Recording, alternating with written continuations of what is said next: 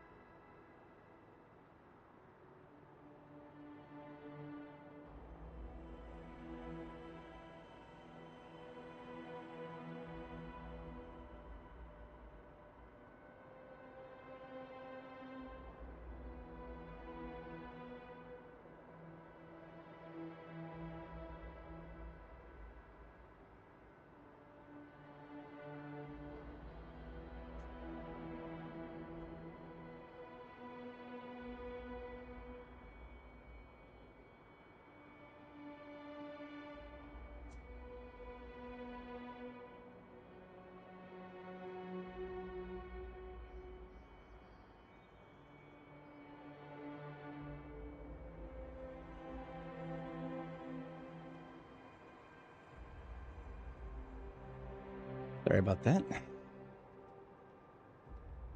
Imagine oversleeping. Happens to the best of us, I'm sure.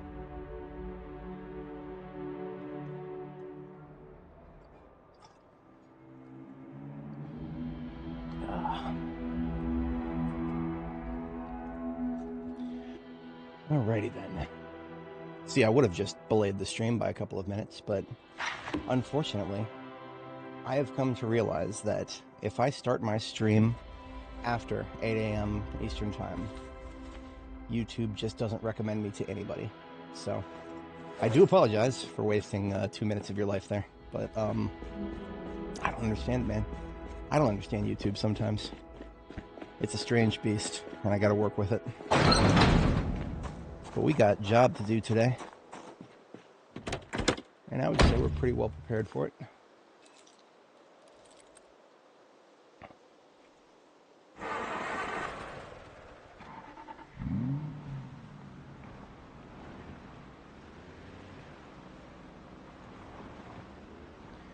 So the immediate goal is we need to find something that can haul a little bit more loot from the local area. Yesterday we screwed around and got a couple of step vans.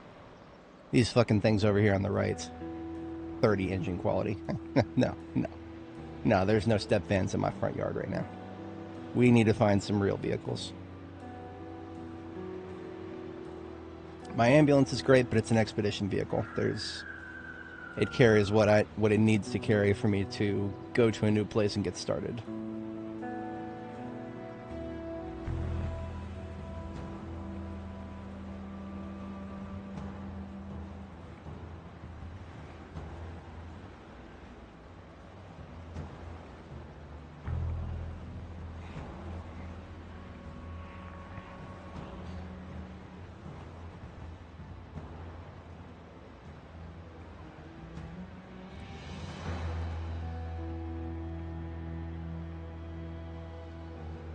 Yo, how's it going, SLI?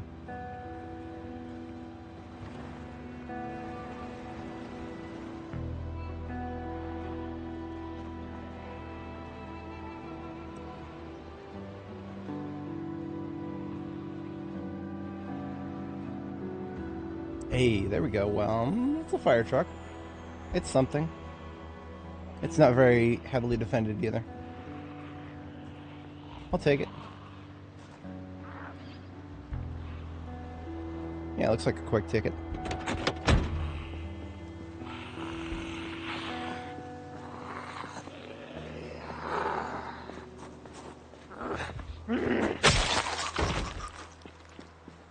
Probably got a few axes in the trunk.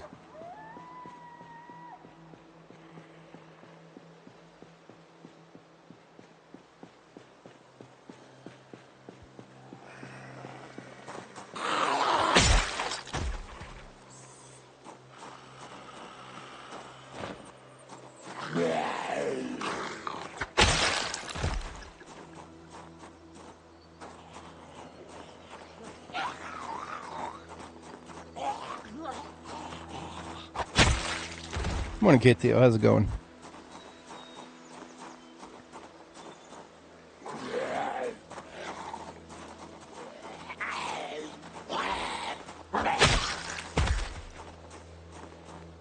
Alright, died.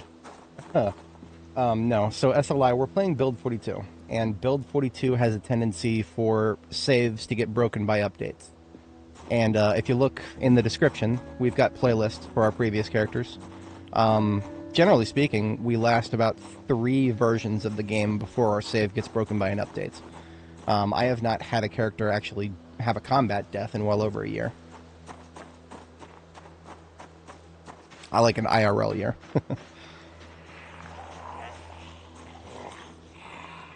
Oh yeah, absolutely. We're doing another. Who do you think you're talking to? Of course, we're doing another D6. Absolutely.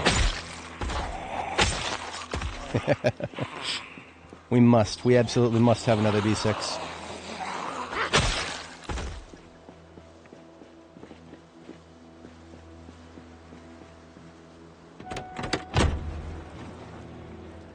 I mean, this one was easily taken without a fight, so...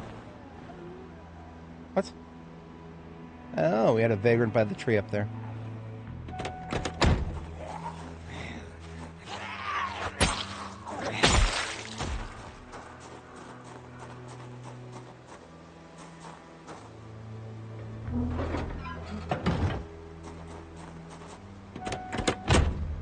Where to look for katana. Where indeed. Statistically speaking, your highest chance is a pawn shop in Louisville. But you're I have played this game for well over 3,000 hours, and I have never once seen a katana spawn in a loot container. I did actually find out, I was going back through my screenshots at one point. I have seen a katana spawn in a zombie somewhere. I don't remember when that was. It was a long time ago. But I took a screenshot of it, so it actually has happened. So there have been a few times on stream where I've said I've never found a katana. Well, that was a bit of a lie, apparently. I did actually see one sticking out of a zombie at one point. I think, and this is just a shot in the dark, I think it was during one of my throwaway characters that I started back in very early B42, when I was still trying to figure out what good trait combos were good to use. I never even had any of those characters die. I just started out and I fucked around with them a little bit. I didn't really like the way it played, so I'd start over. And I think that was the era in which I took that screenshot.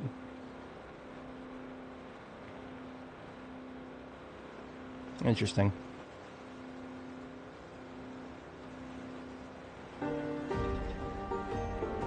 I don't even think this one's going to need any new parts, but we'll take a look at it anyway.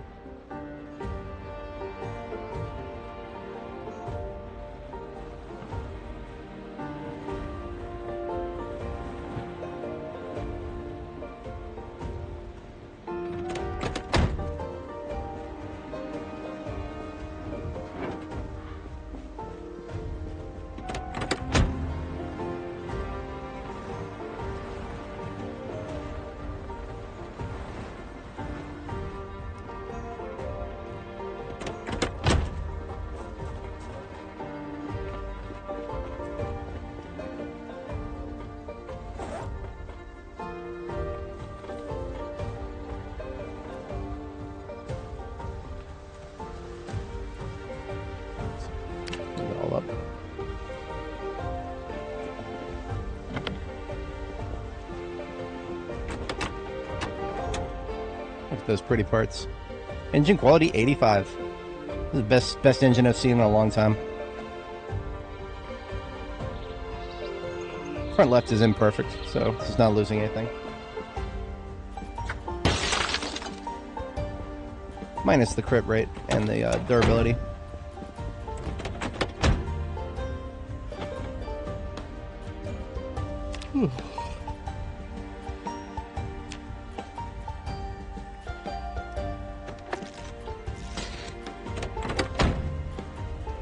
No gasoline in the tank. What? What?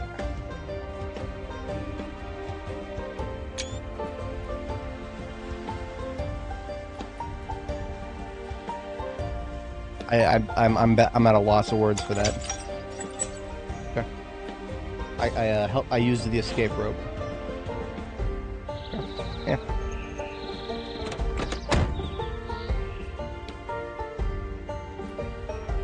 If you couldn't see it.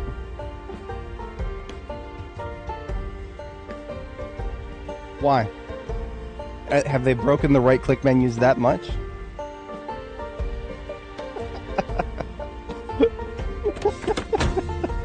I've seen some wacky broken menus in my day. That's a new one.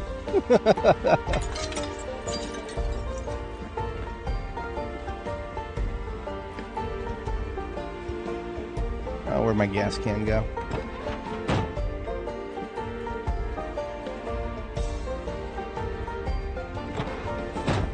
Oh, left in my backpack.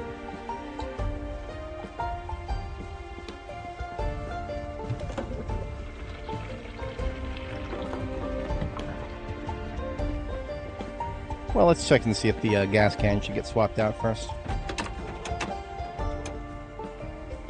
That's already big. Perfect.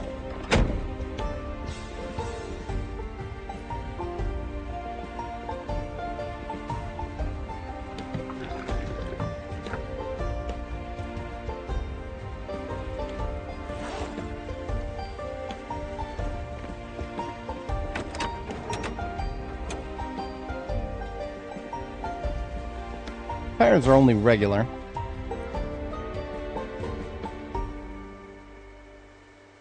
Brakes, performance, sus, regular. It's looking good. I'll take it. We'll just go fill it back up at the gas station.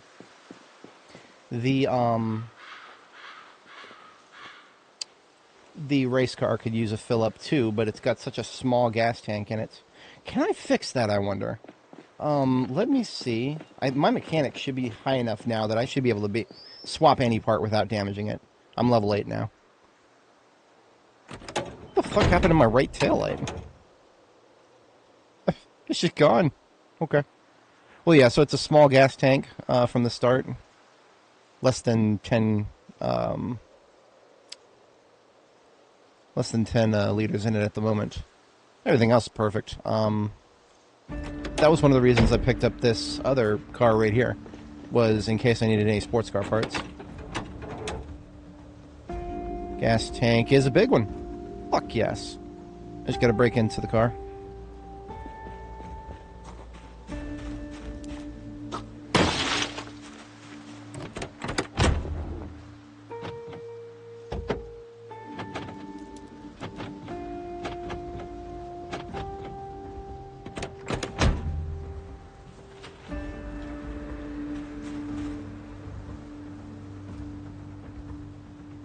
And the gas tank is slightly damaged, so I'm going to repair it. That is a quick welding job. We have plenty of steel sheets down here.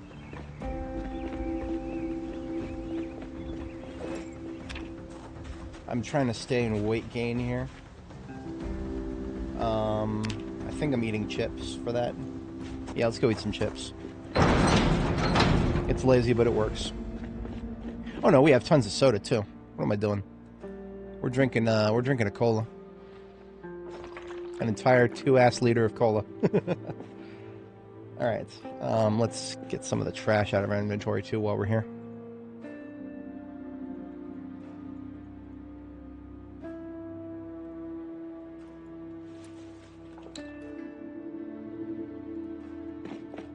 Fire extinguishers next to all major entrances wherever possible.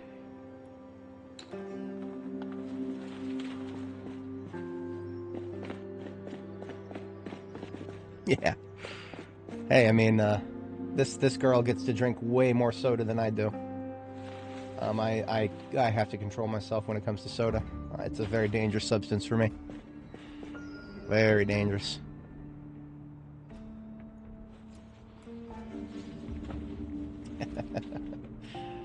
Emphasis on D.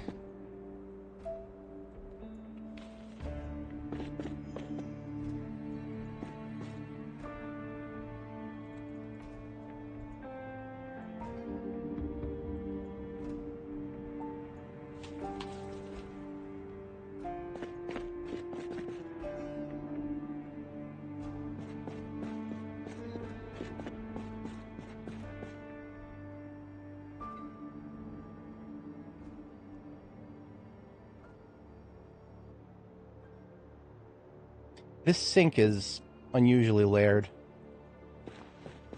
It seems to be always on top of any 3D things placed on top of it.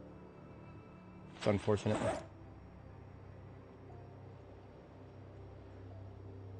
Alright, welding department is right here. Gets ourselves a torch. And we gets ourselves... Let's take a few steel sheets outside. I don't think there's any other immediate repairs needed other than this gas tank, but, yeah, let's have one, just in case.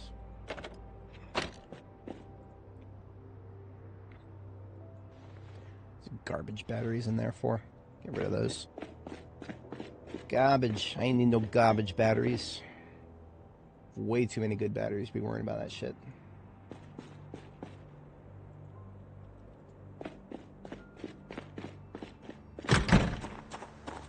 That's tragic. That is truly tragic. 3D placement. I've said it many times. 3D placement is the best thing to ever happen to this game, bar none. It literally makes it better for RP than The Sims.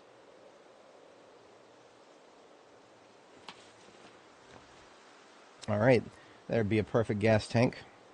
Now we just gotta empty out the old. This is long overdue. I've just been very hesitant to do it because gas tanks are like one of the last things that you can learn how to remove without damaging.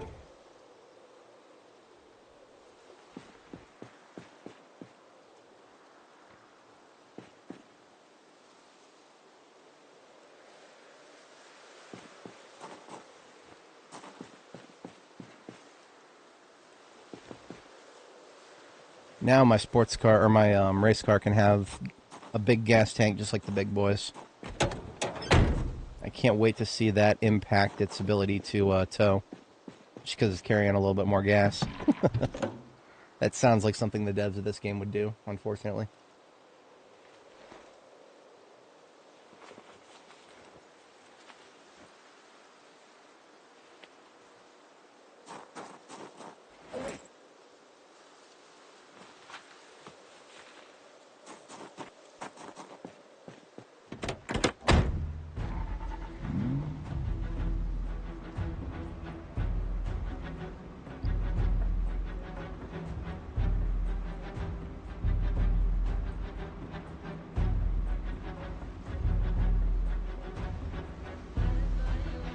Vacation Resort in Darkwall.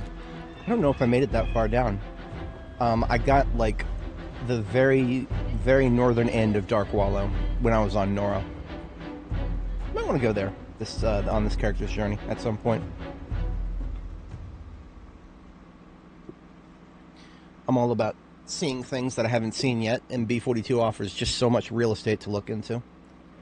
Darkwallow is, if anybody's not familiar, it's kind of basically at the bottom of the map. Beyond March Ridge, beyond Irvington, in that kind of southward direction. Alright, we need to now go refill the gas tanks of both the race car and the new truck we just picked up. So we're going to go take them both down.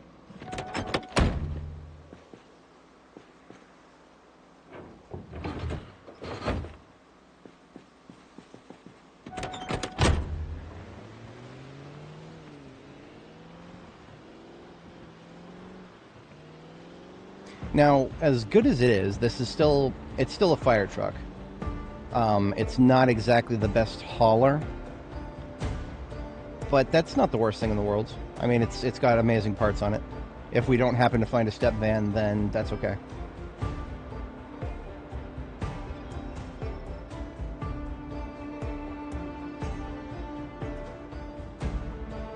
Nice.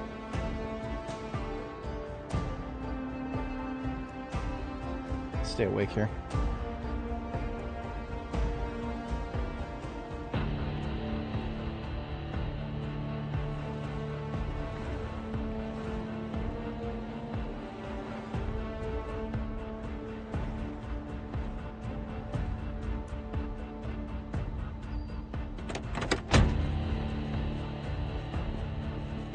What could those rats be running away from, I wonder?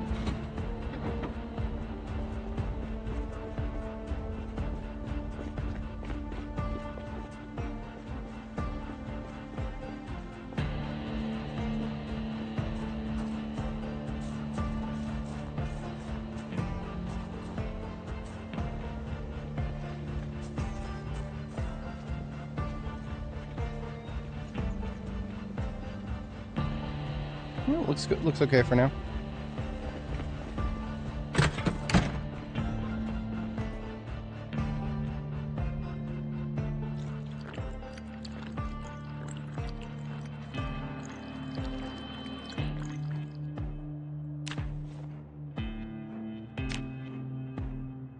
Ah, there's one of those famous mops that I couldn't find until just now.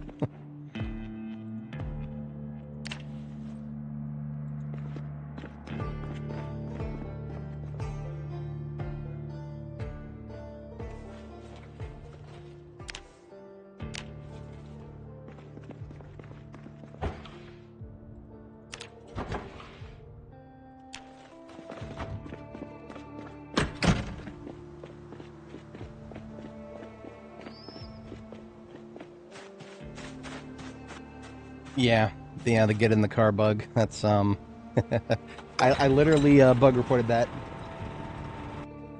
I feel obligated to demonstrate that I literally reported that bug.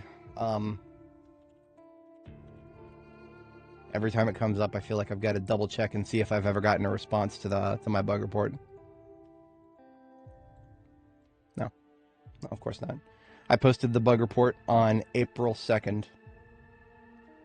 And here's the thing, it's a very annoying bug, as this guy here, as this member of the community posted here. It's a very annoying bug, but it's really difficult to reproduce. I submitted a save file where the bug is in an active on a vehicle right in front of the character when you load in. Fuck all. No response from the devs. I will show you this a link to this.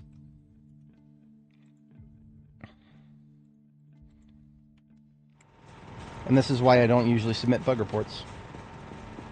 I could give you other examples of bug reports that I submitted that just got completely fucking ignored.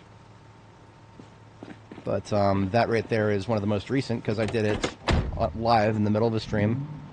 Everybody can see it. And I followed all the procedures, and I did not even give a little bit of snark during the bug report. In the past, I've been known to give a little bit of snark, so you know what? In the past, I'd be like, all right, fine, maybe I just was slightly unprofessional. No, this time I did everything correct.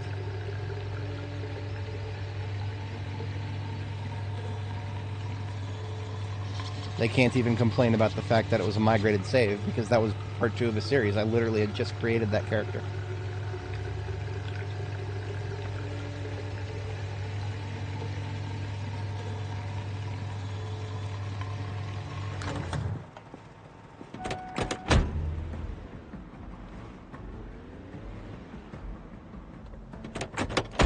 $55 liters of gas in my race car.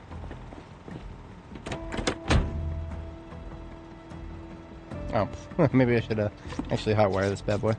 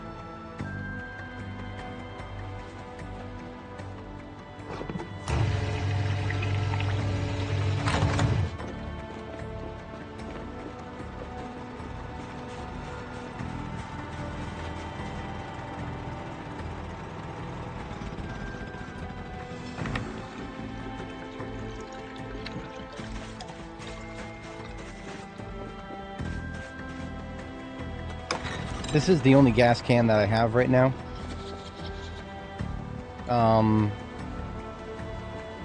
Actually, all right. So before I actually fill it all the way back up, let me find out real quick if there's a gas can for sale in the fossil oil here. A lot of gas stations will usually have one for sale, and by for sale I mean on the shelf.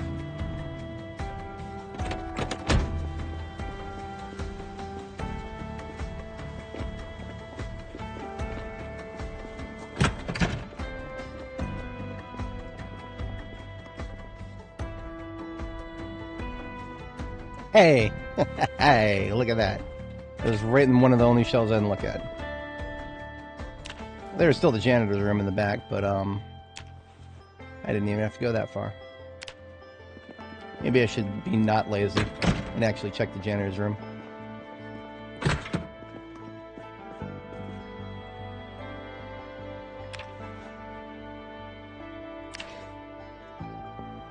Hey! See, you always have plenty of gas cans until you realize that they're a little chunky to be carrying around all the time everywhere you go. And then all of a sudden you don't have very many.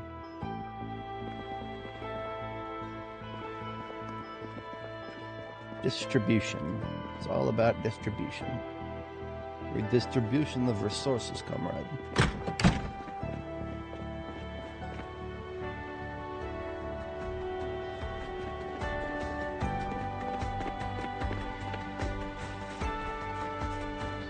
Hey, Command, how's it going? We have located ourselves yet another lovely D6 here.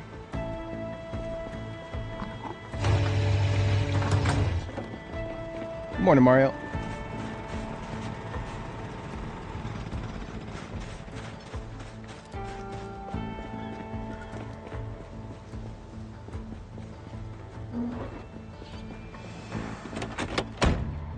Not only have we located ourselves a lovely fire truck D6 for mall draw use, we have also secured a big gas tank for our race car here.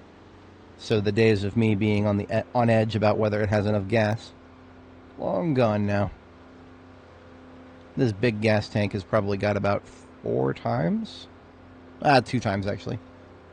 That's it's 4 times when it's a heavy duty vehicle.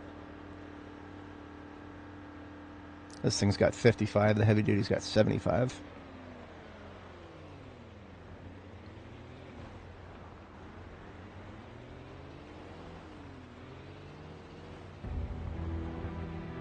So I am still on the lookout for a good step van, but now our exploration vehicle can be the fire truck here.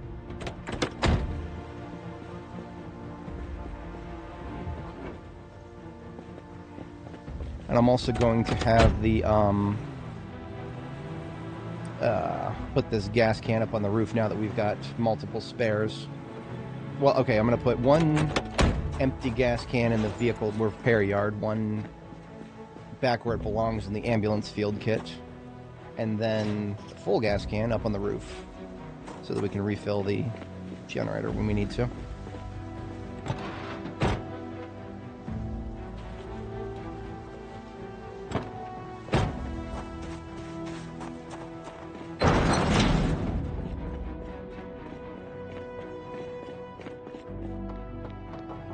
DJ Siren.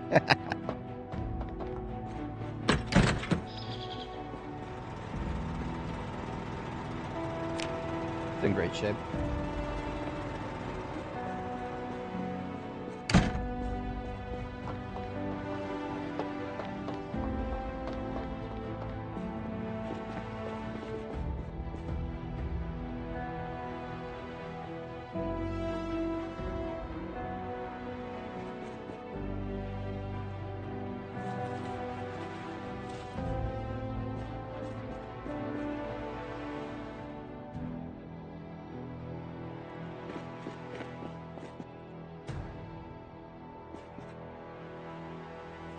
We got a fossil oil and a fancy fossil oil now.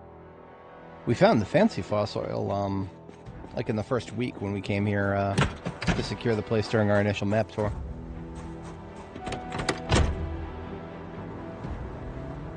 Hold on a second. Let me double check something here. trunk. Yeah, trunk is 143. It's a perfect trunk. Just wanted to verify that before we headed out, because if it was not a perfect trunk, then that would be no good. Wouldn't be carrying max loot. I'm just going to barrel straight down back to the police department, because we did secure the site, but there was a lot of loot, and we didn't have that much room in the van. That was one of the reasons I was looking around for a hauler, and I didn't find a hauler yet, but hey, I'll take this. It's got an empty trunk in it. It's a pretty good trunk.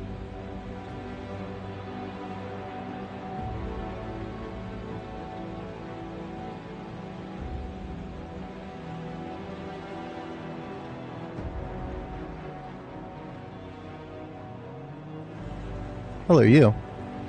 I saw a weapon on your back.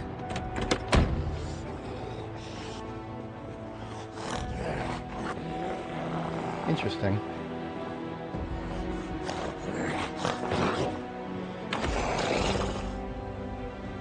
Not a survivor zombie, but somebody.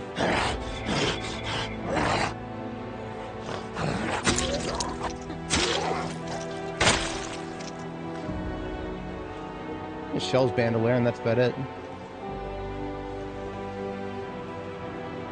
R.I.P., homie.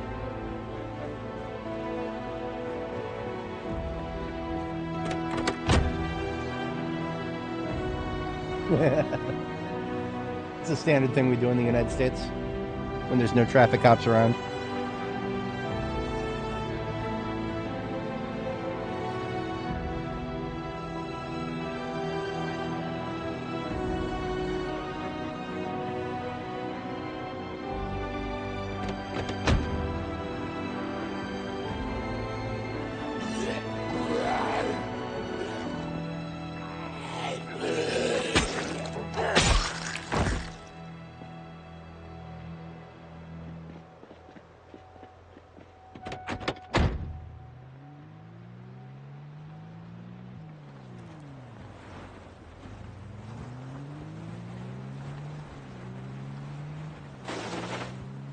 Alright, so we have not actually secured the basement of this place. And of course there's the fatigue. You know what? I'm not letting that stop me. No, not today. Not today, Satan. We got a loot bag right there. I got some coffee on my person. We've got the ability to make a little more coffee. We're doing it. Yarundana, Ima, Kokode.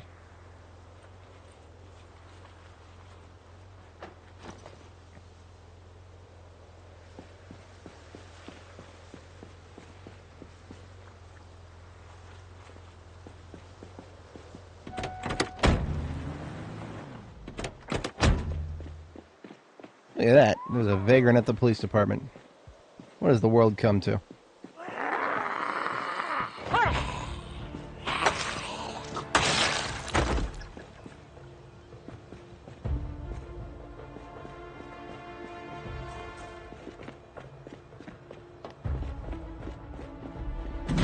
So, public service announcement about these indoor garages that you find in existing POIs. Unlike most other doors, they don't automatically unlock themselves if you try to open them from the inside. But you merely right-click on them and hit the unlock button. I don't know why it doesn't automatically do that like every other door in the game. But, yeah, you can still do it. It's not a lost cause. I used to think garage doors that wouldn't open and you'd have the key. I thought they were lost causes. I was very happy to find out I was wrong about that.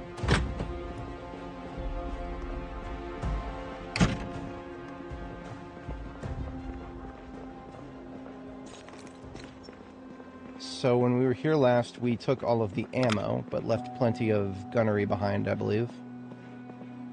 Not that much of it is overly essential. I mean, it's most everything left behind here has been duplicates of what we already have. I will take a garbage bag, and no more.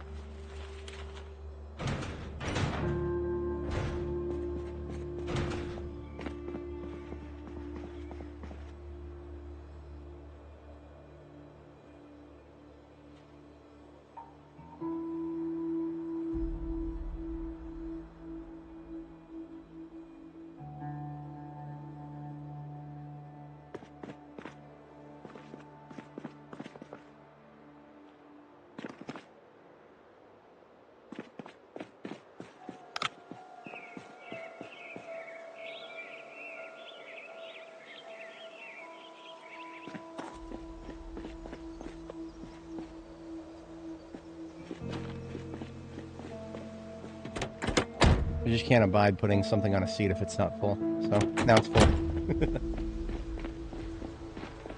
Yeah, no, the only reason I pick up JS2000s at this point is to repair the 3T. Because you can use any shotgun to repair any shotgun. I even still pick up sawed-off shotguns for that particular reason.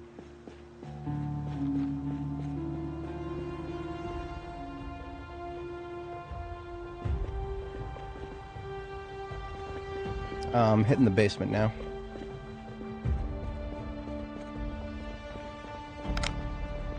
Or actually, before the basement. A little bit of gear here. I want to know if riot gear exists.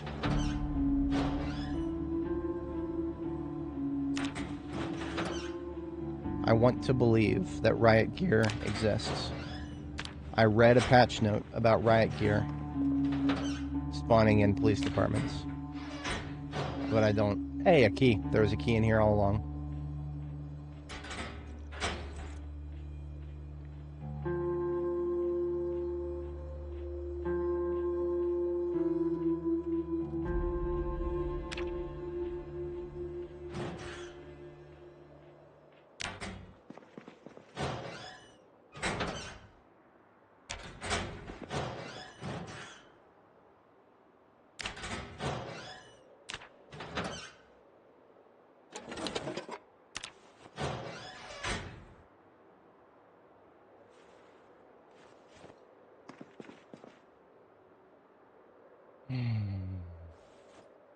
Yeah, there's no SWAT gear here. This is not a SWAT lunchbox. That's not a SWAT purse.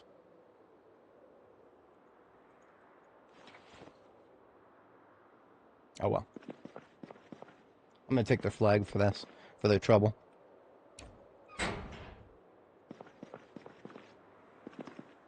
Only in Louisville, huh? I would believe it. I really would believe it.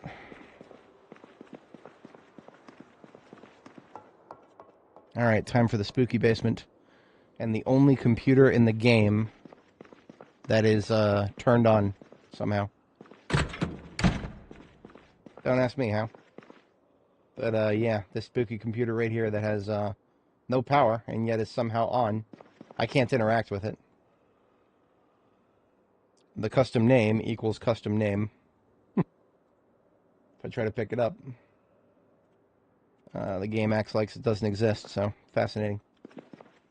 I'm not sure whose office this is. I'm sure it is somebody.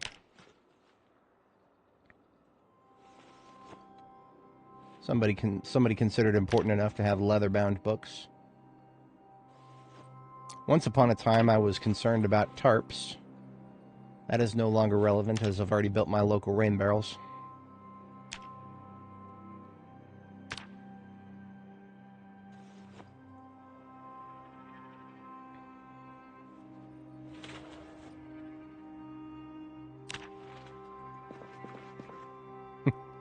I created an algorithm.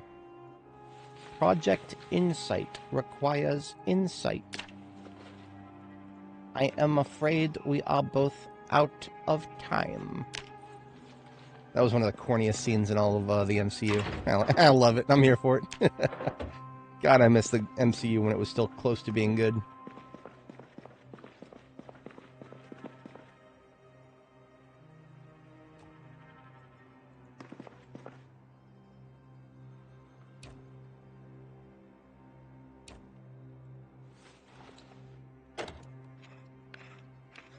We need but we need but electrical level 1 in order to pick these up. They count as lights, although the light doesn't really reach very far.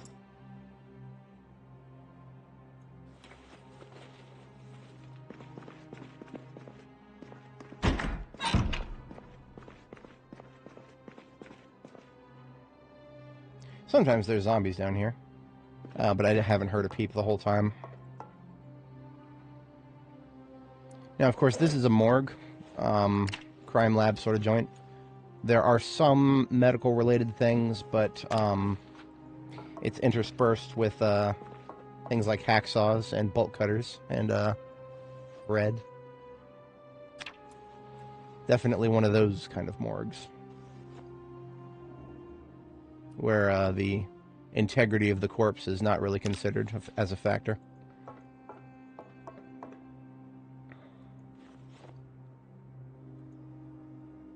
Fucking fleshing tool. Once upon a time, actually, fleshing tools were added to the game as a requirement for certain crafting things, but the devs failed to actually add a place to get them. This was the only loot table where fleshing tools were reliably found at one point, very early on in B42. I found that very hilarious at the time. That they would add something to the game and then not add anything to any way to get it. That was my first encounter with the nature of B42 and its the devs' proclivity to add things without seemingly an immediate plan.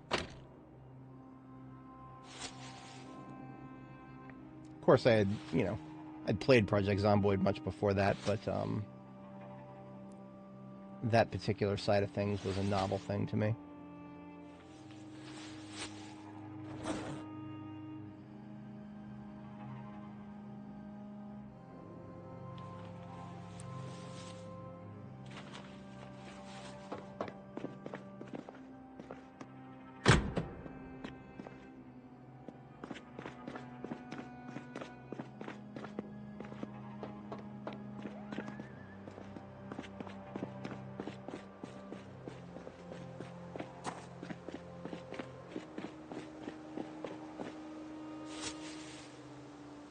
Alright, I don't want to be filling up too much further on cosmetic stuff because we are going to hit the evidence lockers.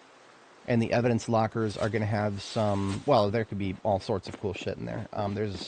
There's a truly diverse spawn table in there. Some of it could be cool, some of it could be meh. But we will definitely see some stuff in there. So let me empty out my backpack a little further here. Dumping all this into the glove compartment.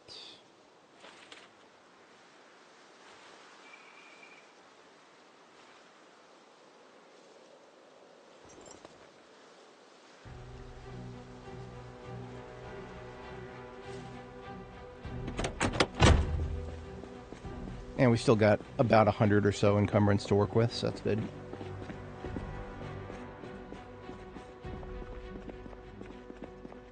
Alright, so the morgue, like I said, nothing overly interesting in there. Honestly, there's more interesting cosmetic furniture than anything in there. But now we're coming up on, I think this is HVAC. Fucking! You silent motherfucker! Fuck you!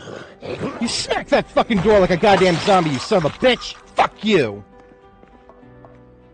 God damn it, I hate those fucking things. I'm over here running around making all that goddamn noise, and he's just fucking standing there. Fuck you, Indy Stone. Fuck you. I knew it was a possibility, it's just... I'm awake now. I'm awake, everybody. Good morning. Good morning. How y'all doing this morning?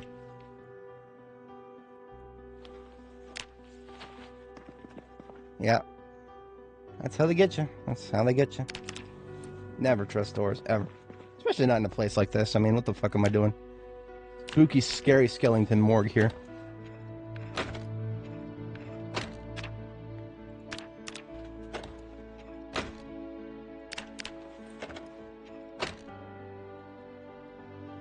Hey.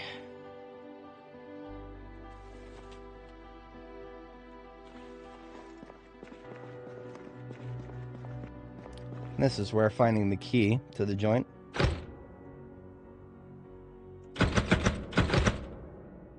Key to the police station. Okay then. Alright, let's go get the sledgehammer. That's one of two evidence lockers. This one is another one here.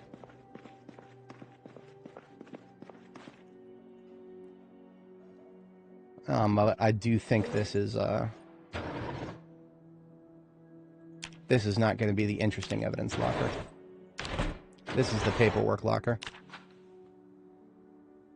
Photograph of something saucy. Yeah, no, Key Police Department. I even renamed it after I picked it up. I renamed it to MD Police Department, Police Station, to separate it from the other one.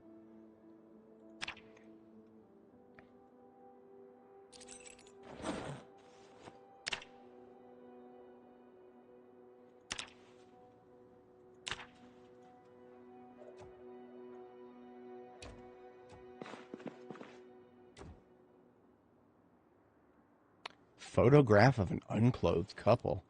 Salacious. Truly salacious.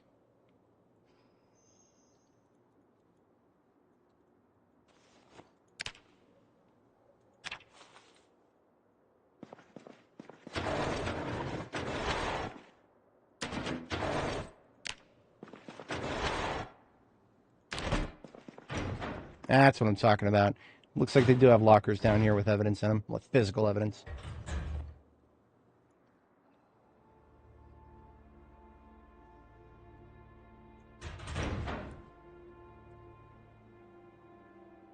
Metal baseball bat. I know some homies that would be enjoying of that. There, seed packet hemp.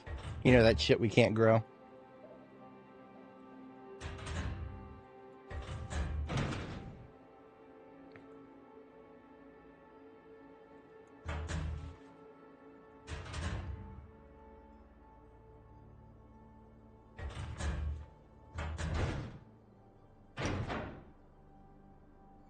Yeah, I'm not taking these JS2000s anymore. We just got a bunch for repair purposes.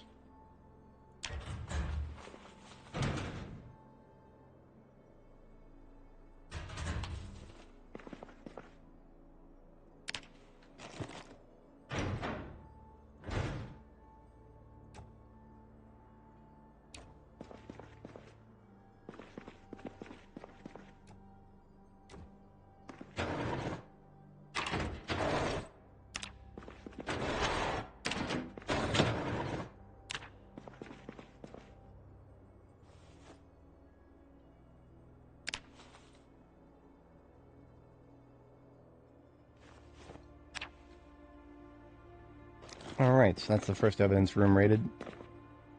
Second one we're going to need a sledgehammer for. Hey, look at this. This guy had a key ring on him. Hey, look, another key ring to the police station. Yeah, let's see what that opens, shall we?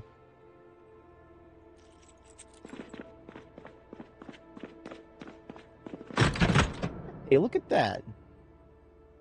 I'm going to call this keyring police station MD for real. Oh, I can't. It's too long.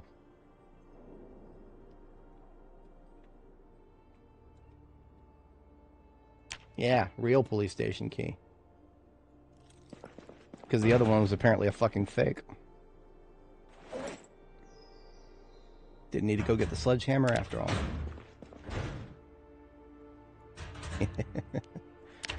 Welcome to Project Zomboid. We do strange things here. You should see how wacky the keys got when we were at, what was it? When we were at, the, military research facility. Things got a little wacky there. We found like 60 keys to the joint, allegedly. Not a single one of them opened any of the doors that we needed to open. And the keys showed up under different names. There was a key to a workshop. There was a key to, what was it? Most of them said key ? As if it was some big mystery as to what the military research facility was.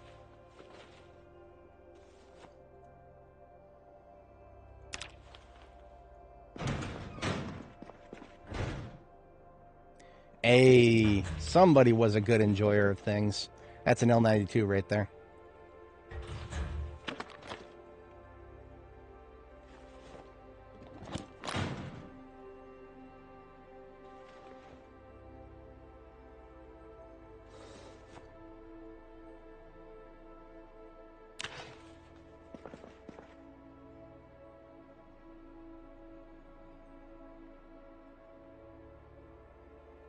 I'm going to take all the documents I've picked up and put them in the briefcase, including the money. That feels appropriate.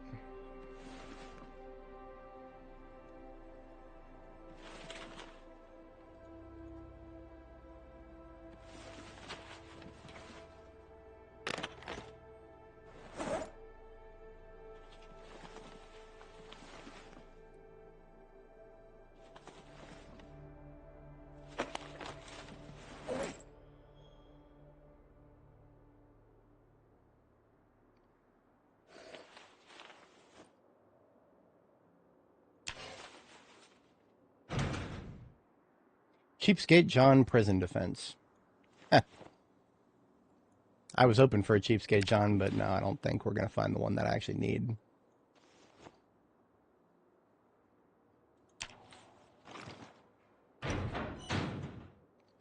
That's all containers in this sector.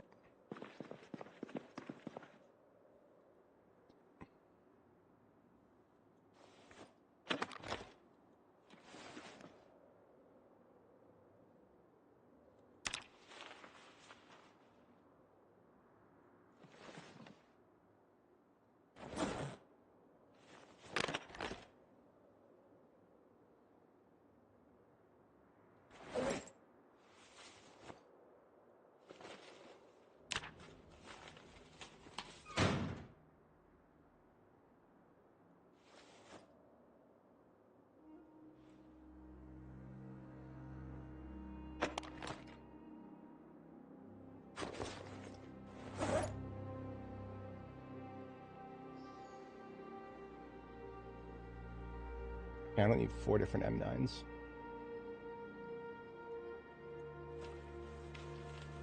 But I will take another L9 too. If I can fit one.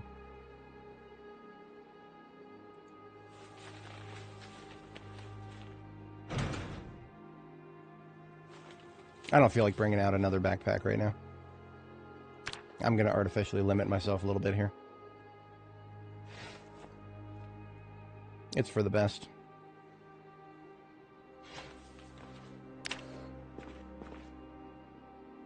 Another cheapskate John, escaping captivity again.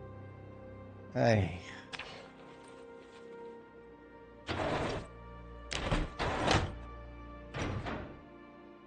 Alright, ladies and gentlemen, that is all of the evidence lockers. And, of course, no Cheapskate John.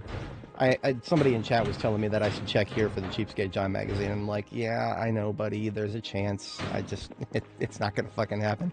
I don't think people understand how lucky they are when they see those magazines. It does not happen frequently.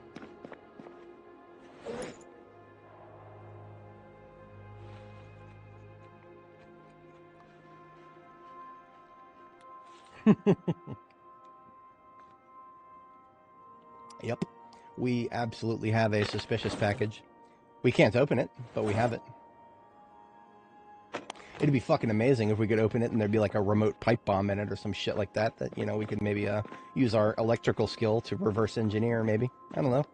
I can dream, right?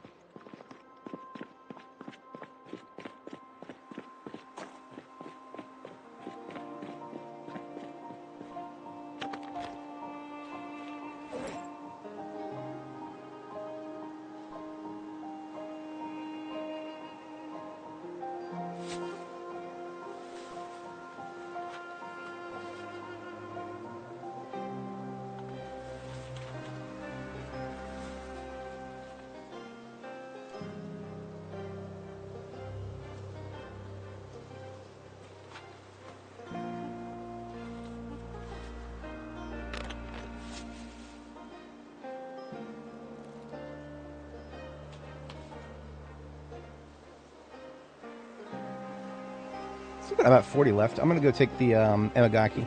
There's like a camera up here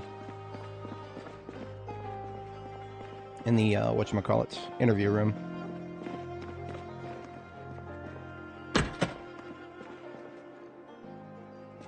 Its weight is 25. I usually don't have a lot of room for things like that, but you know what? This time I do. This is not the first time I've overestimated this place.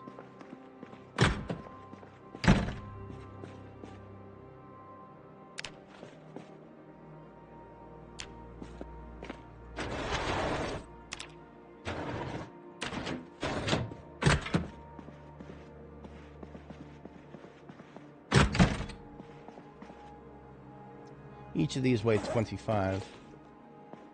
35, actually. These are Serotechs. Yeah, there's no stealing these without undressing as if I was going to pick up a fridge. So, that's not happening. They're cool looking, don't get me wrong. But, yeah, I'd sooner take all kinds of different things than those.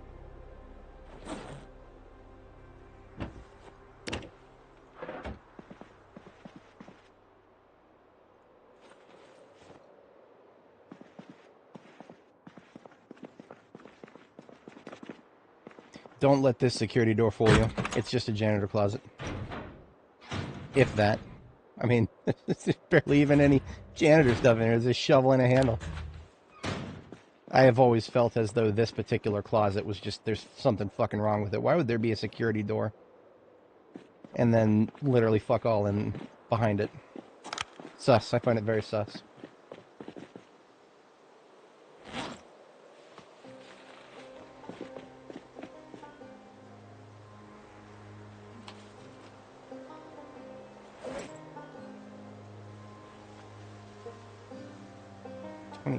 So if I take a little bit back out,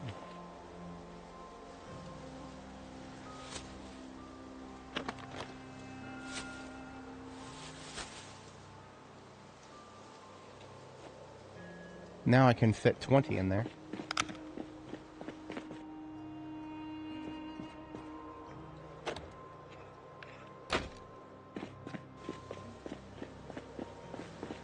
Why not?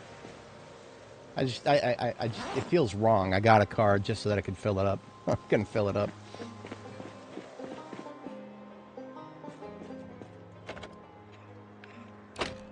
Just a few nice decorations. I'm a simple man.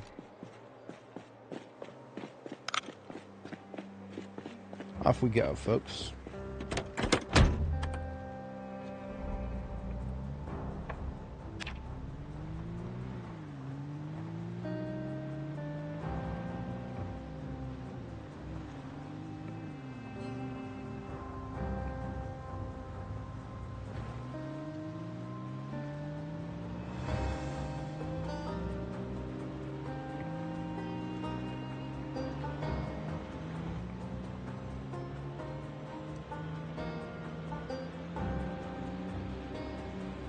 Interesting. Well, we will have a few shots at it. We're going to be doing storage units here in Muldraugh today. And storage units give you a chance at all sorts of interesting things, including books that don't spawn in normal libraries.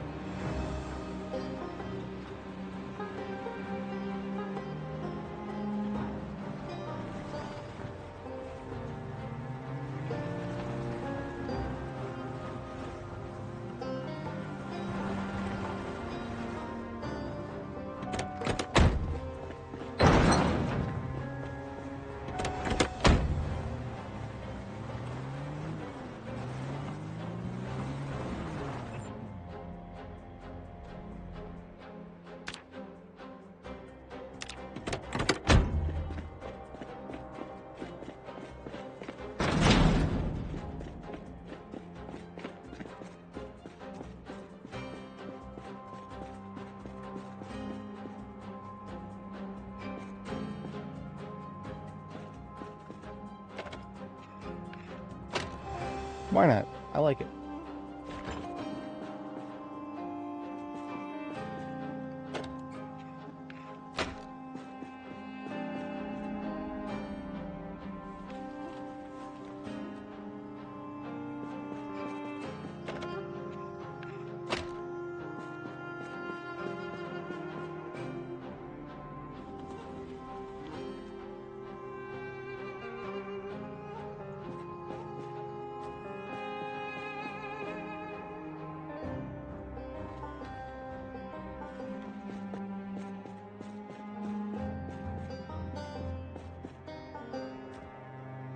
Well, so much for that. I still don't understand why this happens. Every once in a while, you put down a flag, and it just doesn't fucking show up.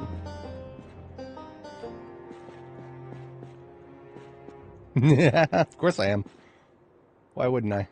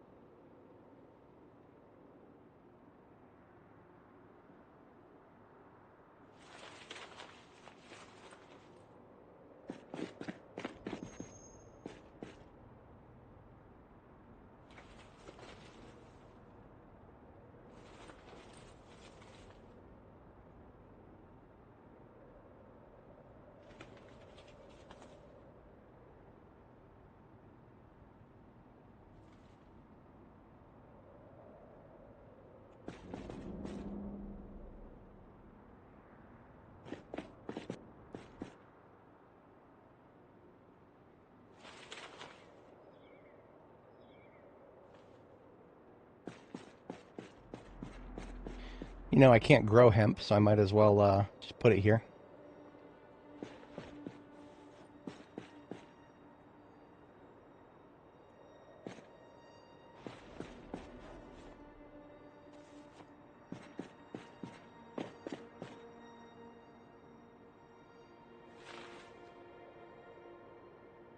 You can only build window frames when facing the northwest.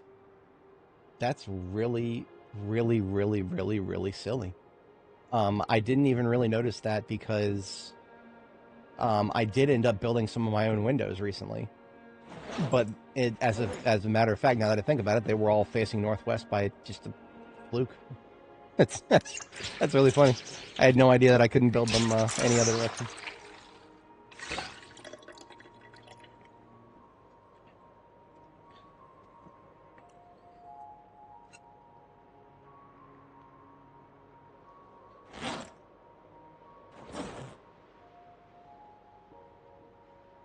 How's our weight gain? We're still in weight gain. Excellent. The soda is holding up for us, boys.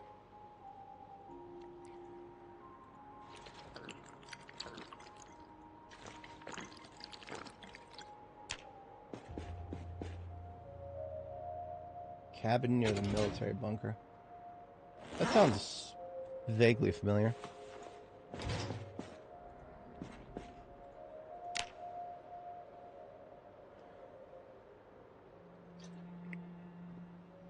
Hmm. No, this is ringing a bell. It is ringing a bell. It sounds like something that I didn't commit to long-term memory because of how fucking stupid it was. It broke my brain a little bit. That's yeah. That but something about what you're saying is sounding familiar.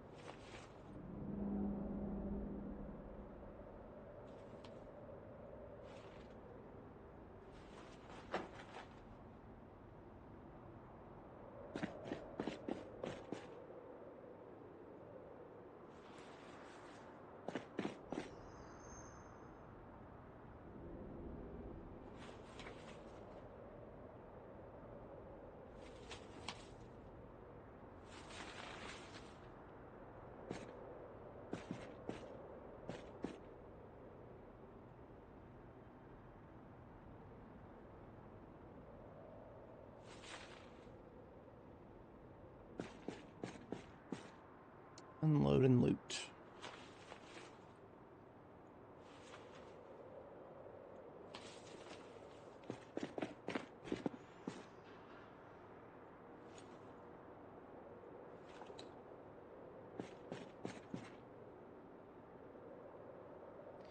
Drink this 2 liter of milk straight up because that's a lot of calories.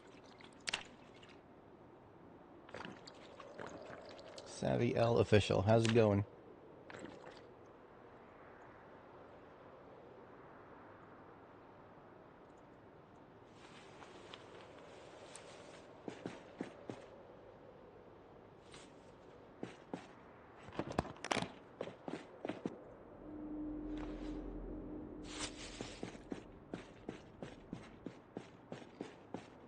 I'm not going to act like I knew ahead of time that this would work, but I think it's going to work.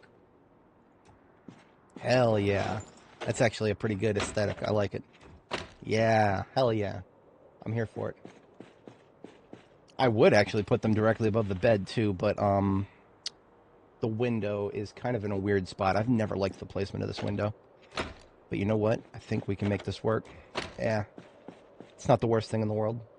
The best we can do with isometric bullshit. No, this is not a public. I don't play multiplayer. Multiplayer in this game is asking to get fucked with. It's probably fun, especially if you play whitelisted, but yeah.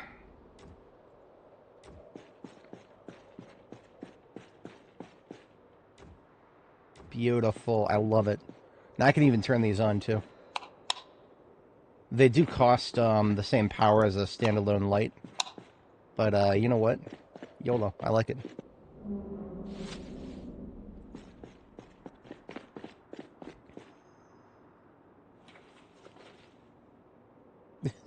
You know what? That is a book that can stay by my bedside. Why not? It's a pretty looking one. The leather-bound books are pretty rare.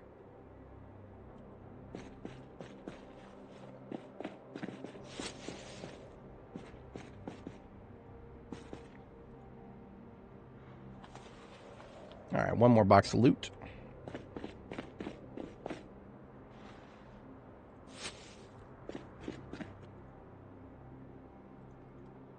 I haven't yet started making bed sheets out of Cheapskate John magazines, but I'm not opposed to the idea. It is always a funny thing to do, just to demonstrate how many of the ones you get that are not the one you need. Because boy howdy, there's going to be a lot of those.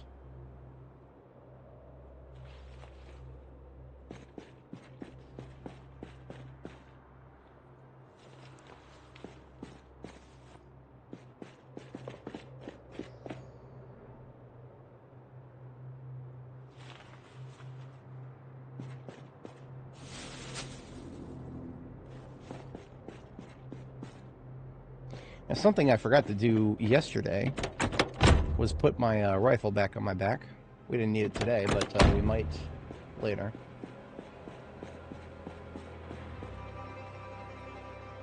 Make a pallet of cash. If I could, I would. Absolutely.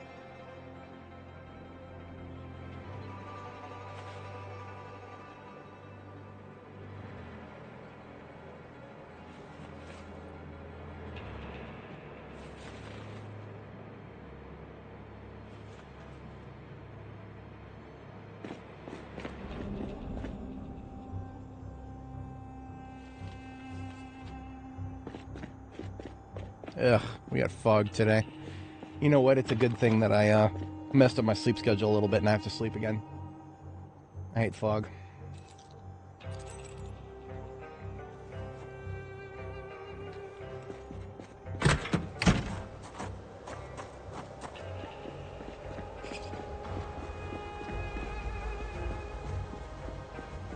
You know what else I hate? Leaving my rifle on the floor and then forgetting what I did with it. I know I left it on the floor.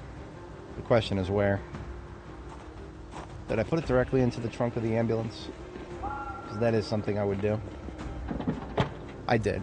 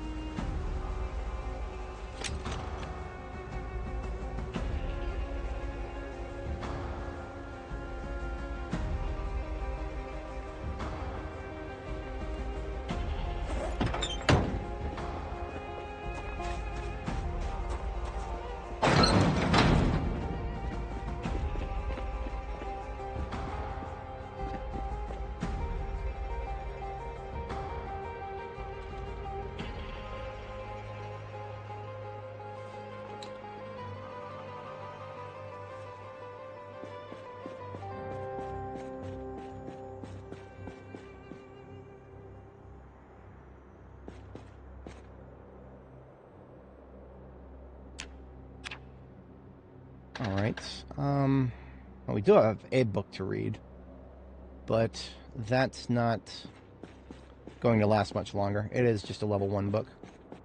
There's a little bit of loot left, I suppose. Almost forgot about the stuff I left in here.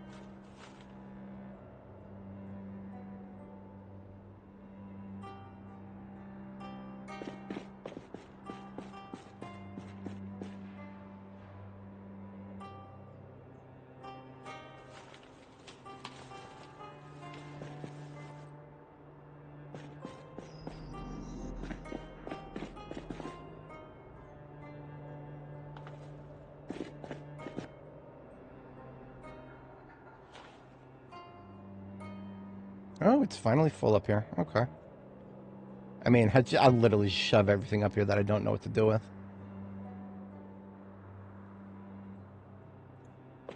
That would explain 100% why it's full.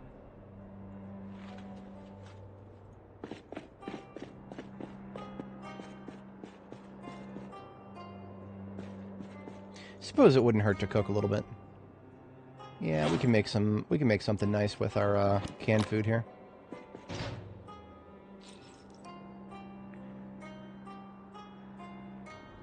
Let's make a corned beef something.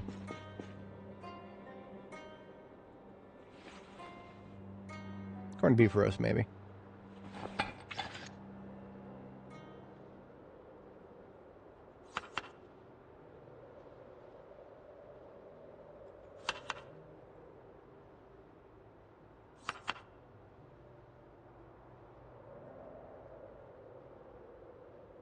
We do have a potato in the fridge, too. Somehow, potatoes have not gone bad yet.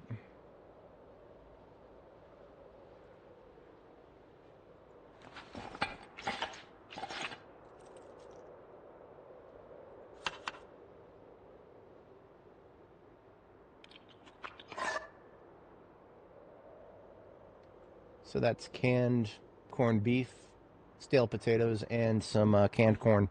That sounds like an interesting Kentuckian concoction.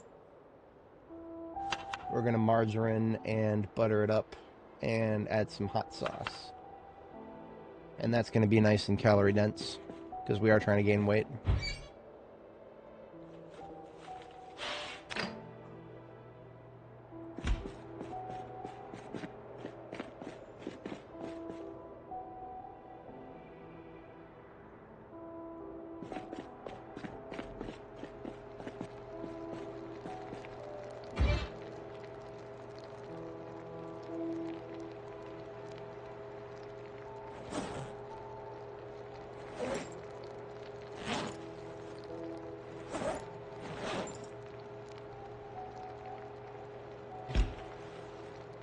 Much better.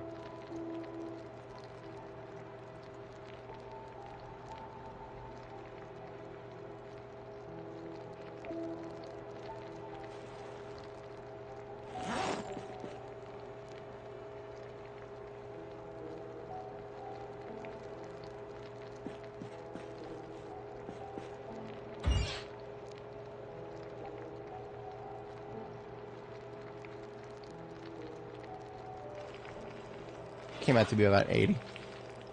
That'll last us the day.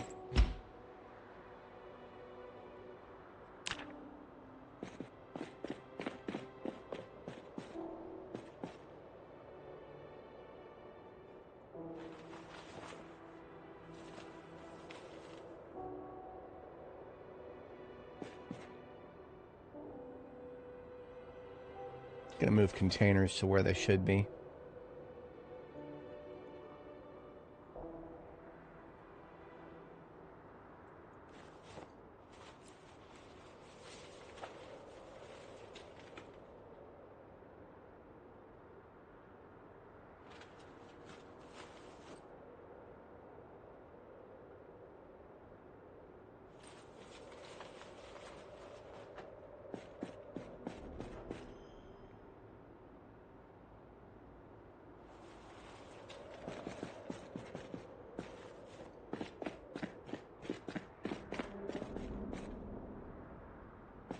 Containers should be top of the stack above first aid.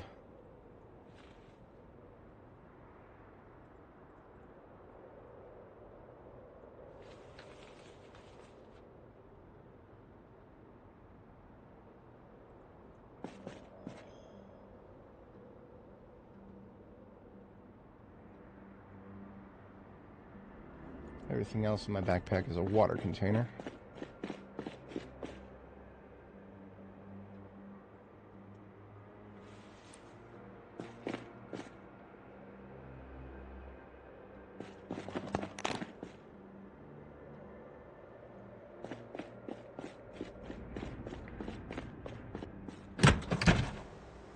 Doesn't look like the fog is easing up, even though 11 a.m. is rolling around. That's annoying. Truly annoying.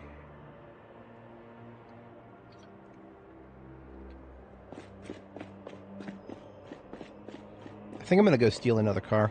Or actually, no, I do have that other sports car out there to disassemble. We're gonna rip that apart. Get some more lovely mechanics experience.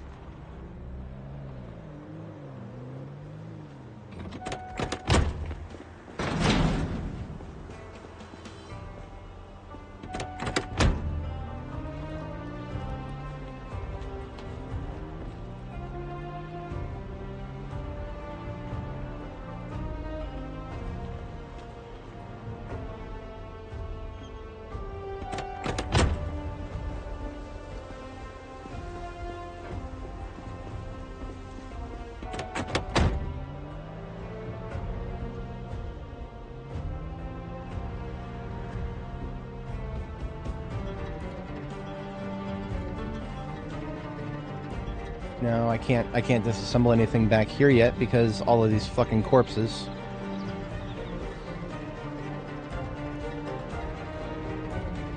So let's disassemble it down here in the sand lot, maybe. I think the corpses down here from our initial pull have finally faded. Desiccated into full-on skeletons instead of,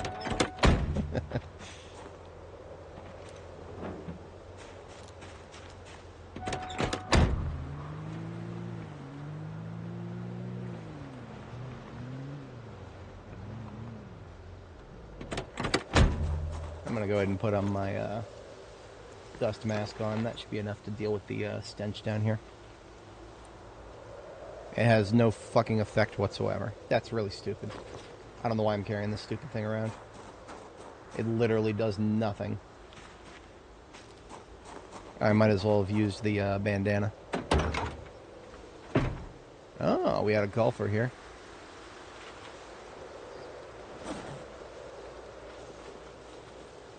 Hey, shooter, haven't you forgotten your 9-iron?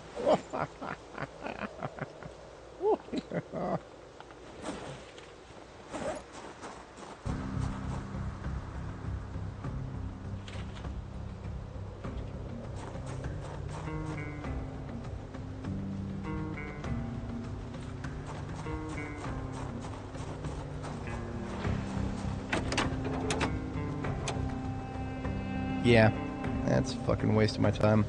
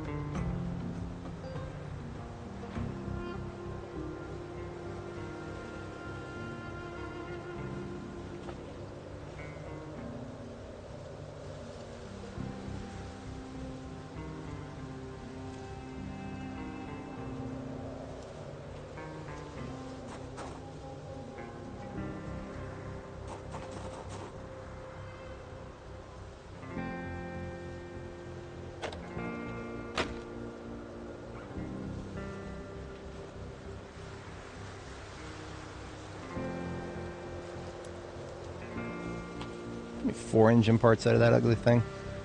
Terrible.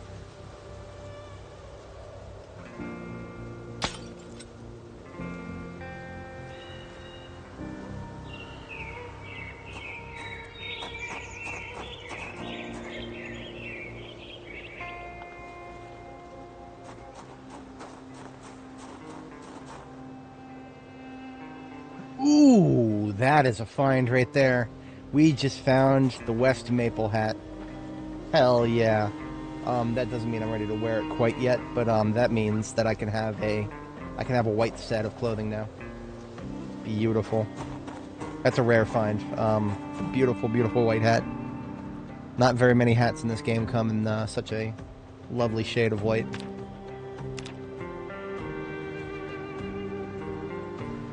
You gotta be easily amused to enjoy this game.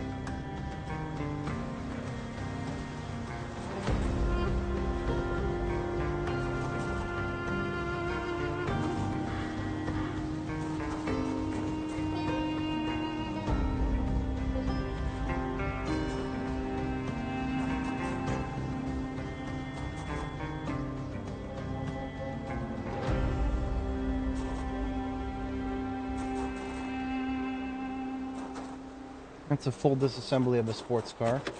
My mechanic's skill is almost halfway to level 9. That's not bad. It's definitely not leveling as fast as it used to. And I can't tell you exactly why, but it's definitely a lot slower now. That's alright.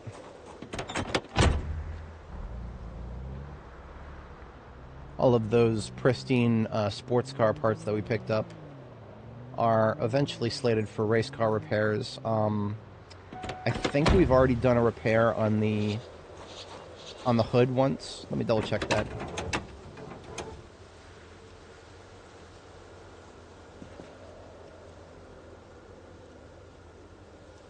It has not been repaired before, so that's interesting. I'll leave it as is because it's still in great shape. But hoods are, of course, a wear item, so always want to have replacements available when needed.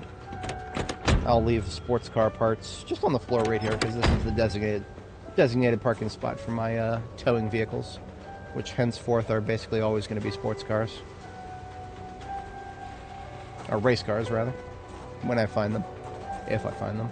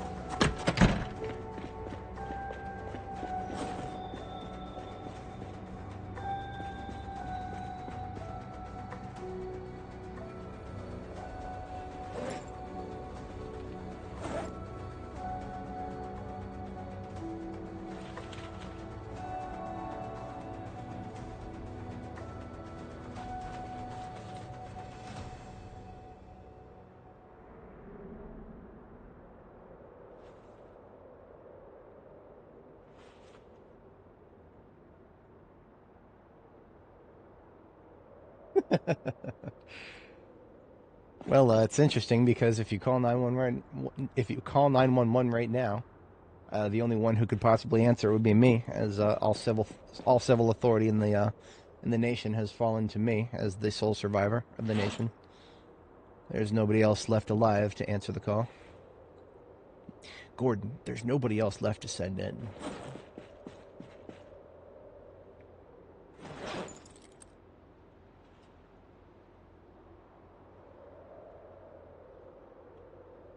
Okay.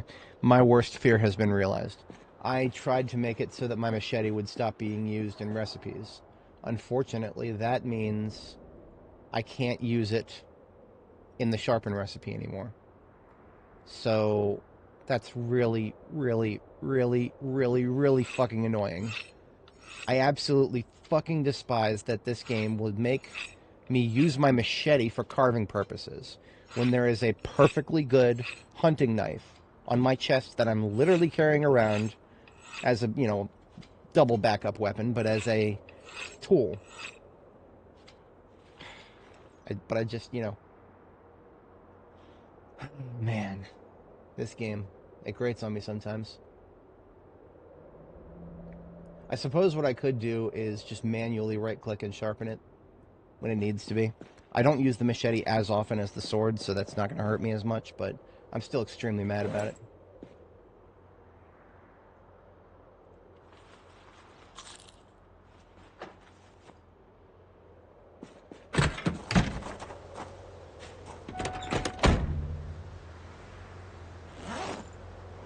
Hey, look at that. The fog's starting to lift.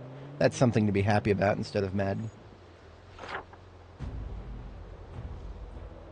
So we've definitely explored most of the town. We have targeted 2 survivor homes in all of Maldra. I haven't been down Harris yet. Let's take a look down Harris. And then, it looks like there's a little bit on Poplar to Perianne there. But otherwise, once we've explored the rest of the unexplored territory here, we'll want to be taking a look at those survivor houses first. Now, this little question mark right here, I have no fucking idea what it is. It's a we saw a annotated map marking that house. So usually when an annotated map marks a territory or marks any building really, it means there's going to be like a duffel bag with a shotgun in it somewhere. That's usually what that means. I don't expect to be anything mind blowing.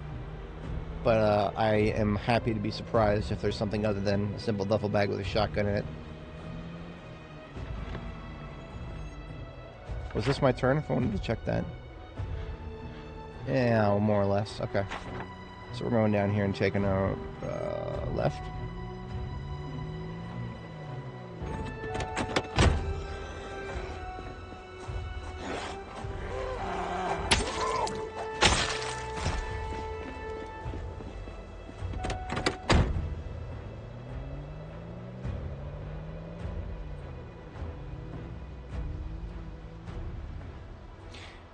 It's interesting about these houses. If there were survivor houses, we would be able to tell because the second floor windows would have sheets covering them. So I'm about 80% sure that those are not going to be survivor houses. I'm probably going to check anyway.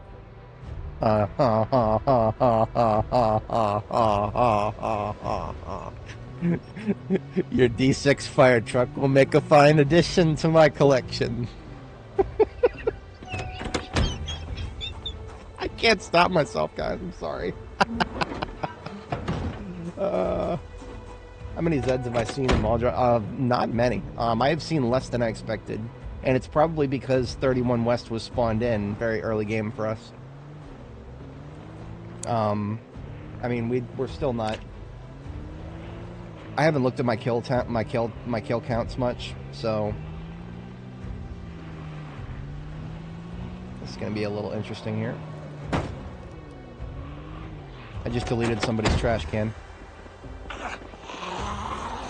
We're at 4,600 kills. I don't remember exactly how far back it was that I last looked at my kills. So I can't really make heads or tails of that. Kills are just a number to me. But I can tell you for sure, just going off of vibes, it has definitely felt like Maldra has been lower than I'm used to. I mean, everything about B42 feels like it's getting easier. And I don't know how to feel about that. I really don't.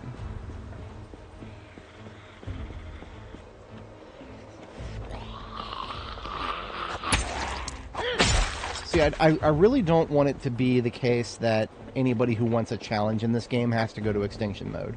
I really don't want that to be the case, but I'm starting to worry that that might be the case.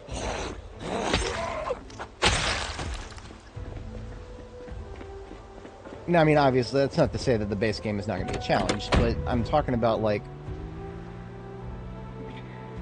I don't know. I didn't feel like Apocalypse was too hard, even when I was still learning it. It just felt like I hadn't mastered it yet. But I don't know. I mean, I'm sure that different people come to different conclusions on that.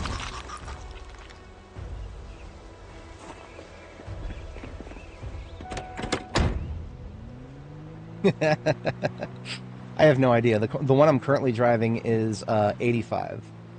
All I know is that this one looks like it has good parts, and I'm always here for some more good parts. And I mean, it's not like we violated our directive. I did actually do what I set out to do. I just didn't get all the way down the road yet. I went down the correct road, so.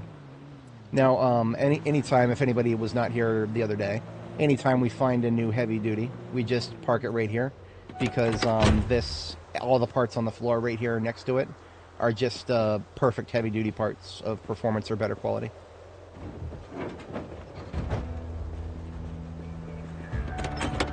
But now we can do a little side by side.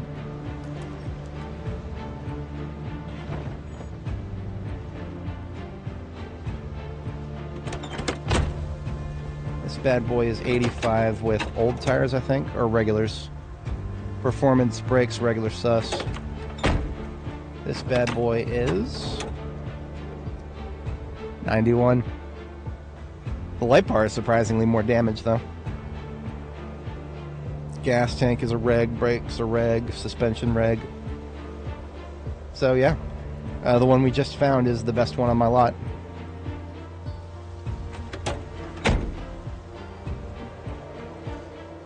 You know what? I'm going to defer my decisions on this. I'm just going to take the race car. I'm just going to take the race car in case we find anything else to tow. I mean, the race car has always felt like a good exploration vehicle. It's a little bit tighter. It can move a lot faster. The acceleration is amazing.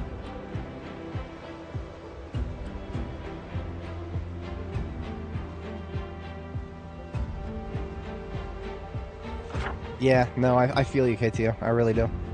My whatever you're describing right now with D6s, I'm feeling it with step vans right now. I feel like the devs of this game are like, oh, step vans are all shitty. They got to be shitty, man. They carry too much. We got to make sure they're all shitty. It's like, on one hand I understand it, but on another hand, fuck you. I mean, come on now. See, look at this. We're exploring this territory for the first time, and we are 7 months and 2 days in, and I feel like there should be more zombies than this. That's just, I'm going by vibes, and I'm not like, I'm not asking the game, give me more zombies. No, I'm just like, this feels light for Muldraw. Now, of course, there's always possibility that there's trees, just, there's maybe a lot more than I'm seeing right now. This is also Muldraw with, trees and fences everywhere. Now, this right here, this backyard is the density I'm used to seeing everywhere in Muldraw.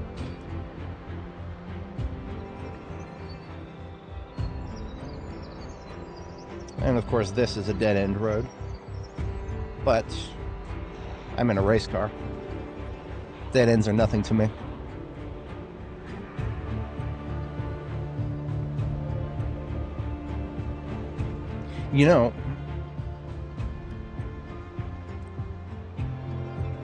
How many, is there anybody in chat right now who plays this game with a controller or has played this game with a controller? I'm curious because I am actually considering trying it right now.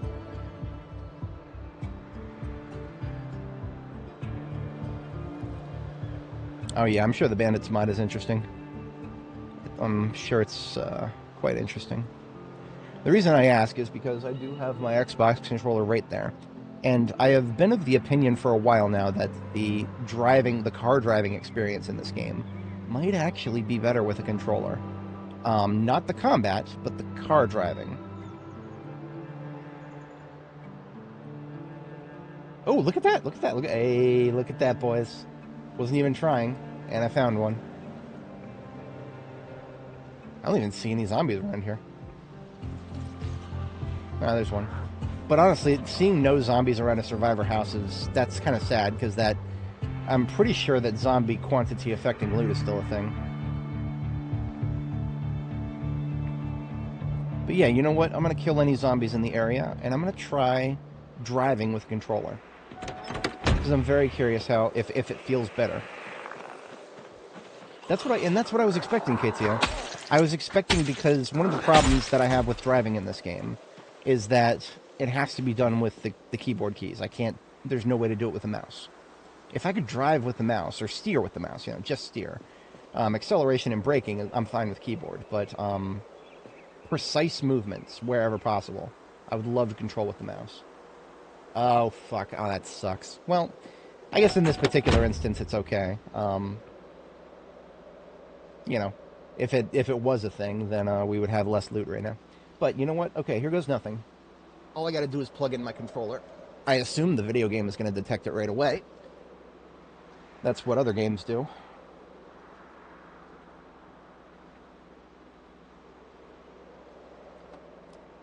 I haven't actually used it yet, but I do have an OBS overlay for my controller. Where is it? Hey, there it is.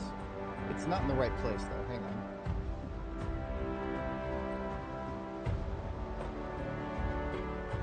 Let's make it a little smaller, too.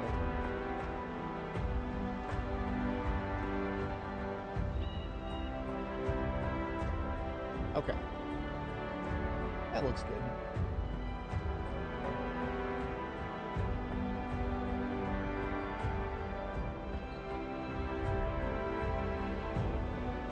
And the pop-up comes up. See, Windows doesn't do anything unless I tell it to, so it cannot actually. Okay, nothing's happening in game. Let's see. Controller button style, Xbox.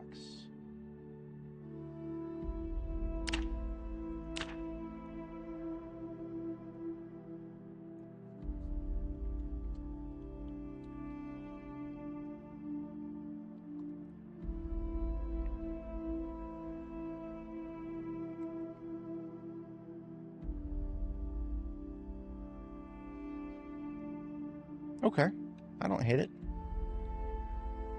This is a good controller. I have not used it too much. I bought it at GameStop a few years back. But I don't actually play very many Xbox games, so. Now what I'm expecting to see is my tires turning, so.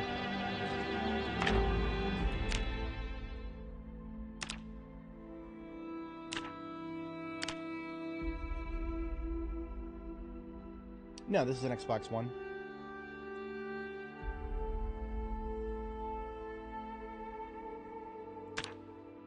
I wonder, do you have to restart the game with the controller plugged in for it to kind of like actually take over?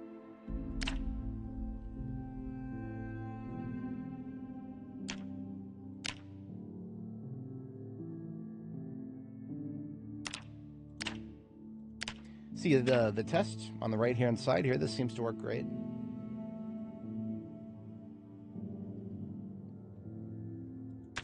Let me try, I'm just going to quit the main menu really quick.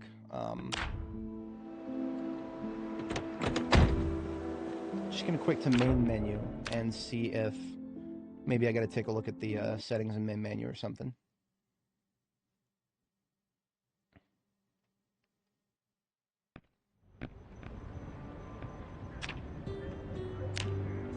No, nothing different here. Well, let me just try closing and reopen the game and see if anything happens. And if it doesn't, then that's fine.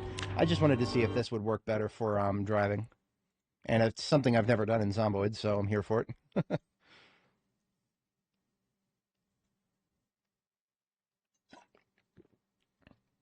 So at least we've learned that I cannot simply plug in the controller and have the game detect that it's there and then start using it. I mean, the game seems to detect it, but it didn't start using it. I mean, so I can't control the menu from here. That's already a question mark.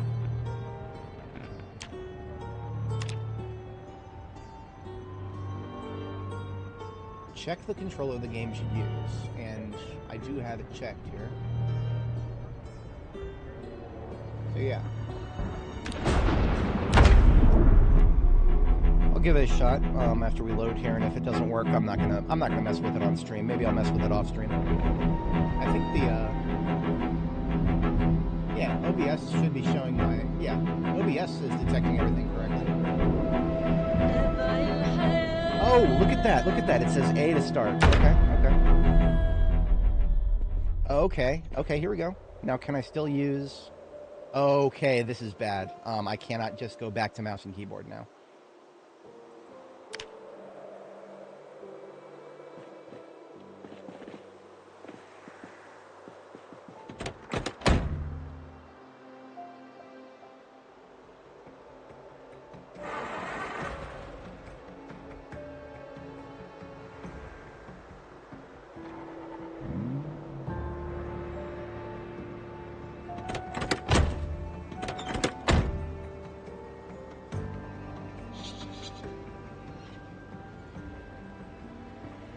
Okay, I should probably not be using a race car to learn how to drive.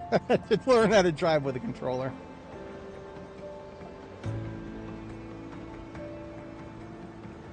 The bumper sensitivity or the trigger sensitivity is definitely not what I was hoping for. And you see, this is what I wanted, right? Like I wanted, like to use the trigger, or maybe use the triggers as gas pedal, but that's not happening. This is just the same as if I was hitting W.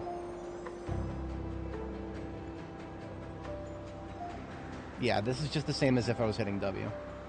I have to basically hold the trigger all the way down. And, okay. And, I mean, the wheels, the steering, this is what, the precise control of a control stick while you're steering like this. That's what I really wanted more than anything, but I don't want to be able to I don't want to sacrifice my mouse and keyboard for that. Yeah, unfortunately, no. Not worth it.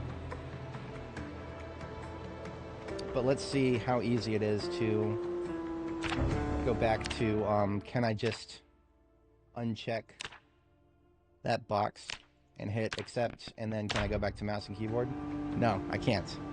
So it does look like you gotta kind of... I mean, where the hell did my inventory go? Really? Did the game just forget the size and placement of my inventory screens because I switched to controller? That's definitely one of the things of all time. I had these rather precisely placed too.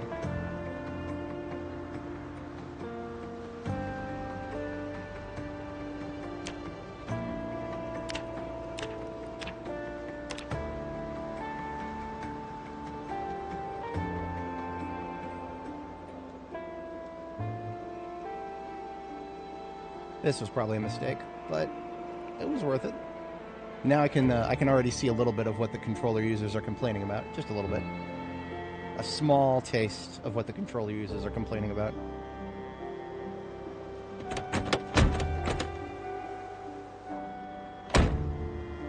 How do you turn off the car? So I can still hit N, apparently. Alright.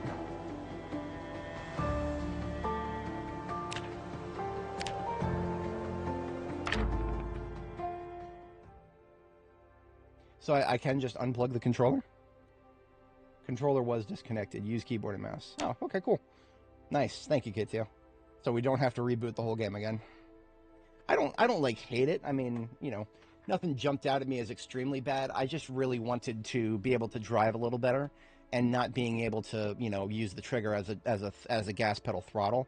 Well, that immediately makes the race car even more dangerous, right? Because easing the trigger as like a binary switch, that just feels wrong. Everything about that feels wrong. So, yeah, I had a small taste of it.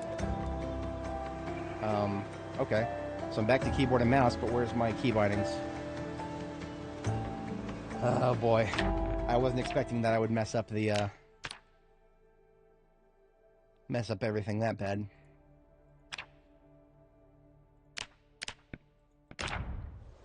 Okay, yeah, we're gonna close and reopen the game here.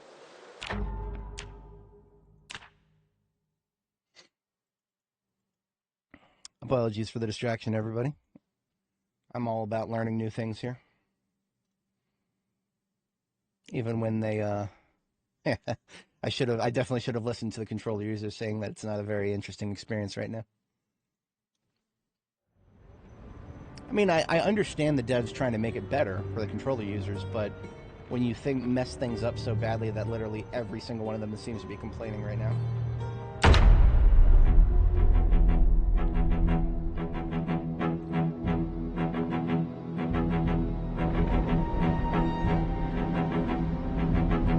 I was actually interested in a Steam Deck. I think I've mentioned this before, but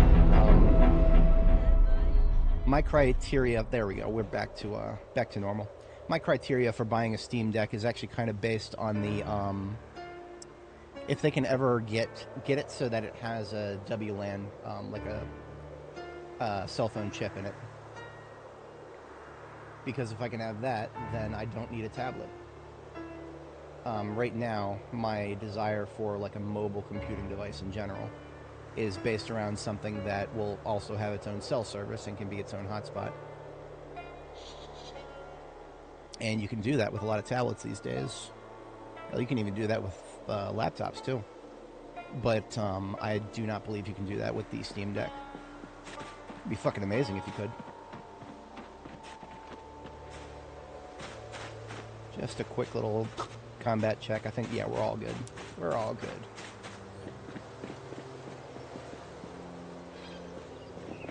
And now for a perimeter check around the house. Got one dude there. Where are you going, dude? I'm right here.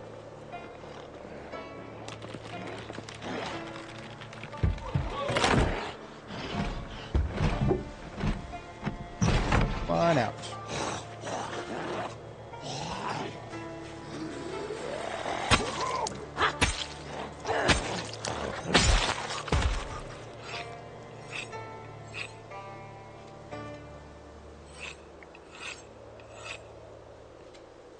Oh, OBS overlay, thank you.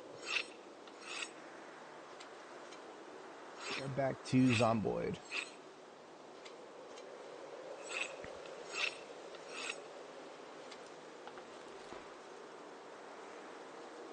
And so now we got a way in through the window. I'm just going to get the front door unlocked.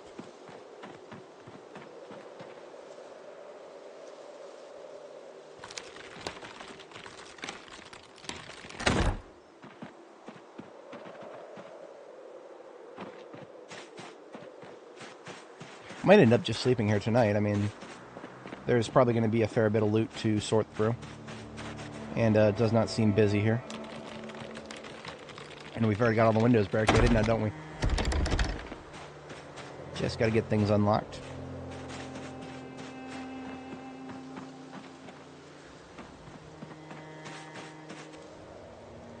I believe I heard somebody... Yeah. There's at least one in here somewhere.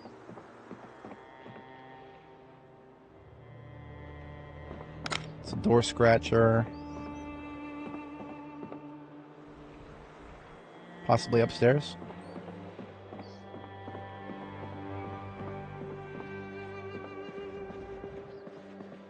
Almost definitely upstairs.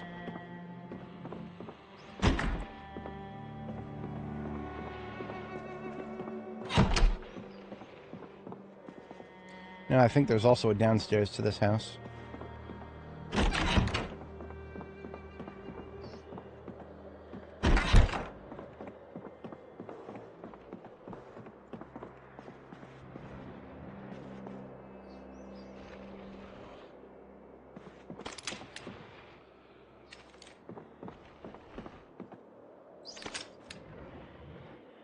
Now that's interesting. You see how I have a crosshair right now? It might be the rat. I can't tell if that crosshair that I have a little red crosshair. I can't tell if it's the mouse at the bottom of the stairs or if there's a zombie at the top of the stairs. Hey!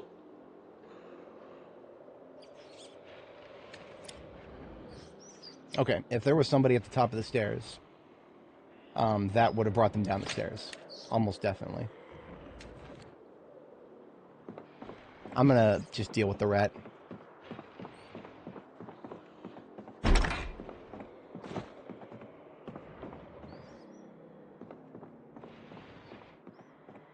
Basement is, yeah, no targets.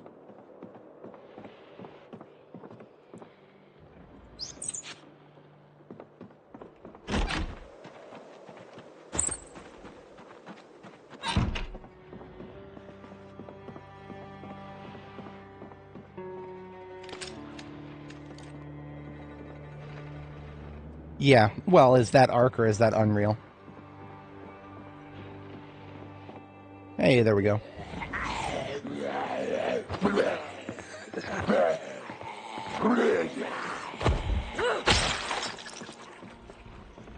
So you remember, a lot of the things that you're looking at when you see Arc is just the Fortnite engine doing Fortnite engine things. All right, so we got multiple up here.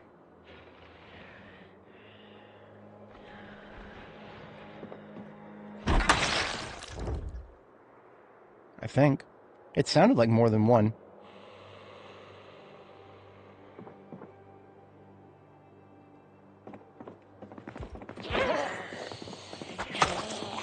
I trust my ears. I do. Mod policy is linked in the description, buddy.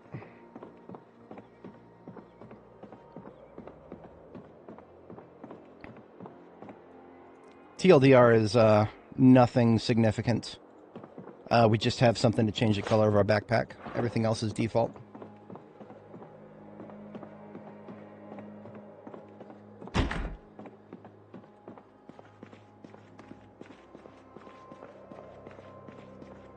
Okay, looking good. I always dislike it when these doors are right... yeah, no. Didn't mean to do that, but yeah, sorry.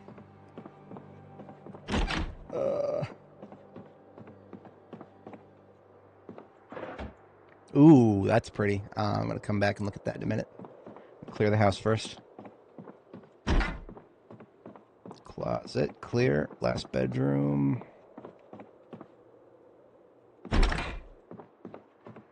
Okay. I think we are clear. Yep, okay. We are clear. Now, this would be a nice, safe house to post up in, minus the stupid corpses.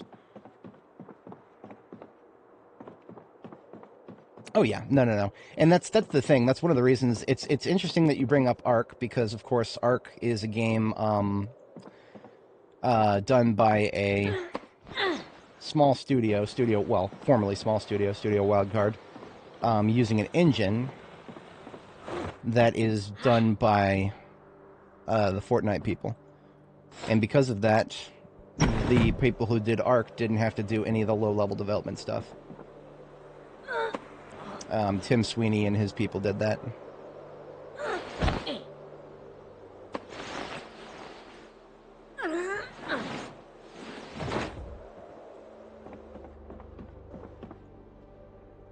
It's kind of cool that we can do that now.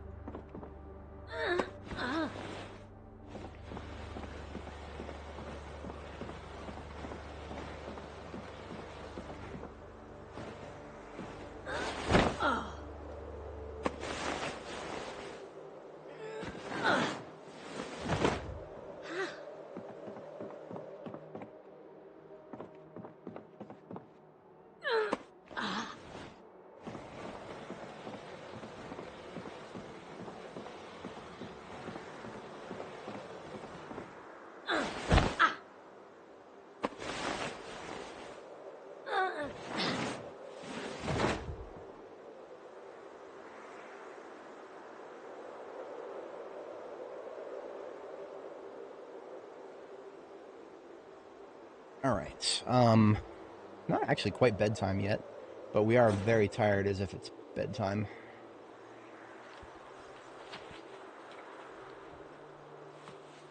Let's see if we can find a pillow in one of these beds.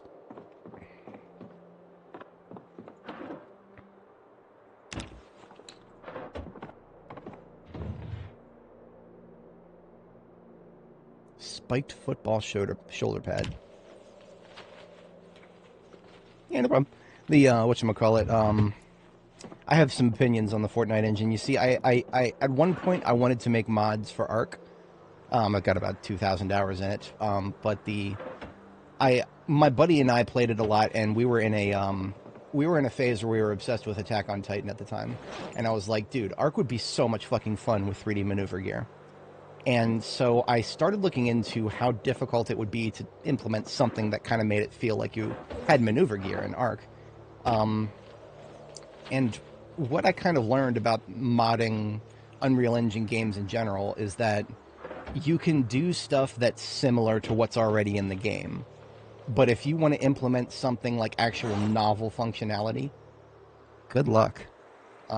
Good luck. That's all I can say about that. I'm not saying it's impossible. I'm just saying it's one of the hardest modding tasks you'll ever do, because whatchamacallit, the way Unreal Engine is set up. If you're not the original developer with all the project files, all the original assets, so that you can just rebuild the game yourself, you can extend existing blueprints, but then trying to go further than that, I can see why so many modders came in there and tried to do things and then stopped and gave up. If you look in the workshop, there are so many like attempts to NPC mods were something that a lot of people tried to do, and then they all just stopped. And that's one of the reasons why. It's because you can't extend the game very well without being one of the original developers of the game, and that's just a consequence of how the engine is designed. Yeah, and I mean I think the standardization of it is not a good thing overall. You see, it does give you those, that recruitment pool of developers who understand parts of the engine, and that's not a bad thing necessarily. Um, but it becomes a bad thing when that means that the number of people who are actually working on the engine at the engine level are like very few and far between at this point. Um, how many people does Tim Sweeney have working on the Unreal Engine to improve it and make it better? I feel like the number of people doing that is probably like 0.0001% of the people who are trying to use the engine. And so when it comes to trying to customize the engine appropriately and turn it into something that produces a novel experience, that's going to be an uphill battle for everybody trying to do it. At least that's the way I see it. But and I'm also trying to be nice about it. I also have some very negative opinions about certain aspects of Unreal, and I'm not going to talk about right now because I don't want to be too mean. I don't want to be too mean. Yeah, that's another problem too. When you have standardized development process, you get standardized games.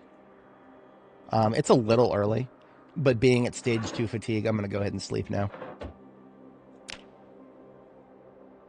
Vibe coding at its peak. Yeah. Tools that half-ass things and then advertise as full features. Yep. Yep.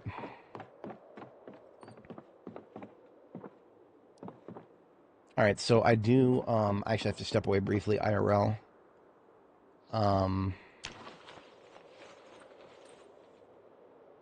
Give me just a moment here. I'm going to collect all the loot.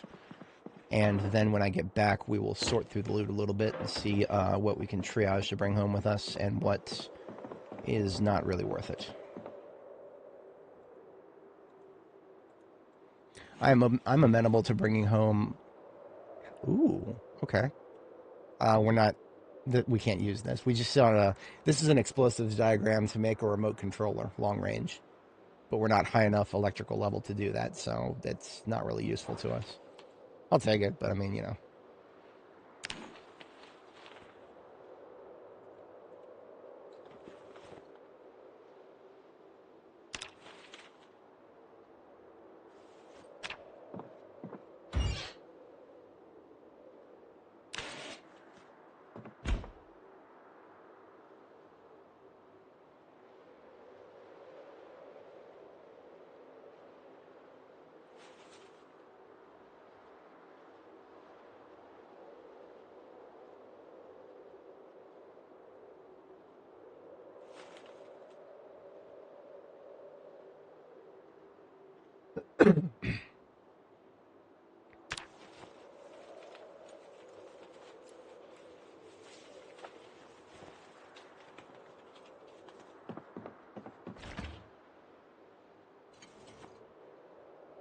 Hey, there's some lard. That's actually going to help us gain some weight. Lard doesn't go bad, apparently. Alright, so we do still have a basement in this house, but that is all the loot containers on the second floor and the first floor. So I'm going to park her right here for a moment. I do have to step away briefly, IRL. And when I get back, we'll do a little triage, and then we will check the basement, and then we shall be on our merry way here. Be right back, folks.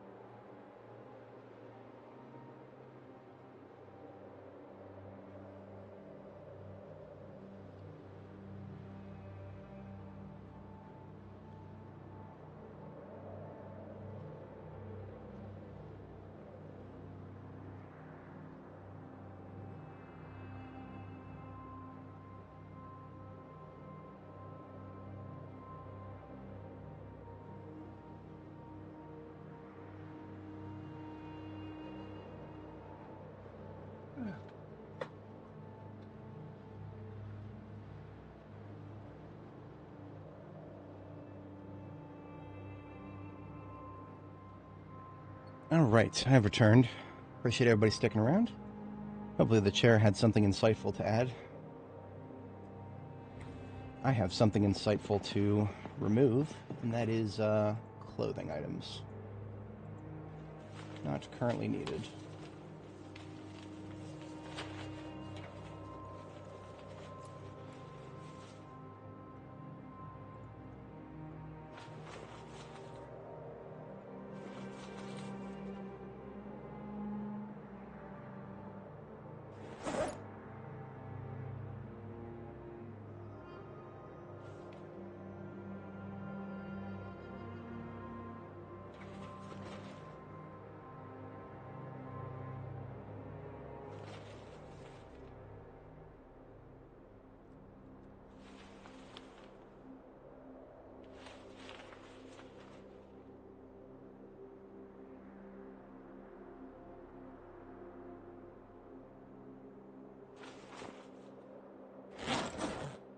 Alright, so my main backpack is full. My offhand backpack has got a little bit more room now. We're going to check the basement. And if the basement looks good, we're going to go ahead and get out of here.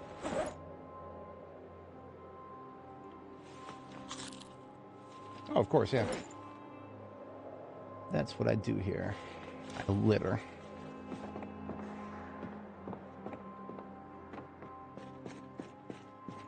Looks like it's a standard loot table instead of a survivor home loot table. And that is unfortunate. Because, you know, I see an integrated basement in a survivor home. And something deep in my brain meat says, what if all the crates down there are full of survivor home loot? But no. Nope. Nope.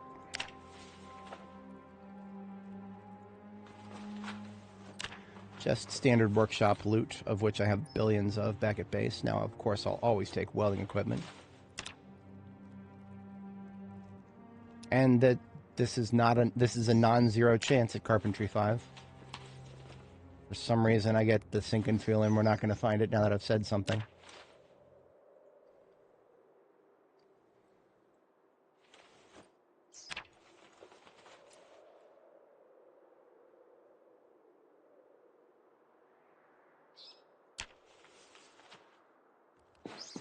That's a normal thing, actually, to find whatchamacallit, a prepper basement.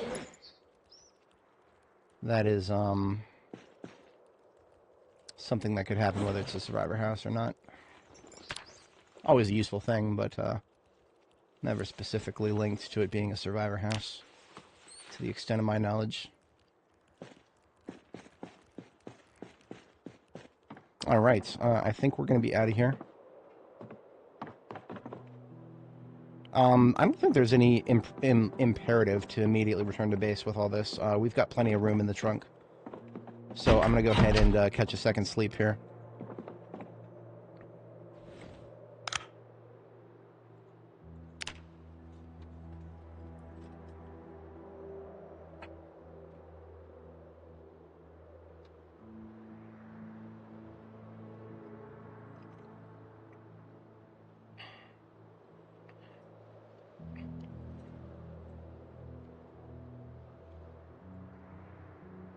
I'm also going to mark this house as a safe place to sleep.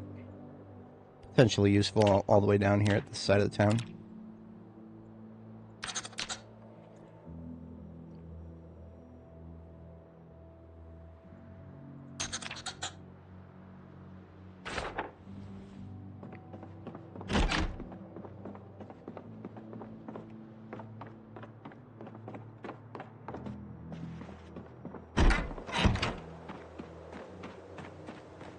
Oh, right, I don't have the truck with me. I should have remembered that. Okay, well, in that case, we are going straight back to base, because I don't have anywhere to put all this loot. And that's fine, base is just right up here. This house used to be a very valuable asset, because this house is surrounded by a fence that used to be not attackable. I literally cannot see if the houses or the windows are boarded up. Come on, just give me just a little view. Come on now.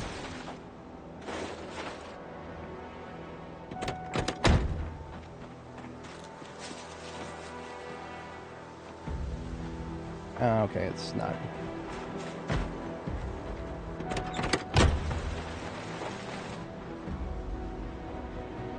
Meth lab. No, I have not. Not on this character, at least. It is, there's never any loot in it.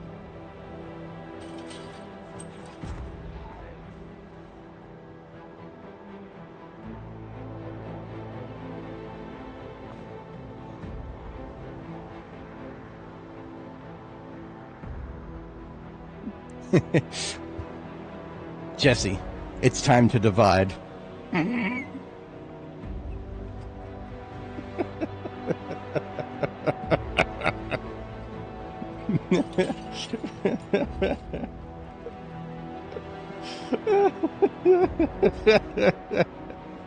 In an alternate universe where Walter White was a math teacher.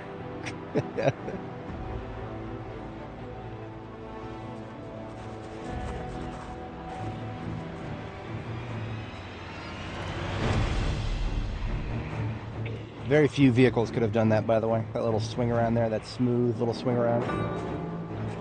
It's not necessarily the high speed of the race car that makes it one of the most valuable vehicles. It's actually just the low speed. Just your ability to go 0 to 30. So smoothly, smooth as butter. There's Kate and Baldspot. We are going to visit them and give them coup de grace at some point. Not just yet, though. I do want to properly clear the this whole road leading to their house if we're going to do that. A dart can do it too? Interesting. You know, I don't use darts enough to, I guess a dart being able to do that does make sense. It's got that lightweight frame and whatnot. It can't do no towing, but I have used a dart as a scout car a long time ago. Like, we're talking a really long time ago. I think that might have been B41, actually.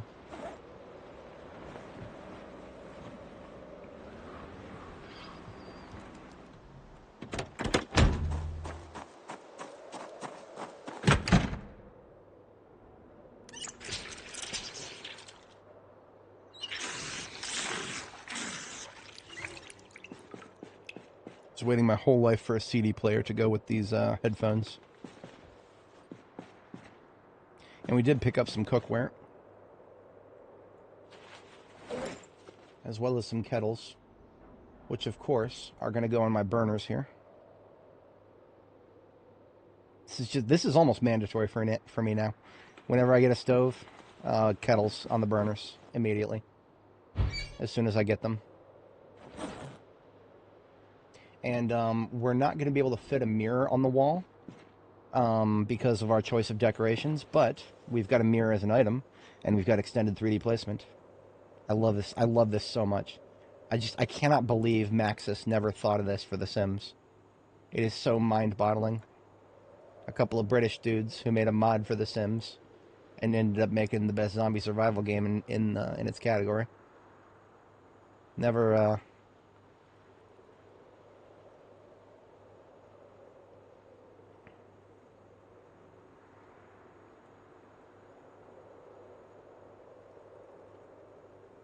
There we go. One of the screens can be a mirror here. Actually, let's make that a widescreen mirror, shall we?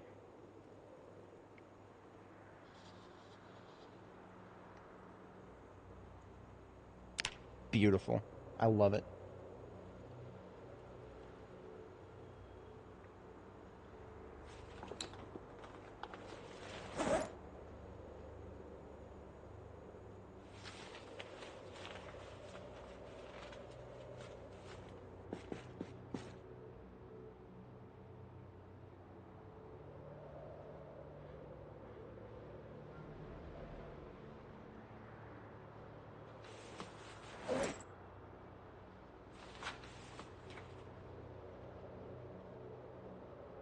Oh, our soda container is full again.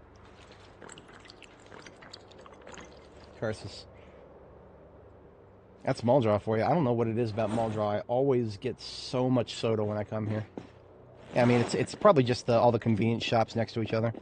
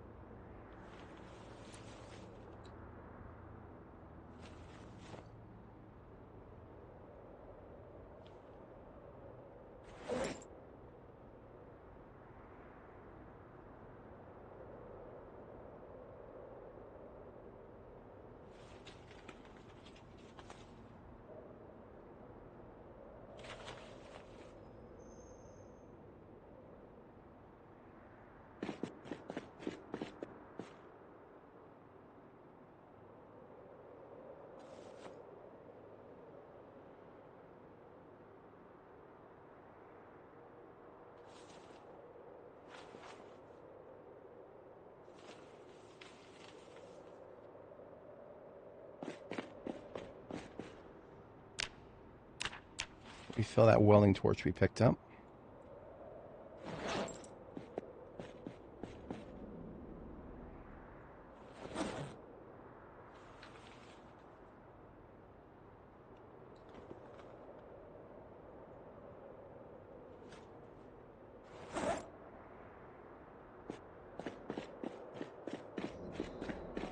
I like to believe that one day bed sheets will actually be a thing in this game that tries to be realistic. Or at least authentic.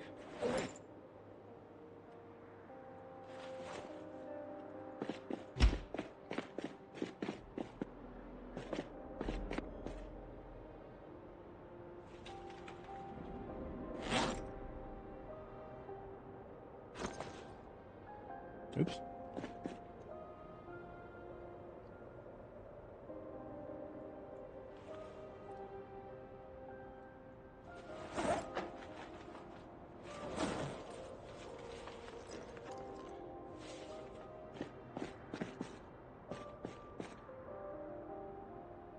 Wasn't expecting to have too much armor to put into my armor box here, but then I went and looted an entire survivor house, which is not something I normally do.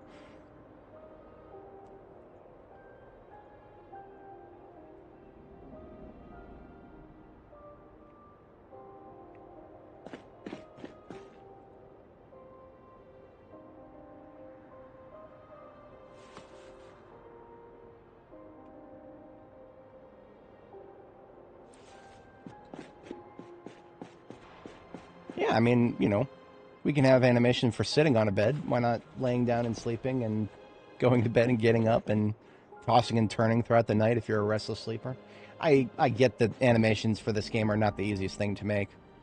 But, you know, you can make them. It's something you can do.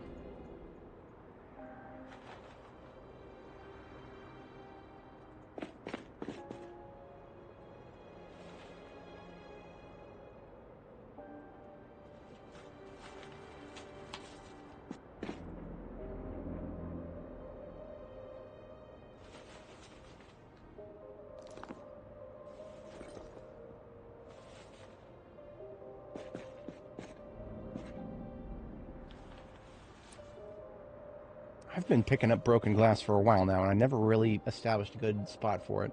Small form materials is really where it should go.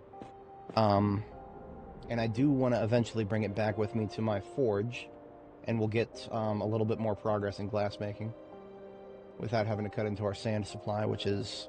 Sand is not hard to find depending on where you are. There are certain places where you... And of course, Phallus Lake, where I'm at, there are places to find it, but those places are not next to my base.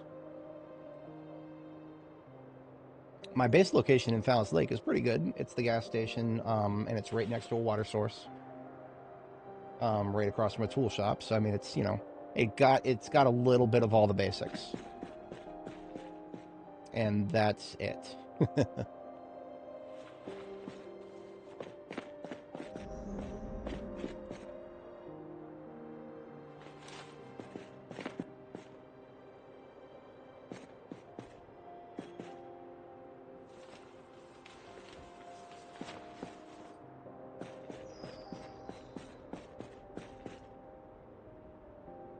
I really hope so.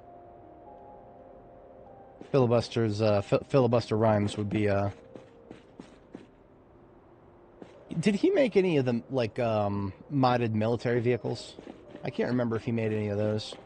I actually don't know much about his mods, all things considered. I know he's a popular modder, but that's about all I know.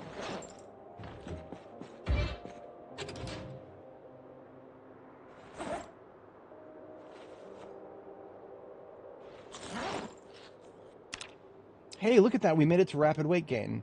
Sweet. I wasn't expecting that. You know what? I'm going to go ahead and cook ourselves something nice then.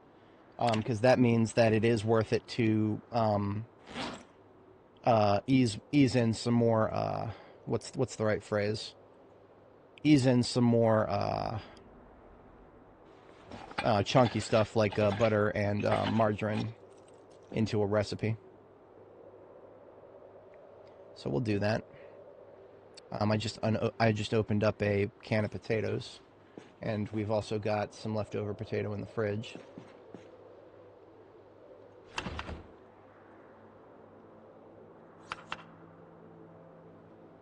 And those do count as different ingredients because, well, they're technically different ingredients. I wonder what it looks like back here if I turn off the... Interesting.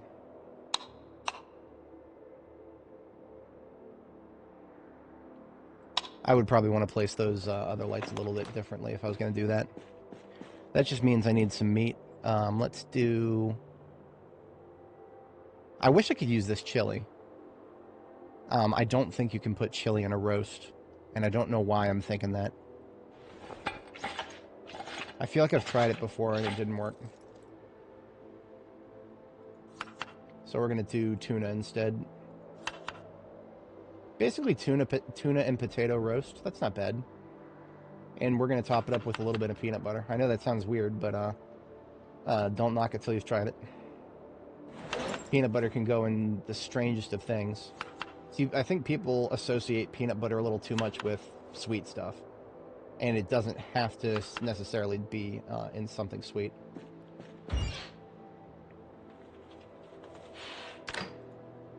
Now, I get to move these kettles to the correct location. Got to be able to see the burner underneath it here. I know that's not really how it works. You're supposed to actually put it on top of the burner, but you know what? Screw you.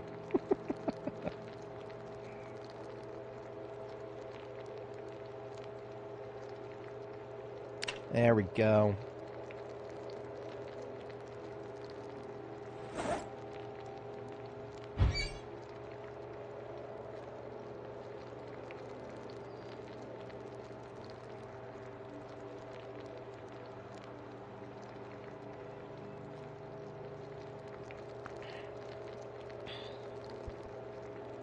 Did I cut an entrance on the fence on the highway? No, I didn't.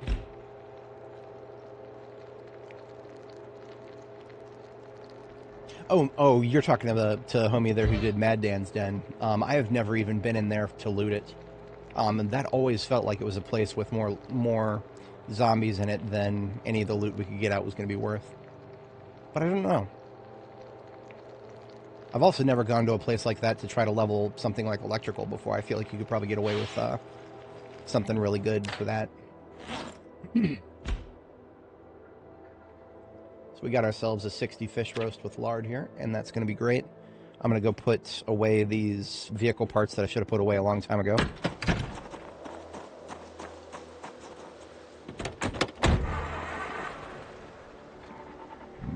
Nice.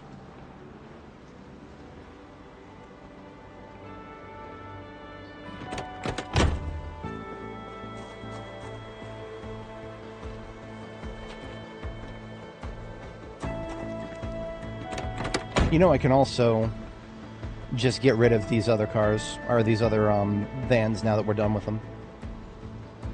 Since I have definitively decided that we're not going to be using these for anything, ever.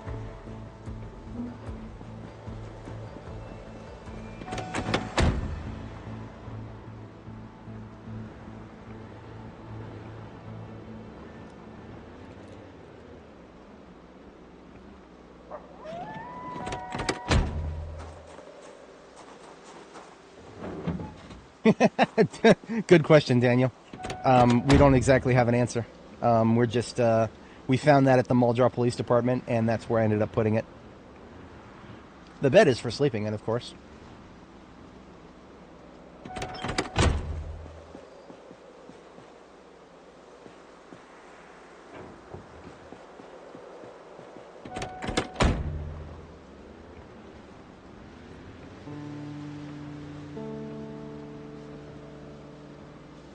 I never would have thought of using a race car for parking another vehicle like this, but it actually works. It even makes it look like they're in the correct parking spot.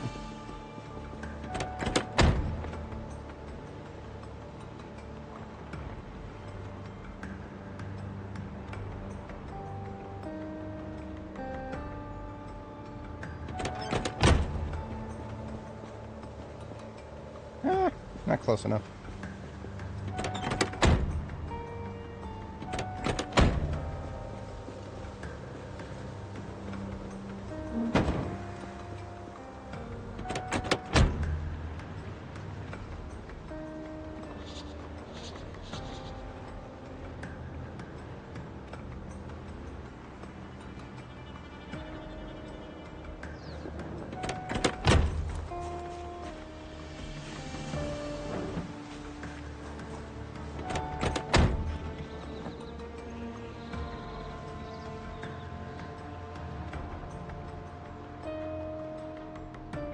All right, let's go find another donor board vehicle here.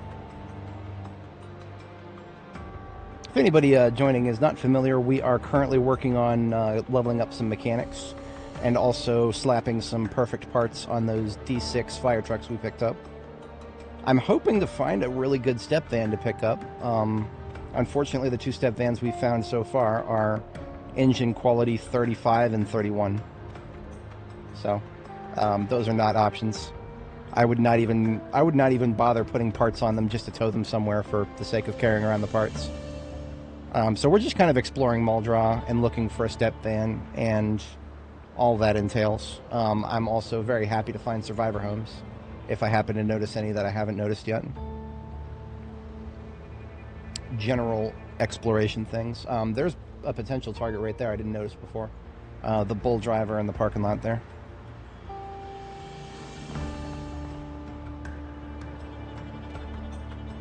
See, the parts on those D6s that we have recovered are pretty good, but some of them are regular, some of the tires are old and stuff like that. There's a good sports car right there. We don't currently need any good sports car parts, but if we did... Okay, yeah, look at that. There wasn't even a zombie next to it, but it decided to start going off. That's gonna... I recently learned that car alarms are fucking broad. Like, that's gonna pull people from across town. I'm not even joking. We're gonna see people coming from the south here. We're gonna see people coming from over in this direction. They're gonna be coming from fucking everywhere.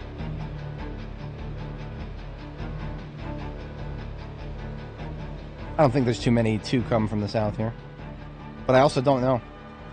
Here's something we can do. Here's something we can do while we're in this part of the map here.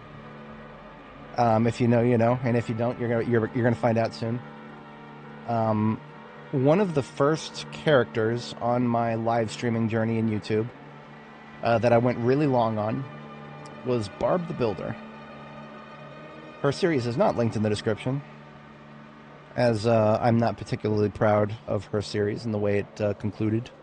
The conclusion to her series occurred right on this road here, a little further down.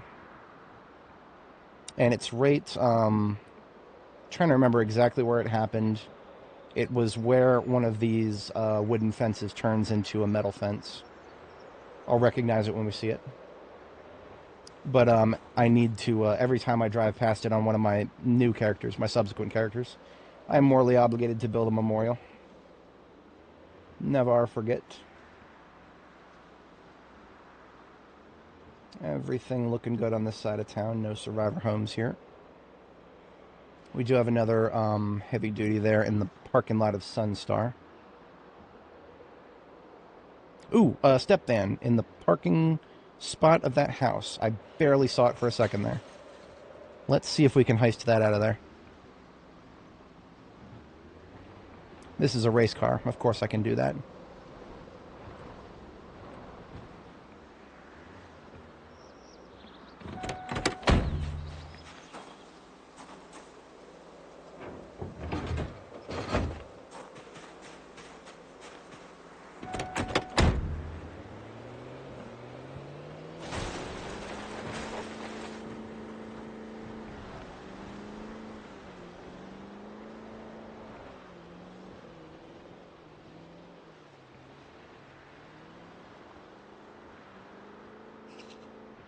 I think we're approaching it soon here.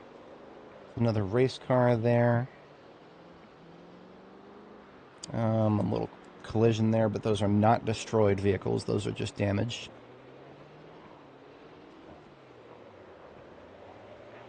Race cars are known for their everything towing capabilities. I have actually discovered that the Franklin Value Line, the six-seater, is actually such a heavy, burdensome beast that it cannot be towed forward by a race car beyond second gear. We have struggled and failed to get into third gear trying to tow one of those forward with a race car. So I actually have discovered a limitation to the race car. Unbelievable, to be honest. I think we passed it. We passed the memorial site, as it were. Fucking rat, come on now. God damn it, I hate these things. Now I've got blood on my beautiful race car because some stupid rat ran right into my car, and I literally stopped, but the stupid thing kept running straight into it, and I had to move, otherwise it would have been a zombie and a rat. Tedious. I once got ganged on this particular road right here, this little through road. I got ganged on this road once so hard that I had to leave my vehicle behind and just run away for a minute. That was an interesting time. I do not expect that to happen again.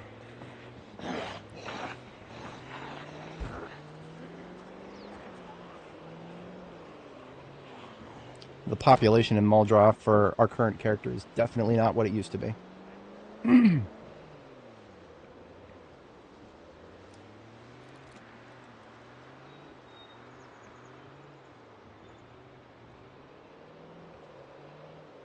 I think I might be misremembering which street it was on.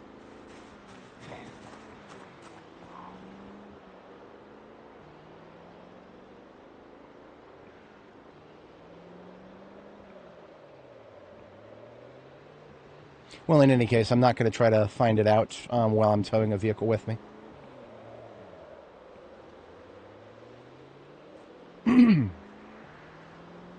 One could say that I have suppressed some of those memories.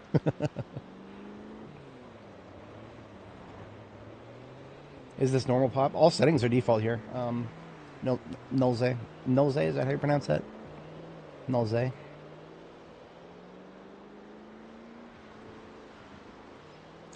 Public service announcement. The chat that shows up on screen, it only shows your YouTube username. It does not show whatever name you've chosen for your channel. So if you have like a channel name that you set, it doesn't show up in the chat window here. It only shows your username like with the @ sign in front of it. And I couldn't figure out the setting. I don't see settings anywhere for it to change that to anything else. It used to, back when I first started live streaming, it used to show people's full names or whatever they set their name to. Their channel names, as it were. Because sometimes I have no idea how to pronounce people's usernames. But their channel names are sometimes a lot more sensible.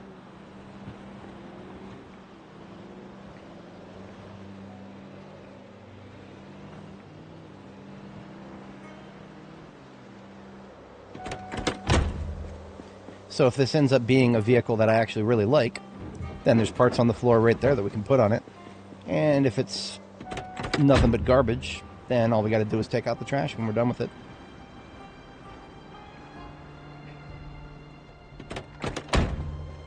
Let's take a look, see what we found.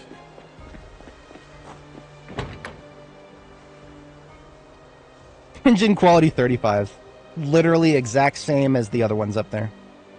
But look at this, performance tires, 3 of them at 100%. I'm here for it. I will take the good parts, I'll rip off the bad parts, toss them, and we'll get mechanics experience for everything we do. So that's what we're here for. Oh, you mean like, whatchamacallits? Like just a standalone cut of what happened at the end? Because, I mean, you know, it's... Actually, let me just... I'll give you guys a link in chat. I can do that. That's easy.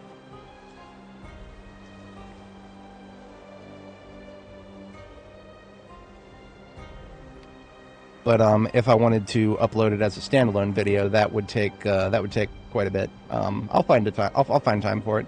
See, what I really wanted to do was do a retrospective of what went wrong, because there's a lot of learning opportunities for that for me and other people.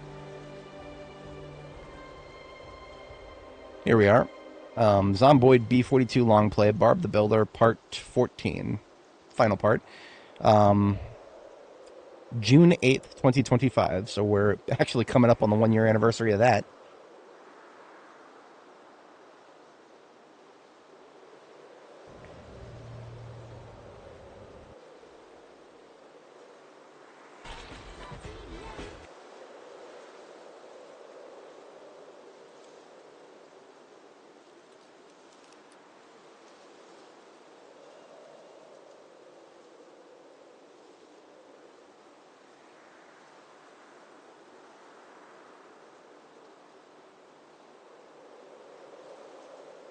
So yeah, I'll go over that a little bit later, but that is a link if anybody is interested in observing what happened to me.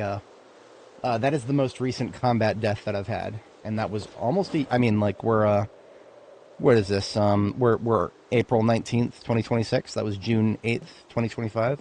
So we are coming up on a 1-year anniversary for that. Just a month and a half away or so. Yep. All right. Let's drop some of my heavy stuff here.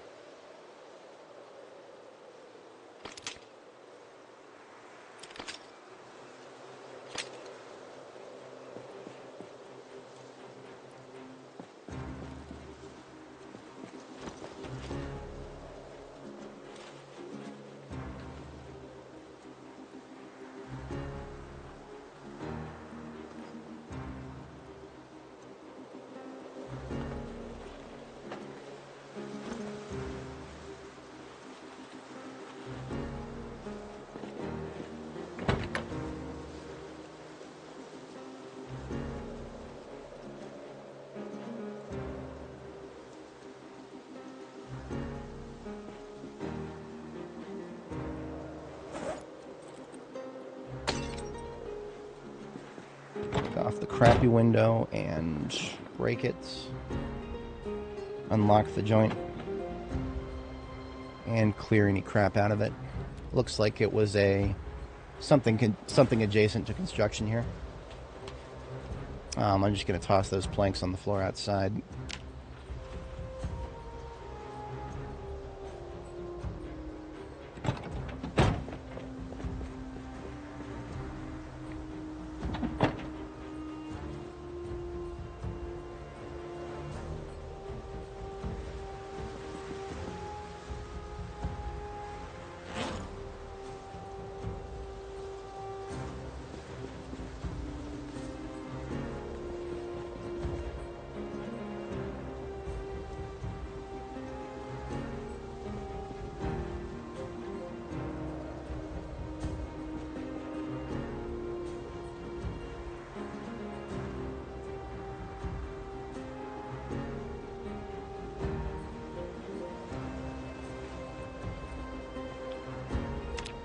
Pulled out the radio, rip it apart. Electrical level 5. I wasn't even paying attention. We are electrical level 5. We can make almost everything that electrical has to offer, except for long-range remote controllers, which is level 6. I look forward to that.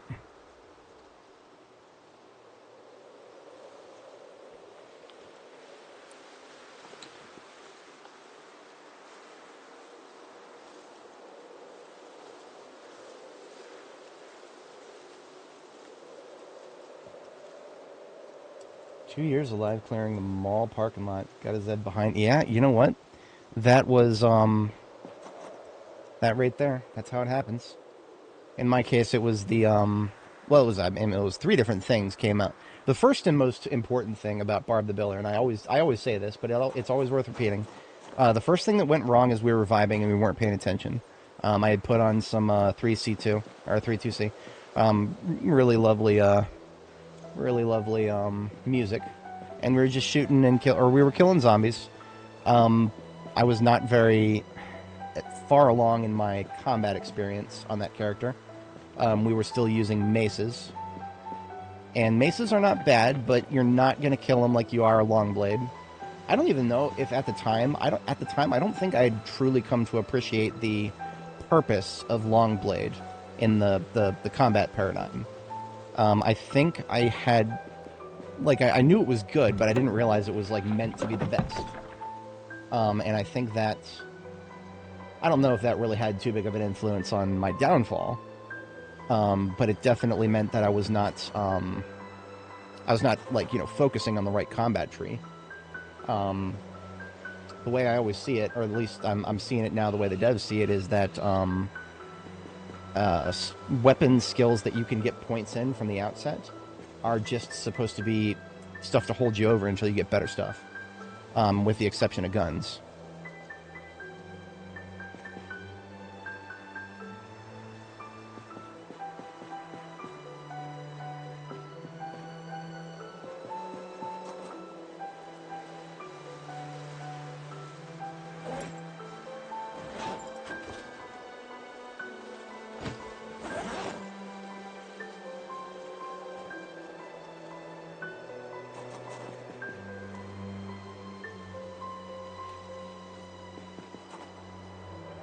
Alright, now because this thing had 3 perfect performance tires, we actually now have enough performance tires, perfect performance tires, to make sure that both of these D6s can get full set. So, I'm going to go ahead and assemble a full set next to each D6 here.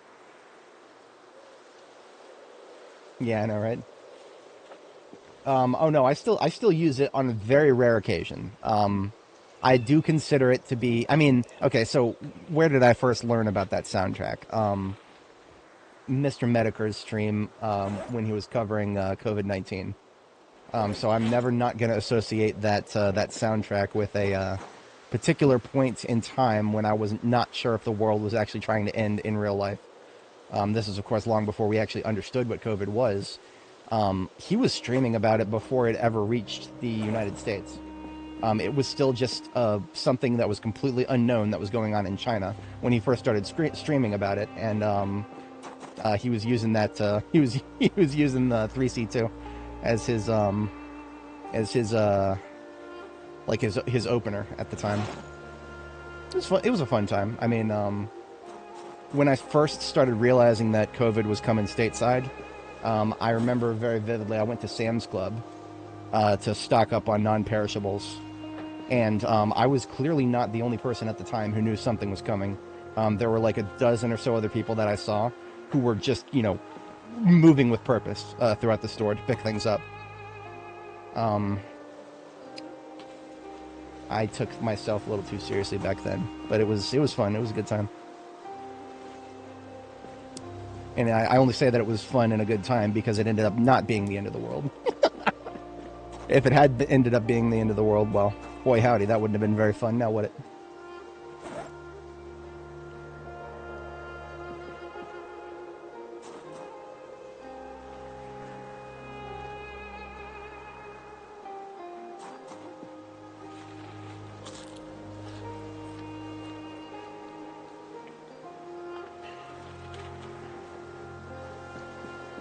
But that also got me into 3C, or whatchamacallit, Love So Figgy, the artist who did that track.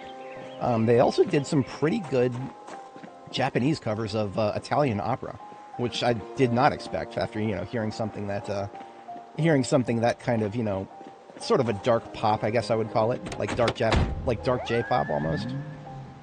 Wait a minute, we haven't pulled quite all the parts off of that yet. We're not quite ready to pull its chassis out of the way. It's true, we have. I mean, if you want to say it's the end of the world as we know it, yeah, you're not entirely wrong. It was definitely an end of things. It was the end of my favorite restaurant. I'll never not say that. COVID killed my favorite restaurant. It's called Cheeseburger, and it was a chain, is what it was. The original survived COVID, and then also it actually got destroyed by something else. It got destroyed by a hurricane, I think. But it came back. It's back now. But it's a Florida, like the original is a Florida joint venture. So it's there is basically no other franchise that's legit franchise that's still alive. Japanese, how do you pronounce that? Pagode or pagode? First or second?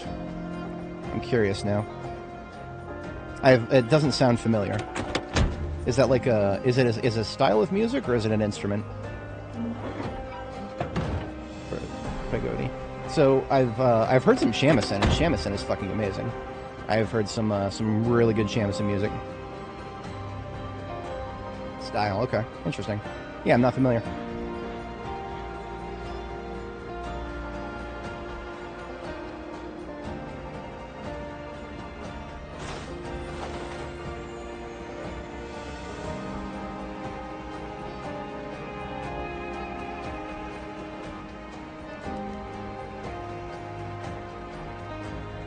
That's good enough. I'll take it.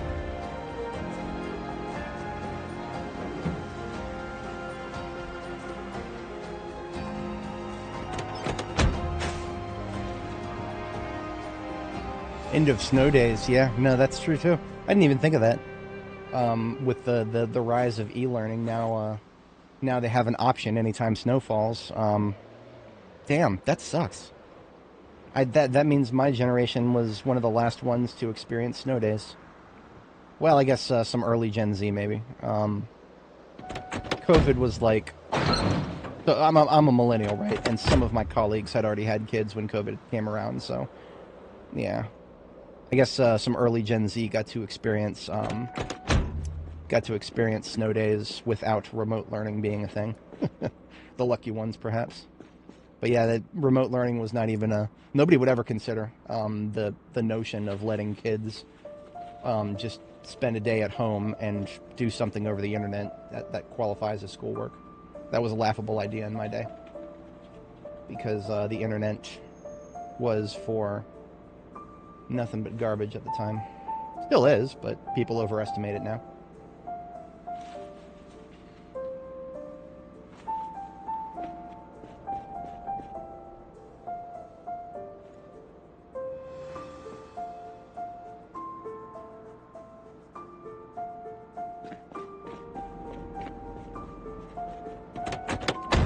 Oh, bro, no, you're telling me they didn't have aircon. Oh, that should be a fucking crime. That should be a fucking crime, man.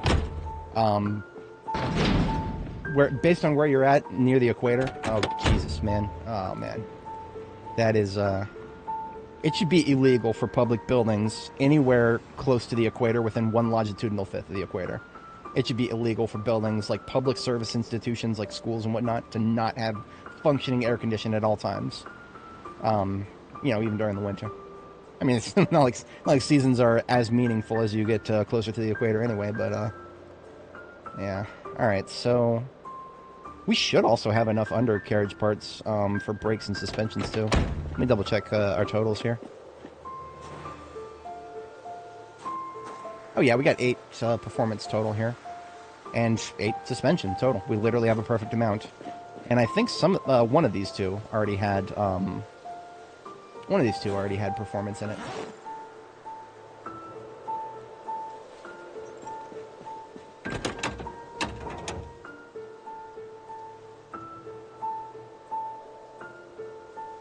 So the one on the left gets the better of whatever I have available, because it is a...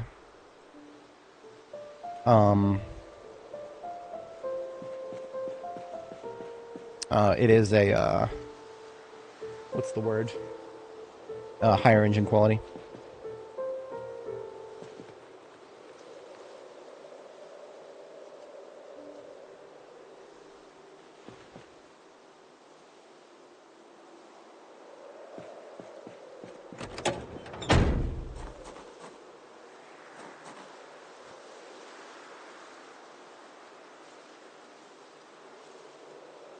Wait a minute, is level 5 electrical high enough to do a battery connector?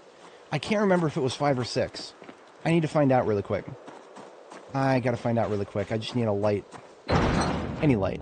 Like this one here. Nope. Damn. It must be a level 6.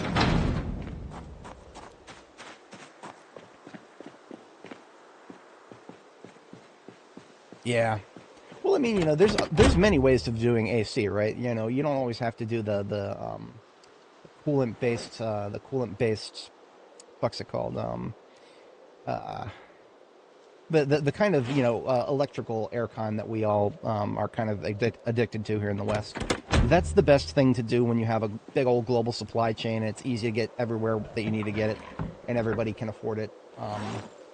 But when that's not the case, there are ways of doing air conditioning without relying on a global supply chain. And sometimes it's as simple as just digging and using an air chimney or an air shaft. There's a way of using a chimney to vent hot air. I forget exactly how it works. My buddy, he used to watch my streams all the time. He's busy these days. A buddy of mine taught me about this. There's like different things you can do to use the natural cooling of the earth that you get from underground spaces. So it does require a lot of digging, obviously, but digging is something you can do anywhere with basic tools, It's not something that requires a global supply chain and really expensive shit. But, yeah, I don't know if it was ever something that could be reasonably applied to multi-story buildings.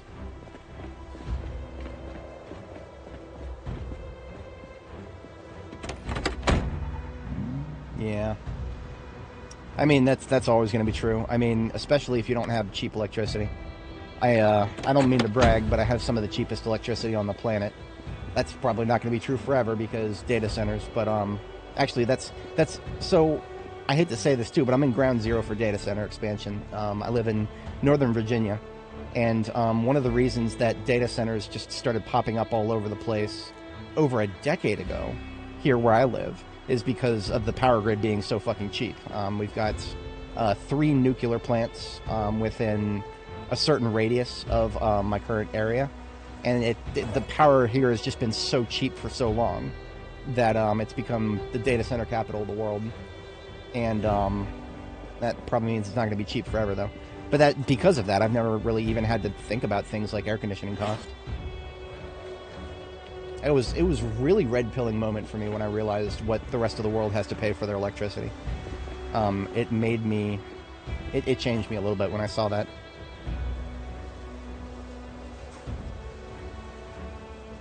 Let me go ahead and take the rest of the tires off. We want to put the lower condition ones somewhere forward, but kind of off to the side. It's performance, and it's like really high, but it's also not perfect. And perfection is no longer an unrealistic expectation.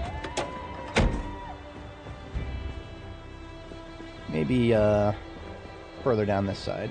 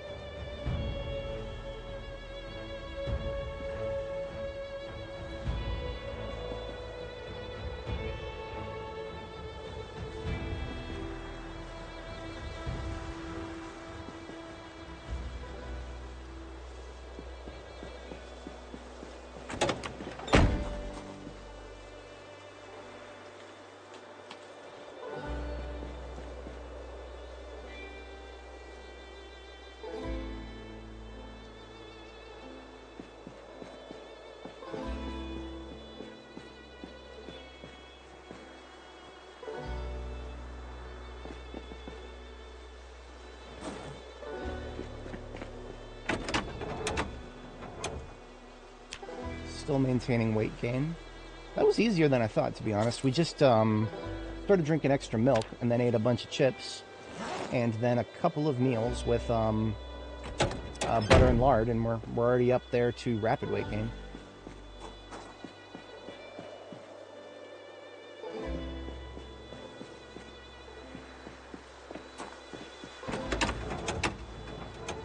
Now the glass work is already all perfect.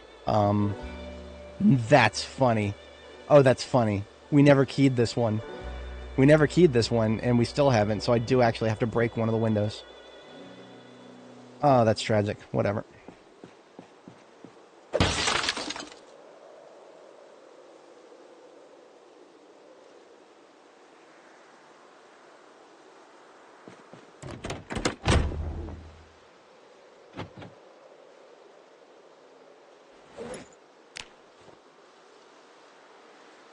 I don't think I even looked in the trunk. I'm sure it's got... Oh, it doesn't even have any There's no firefighter axes. This is a piss-poor excuse of a fire truck.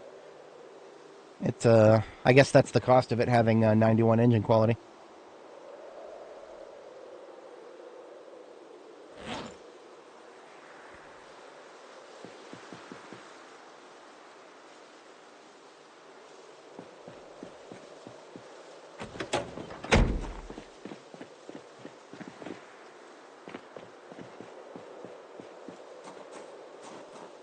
Now, the reason I'm pulling off the perfect condition parts on this, even though I want this thing to have perfect condition everything, is I just want to get experience, really.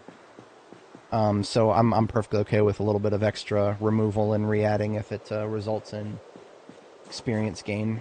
You gotta be okay with shit like that if you're gonna be trying to level things.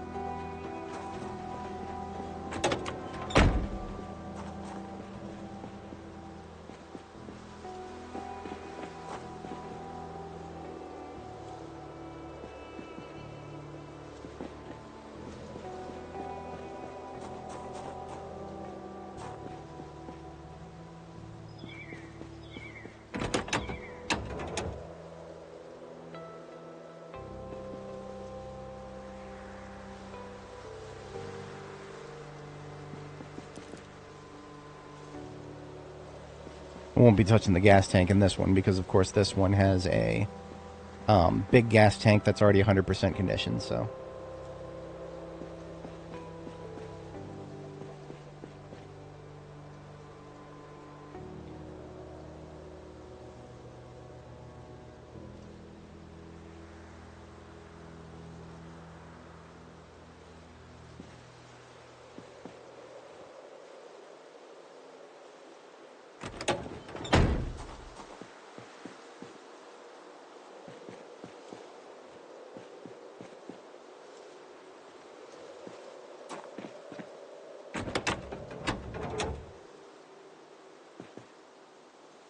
I'll go ahead and go to bed at 2300 tonight.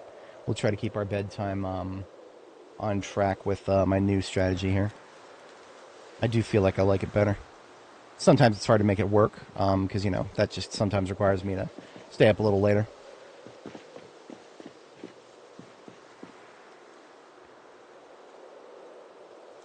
That would be kind of funny.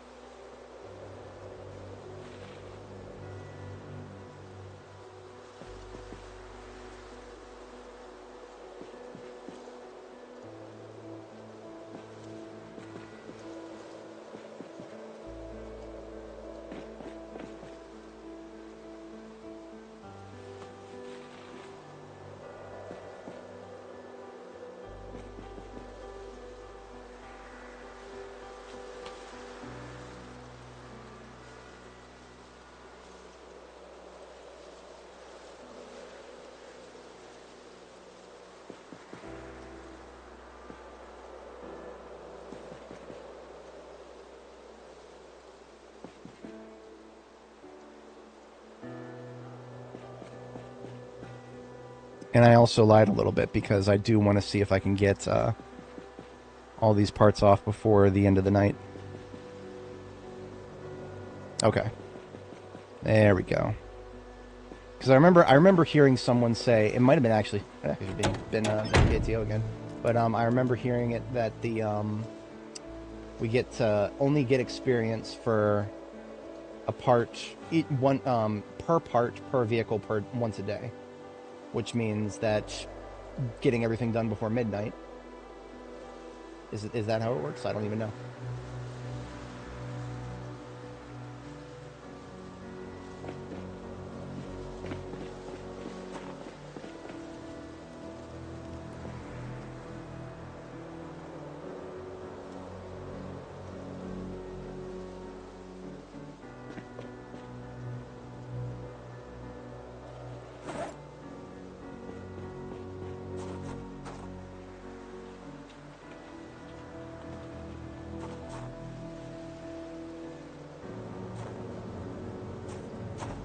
$24-hour cooldown.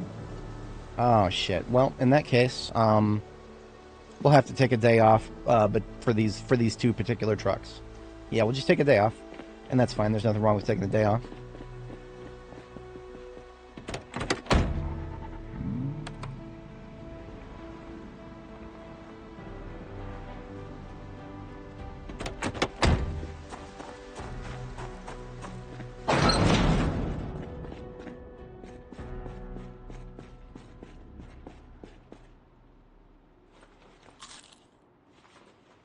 I wonder if it would look spooky if I turn that light off and then turn the floor lights off. Oh, wait, do we have the bathroom lights on too? Yeah, okay, look at that. That's not a little spooky, but it's not bad. I kind of like it. There's one adjustment I want to make real quick because the tile on this bed looks weird. I'm just going to put these two over here next to the bed on this side. That's actually kind of cool. Yeah, I kind of like that. At least for nighttime.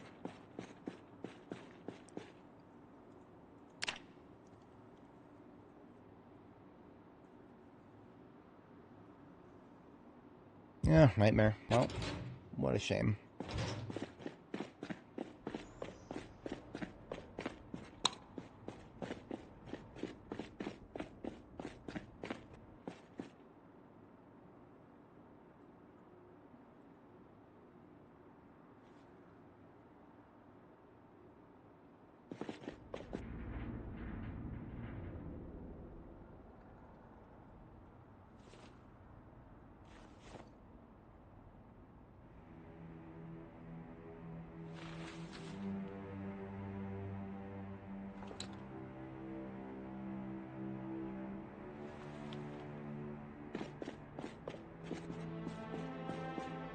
In keeping with my desire to have a fire extinguisher next to each entrance.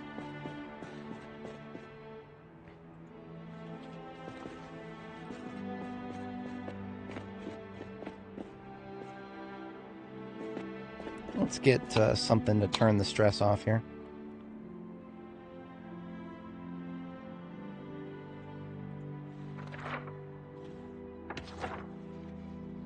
There might even be a couple of magazines we need to read. I'm going to put them up here.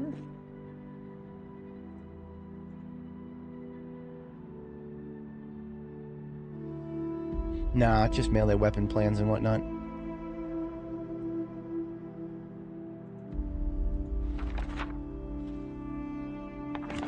Let me also put my reading glasses on if we're going to do some of these.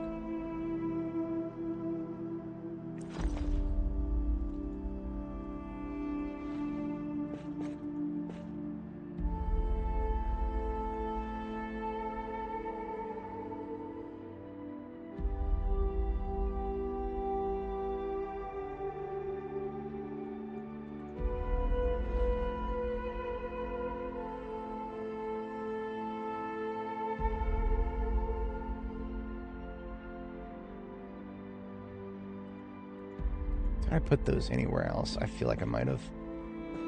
That's all paint.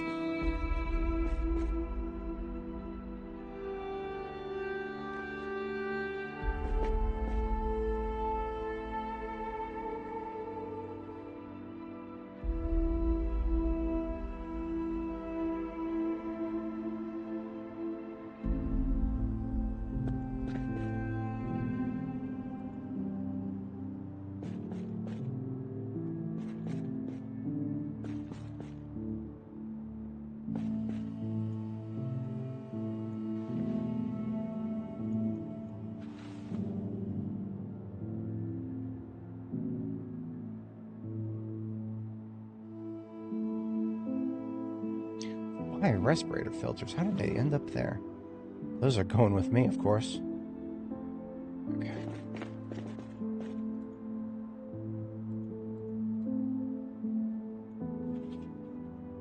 Basically, this box up here with the memorabilia in it, that's also going to be cosmetics for now.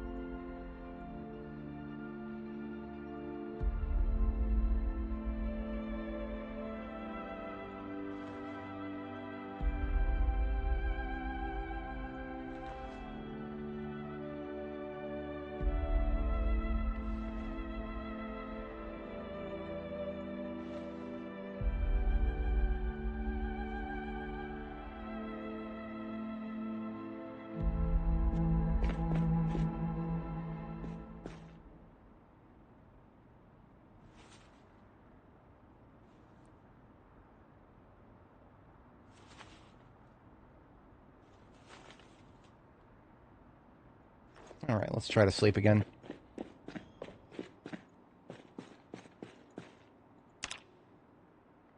Oh, thank you, King. It's I deliberately left almost nothing in the middle here, so that it's very easy to drive around indoors as needed. I learned the most unfortunate thing though just now, and that is that we basically have a 24-hour cooldown on getting mechanics experience for messing with a specific vehicle and a specific part. So at the very least, we got ourselves to the point where we've got all of the parts of those. There's 2 fire trucks out here that I want to reassemble. I got all the parts off of them before midnight last night. So basically, I just got to screw around, do something else today, and then as of midnight tonight, we can go back and start screwing around with those, and we'll get experience for everything we do. In the meantime, there's nothing stopping us from going out there and looking for another one. Still in weight gain here, 81 kilo and rapidly gaining. So, in fact, I'm going to take a vote of confidence that we're going to be good on that, and we're going to go back to drinking milk. And maybe we will feather our calorie intake so that we stay close to the limit without actually going over it.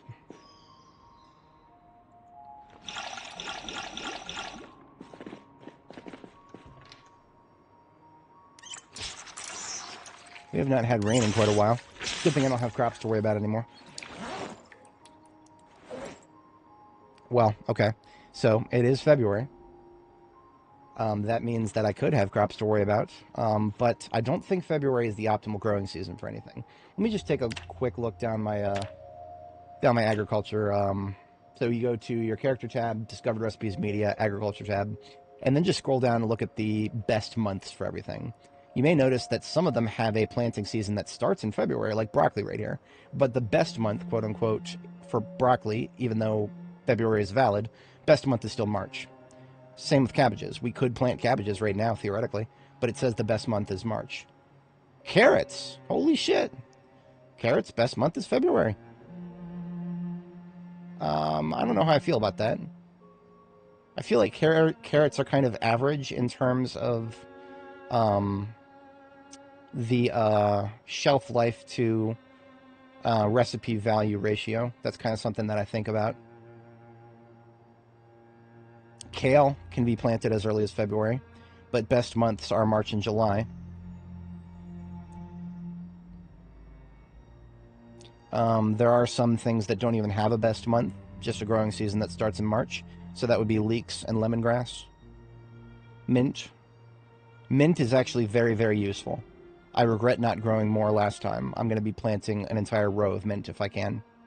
Mint, when you add it to your drinks, hot drinks of any type, mint is one of the only things that you can add to a recipe that causes that recipe to reduce stress when consumed. I don't know if you can do that to salads. I don't think you can do that to salads. I think mint is only for drinks. But yeah, mint has a very extremely useful niche thing there. All the flowers, roses, oh, chamomile does that too. So it's mint and chamomile both. But yeah, roses and lavenders and dandelions.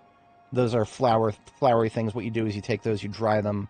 Once they're dried, you can add the flower petals to a drink as well. That reduces unhappiness when consumed. And what this does, what this leads to, and this is something I did on my previous characters, is it leads to you being able to just have a super drink set aside. A super drink that, when consumed, just trashes many of your negative moodles all at once. And it's great. It's great to have one of those to carry around. But I'm seeing no... So basically carrots are the only thing we're missing out on the best month for. Everything else now, the best month starts in March. So I'm not that worried about carrots, to be honest. Maybe I'll plant some if we finish what we want to do in Muldraugh before the end of February. Maybe I'll plant some and then compost them every phase, and maybe that'll work. Yeah, man, I wish we could make ice cream. I really do. I feel like it shouldn't be that hard. We got a butter churn and we got milk, right? Why can't we just churn the cream halfway, or churn the milk halfway and make cream instead of butter? And then, maybe freeze the cream or do something to it. But I need to put these respirator filters somewhere to ensure that they will go back home with me. You know what? I'm going to put them right here next to the ammo. I might as well just consider respirator filters ammo. It's just something to reload my mask with. And I'm probably going to use them a lot when I'm shooting, so I mean, it's relevant.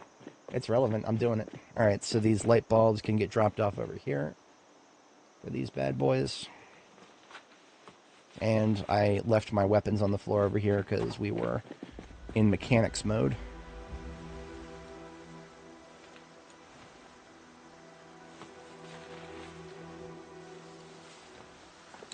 I don't know why I was carrying around that 38 special after we got it back to base. I need to just drop that off in base.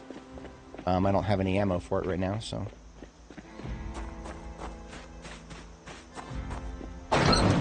Yes, KTO, I do think you need to have cones in order to have a ice cream thing that you can add stuff to. I'm kind of sad that we cannot have a bowl of ice cream, because that's what I always did growing up.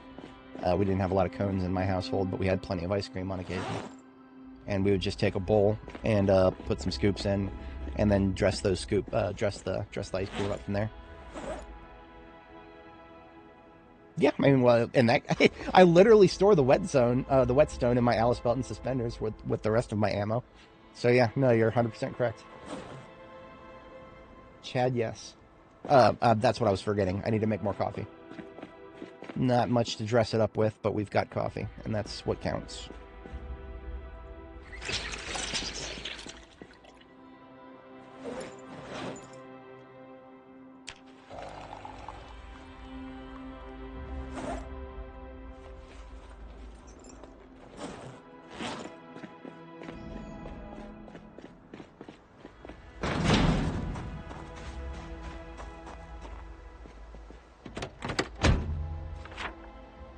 Wafer. That's not a bad idea.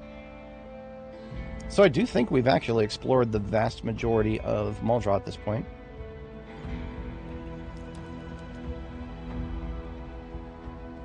There's just this tiny little area here that I was supposed to get to the other day, but we didn't quite make it. And then Harris Court, we've looked around it, but not in it. So let's go down Main Street, peek into Harris Court, just make sure none of these are all two-story homes, but it doesn't show on the map very well. This is there's like a wall around these two-story homes. So Harris Court is like a gated court.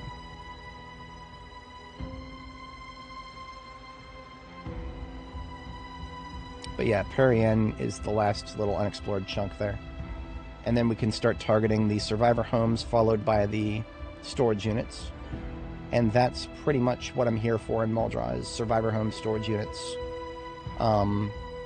Maybe the rest of the generators that are out there. Oh, fuck off. Engine quality 100 still fails twice in a row. Fuck you, Indy Stone.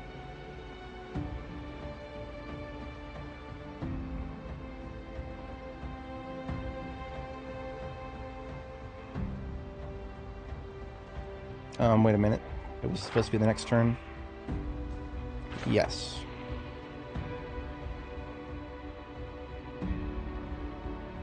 I don't want those guys going further north, so I'm perfectly okay with them going in that direction.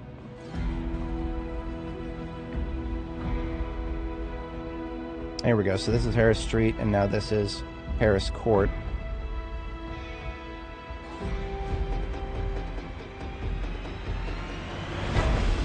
Looted and trashed. Not a survivor. Not a survivor, not a survivor. What's up, losers?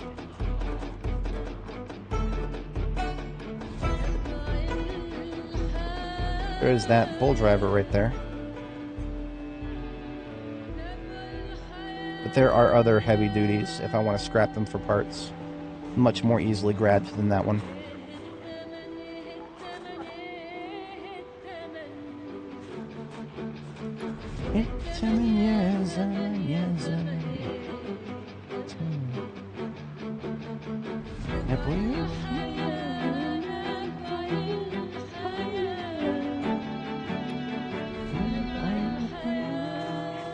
I think we've already explored most everything down here.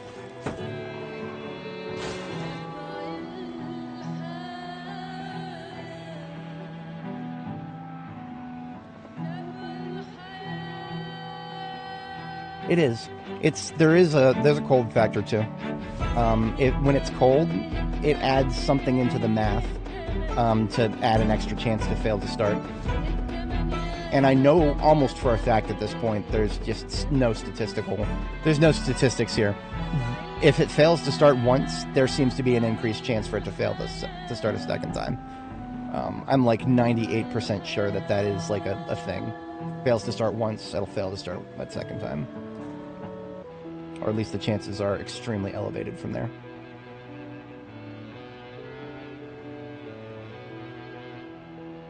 %, yeah, that makes perfect sense. I would believe that in a heartbeat.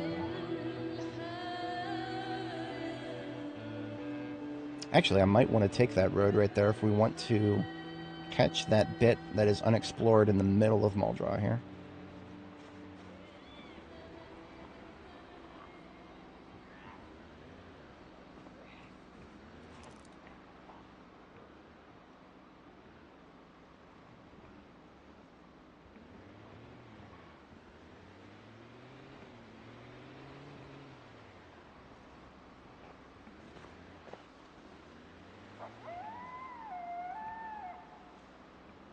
So here be the you store it.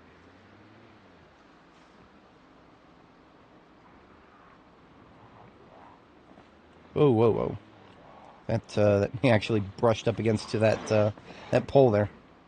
We don't want to be doing that. We don't take poles here. Not while the stream is running.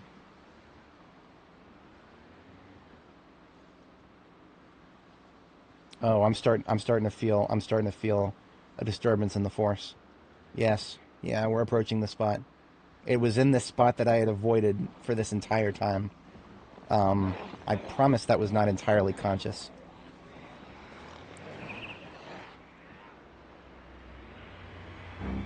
No, this is the road. This is the road. Of course, it's the last area for me to explore. Right around here somewhere. Was it further back or up ahead?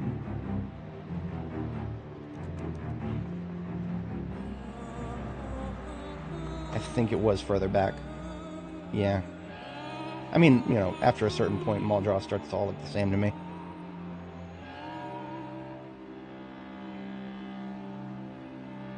Yeah, we've been to this part many times because the generators are not far from here.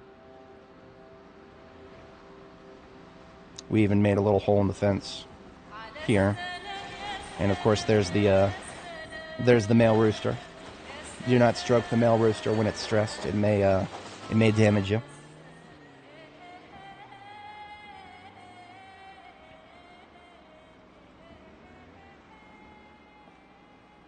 So there is still one yellow generator here and an old generator. And down the road there's also another old generator. Muldraugh is where you go if you want guaranteed chances at generators. highlighted right here under my cursor. That's the yellow generator. I believe that's a guaranteed spawn.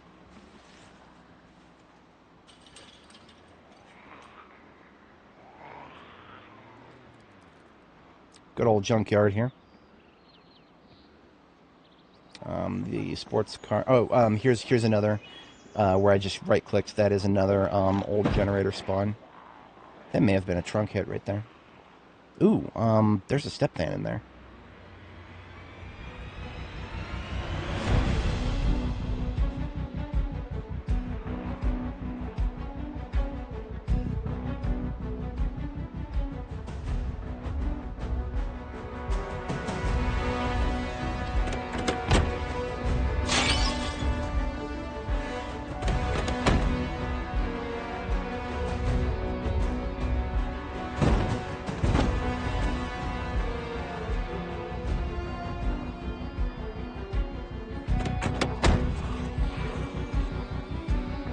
Got this. We got this.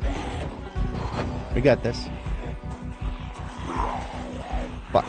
We don't got this.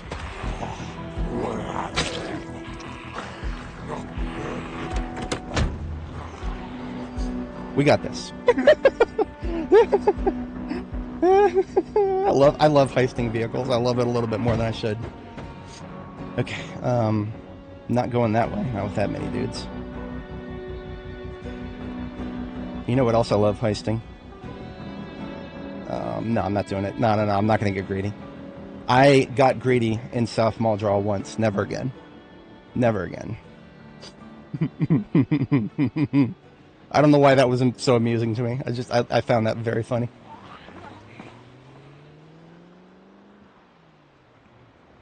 No, this is a trap. Do not take a right here.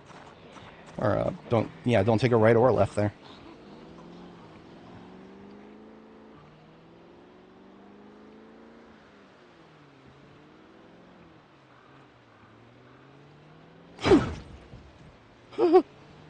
I'm okay. I'm okay. It was a light tap. It was a light tap, just like that.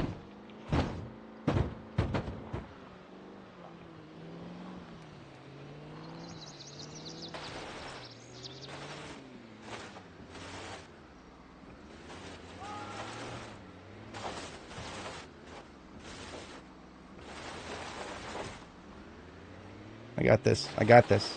I got this. I know what I'm doing here. I swear to God, I know what I'm doing. It's okay if the step van takes a little bit of damage. The whole point is to fix it up. Here it is. This is it. That is the spot. It's not far from where I like to base in this area. I should have known.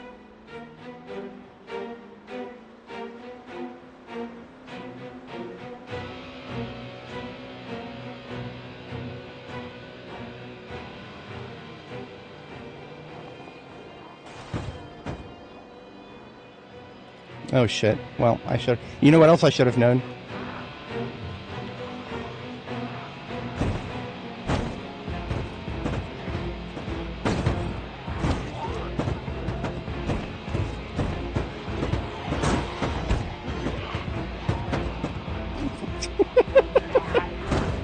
I'm gonna laugh if this thing has an engine quality of 22. I would believe it. I believe it.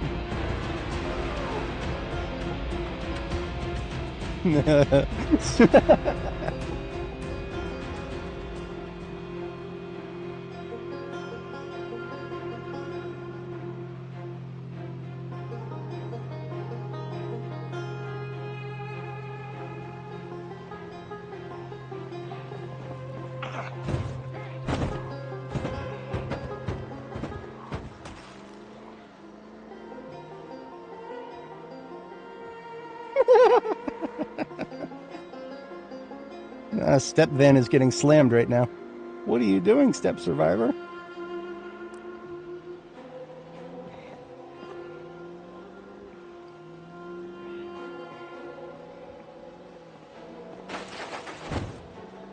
I promise I'm not doing it on purpose. It actually is not a good idea for the engine to take direct damage, because that's just a waste of spare parts to repair. I don't think the hood is completely dead yet, but definitely not exactly doing well. Not with all that.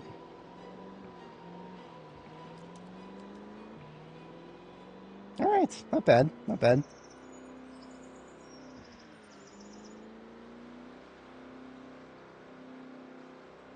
Strait of Hormuz is one of those places that's currently being blockaded, or it's not, or it's closed, or it's open, or it's not. I don't think anybody fucking knows.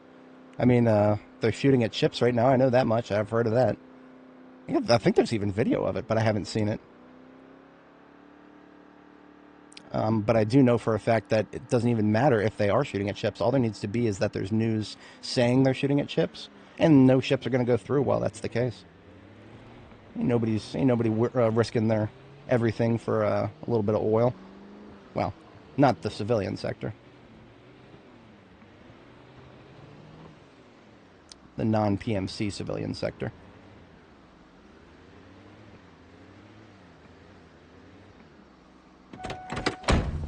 I can't wait to see that this is engine quality too. Schrodinger's straight.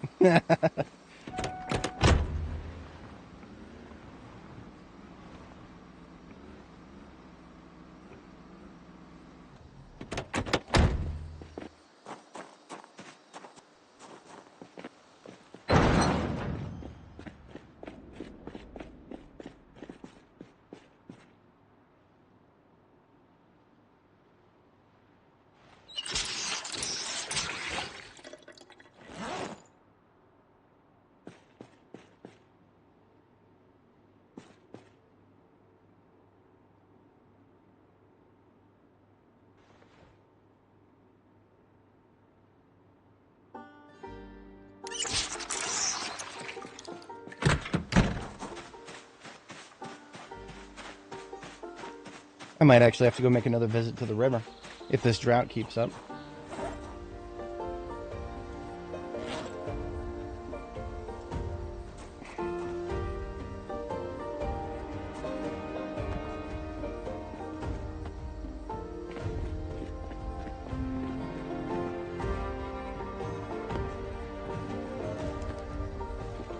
All right, moment of truth. Engine quality 55. I'll take it. This'll be how we get our loot home. I'll take it. I'm not mad. It's, as far as step fans go, it's literally way above average. I can't believe I'm saying that, but that's how it is right now.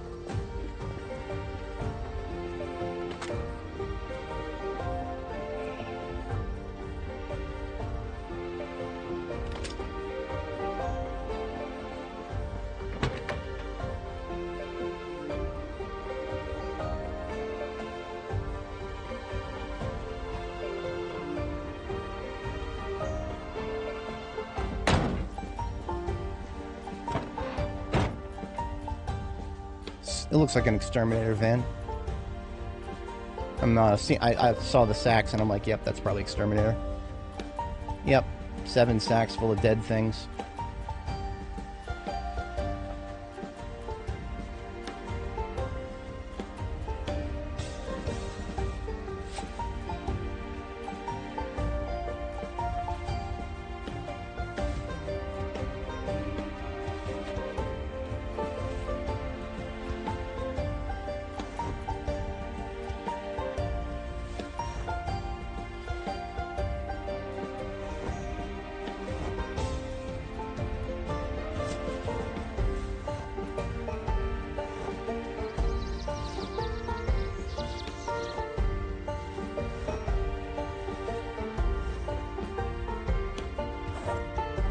Seven free sacks, though, once you get all the dead things out of it.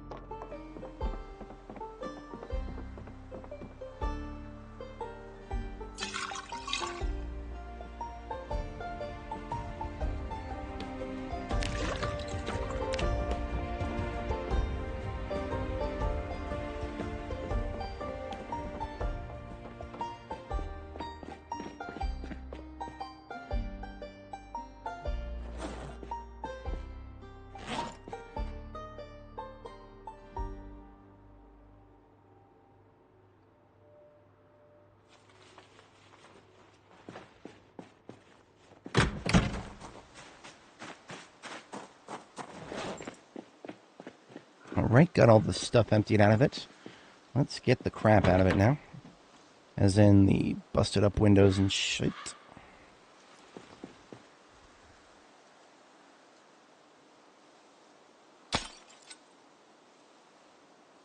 Ugh, small gas tank. Ain't nobody got time for that.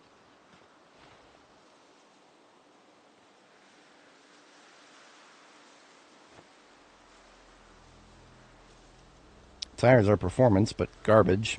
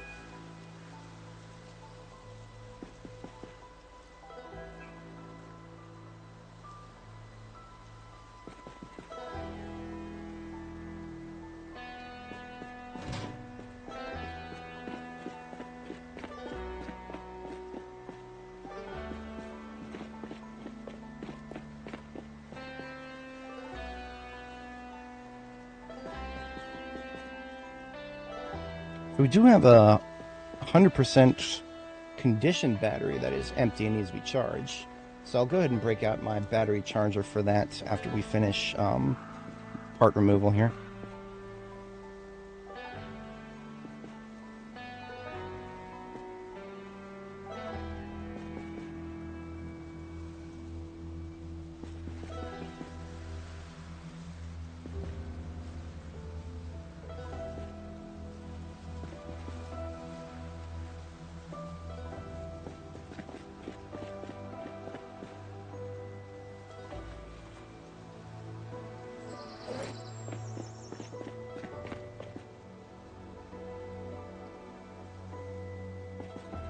Alright, there's all the parts removed.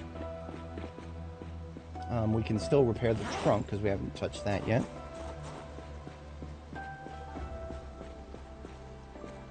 If it isn't obvious, what I'm trying to do with the parts is anything that's good is either going in front of the vehicle that will put it back on later, or is going in this strip right here. I always carry around a car battery charger in the kit of my expedition vehicle here, because sometimes they're hard to find when you actually need one. And so we'll put it in range of the generator here and hook up that battery that was perfect except for the fact that it had no charge. Fix the no charge problem there.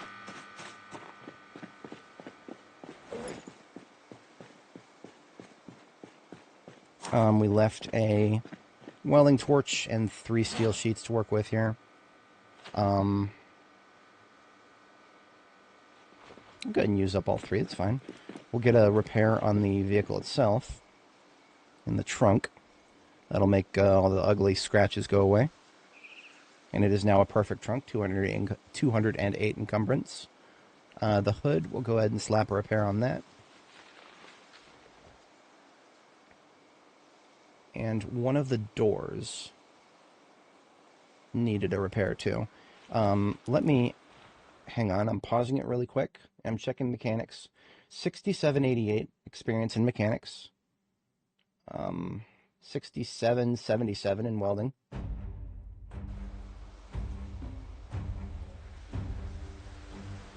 Okay, so we got experience in both mechanics and welding by welding repairs onto these parts. I forgot that that is a thing. I need experience in both things, and I do have a fair bit of welding materials to work with here, and that only costs me propane and metal. It does not cost me any welding rods. That is definitely something worth doing, because I'm trying to get... I want to level both of those skills.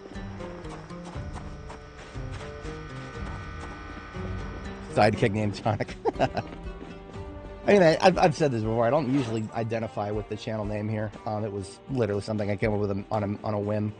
But it grows on me every once in a while.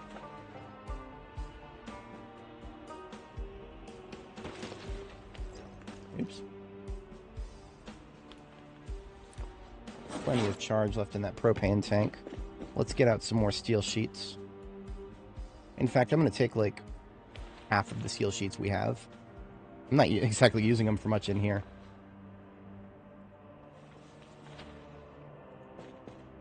And I'll even take the propane tank out there. Let's just put all of what I just talked about. Let's just put all that into this duffel here. It's been too long since I've had a good, proper welding duffel.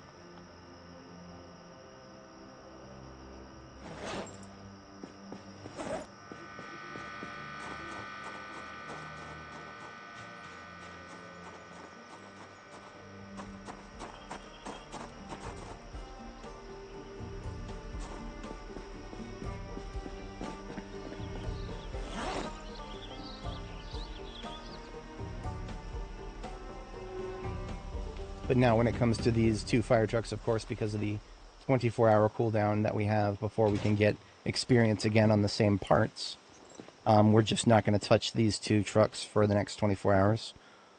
No need to, really. This one needs a new big gas tank. The one on the right could use engine repairs, and we never did that last night. So that's something I can do.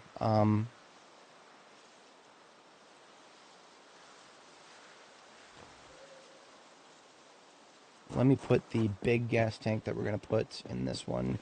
We'll put that here. Everything else we have are regulars. I'm kind of okay with a regular for the step van, because the step van is not going to be driving all the time. It's going to be towed more often than it's more often than it's driven. Yeah, let's do some engine repairs.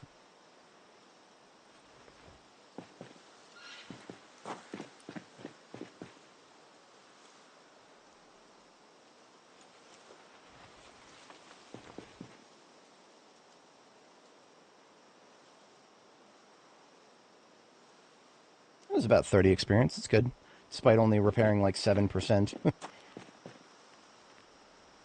This one's already got a 100% condition engine. If only the quality was anywhere near that.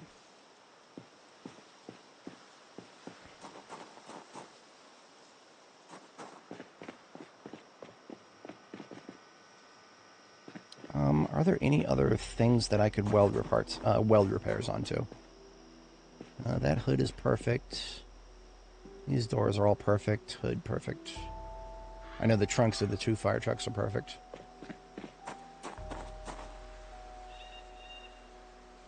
See, it used to just be a given that we would have some repairs that we could do. Now everything over here, with but a couple of exceptions, are not perfect and therefore could be repaired. 2, 4, 6, 8, 10, 12, 14. So what if I used 14 small steel sheets and just fixed up all of these parts here?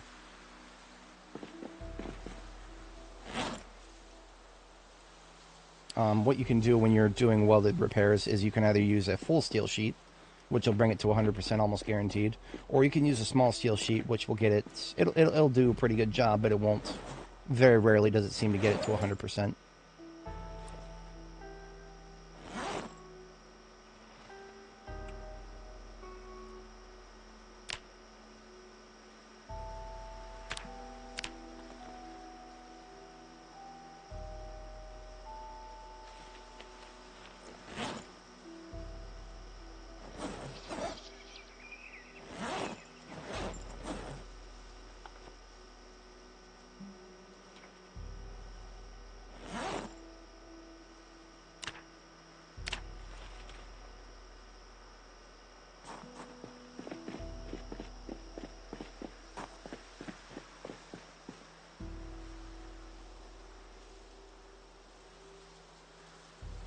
I'm curious. So this is like 75%, and it says max repair is like 80.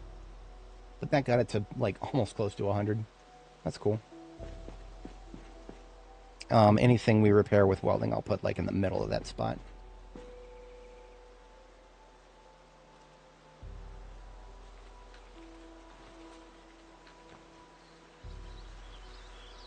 Yeah, we're getting like 20-something experience in mechanics. That's almost equal to a couple of parts removal. You know, I don't actually keep track of the amount of experience we're gaining for stuff like that because I just do so much of it that I just let it add up. I feel like if I think about it too hard, then I'm just going to get saddened by how much time it actually does take.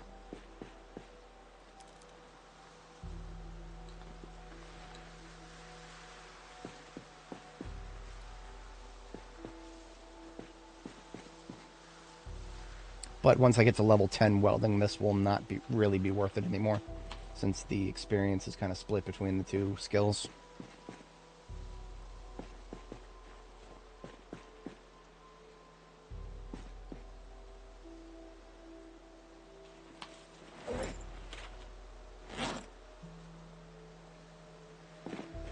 Don't want to be using my own torch for this, if at all possible.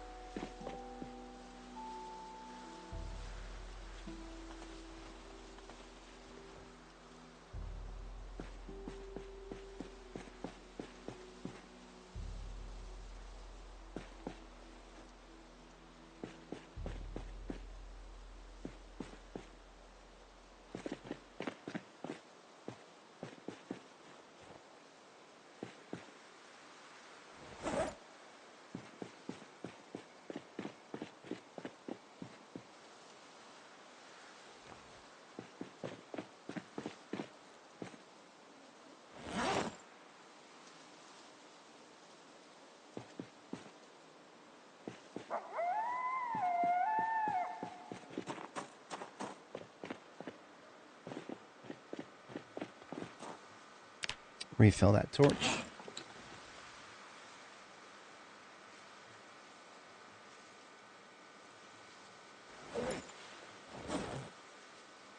And this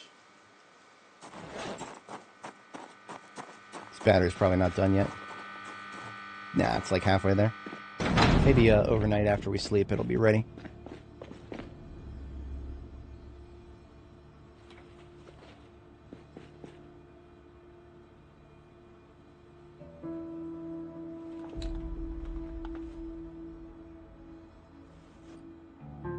Remove some garbage batteries from the electrical bin here.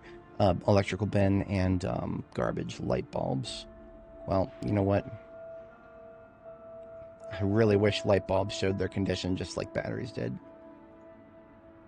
But I think they're all good. Let's just pack them up.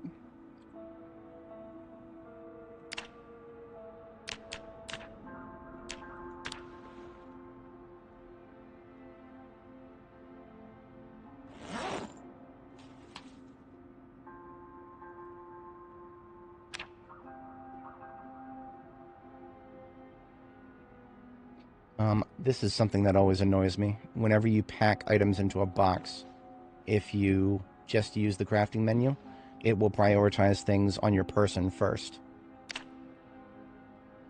So what I do is when I want to pack, like, you know, batteries, for example, which I always carry around spares, I need to take the batteries that I'm trying to pack out of whatever inventory they're in, and then pack them and then put them back. Otherwise, my spare batteries in my satchel or my Alice kit, wherever I end up carrying them, they end up getting used, and that's not what needs to be happening here.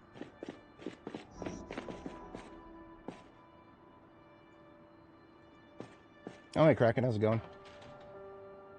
Yeah, and that's been happening for a little while, and I don't 100% know why. YouTube is a very fickle beast. I even tried to start at the correct time this morning.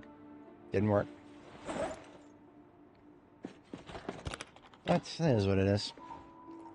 I can always pay money to promote it. I haven't done that yet.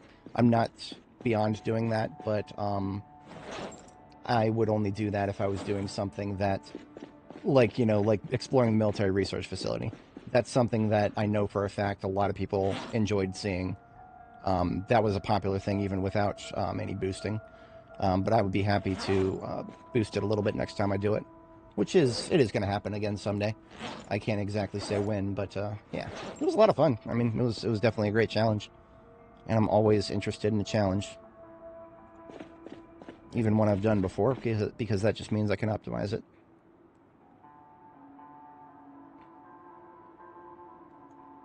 Yeah, that's good. And I mean, like, one of the things I always like to do is go to the there's, if you look in the description and then go below the description, it will show you the YouTube community channel for whatchamacallit, for Project Zomboid. And if you go to the live tab, I actually have the most viewers right now in the English category. Zomboid is incredibly popular outside of the English-speaking world. I've noticed that there's a Brazilian YouTuber who's like regularly pulls a couple hundred. I think like 400 was the last time I looked. We've got some Japanese and Korean people who are pulling double what I'm currently pulling. So yeah, it's like this guy right here, Japanese guy with 431 watching him, her. I'm not even sure. But yeah, this is usually where I would like go to see how other things are performing. And then if you go to the recent tab, it also shows you videos and live streams from recent. But this seems a lot more random.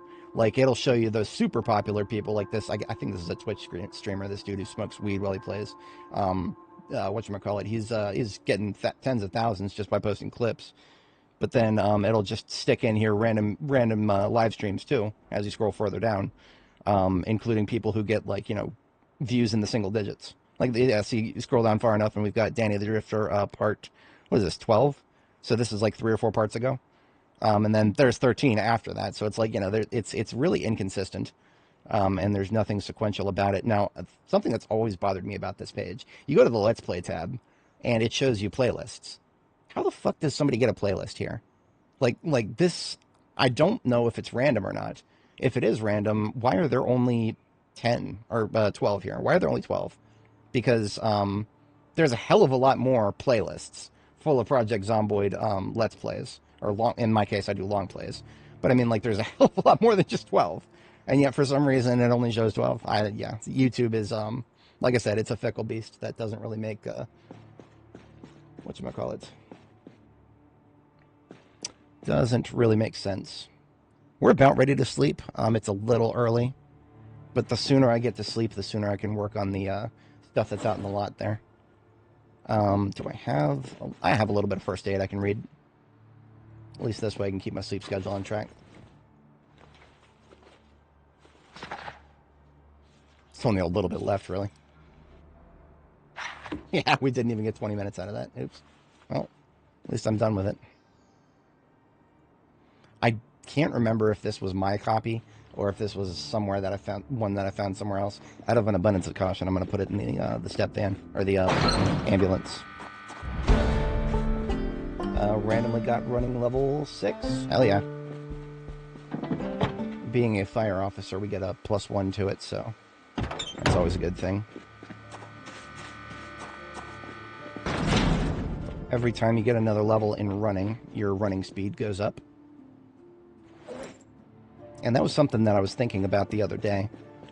If your running speed goes up, how much of that translates to how fast you move while trying to run while you're like super over encumbered with armor and whatnot. I've always wondered about that. If you get like nimble and running, like leveled all the way to 10, is heavy armor actually not that bad at that point? I'm curious. I would only want to go into debug mode to test something like that.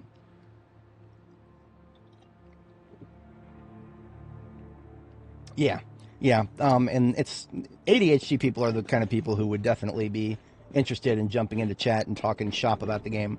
I know that I have a dedicated viewership, probably more often during the week, who just put me on as background noise. And I think they even, a lot of them put me on like through YouTube TV, because I stream in 4K with no ads. So I'm actually probably one of the better people to watch on YouTube TV. Because, you know, YouTube TV it's been getting worse from what I hear in terms of just people shoving ads everywhere possible. But a non-monetized channel like mine, that, of course, that doesn't mean YouTube doesn't shove ads in there and then makes money off of my content without me being involved.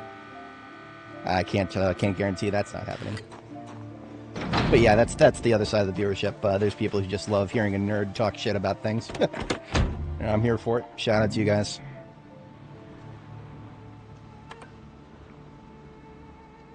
So it is now 1 a.m., more than 24 hours after we touched either of these trucks here. So we can now put the parts back on, and we should be getting mechanics experience for doing so. I'll go ahead and start with this bad boy, put a battery in him, and we're going to make sure we get mechanics experience for it. So we're at 7,001. And battery go in. And we're at 7,006. So it's a pitiful amount of experience, but that, I mean, again, we're reassembling a vehicle, so a little bit for every part. That's what I'm here for.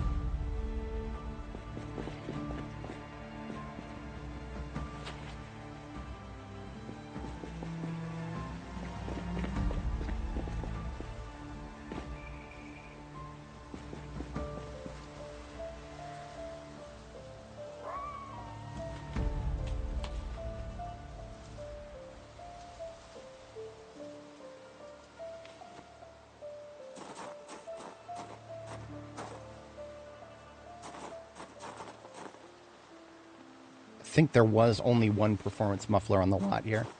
So that one is definitely going in this bad boy.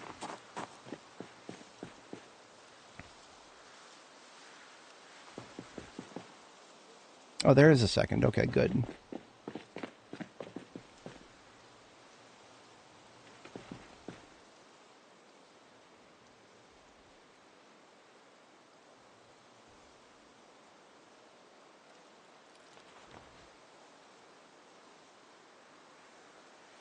Hey, Zacto, how's it going?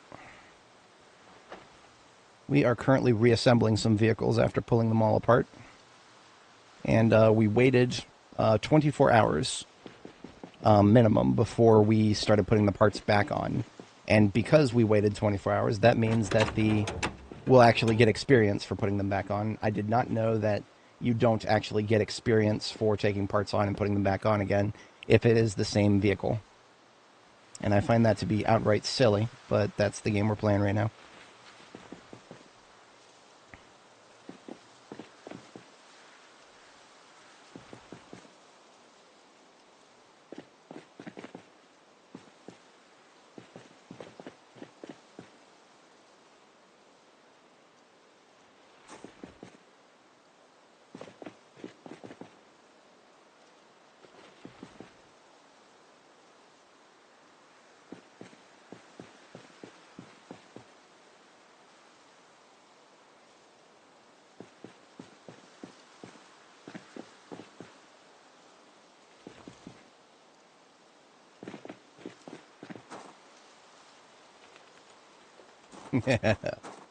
Oui, oui, ma soeur.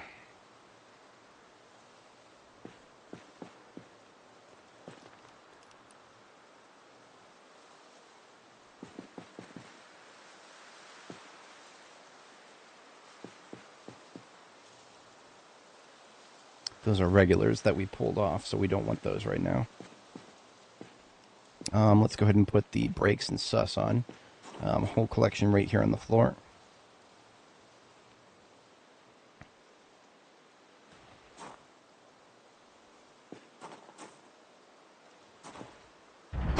There we are.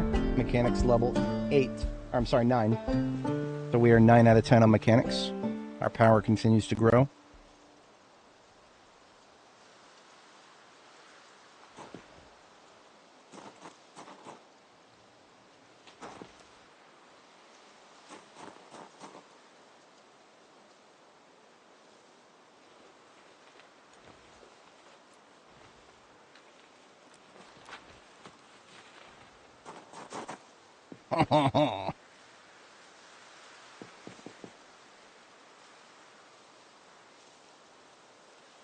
Well, the moment has passed. Back to work. Team Fortress has such amazing voice actors. It's a damn shame that we'll never get NG to do it again. NG is one of the only voice actors for TF2 who thought he was. I don't want to be like he's above all of it, but he wanted to be an actor, like not a voice actor, but a proper actor. And I think he only ever took the job as an NG as like a little side gig. I don't think he ever had interest at all whatsoever, because he's never. I don't think he's ever really worked with them again. So we now have this bad boy to perfection, with the exception of we got to pump the tires. Should have a billion tire pumps here. Let me, I'm 100% sure there's a tire pump somewhere inside here.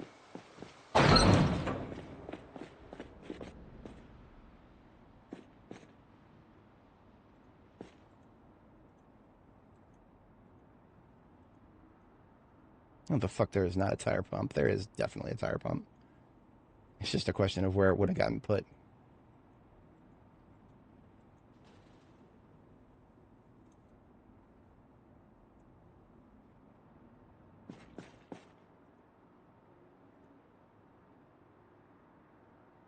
Somehow in that box. Okay.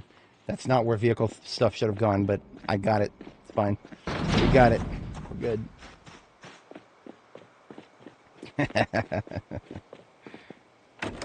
He's right, you know. It's the ambidextrous people who truly went out. I am very right-handed, but I've trained myself to be able to do certain things with my left hand. Not just operate a keyboard, but I can pour liquid with my left hand relatively well. Not as good as my right hand, but pretty well.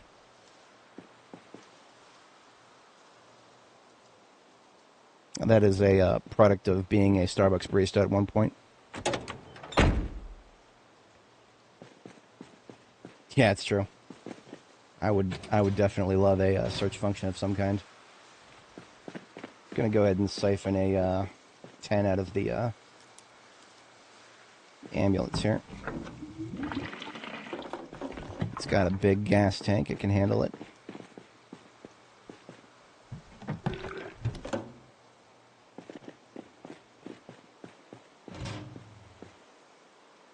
And this bad boy right here is now 92%, something like that. It is amazing. Let's get her hot wired.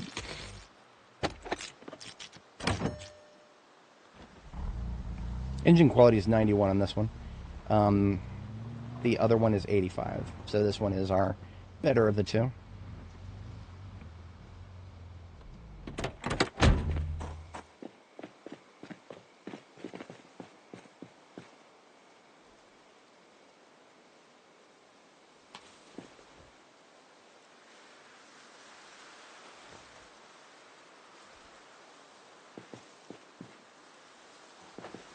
Now this one has 100% light bar and 100% glove and 100% engine. So this one actually, once we put all the parts on it, this one will have a 100% overall. I don't think I've ever had, in Apocalypse, on default settings, I don't think I've ever had a vehicle that I actually really want to use with a 100% overall. That is wild. But that is the new default we're working with here. Oh, you know what? The problem is going to be the seats. Yeah, the seats are not perfect. We can do some stuff with that. We got plenty of duct tape here. I'm gonna do it. I mean, repairing the seats does get you a little bit of mechanics experience. It's paltry, but it is some. And we no longer need to worry about stockpiling duct tape for the purposes of leveling tailoring, because we're all done with that. So that's great. So I'll put on everything but the seats. Well, it's bedtime anyway. I'm going to go ahead and sleep. We'll resume this while we have daylight, and we'll also come back with some duct tape for the seats.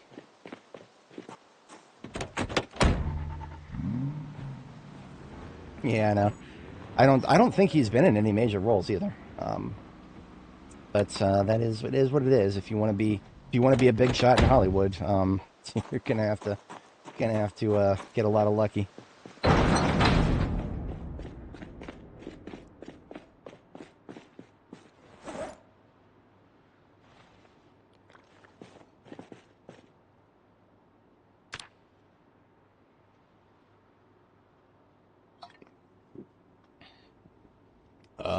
You definitely cannot just repair seats with sheets. There are two options, and you can use glue or you can use duct tape. Glue, you do not want to be wasting glue on seats. Duct tape, if you are post scarcity, you can maybe afford it. Like we've got 13 units of duct tape here. Maybe more like 12 and a half, but yeah, it is. We have a lot of duct tape. We have literally 0.2 sticks of glue here. Sorry, no, 0.4. This is 2/5. Yeah, we have 0.4 sticks of glue versus the 12 duct tape. It's the ratio is just not even a question. But I wouldn't hate that anywhere near as much if we could use something like, maybe wood glue or epoxy. But no, it has to be regular glue. This is one of those things where the devs are like, nah, we're hyper specific about this one recipe, and we're not going to give you any alternatives. And I've always found that to be quite silly. If we're talking about an improvised repair. But the devs also have bigger fish to fry, so I can't be too mad. So of the seats we have hanging around here, we've got, this one is probably the best. And then our second best is definitely over here somewhere.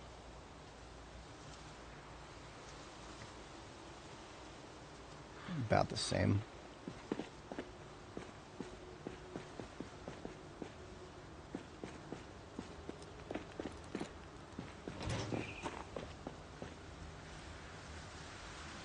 The fog is not welcome, but when is it ever, right?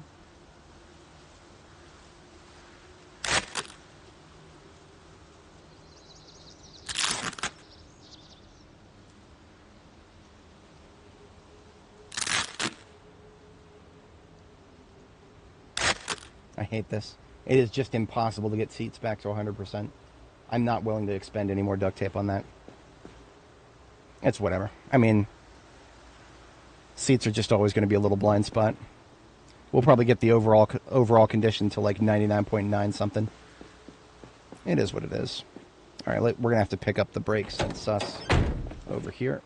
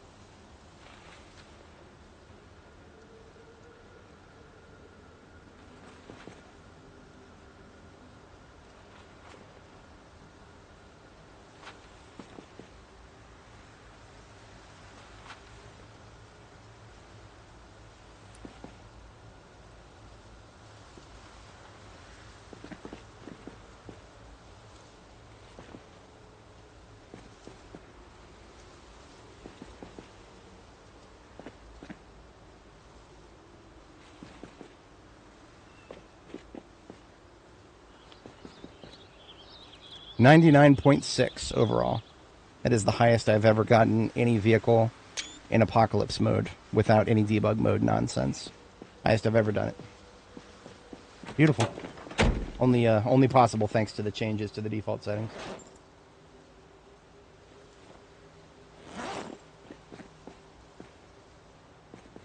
That'd be fucking amazing. I mean, when you have a minivan, you got all that real estate. You'd probably need some adaptation to get like a. Well, I mean, if the recliner seats are perfect, like purpose built, I'm thinking about like building like if you had a lazy boy like this, which has got some metal bolt carriage bolt slots on the bottom. You'd probably want to like adapt them somehow. I don't know the right terminology, but you could make a little sheet metal thing that would allow you to adapt the connectors to whatever connectors are on a standard minivan. I'd absolutely fucking love one of those. Just a van that I can have a recliner like this in the back of. Hell yes. What would I do with it? Live in it while I build a house. Absolutely. But those are the flights of fancy right there. What am I doing? We can start it up. We're good. This is the one that I already used once. I just need to power up the tire, or pump up the tires rather. What is? Oh, there's another car seat here. This one is not. Yeah, this one's also not perfect, so it doesn't matter. I'll go ahead and fix it up since no, never mind. Doesn't matter as much. Seats are just for cosmetics, for numbers.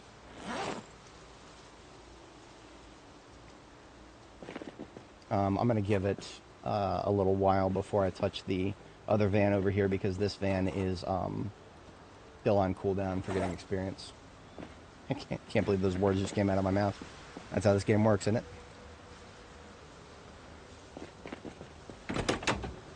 Oh, that is fucking amazing.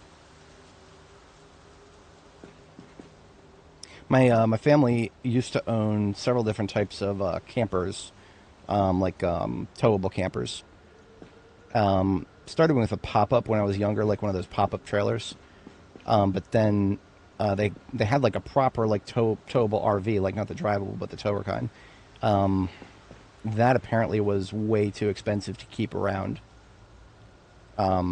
And these days, now that I look at it, it looks like the RV where like the industry where you buy a pre-existing RV. That whole industry seems to be like a massive fucking scam right now. It's specifically designed to extract money out of boomers who want to be able to drive around the country or whatever in their retirement. If you know a boomer who owns an RV, tell them to stop it and get some help. It's not worth their retirement.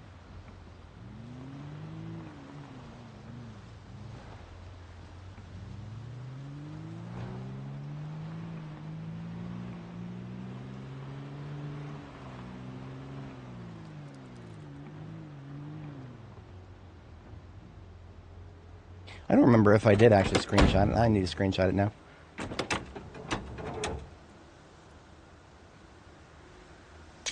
Beautiful.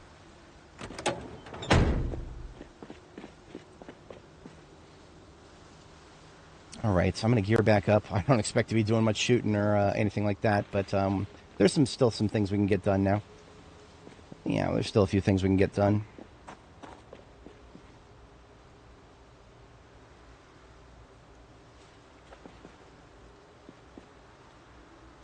I recall seeing another... Oh, then. I recall seeing another step van out there somewhere. You know, now that I see buckets, I think I am going to go visit the river. That's a very easy way to spend a little bit of time. Maybe we can get through some of the fog here.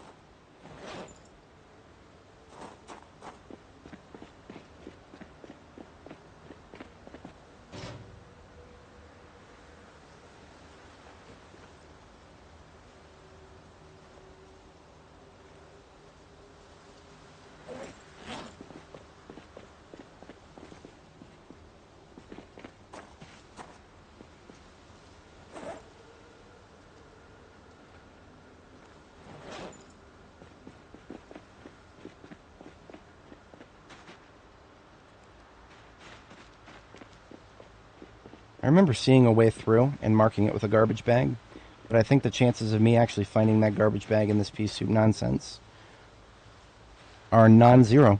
I can see it. I can see it, so I'm going to use walk 2 and I'm going to click on it. Where'd it go?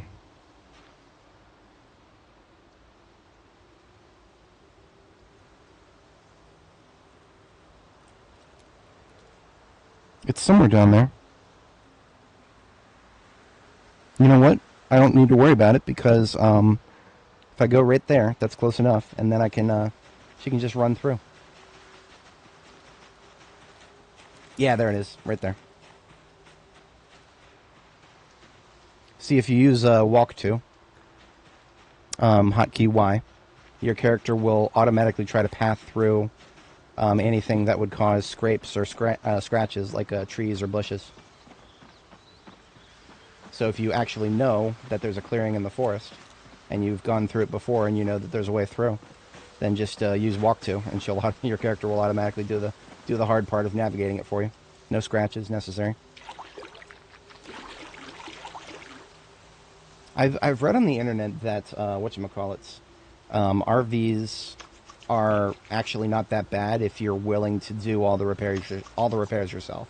So if you have, like, high level carpentry and mechanics IRL, and you're willing to just handle all the repairs yourself, then it's actually not that bad, because that's where they get you, is the repairs and maintenance. Apparently it is a nasty racket.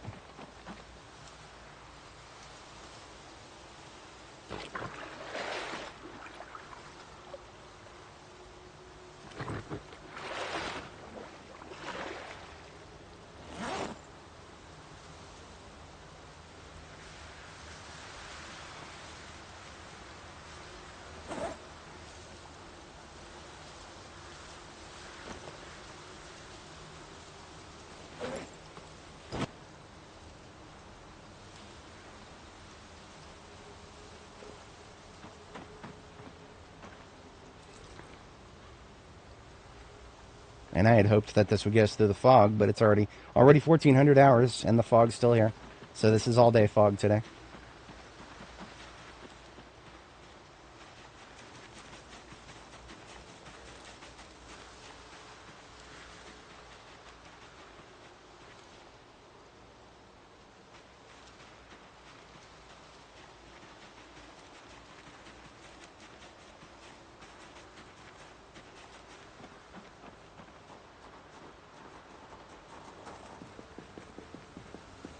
Yeah, it does. I imagine that's true. I really hope that someday the features of the the features of the RV mod become default, or at least something close to it.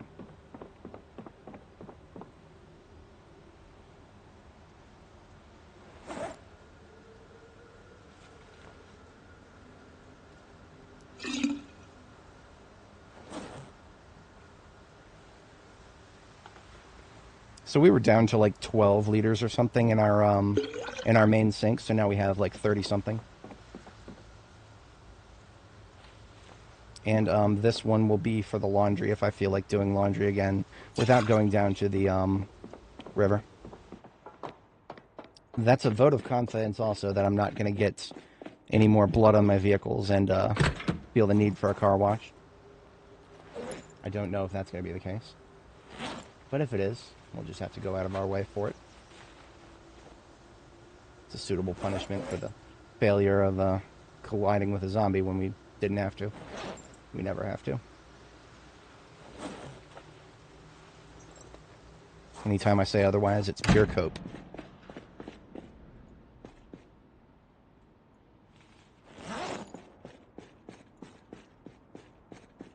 Alright, so, I normally would not really want to go out into into a potentially zombie-infested area in weather like this.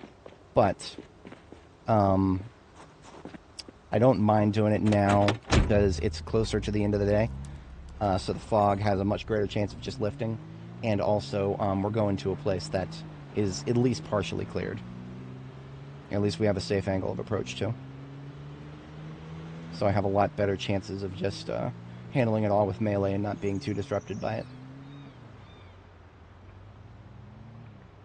The place I have in mind is... We can also fill up the gas tank while we're here, too.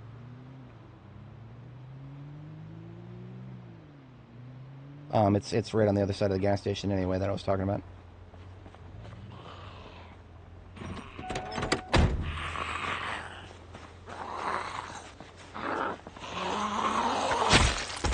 Zomboid, but whatchamacallit. You got 3 people playing multiplayer as tank operators. It'd be fucking amazing.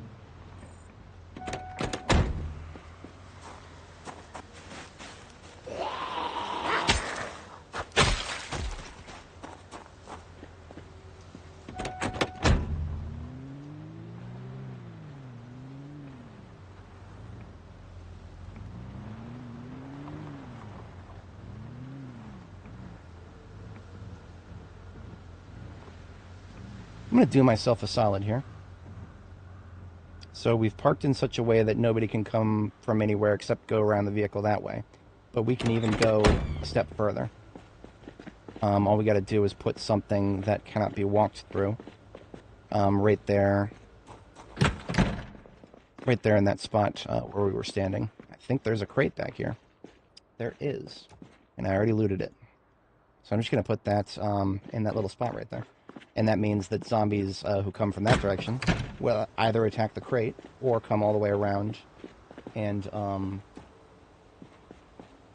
fuck is this? Oh, the light is blocking it. There we go.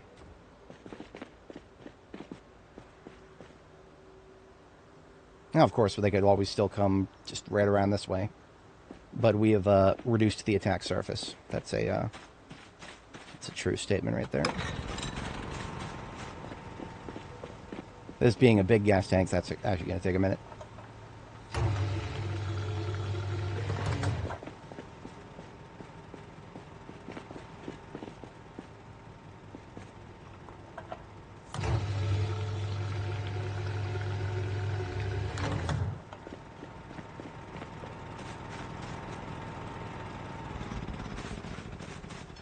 $1,600 and there's still fog. Man, that's just mean.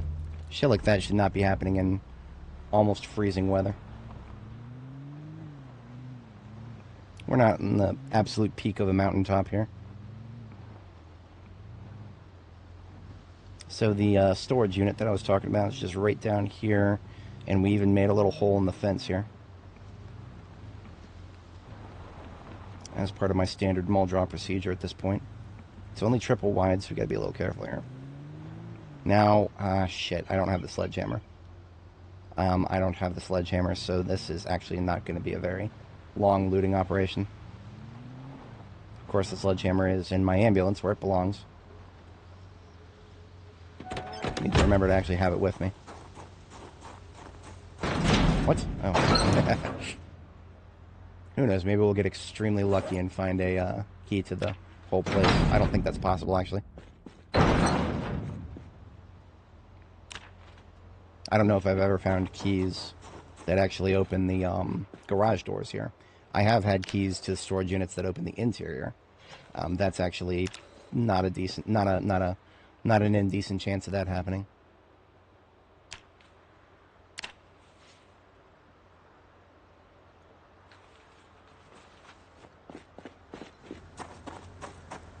Sometimes it's just not even locked.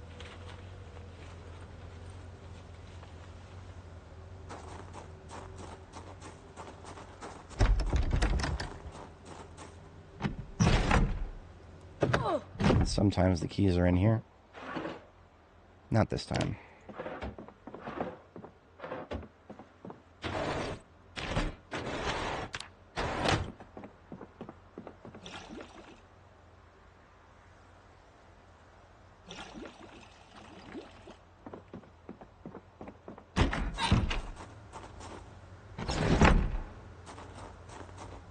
All right, in for a penny.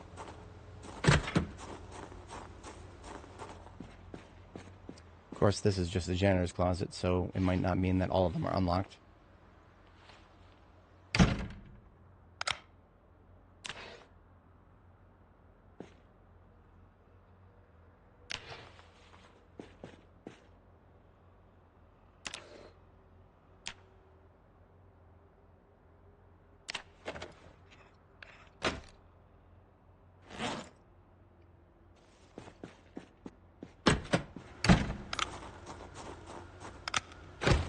Oh, yep, okay.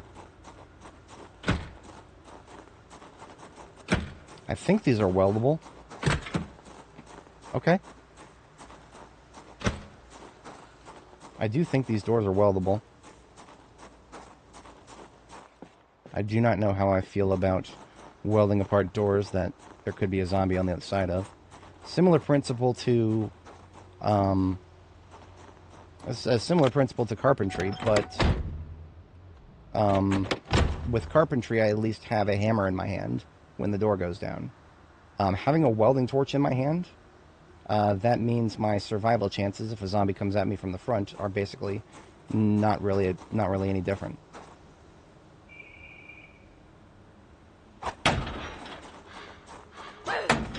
Not really good for my machete's durability, but that will at least wake anybody up that can be woken up.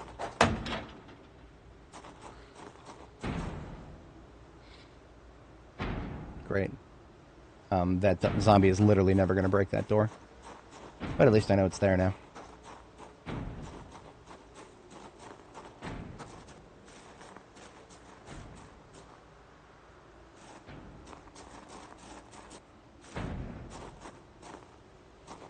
Oh, it's a carpentry door. Never mind then. Alright. Again, I don't like I never like rolling the dice on this, but...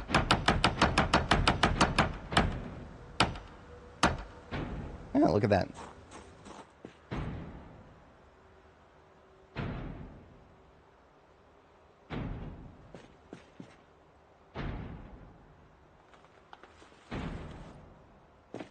Always down for another blue.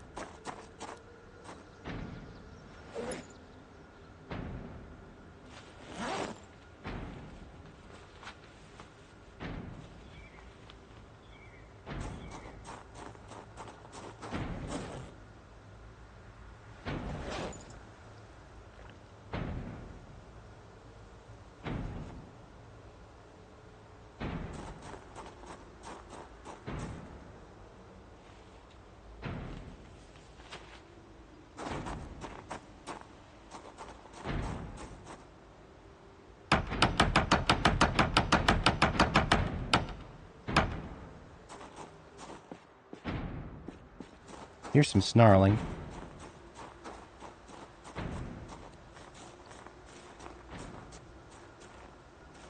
It might be on the other side of the fence.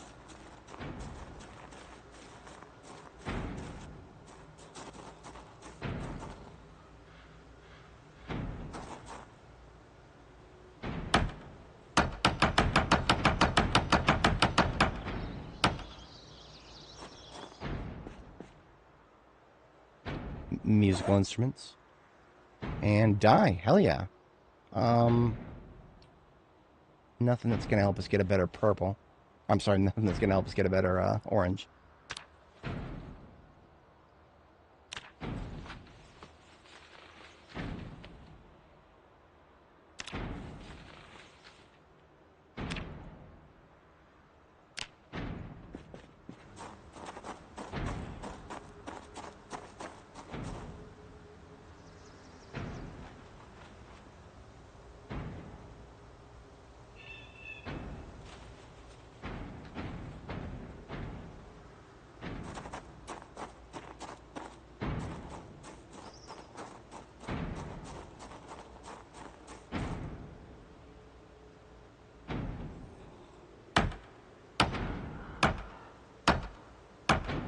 I'm not fast forwarding it this time.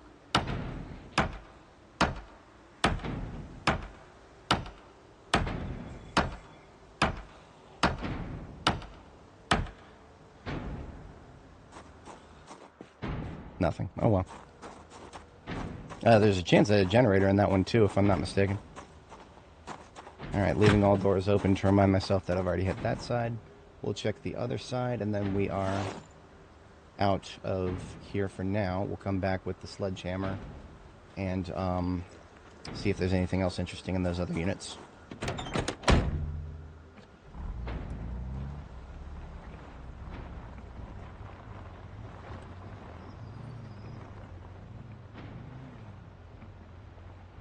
Oh, look at that. I see a red.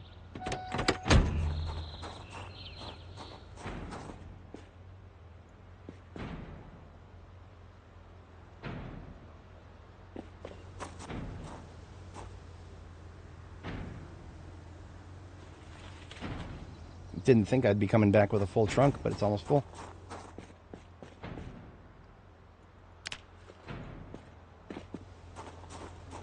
It is worth checking the doors, I suppose. I don't know if I've ever seen one of these open.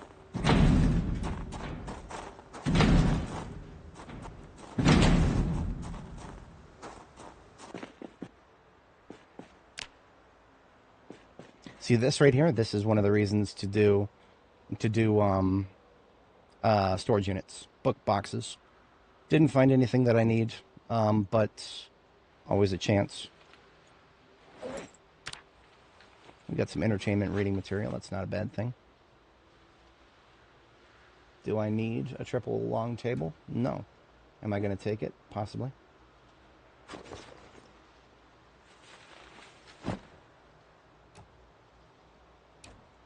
Oh, they've fixed these up. They're 3 proper parts now. It used to just be that you would pick each part up separately and it would look very weird.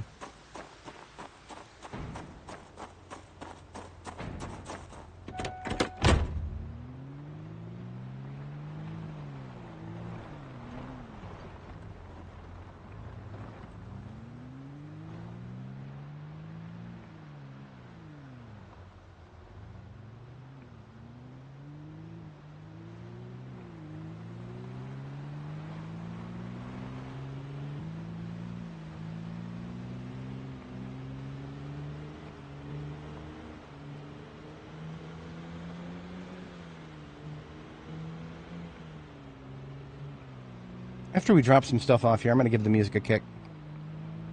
All we got to do is lure some zombies towards us and get the combat music to trigger, and then the regular music will come back. I don't mind silence every once in a while, especially with the spooky Silent Hill fog, but it'll be gone by 2000 hours, I think. A little bit after that.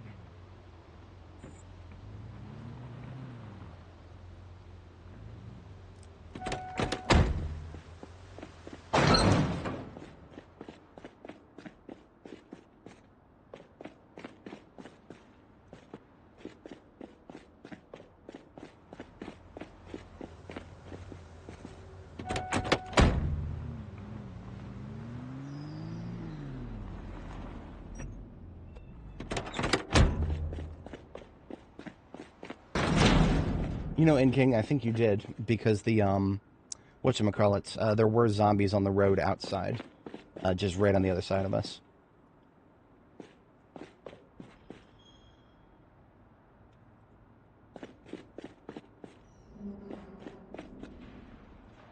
And the reason I picked up this fluorescent wall light and actually kept it is because I might have a good spot for it here. Can I put it above the fridge? I cannot.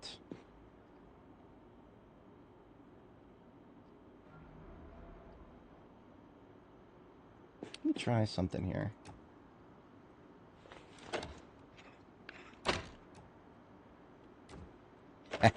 Look at that.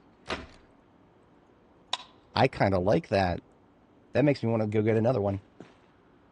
That's beautiful.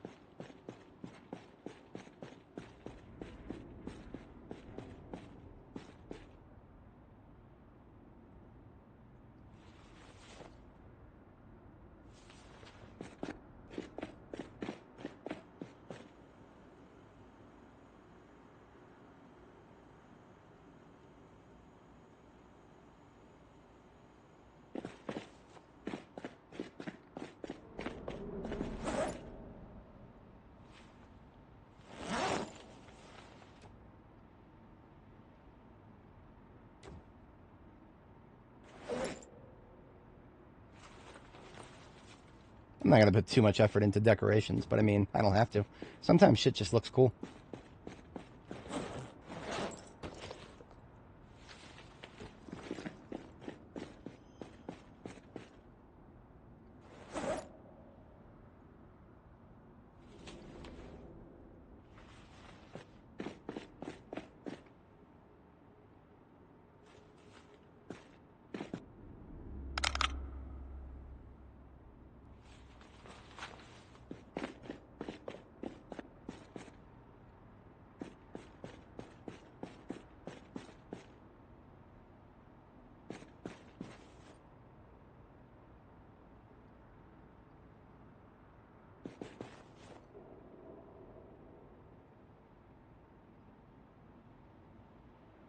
Darn.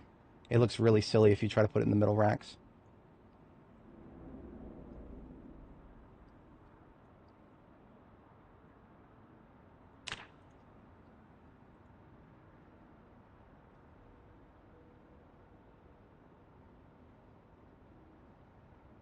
I suppose if I never put anything on these racks here, that works. Cool.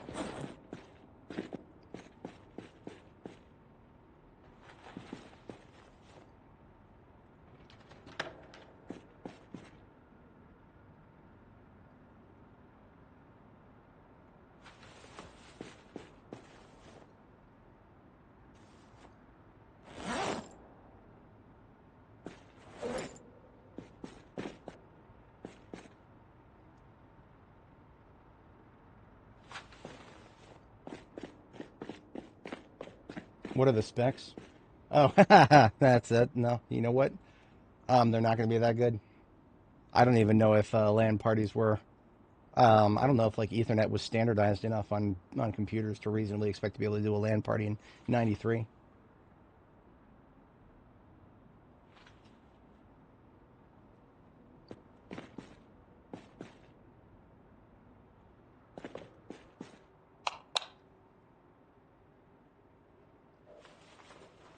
All right.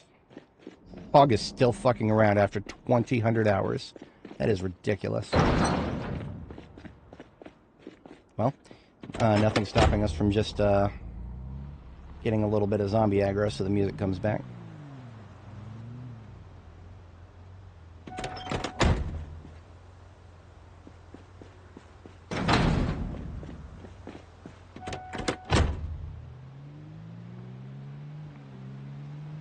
The butter zone.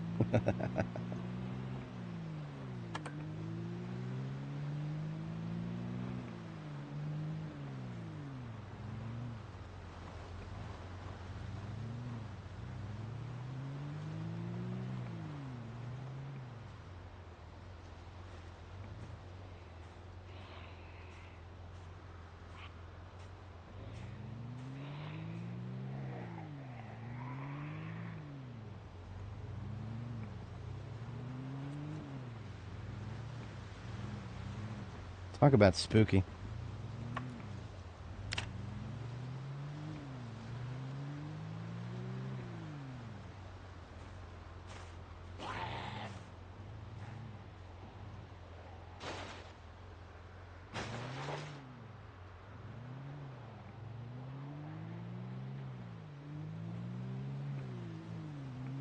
That should do the trick right there.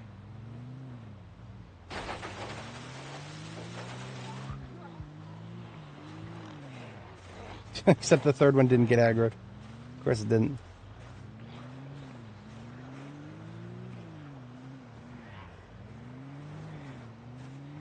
Talk about your stubborn zombies.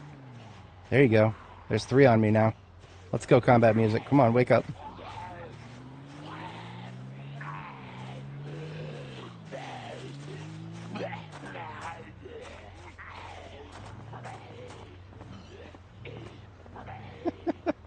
It doesn't want to wake up right now. You know, sometimes I complain about combat music kicking in when there's only 3 zombies. But I mean, here we go. This'll get it kicked. This'll get it to kick over.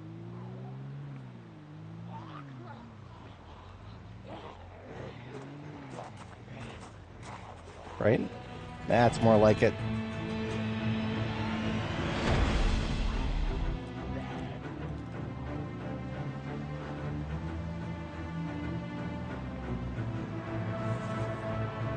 Mission success.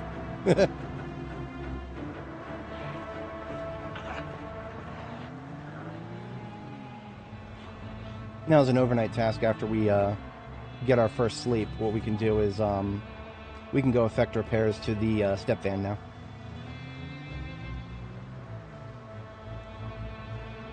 Because it's definitely been over 24 hours since we pulled all the parts off it.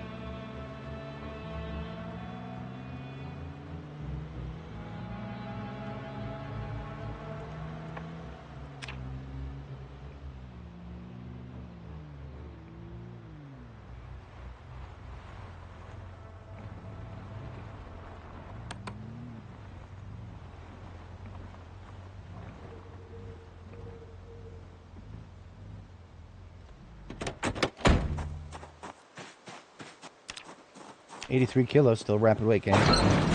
We have done such a good job. I feel like we're going to get to 84, and that'll probably be it.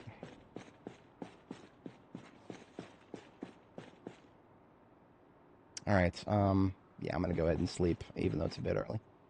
It's fine.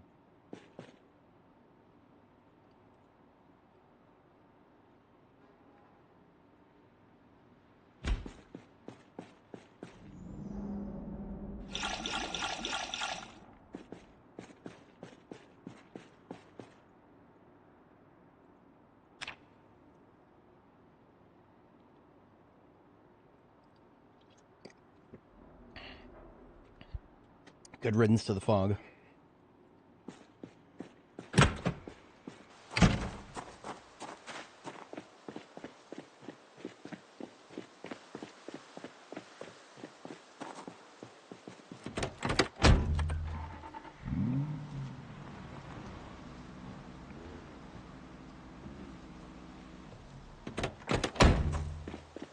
Who needs floodlights when you got headlights?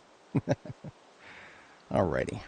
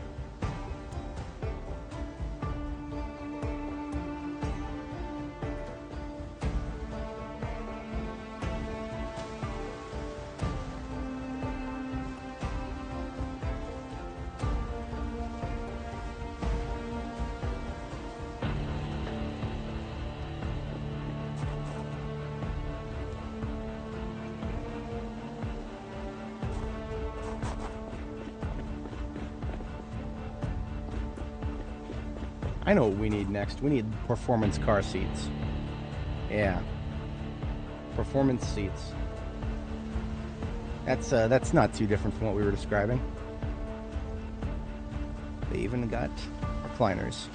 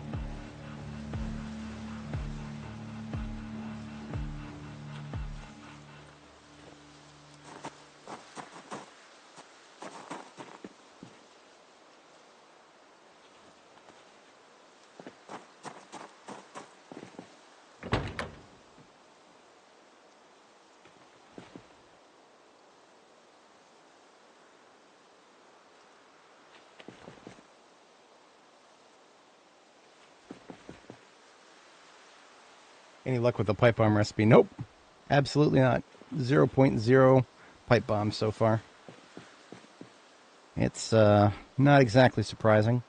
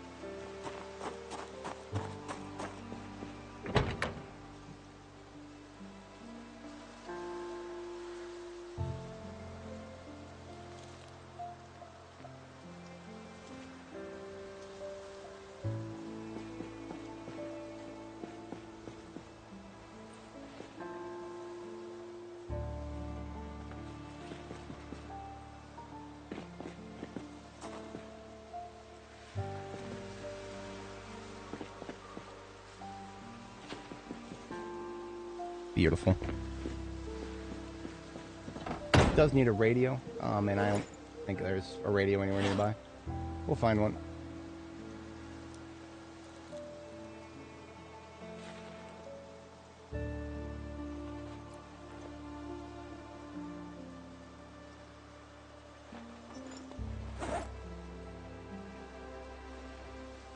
So I have some regulars. No, I put, the only regulars I put were suspension.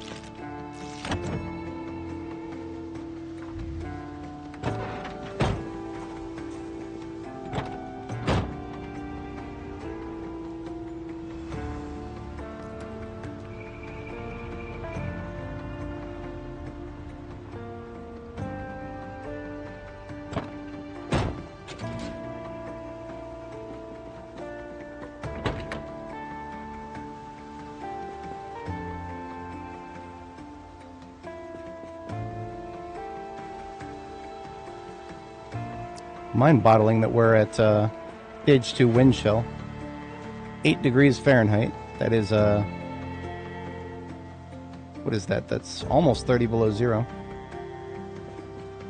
Like 25 below zero, something like that.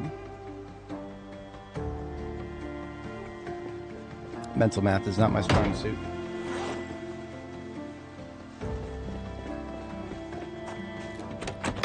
We went to bed a little early, so I'm okay with waiting until 5 for bed. I'm going to go ahead and take it down to the gas station. Hopefully I don't run out of gas on the way there. There's a 2-liter in it. It should be enough.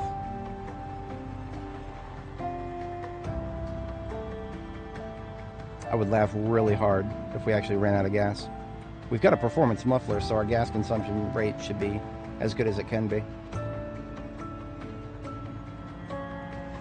Ah, look at that. We're starting to see pretty colors on the trees. And it is now February 10th, 1994.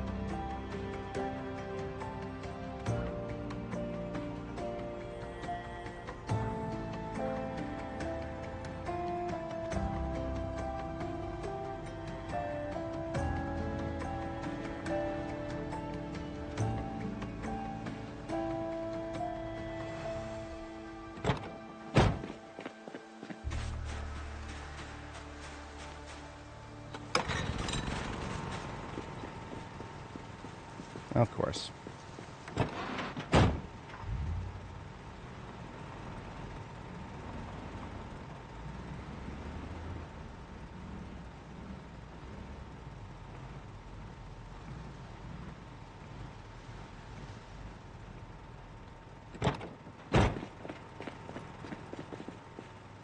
Oh, god damn it. Whatever. I can't park it in a safe way.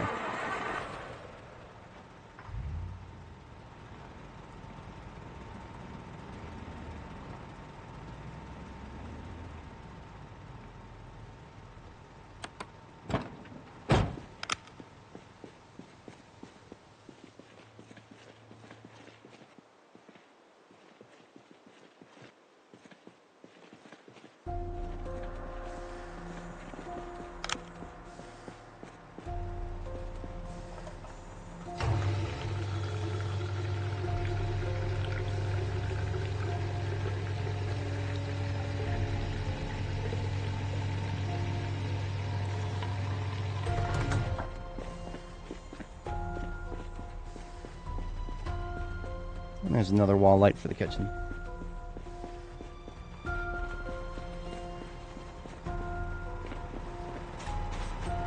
Didn't realize we were catching the lights across the street there. That's cool.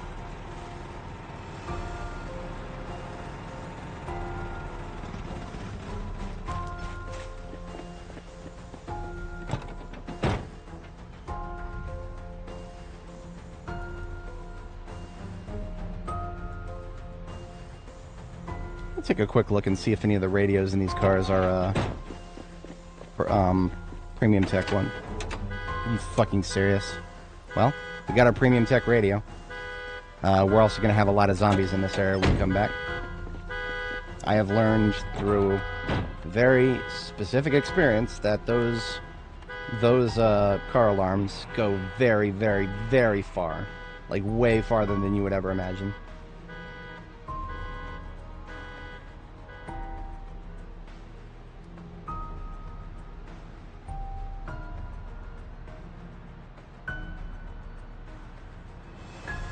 So that means the gas station's going to be insecure for a little while.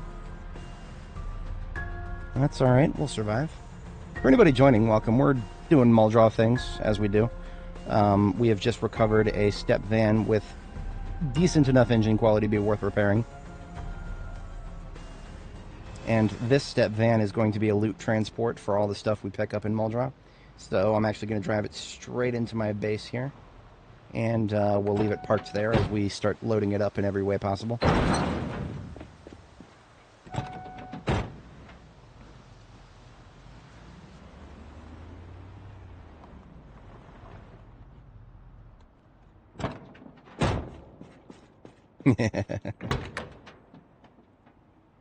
premium tech radio acquired. The overall condition of the van is 96.46%.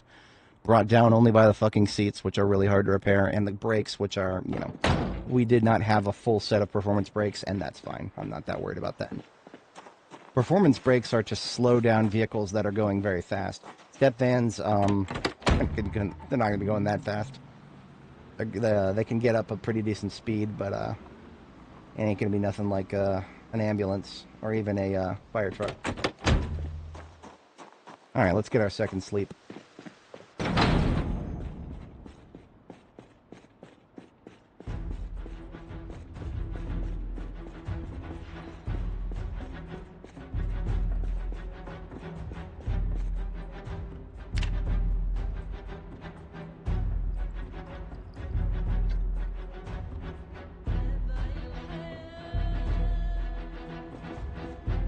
Have a sinking feeling here.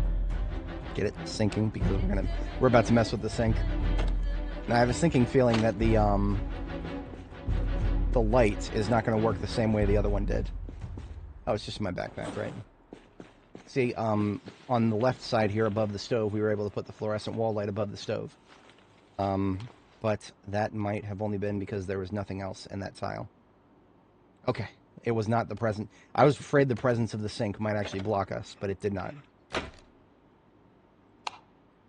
Fucking beautiful. I actually really like that. Now I just got to put the mirror back where it was here. Whenever you place something on a tile with the building placement, it always messes up the placement, the vertical placement of 3D objects.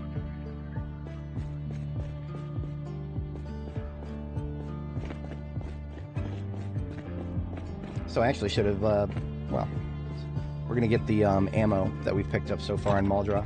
All of that is going to go straight into the trunk.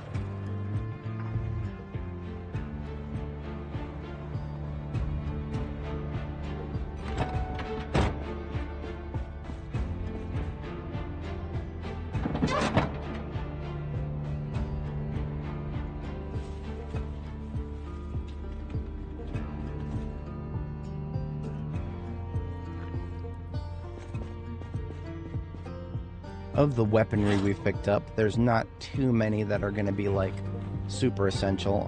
I love these patrol revolvers, but I'm probably going to go through all the ammo in the map long before I actually go through the revolvers themselves. Here's a fun story about these shotguns here. I didn't know that ammo straps were still something that existed. I've looted like 3 or 4 gun stores so far on this build. I did not find a single ammo straps anywhere, not a single one of them. Like, we have so much ammo from gun stores at this point that we, including Guns Unlimited, biggest gun store on the map, and we never found a single gun straps anywhere. Ammo straps. And now, suddenly, in the police department, the Muldraw Police Department, on a couple of JS3Ts, we found ammo straps. That is, so many things are wrong about that. But, point being, some of the carbines in this game can only take ammo straps as the only attachment available to them. So the L92 we've been using, that is literally the only thing we can put on it. And now we finally do. We finally got it. This other ammo straps is definitely going back with us.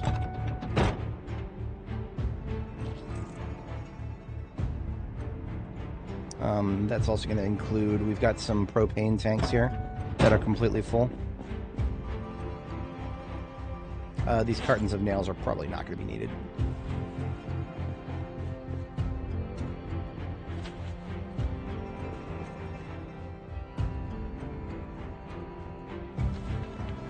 I will leave only one set of welding rods here and maybe like 2 torches.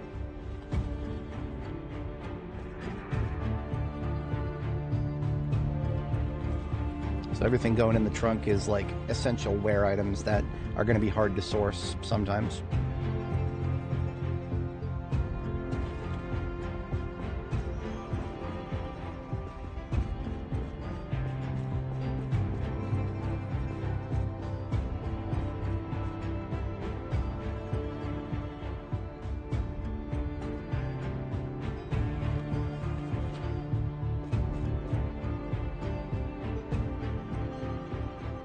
We have more boxes of batteries and light bulbs than I know what to do with.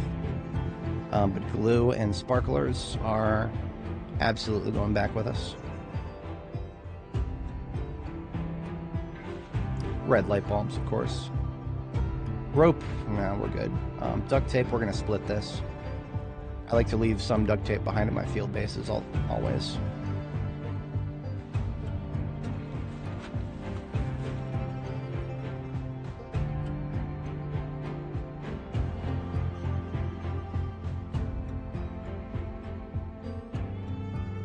Lots of partial tubes of epoxy here. It's a niche use case for epoxy. I really wish it could be used as a glue substitute more often. There is literally no good reason that we cannot use epoxy in a lot of these electrical recipes that require glue.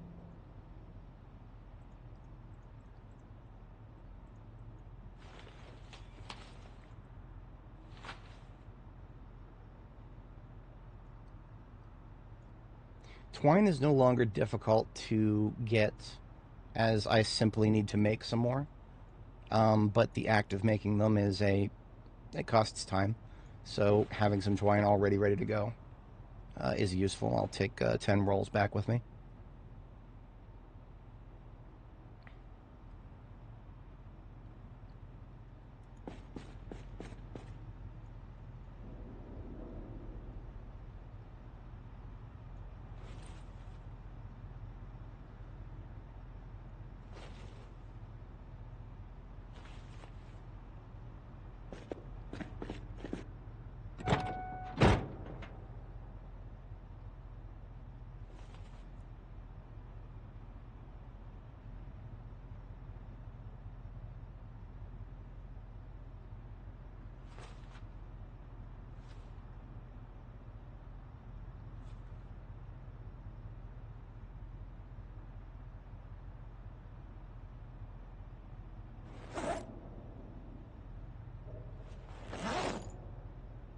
Alright, so the driver's seat and the glove are completely filled.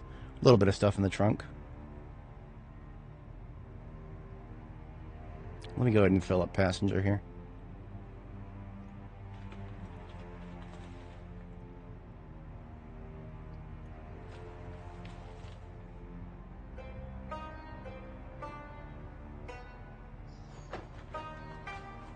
Passenger full. We'll probably end up filling up the driver's seat too. But for now, I would like to be able to move it myself.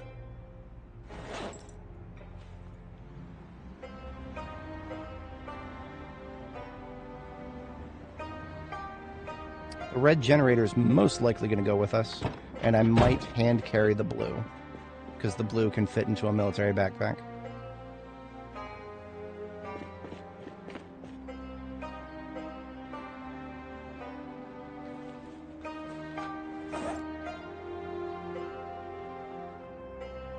So that leaves us with still about 80.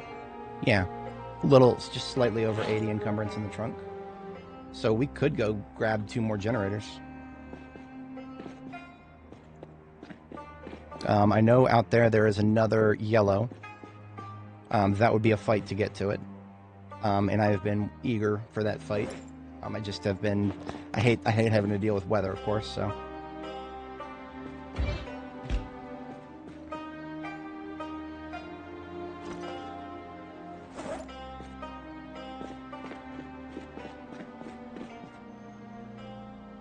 Almost forgot this ammo.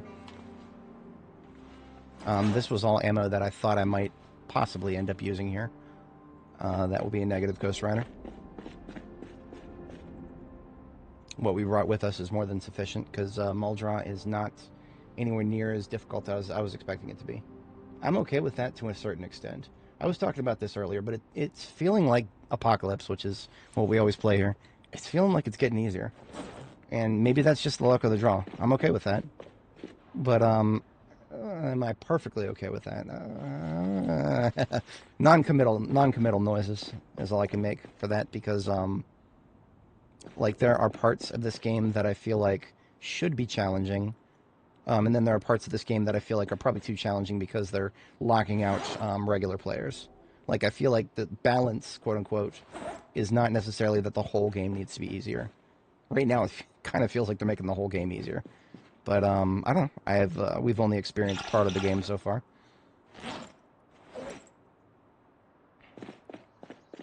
We did cut the engine on blue here, right? Yes. Okay, good. So we're going to head out with one of our trucks here.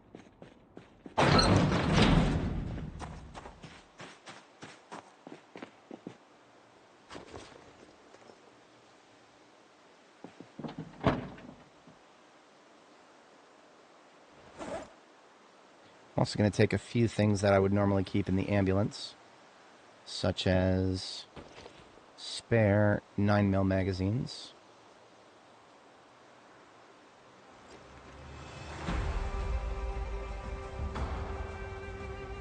I don't know why I left this mason chisel here. I should have another backpack in my satchel, but that is a skill issue. I do not.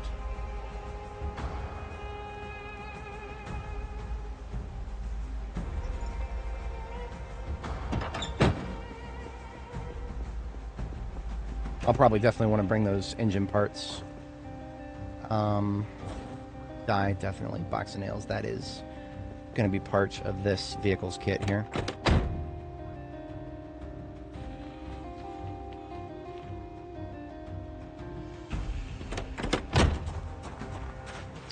This belongs in the ambulance, always. Expedition vehicle needs to have its kit fully assembled at all times. No exceptions. Because if I make exceptions, I'll fucking forget about it. I just know. It's always what I do. Sledgehammer goes with us this time. We have another sledgehammer. I don't know how long it'll last, but I'm gonna try to use that one. There is a sledgehammer head that we found in the trash in the area here. So I'm gonna I assembled it into a sledgehammer. It's not gonna last very long, but it will last a few slams.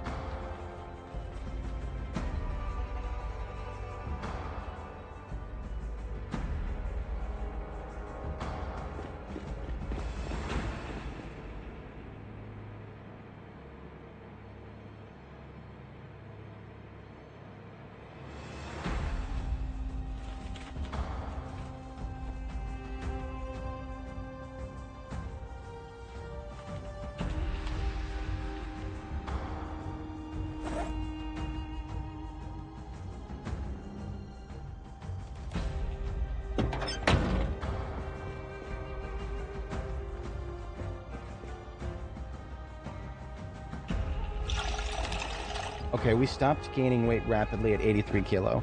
So I am going to actually do something real quick to get my weight back into rapid gain.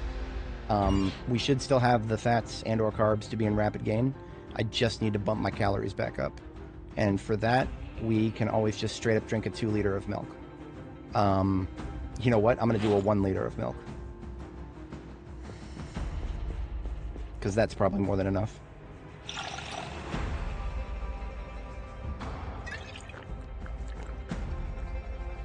Yep, look at that. Back into rapid weight gain. See, we weren't into weight loss, so that told me that we were less than 1,000 calories away from being back into weight gain.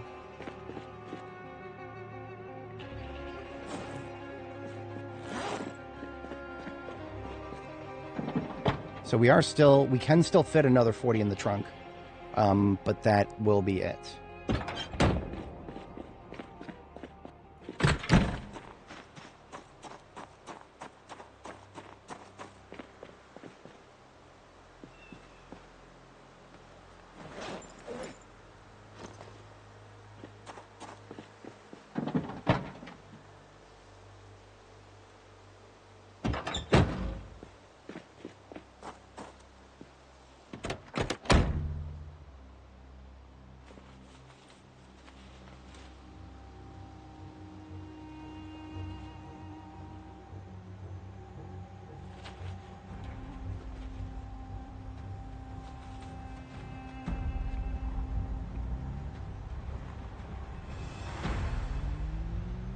All right.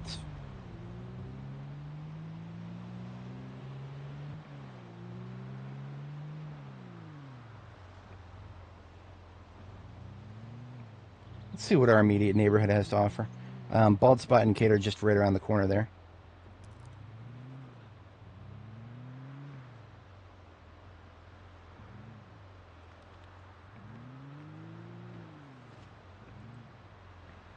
We're going to do some good old-fashioned gunslinging here.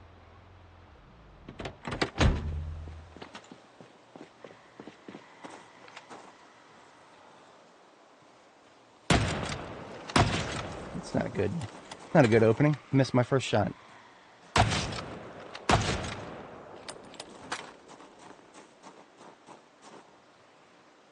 So the purposes of that are to get everybody who's hanging out in the trees to come out of there.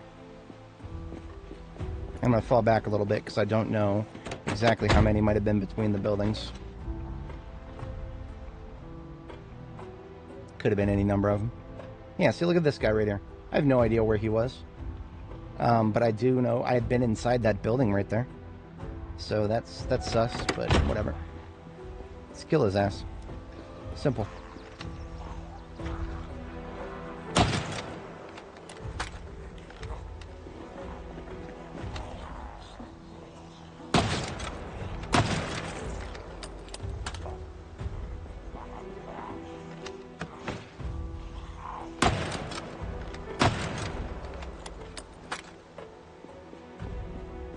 So we have ammo straps now. Theoretically, that means we're reloading even faster.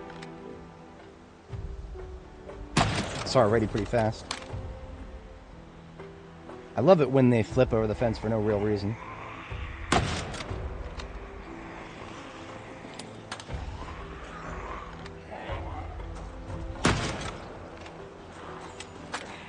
Gonna have one coming through the side there.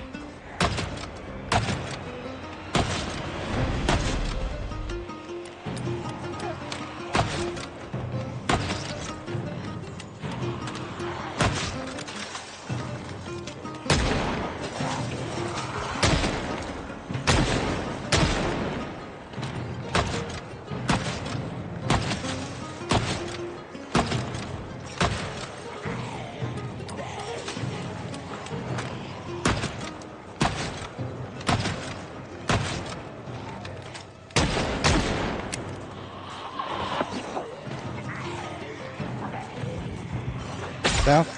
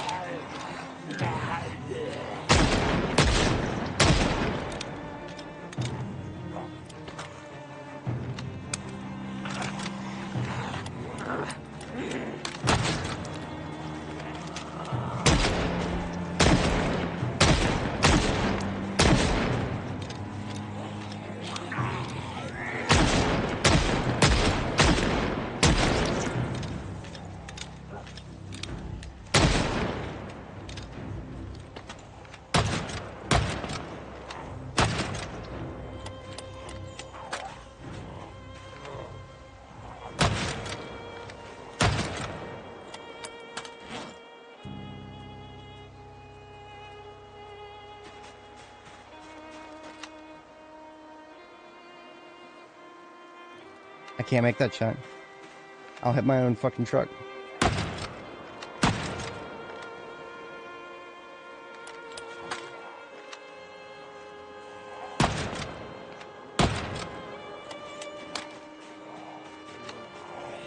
Somebody to my right there.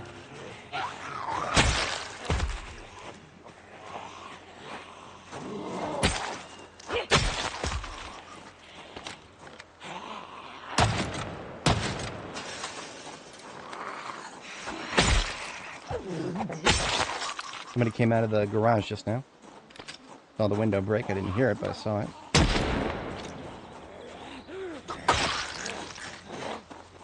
Ah, look at that. I was afraid of this. There should not be anybody coming from that direction, but there is. Because of course there is. And by that direction, I mean right side of the screen.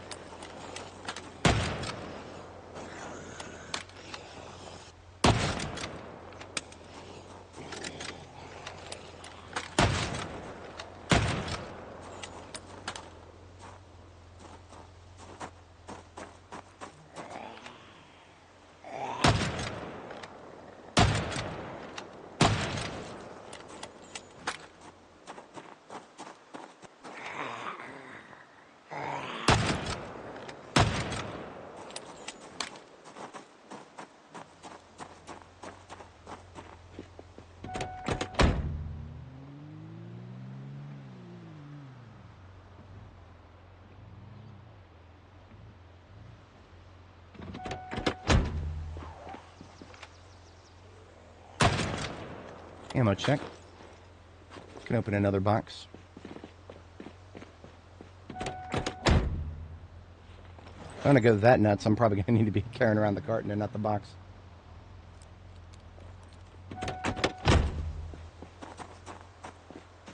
Let's be skirmishing as well here.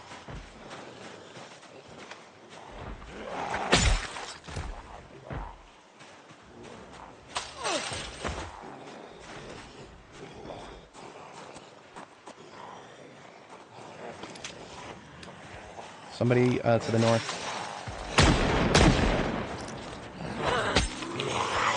God damn it, fuck you. Bullshit ass missed hits. No reason for that. Standing right on top of the goddamn thing.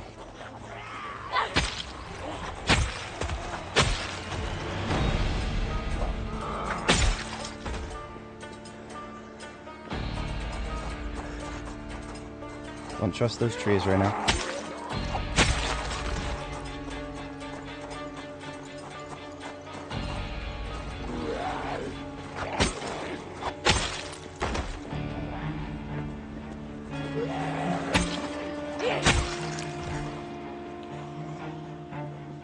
That seems okay for the immediate moment.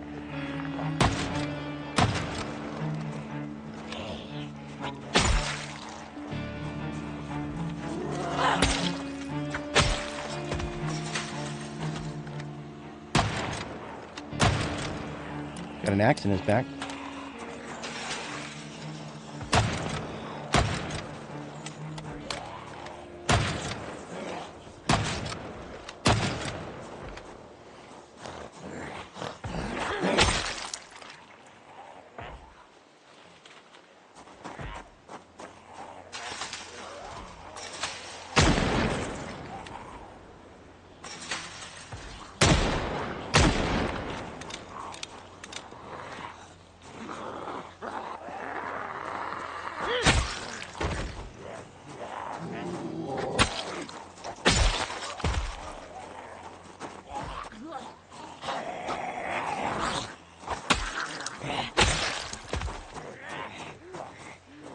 Come on, come around the... There you go. Right around the can.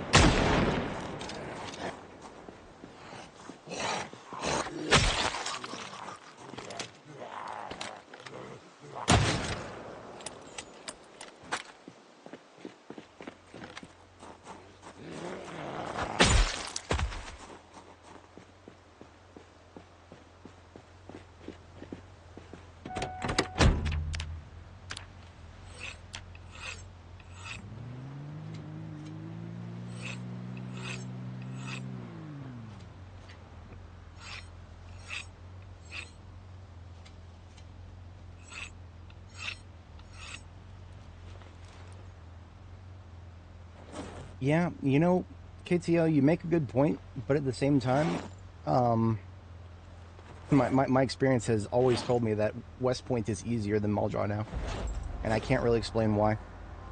I mean, zombie volume overall in West Point, maybe it's just because West Point, there's so much residential that I just never really engage with because it's residential. Um, that could be it. But taking the town square has never felt like a difficult thing in the later builds of B42 here. Not for Annie or Nora, really. Come on.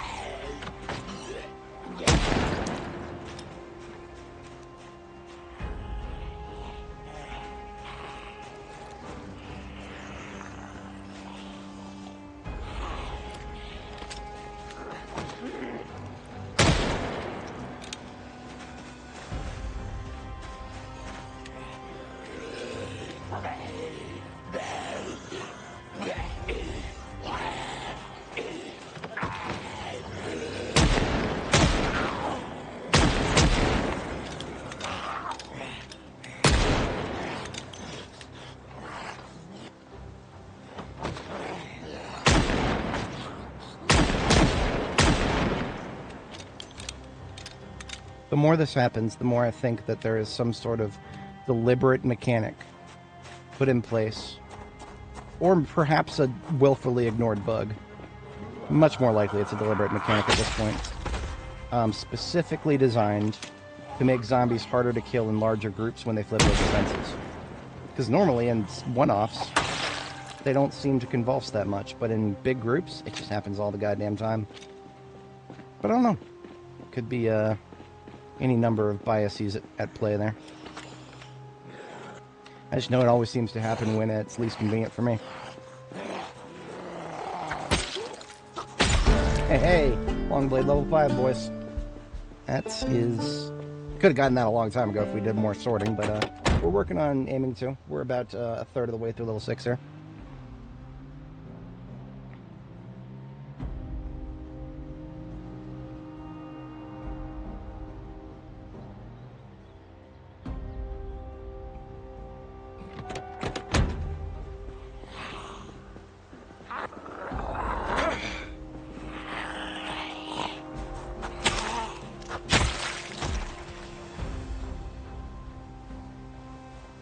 Tonya Grub.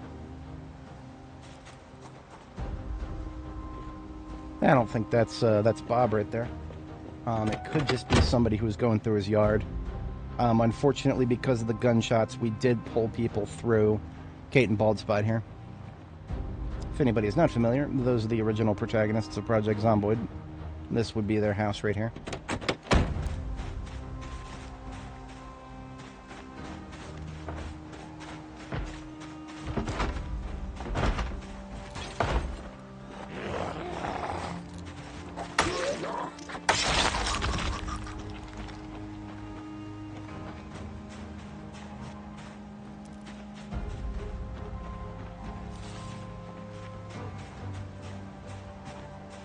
Oh, I see which window broke. Okay.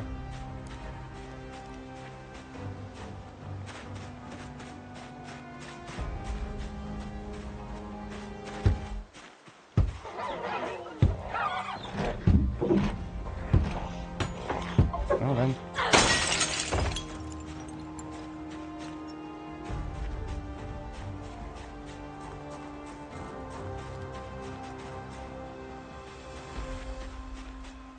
No. Nope, this is, it's always been in Muldraw was the first town in the game.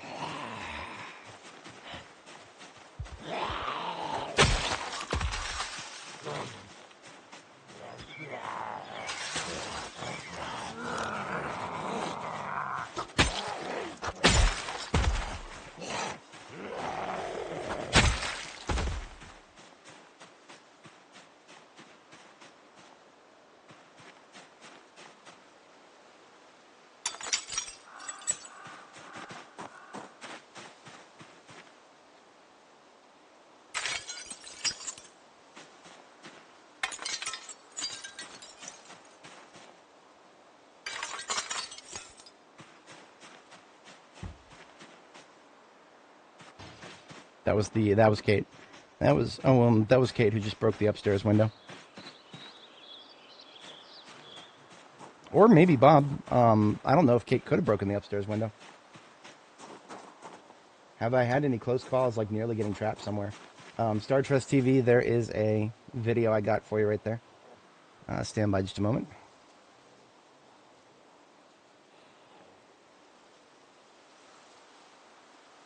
That one right there.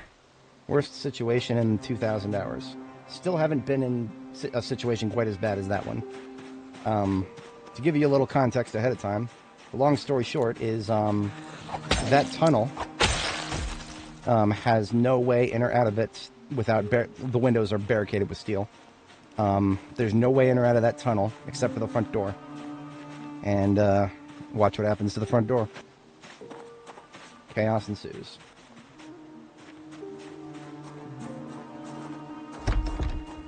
Alright, we are going in the window then.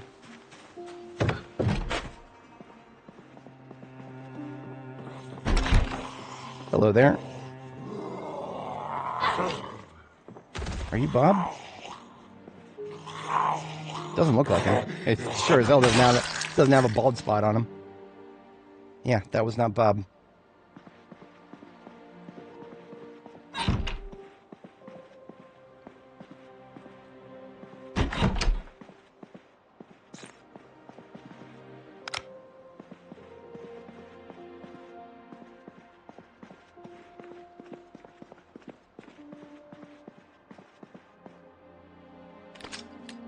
That was not Kate either.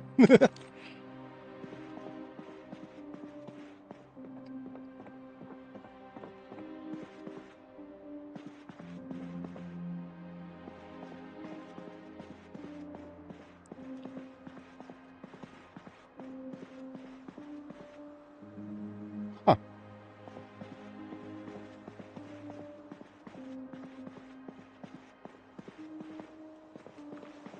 Okay. Kate and Bald Spot don't exist in this universe. Because that was definitely not them.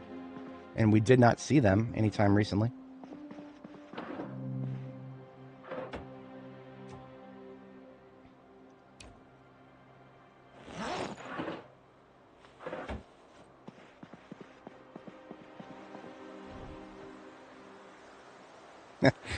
In this universe, the pillow was still in the closet.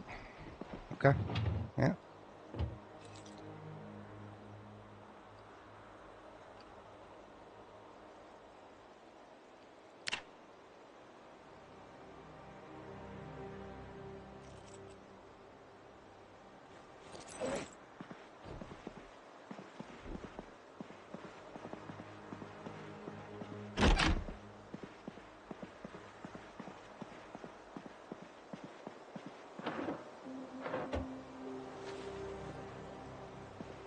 I think this...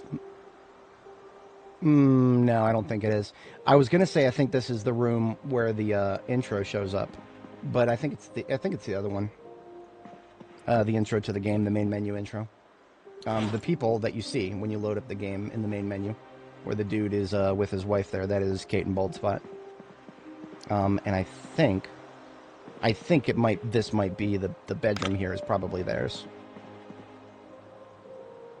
Hang on a second.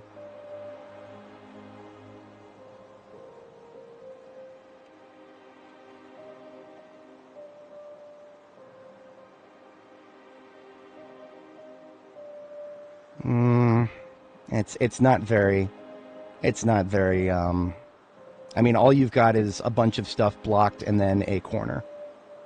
The stuff being blocked, or the stuff blocking the door, includes a chair and a cabinet that could be like one of these.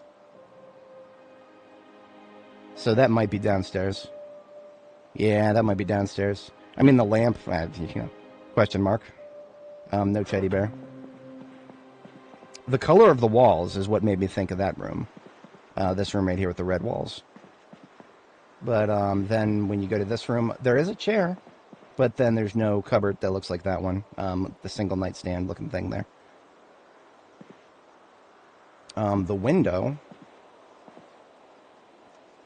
Nah, nothing's matching here. Yeah, no, I pointed that out last time we came here. I think Kate and Bald Spot might be undergoing some marital difficulties.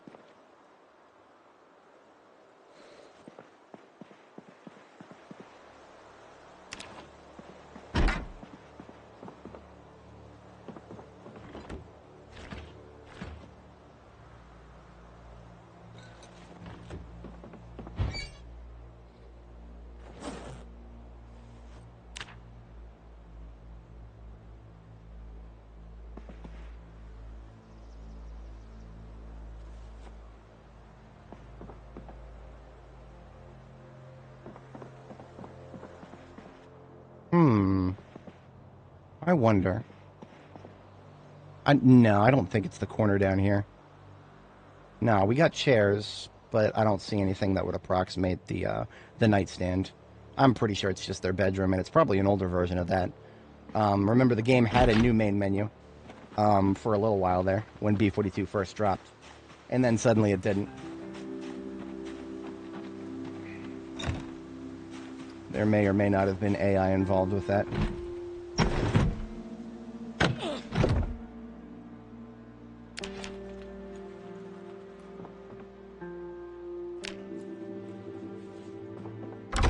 You know, theoretically, it could be back here too. I mean, it's just such a generic screen.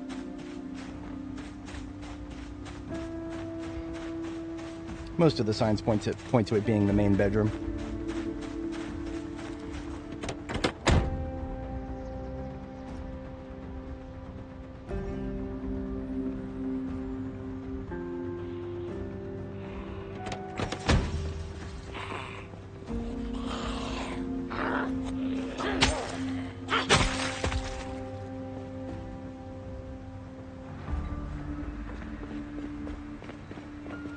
Yeah, you know, I didn't feel very strongly about them, but people on Reddit definitely did.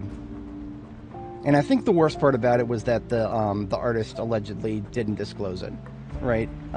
The Andy Stone, the actual devs, the two Brits, I think they were taken off guard by the allegations because what they did is what I heard is they paid the guy who did the original art, like we're talking the original art, like the dude standing on the car, eating his own arm. They paid that guy who did that to come back and do some art, and apparently he must have used some AI tools and never disclosed it to them. And that's the theory that I've kind of assembled from what I've heard from other people. I have no idea if that's true or not. That's just the theory that I've heard.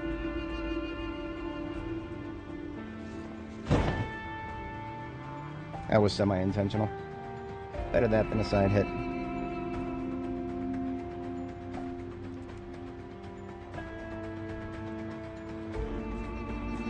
This, I think, was the car junkyard that...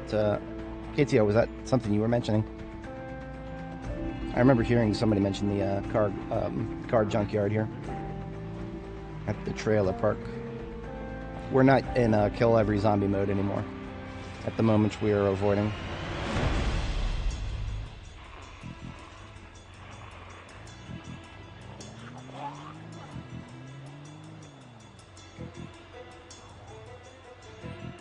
Oh, look at that! We got a survivor house right here. I can't remember if I marked that or not. At least I think that's a survivor house.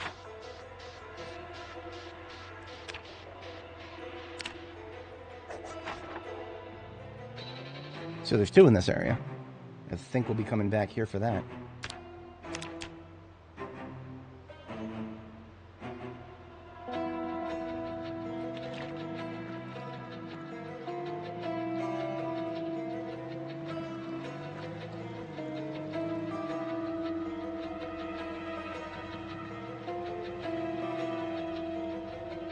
Yeah, they do. I mean, there's just, you know, Murphy's Law. There's just not that many chances for things to happen.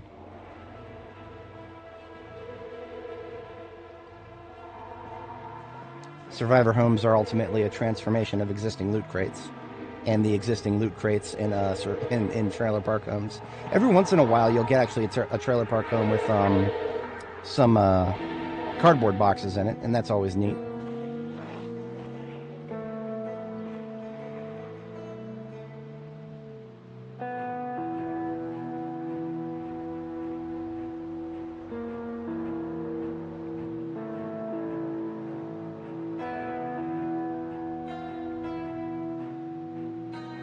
do a quick peek to see if I have any more substantial unexplored territory here.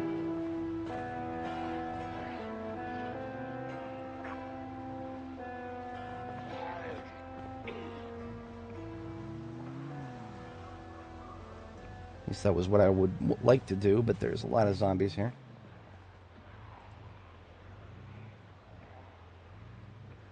I think we're coming up past the school here. No, nothing substantial unexplored. We have turned over every stone in Muldraugh. We've identified a grand total of 3 survivor homes.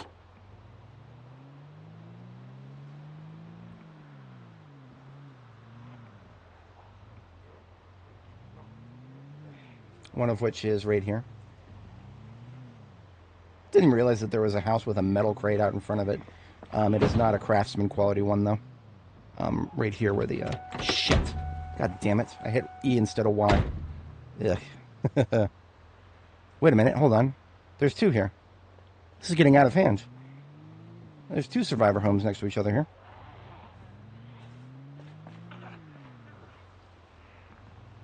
Okay, good to know. It is the one that is across the street. 1, 2, and then 3. 4. Across the street, and then 4 down.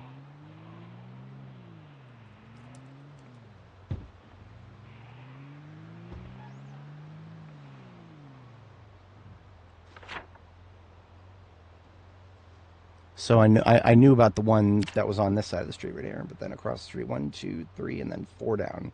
So scratch that. We have a total of 4 survivor homes and then a annotated map target left to look for here. The one at the bottom there with the little question mark. So yeah, that is mixed for a grand total of 5. I did drive past it, but I actually did not recognize it. The annotated map house. I know we've driven past that particular house possibly multiple times by now. But I am headed back because it is bedtime, or getting close to it.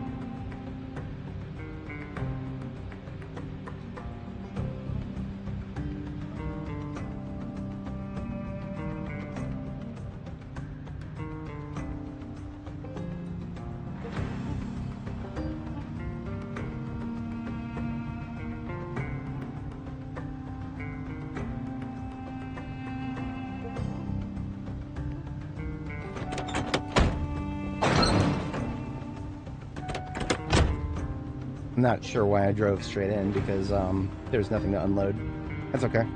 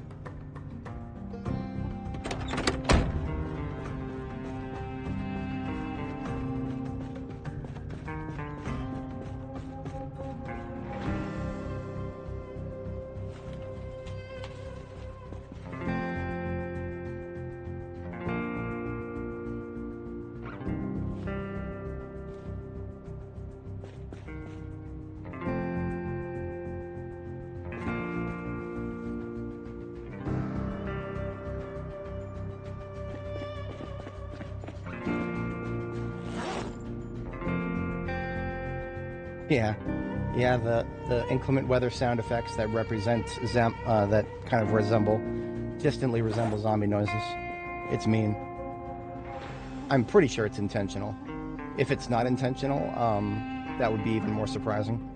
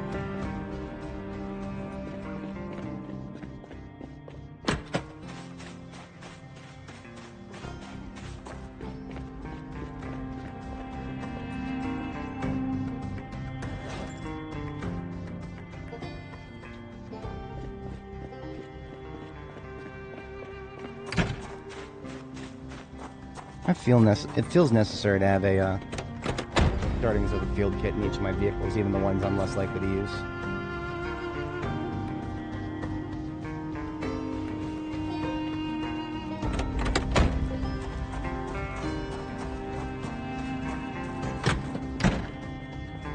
Yeah, absolutely. Very true.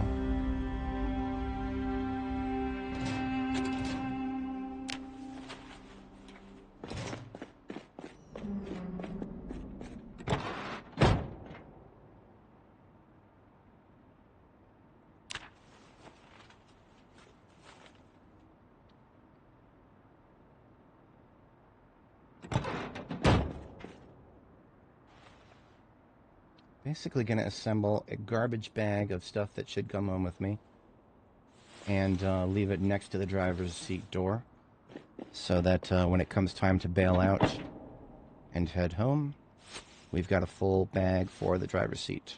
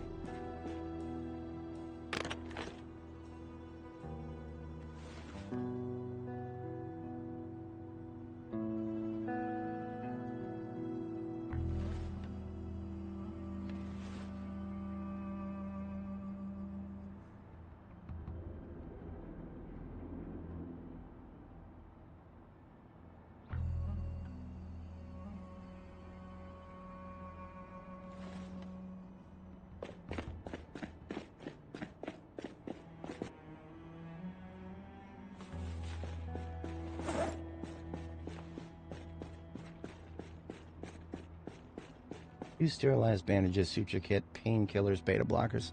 Not a bad kit. Not bad at all.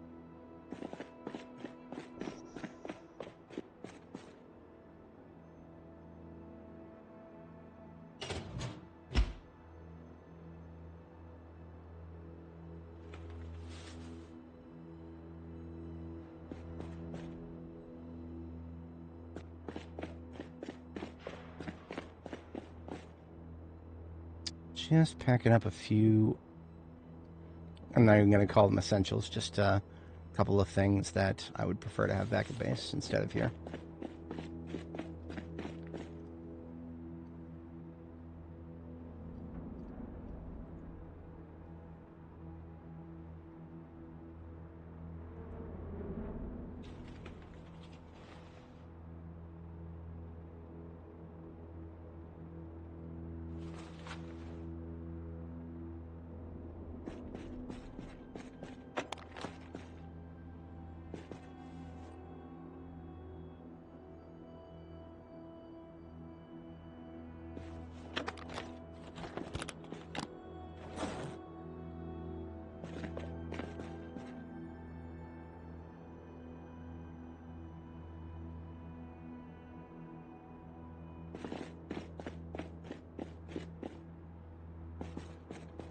we can go to bed now.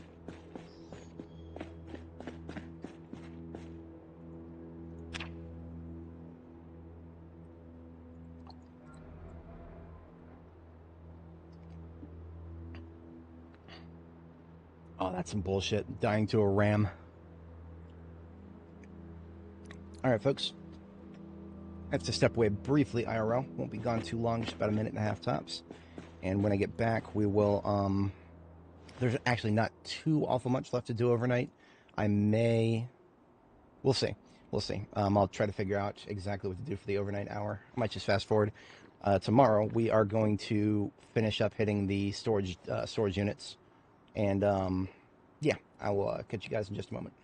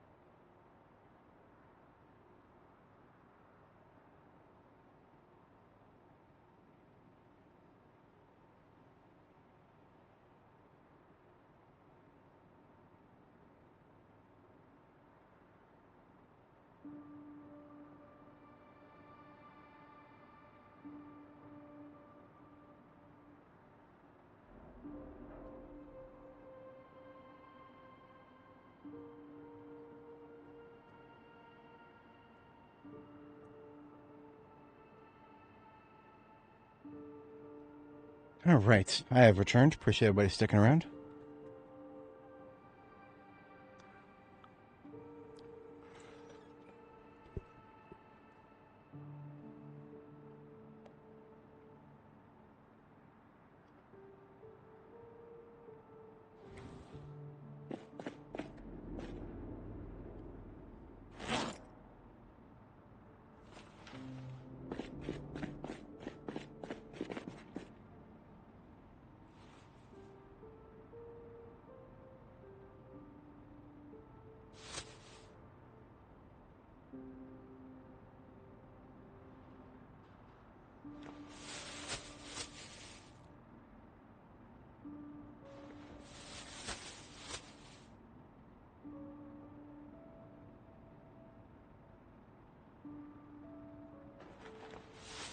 Okay, so I can fit exactly one generator directly into the trunk now.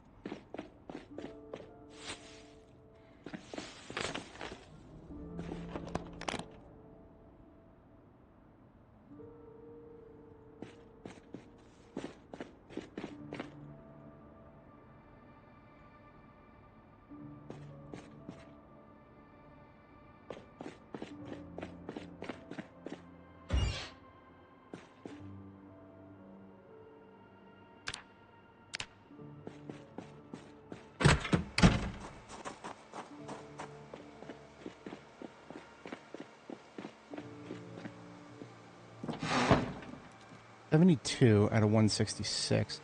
Let me go get the food bag of, or the bag of stuff that, foodstuffs that I need to keep with me, as opposed to what is okay to leave behind. It's about 16 encumbrance worth, 17 bag included.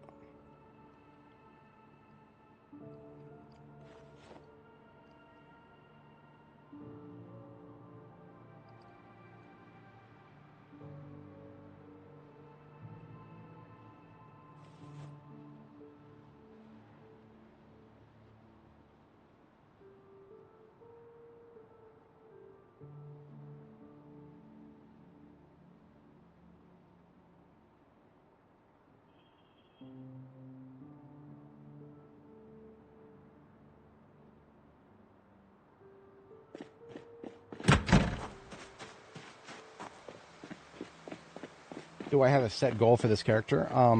The same as I usually would have for any of my other characters. The overall goal is to take it one day at a time, really. We're collecting things from different towns, drifting from each town, as it were, and centralizing them in our hub at Phallus Lake. And at some point, we're going to do something that I always do on all my characters, that is migrate in the general direction of Louisville, and finish out our run in that direction. It always takes me a long time to get to Louisville. Sometimes I never actually get there on my characters. I like to have a lot of weapon skills at higher levels before going to Louisville. Personal preference. Probably not a requirement. At least not a hard requirement.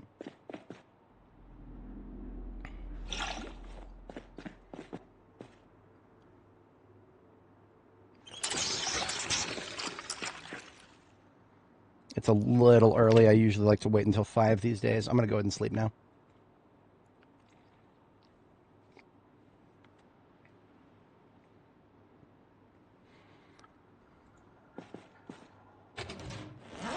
Alright, my current sword is at half capacity. I've got a replacement on standby in the truck. And we are more or less fit to deploy.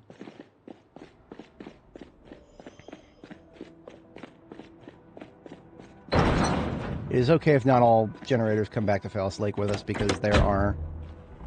it is actually closer to... we are closer to West Point, which is the next place I'm going to base up. So it's okay to leave some things here for pickup when we decide to go to West Point.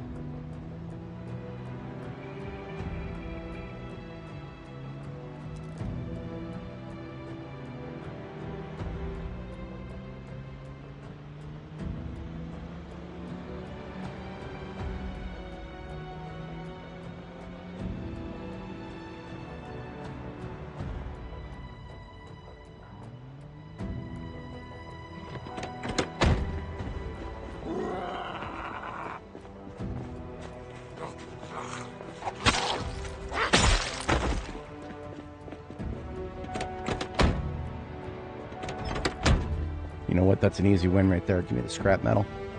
And the sheets. And the pipes. Don't know if I'll need all of that, but some of it is selectively annoying, especially the pipes.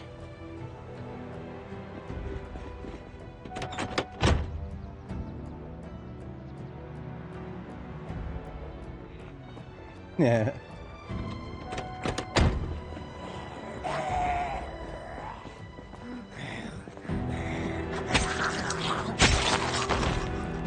Speaking of feed and seed, February 11th, if I do want to plant carrots, we're going to need to do it in the next 6 or 7 days. That should be well enough on track to get home from Muldrow.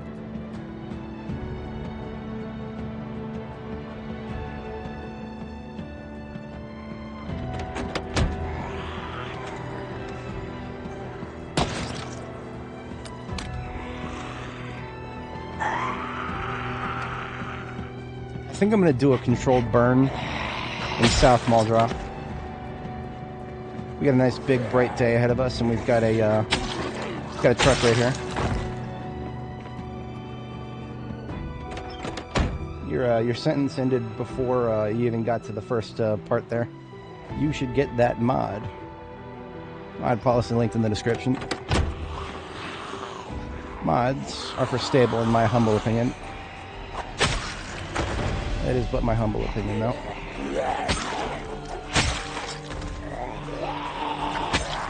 The parking lot right behind me here is where I've done a burn before. It wasn't that bad.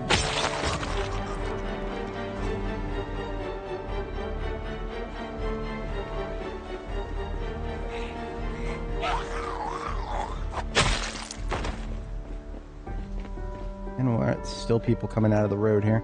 That is going to be because I shot. That always happens. Ooh. That's just a scrap metal. Boy. Zoomed in a little too much there. Yeah, scrap metal short sword.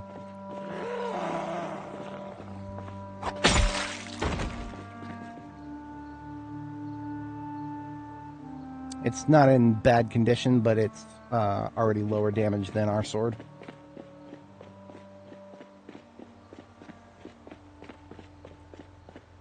Now, of course, I don't have any bombs whatsoever, so the ability to do any sort of controlled bombing is off the table.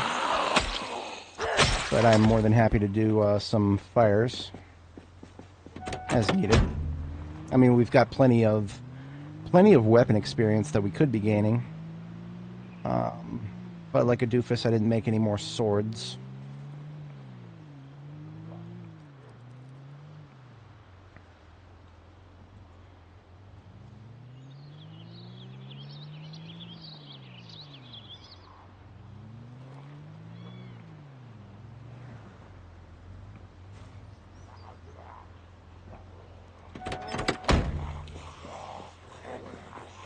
I'm gonna try a little maneuver here.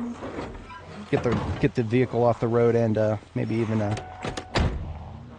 do a thing. Nah, can't do a thing. You can do that, but that's not gonna kill him. The days of zombies getting easily killed by a towed vehicle, long over. I take that back slightly. He's dead. It was because we rolled over him after the hit. And all that has resulted in is a corpse in the middle of my road that I'm trying to get clear. Not exactly what intended.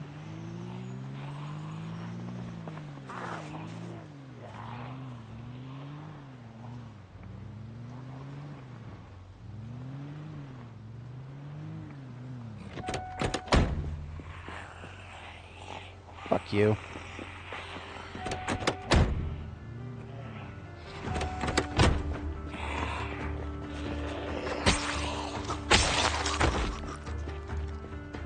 If I'm going to be able to execute my plan here, I'm going to need to have this road traversable as much as humanly possible.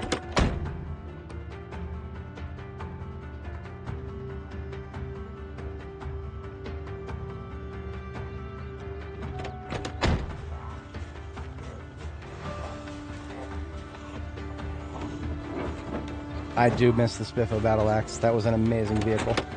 Oh, you know what I don't miss? That's bullshit. There we go. See, when we got shit like that, and we start talking about adding mods that change the way vehicle anything works. Like, do we really need more instability in that equation?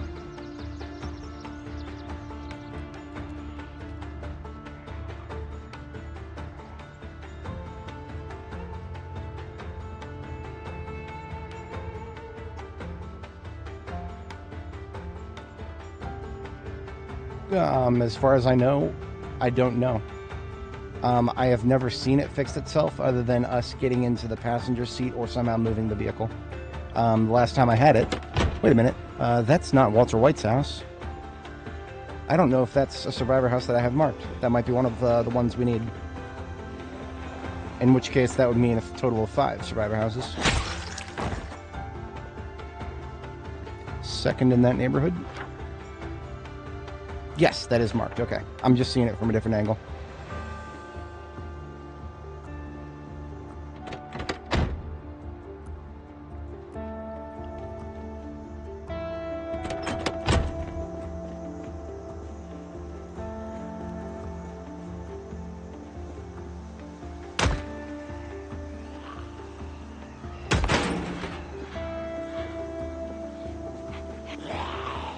Let's go out of my way.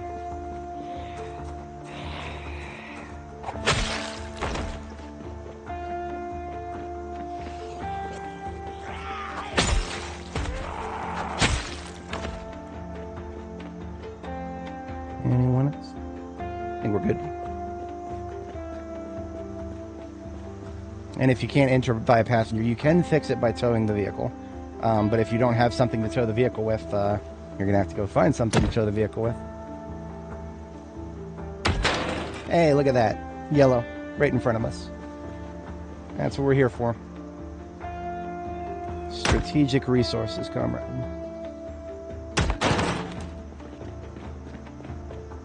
I have to give it a quick break, otherwise we'll get more strain build-up.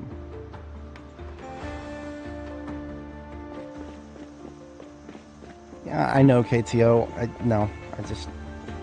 Your obsession with finding the keys when we literally went out of our way to get this is my key right here. Look at this. I found the key.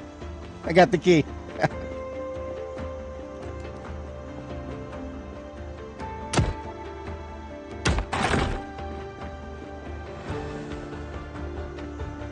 I'm not even going to bother with the north here. It's basically just another workshop.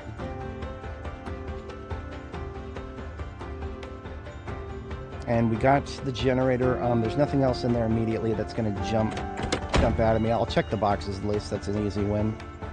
Box. You know what? Sure.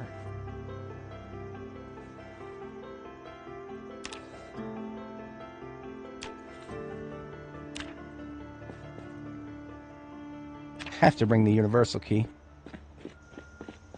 but I definitely lack the patience to be searching for individual keys at this point. The amount of times that's worked out for me has been low enough to the point of me just being like, nah, fam. Look at that! Look at that nonsense. The top of the crates are so render on top. See this again? This is one of the things we're here for. It's just it's all level 1s and 2s. AKA, it might as well have been a crate full of garbage.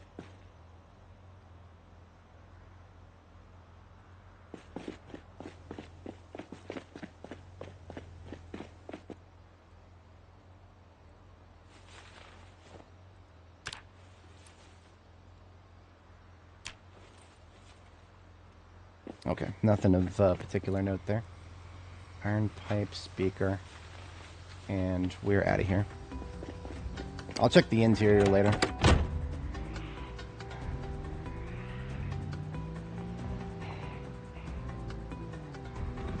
So one of the reasons I'm a little bit hesitant to get locked into any one place right now is there's still a lot of zombies around here, and I would like to do a big movement of them all.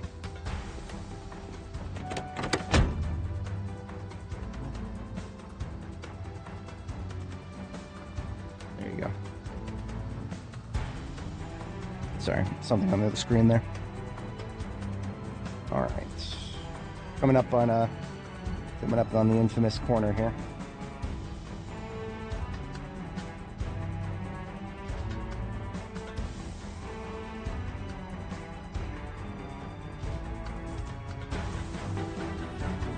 Yep, here it is, right down here. The house with the volleyball net, I need to remember. So I'm going to kill everybody here by hand, and then we've got an important thing to do.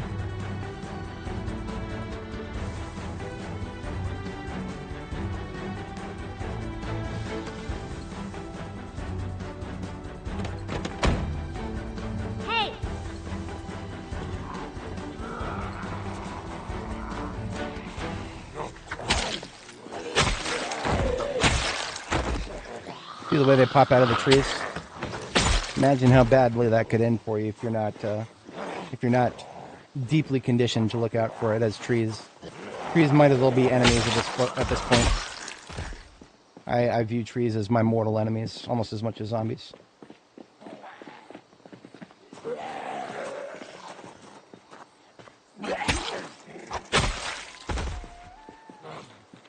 What did you say to me? Get over here, bitch. See, look at this. Where are these fuckers coming from? That's why I got out and yelled. If I hadn't got out and yelled, they'd lingered there until they hear a random footstep that brings them out, and I would never have guessed they were even there. Nothing surprising over on that side. Okay, so why are we here? What is special about this little bend here? Well, a lot of zombies. That's not particularly surprising for this area. I alluded to it earlier. But right near the end here of one of my character's journeys, we were at this humble street corner, as it were. And it became a very short drop and a sudden stop.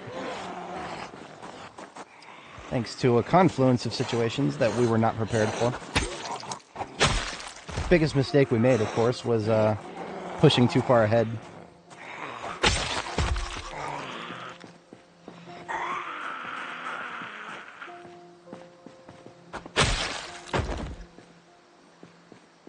I never did really find out if the tree that the zombie came out of ended up being a guaranteed spawn tree or not.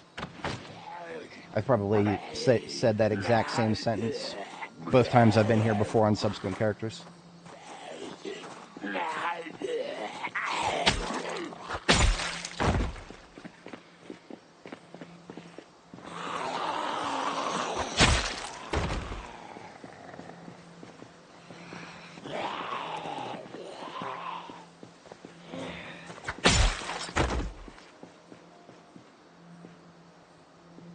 So, I'll go ahead and torture myself with the video here. Show you guys why we're here. This was about a year ago. Almost a year ago. This is June 8th of 2025. And we were vibing a little bit. We had a lovely ambulance with us at the time. Oops. There we go.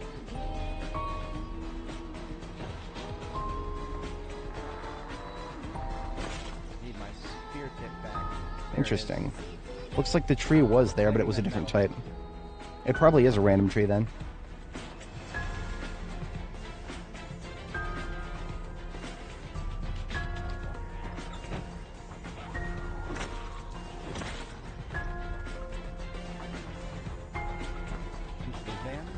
Cover the stamina. Gearing up. Armor.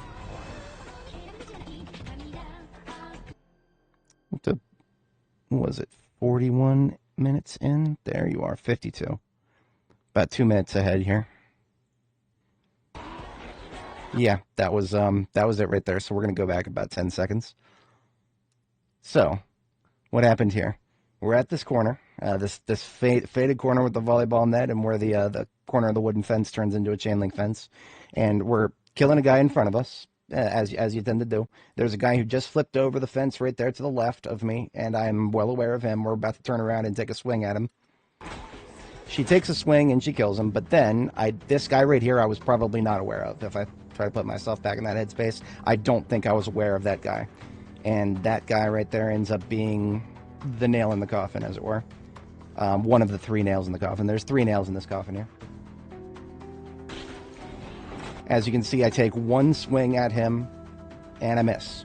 And that swing at a down, or, you know, a zombie in front of a fence there, that was a skill issue. I mean, you know, the whole situation was a skill issue. But that swing and a miss, as you can see, there are already 2 of them coming at me there. And, yeah, it was already over. The moment I missed that swing, we were probably in a really shitty situation regardless, but actually, I'm sorry, there's a 4th nail in the coffin. The four horsemen of Barb's apocalypse. Yeah, there's the 4th one right there. So the guy on the floor bumps my ankles. I'm staggered. I fall backwards in sort of like a U pattern. And then the guy who was behind the tree, he was actually, I think, the first to nail me. Those 2 nailed me at the same time. So, yeah, it was over. It was over. I'm not going to watch this any farther. I linked it in chat earlier. I'll link it in chat again if you guys want to watch the whole thing. That's the last time I've suffered a combat death in this game. It was almost a year ago, June 8th, 2025. And, I can't blame the trees. I can't blame the fences. I can't blame anything. That was a situation that I put myself in. But it has become a tradition of mine to erect a memorial in this location. And out of sheer hatred for trees, I'm going to make the memorial out of this tree right here. Because fuck the trees in this game.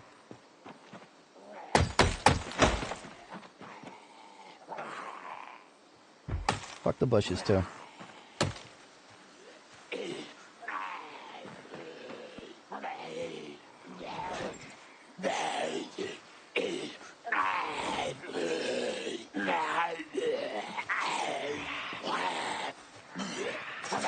I'm not going to be letting people get blood all over my gravestone. Let's go over here this way.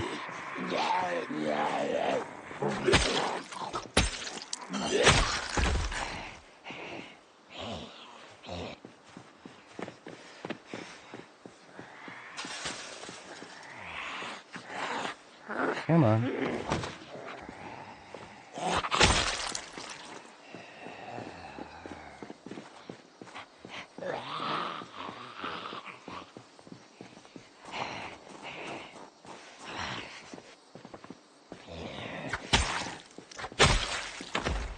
Which tile was it? It was, in relevance to the, it was 1, 2, 3, 4. So sort of an L pattern, as it tends to be. 1, 2, 3, so right there. Okay, we know where to put it now.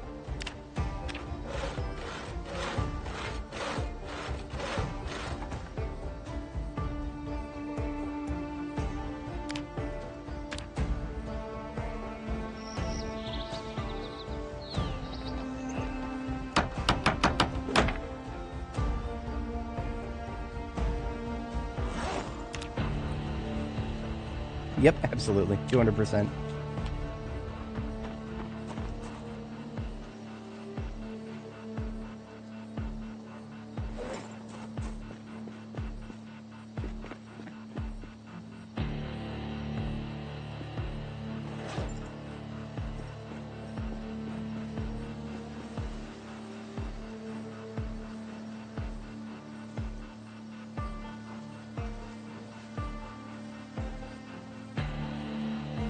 Sometimes it's hard to get a decoration onto a cross like this because the way it layers. I've tried to put like ID cards and notepads on the crosses before.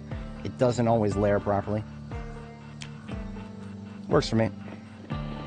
Just a simple reminder. Simple reminder of how not clearing your 6 can result in all sorts of horrific situations. And also fuck the trees. I don't remember. Let's take a look. We can actually see if I go to my live stream history here. Channel content, live. Let's go to like page, whatever the hell.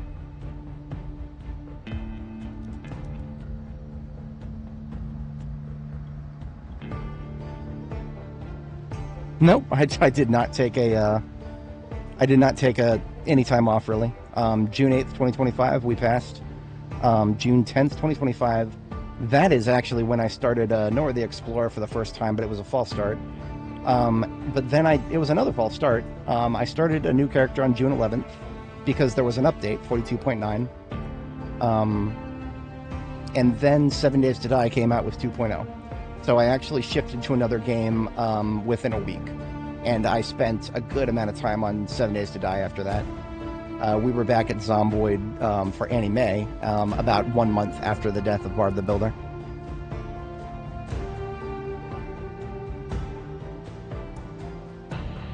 Annie Mae's playlist is linked in the description. That was about a solid 1,000 or so hours of content there. Actually, a little bit over that. I never did get a full tally. I do kind of wish that YouTube would like show you exactly how many hours of content are in a playlist. If this fucking thing... Okay, you know what? Fuck you. Fuck you, you stupid ass chicken. I tried to give you a chance and you stopped. Why did the chicken cross the road, everybody? Joke's on you, it didn't.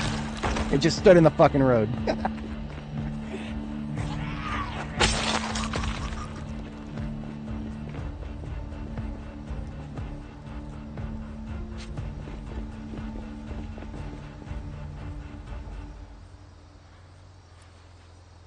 Alright, we've got another generator to pick up in this area. There's actually two. There's going to be a yellow, an old... Well, there's actually three. There's a yellow, an old, and another old. We don't have room for everything. And I don't care that much about olds, but yellows are the best in slot for generators.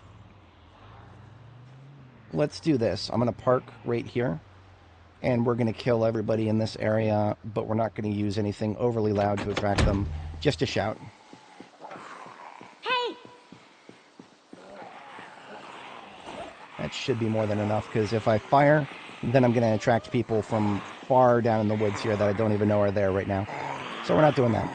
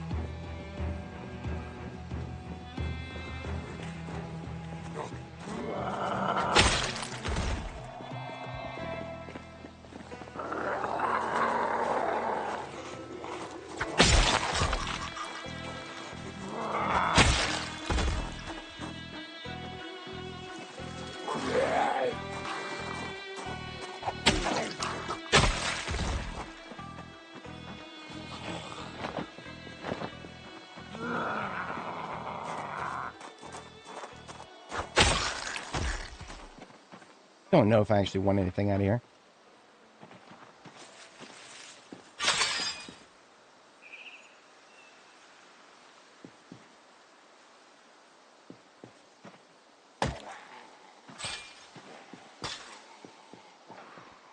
I was quite interested to see that this thing was in pristine condition, at least compared to everything around it, but its engine quality is probably still going to be... What? How is the engine quality 72? What in the actual fuck all? Okay. I didn't think that was possible in a junkyard. I actually thought the simple fact of it existing in a junkyard meant that it was necessarily going to have an absolute dog shit engine. I have no idea how to explain that. What you doing, dude? Right here. There you go. Good zombie. It's the same car that saved you, huh? It was a Ranger car.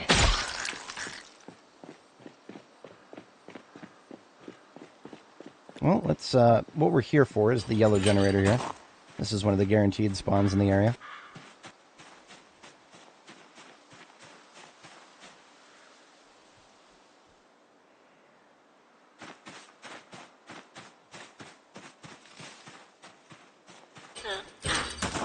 That would make sense, I suppose.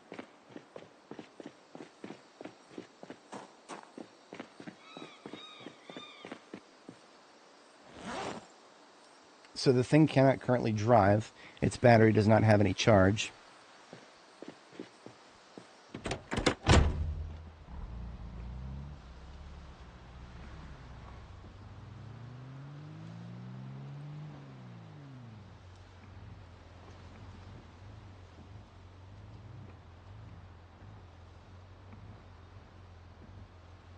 So here's how I'll play this.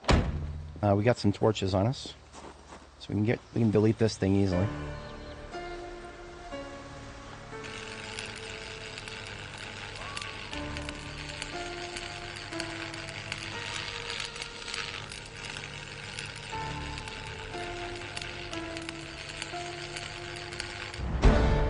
Welding level 9. We're here to level up after all, and we just did.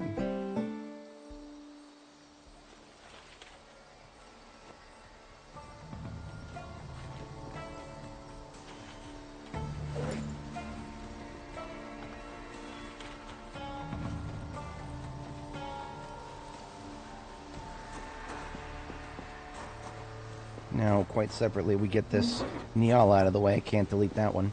I'm going to replace the torch that was in my satchel here with a fresh one.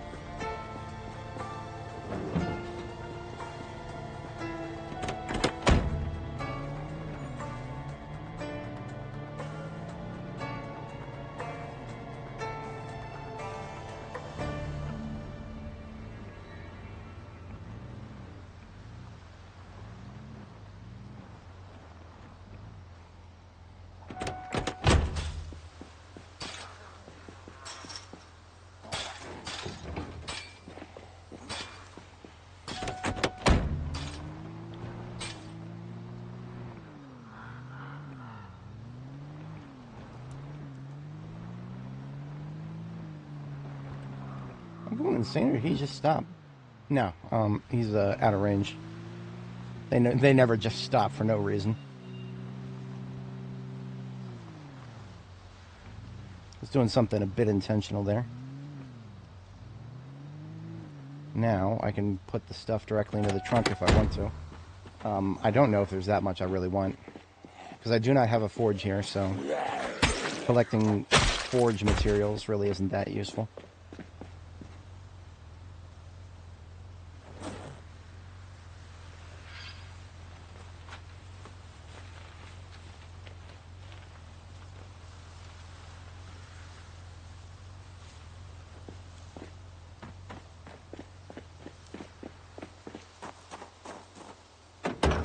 What?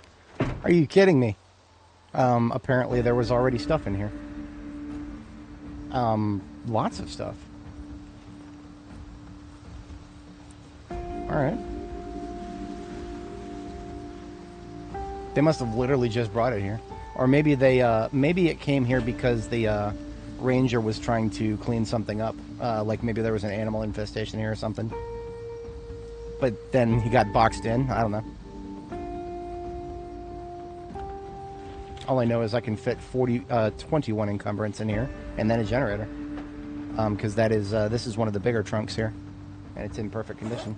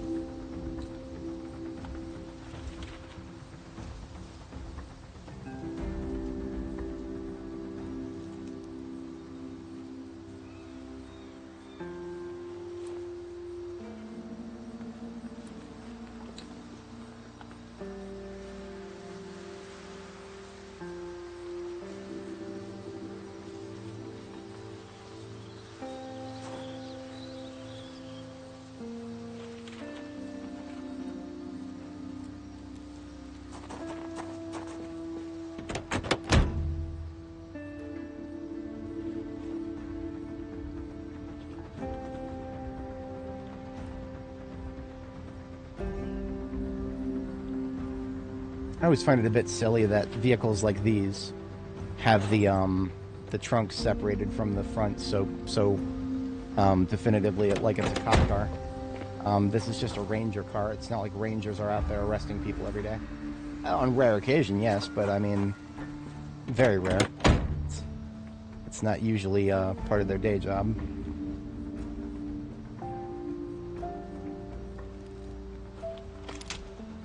because I have like one of every trap type here.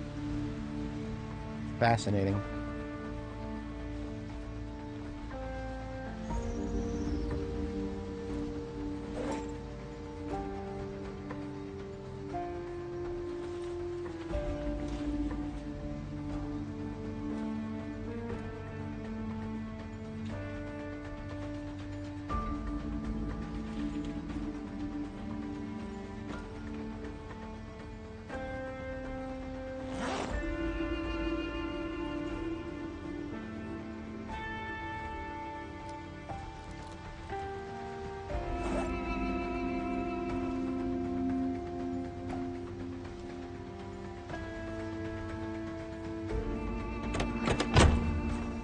I don't have to think too hard about this place. Or this, whatchamacallit, this vehicle. I would just prefer to have some stuff. I can always leave it at the, whatchamacallit, at the,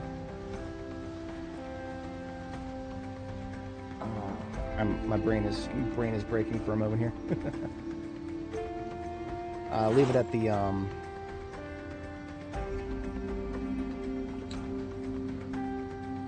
storage facility nearby that I need to come back and loot. And then tow it back with me at that point.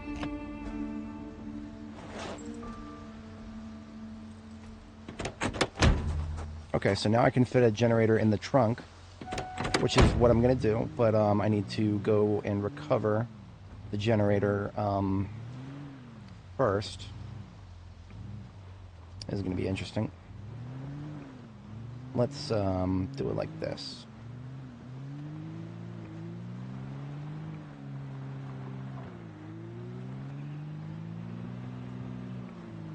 There we go.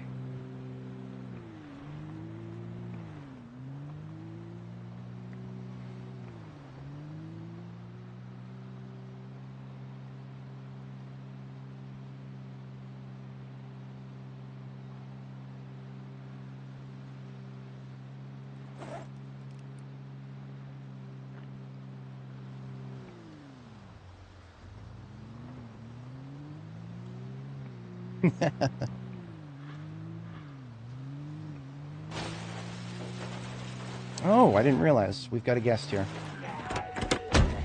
I've claimed this area, sir. You're going to need to shamble somewhere else, please.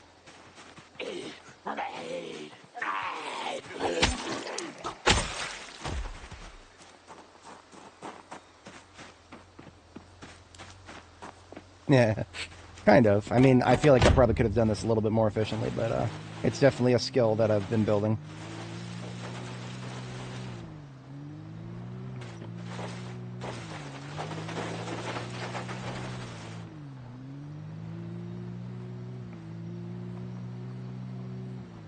I'm banking on that most likely we're going to find a generator of some kind in this particular unit.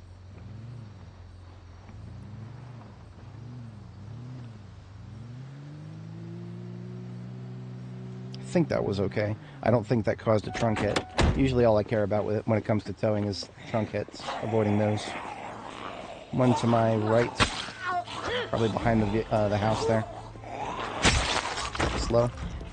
Yeah.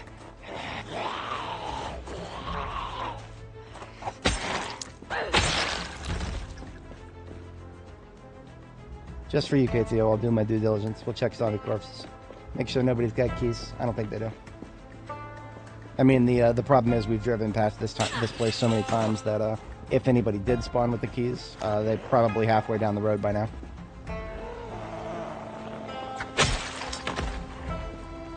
Bo Falcon. That sounds like a fake name. This one right here, she might not have been here initially.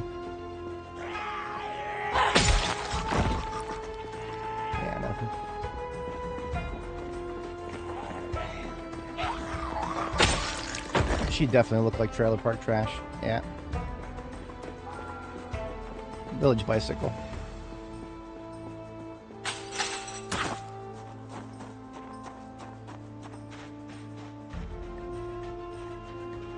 Just in case we don't come across a generator in the storage units.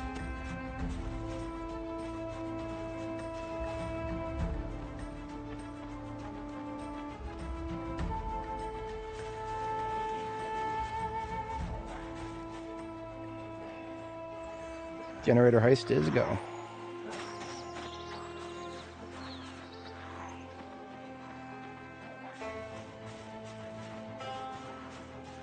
I don't think there's anything that ever spawns in here. No, that's a toilet. That's really funny. Undignified, but also kind of funny.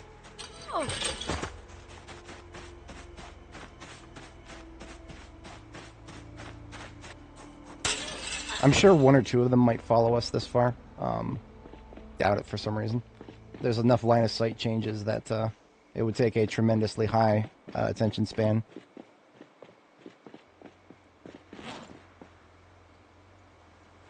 This sword is pretty much done. I'm gonna go ahead and put it away in the vehicle here, because we have a replacement sword waiting for us already.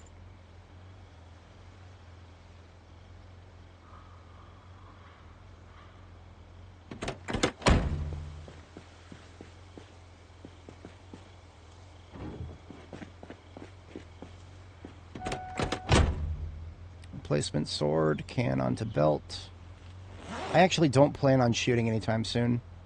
As heretical as that might sound, I'm going to go ahead and put my carbine and my revolver and my M9, I'm going to put them away.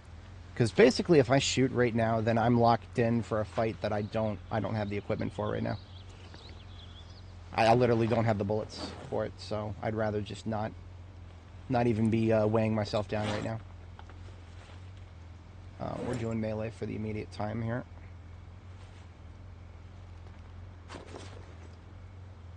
That also gives me enough carrier weight, wiggle room to fit the sledgehammer on my back.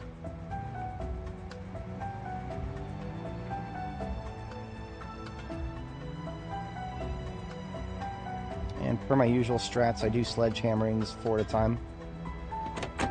We'll go ahead and sledge the main door and then 3 of the garage doors. This does make a lot of noise, relatively speaking, so we gotta be on our guard.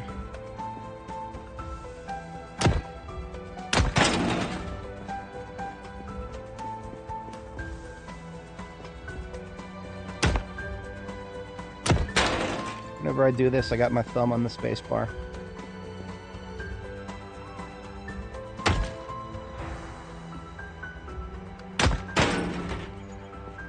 And I just leave it here for now. Ready for the next 4, or the next 3 there. Meantime, we've got plenty of things to look through.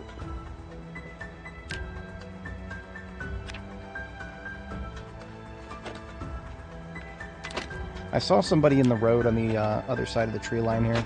I'm going to just go deal with him now, because there's a small chance he'll just wander our way either way.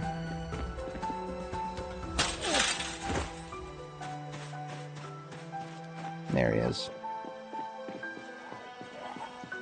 He, she, it.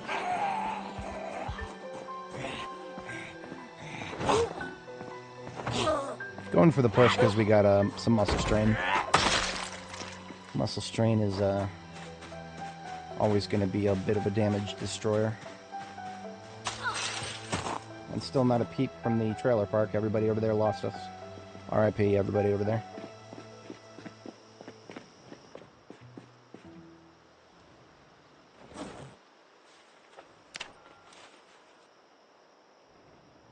I hear somebody scratching a door. It's probably somebody inside. As in, like, inside. Yeah, it's somebody on the other side of these units. Hey, a Christmas box.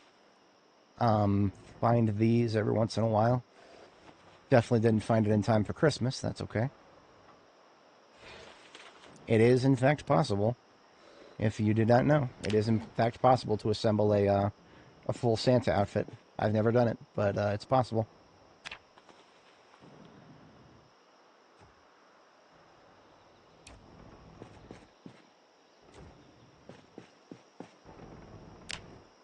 Sounds like they're right on the other side of the, yeah.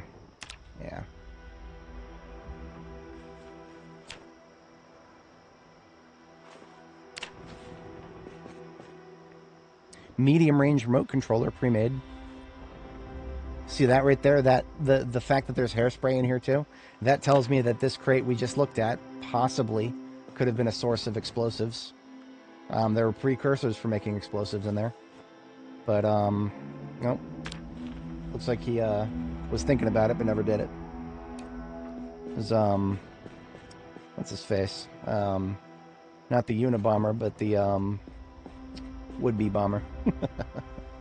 I couldn't think of anything.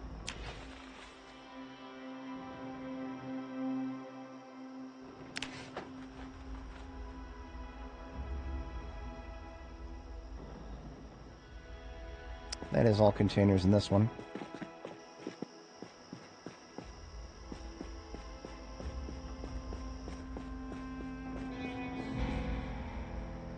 Yet another one of the boxes that I'm always down for.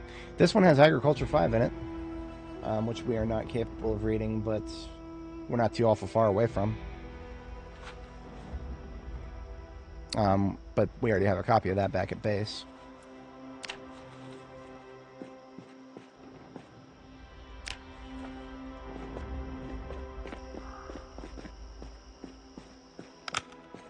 We're now fatigued. We're capable of killing zombies one-off.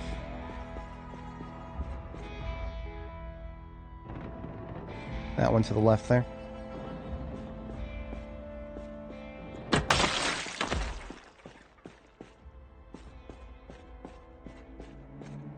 Never assume there's only one.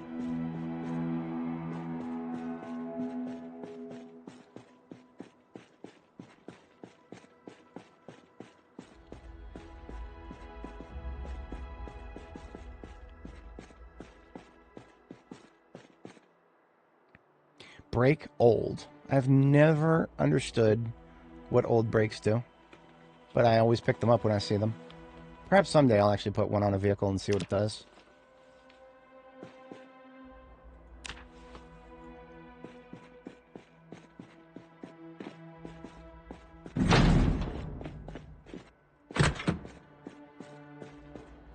Janitor's office here, or janitor's closet. More bleach and rat poison than your body has room for. An empty bucket, always down for that. Not that there's any rain to put in it. We've had literally no rain for almost a month now. That's just Project Zomboid right there. It's always droughtful in the winter. After you get the snowfalls early on, then it just goes straight to drought mode. This door is impossible to unlock without the key. Doesn't matter whether you're indoors or not.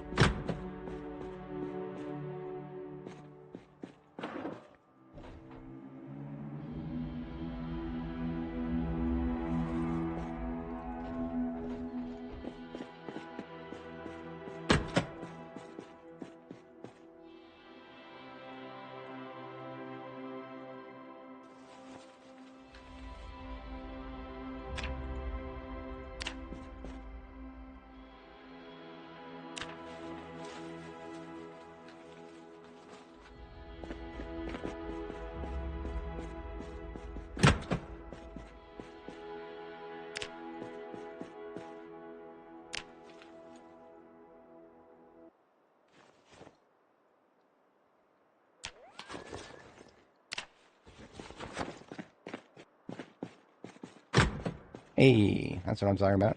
It's another gas station generator right there.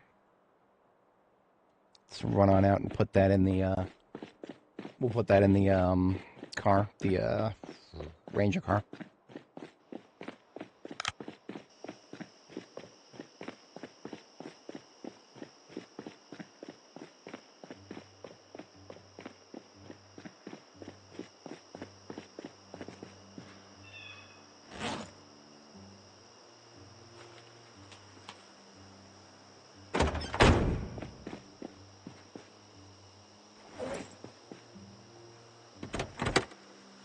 So, pro tip, hit the vehicle radio menu, V, and you can open and close the door, and you can access the seat of the vehicle while you're standing in front of it like this.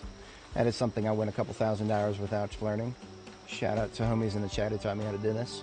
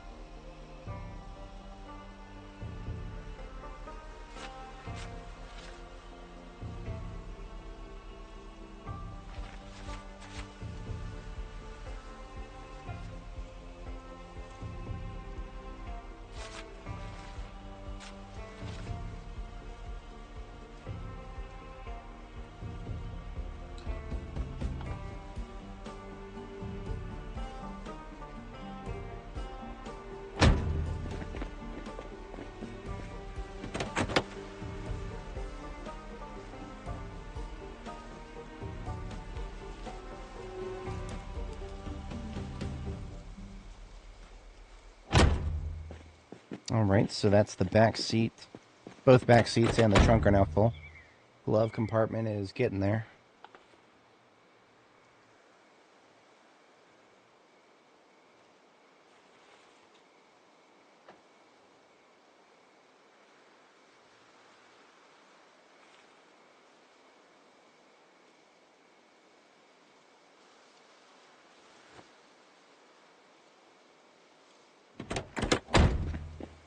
Let's go ahead and sledge out these doors here.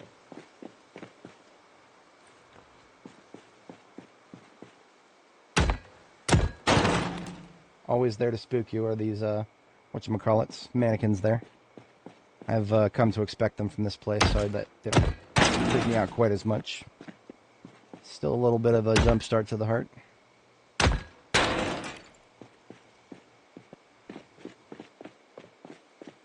Now there are a couple of closed garage doors inside, and I think one of them is right on the other side of this unit here. So for our fourth and final sledging, we go ahead and whack this one.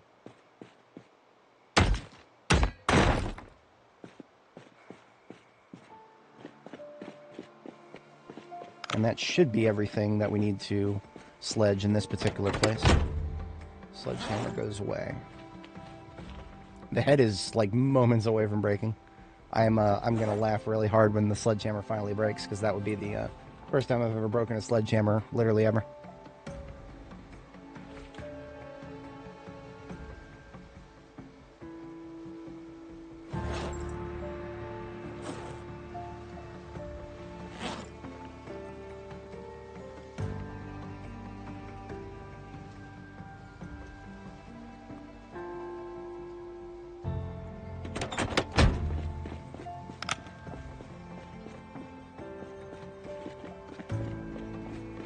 Didn't even really mention yellow generator right here.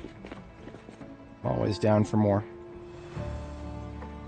See, we got a spring harvest coming up, and if I feel like harvesting a lot, which is a questionable notion, but I might do it.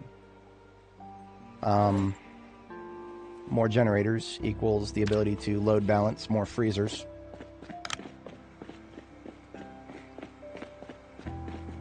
So we are coming home with 3 premium tech generators in the truck here, with room for, what is that, about 20 encumbrance left.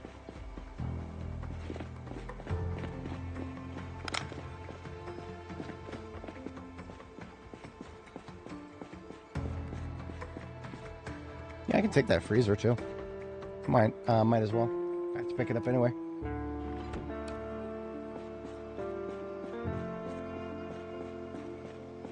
Yeah, no, that you literally, we're literally in the same boat here. We blew our way through, first part at least. Yeah, we're in the same boat for the first part. We never found Longplay 2. We powered our way through it. Well, we still haven't found it. So we're actually behind you in that regard.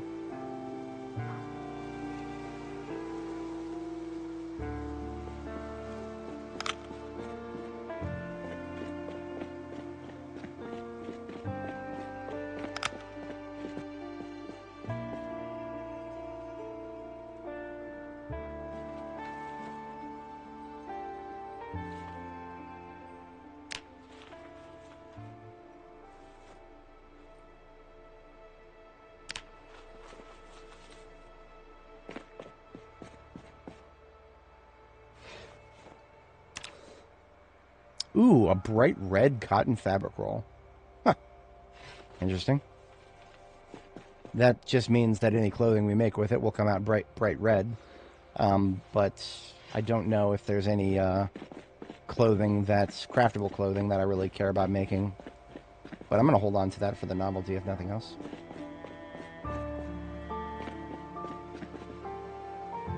That being said, it weighs 10 encumbrance, so that's going to fill up the passenger seat in my van here, or my truck.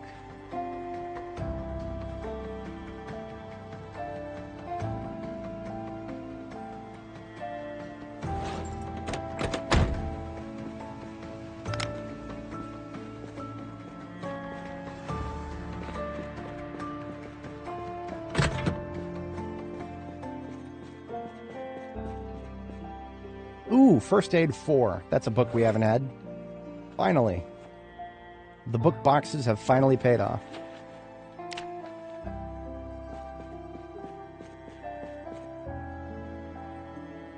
Okay, so here's the deal with the storage units, right? The garage doors. I have never been able to get the garage doors to key. I have had keys for the storage units drop before, and the keys will open up the security doors that get you into the hallways to the interiors. But I have never once had a key drop for a storage unit that actually got me into a garage. So the big garage doors, if you want to get into those, I don't bother until I have a sledgehammer. That is my policy. I'm not saying it's not possible. I'm just saying it's never worked for me. In all 3,100 hours I've played this game. Maybe I just haven't tried hard enough. I can't even rule that out. There are literally things in this game that I just never tried, and some things that I've tried a few times and gave up on, perhaps prematurely.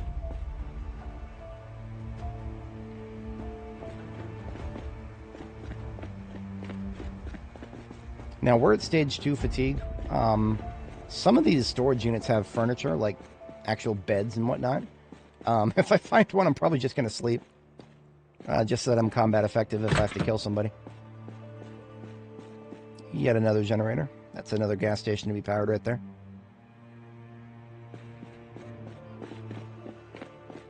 Always down to have gas stations powered.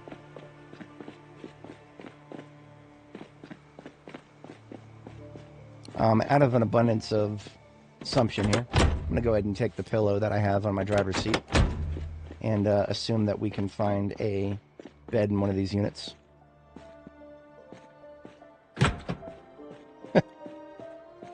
Can find more than a bed, we can find generators. Do you want generators? I've got 40.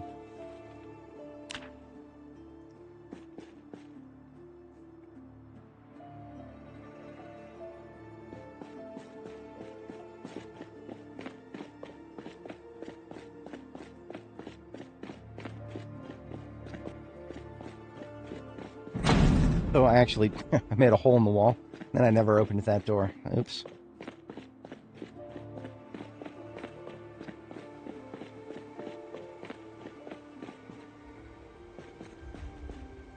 These are all, minus the old one here. Minus the old one, these are all ones we found here in this storage facility.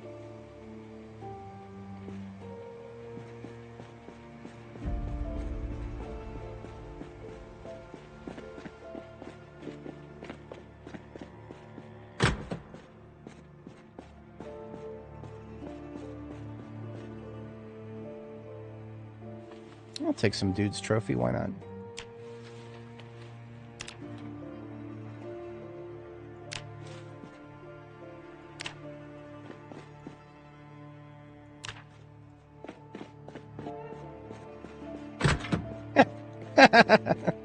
Welcome to Muldraw, ladies and gentlemen.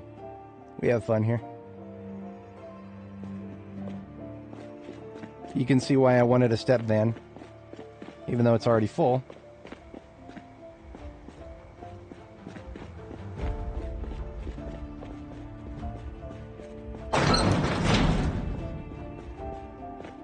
Oh, you know what? I did put the sledgehammer away prematurely. There's one more garage door that's going to need to be removed.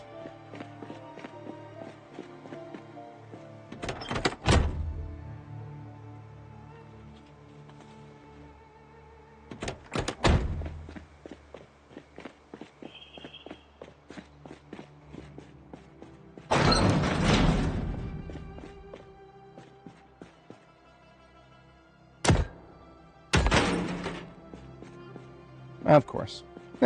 Worth a shot, always.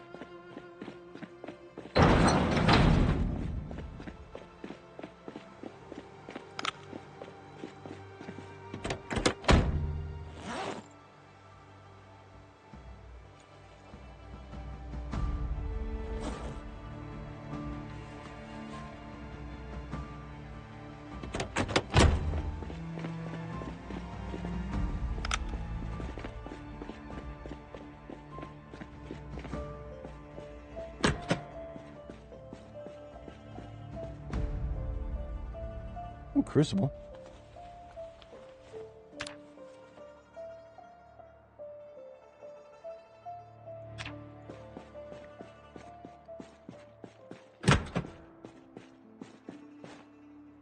What is this on the floor? Did somebody just shit on the floor? I wish I understood what some of the... It's a trash is what it is, but what exactly does that mean? It looks just like a smear of something, and I think I know exactly what it is, but looks like somebody just came in here and lost control of their innards.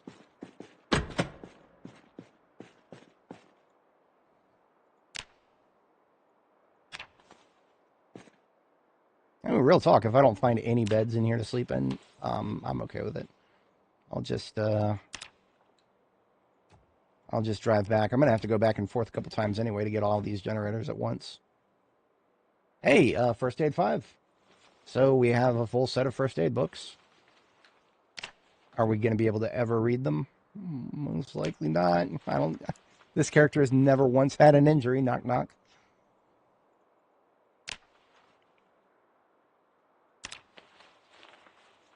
That means what that truly means is my stupid mistake-o-meter is at an all-time low, but it tends to oscillate, so we never want to get too confident here.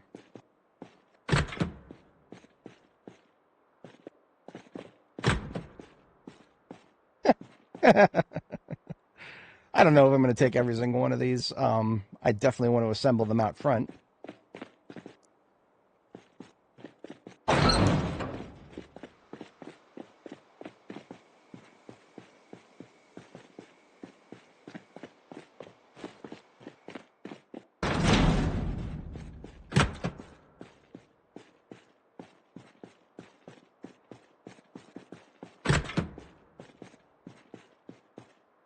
Propane tank.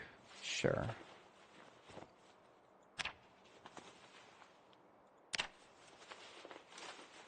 I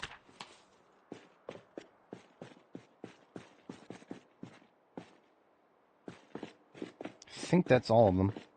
Yep, okay. And I don't think there's any with beds in them in here. That would be a little too convenient now, wouldn't it?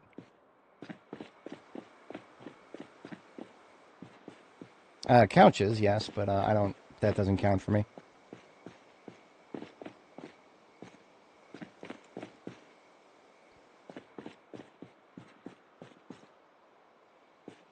Okay, yeah, we're out of here. You know, when it comes to the car there, I'm going to come back with the race car to pick it up. Because towing it backwards is just going to take... I don't have to do that anymore. I don't have to tow things backwards anymore. Once, perhaps.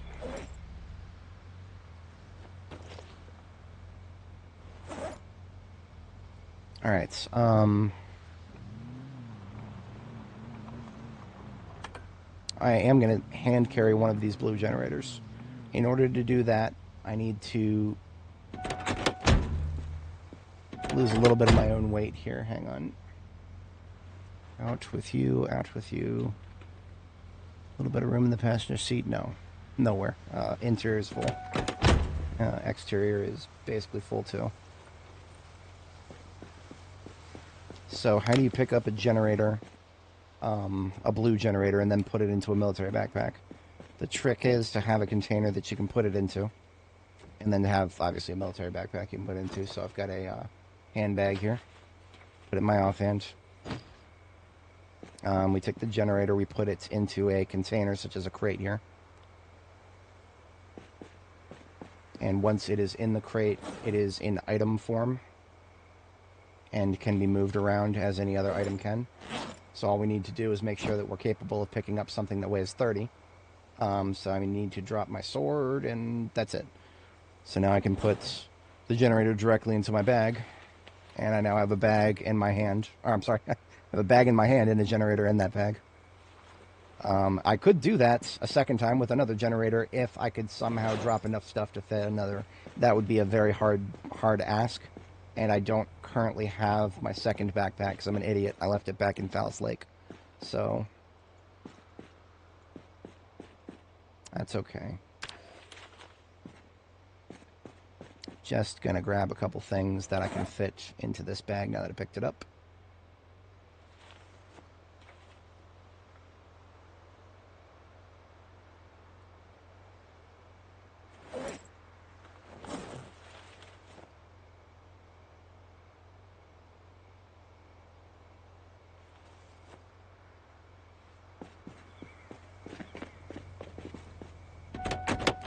Remember, if you try to carry a generator when you get into a vehicle, your character will just drop it.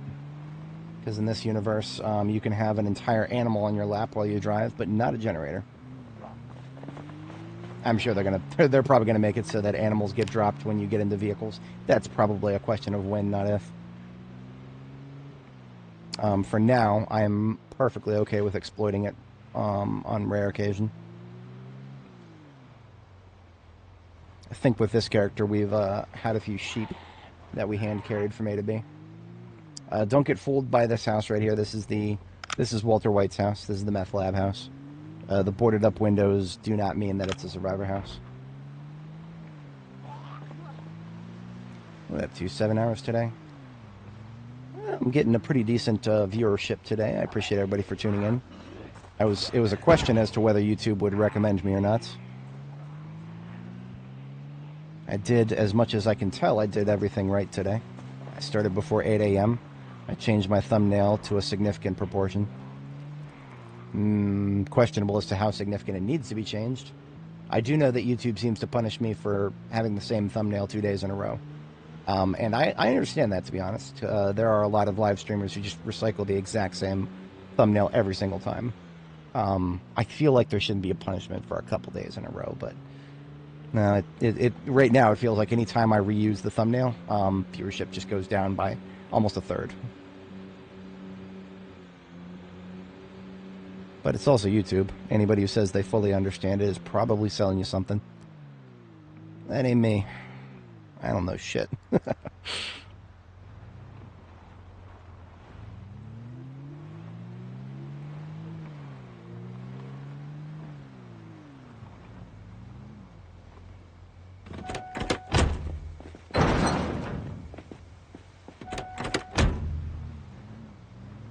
So just about an hour late for bed here.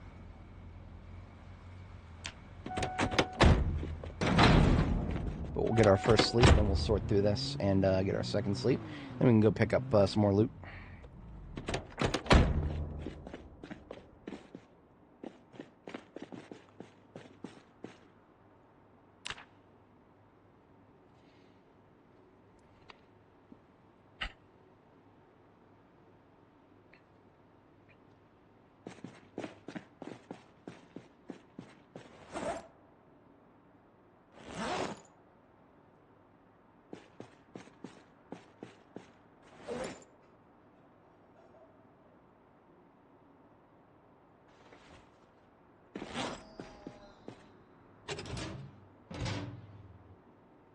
I wonder if I could make a, whatchamacallit, soccer goal or a basketball hoop, just out of a mixture of 3D placement and existing structures. It'd probably be possible. Some of the stuff I picked up just so I could leave it here as a decoration. I'm all about the aesthetic when the mood is right.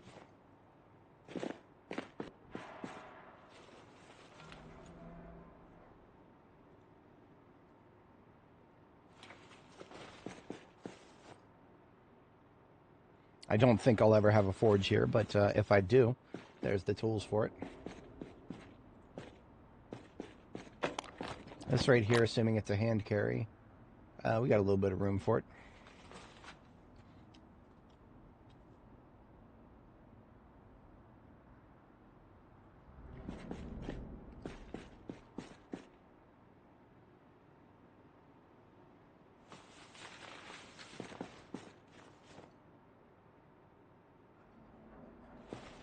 Our teddy bear here is going to get a scarf.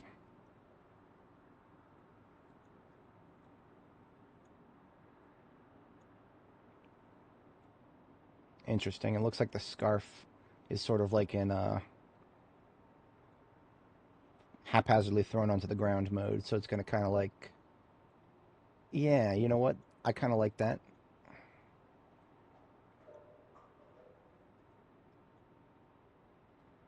Kind of makes it look like a bit of a sash. But if you look at it from the right point of view, it's like it's tied behind his neck there. I like it. I'll take it.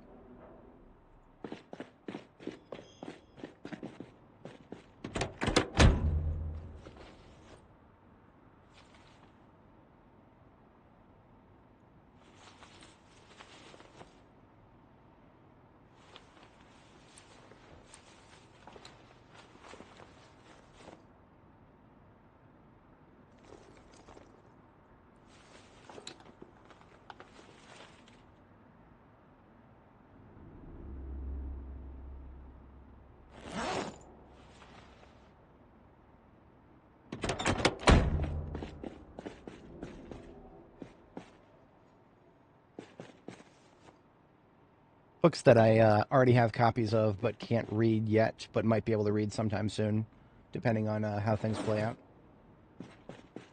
Meanwhile, these 2 copies of First Aid 4 and 5, those I do not have any duplicates of, and will definitely need to go back to Riverside with me. I'm gonna reassess. Sorry, Riverside.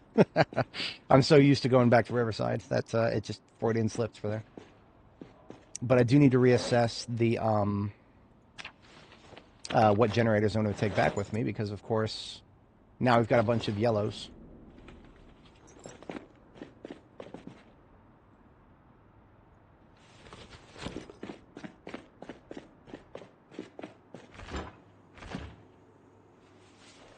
Save that for a chicken later. I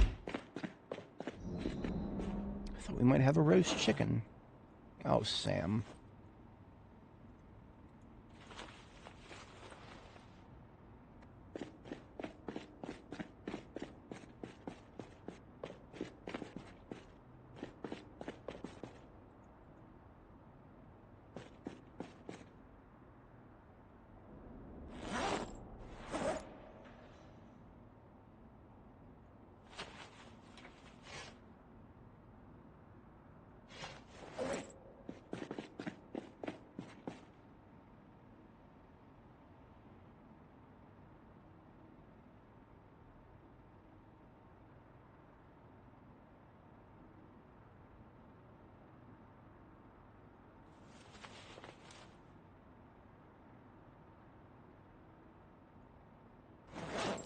Pick that carton of 357 out because I might want to be shooting a lot.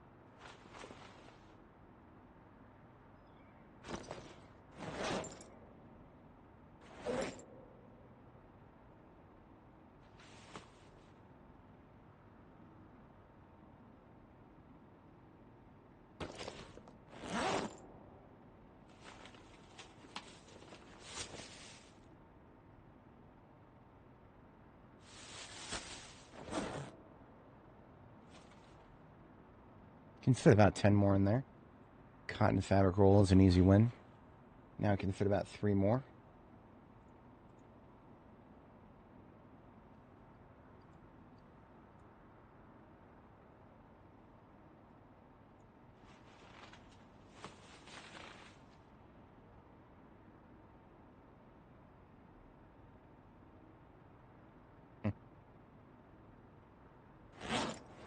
My obsession with min-maxing never fails to come back and eat up more time.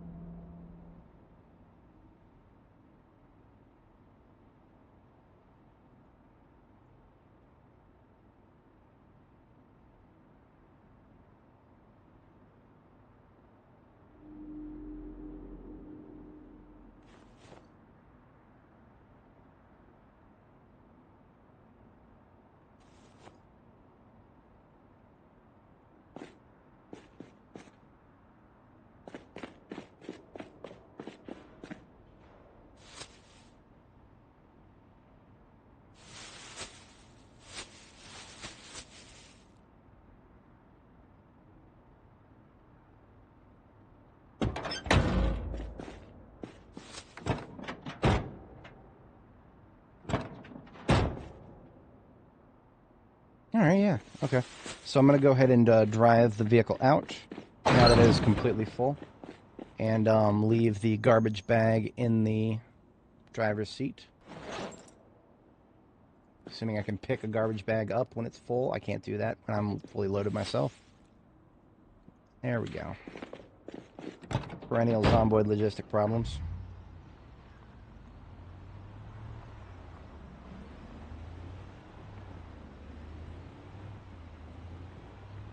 So basically this bad boy is loaded and ready to be taken back to Phallus Lake. So all we got to do is hook it up and tow it with us. And we can use any vehicle we want to do the towing. Well, anything with a light bar. So that's either the fire trucks, the ambulance, or the race car. The race car is most likely going to be towing something that, you know, other vehicles can't tow. So it's probably not going to be the race car. And that's okay.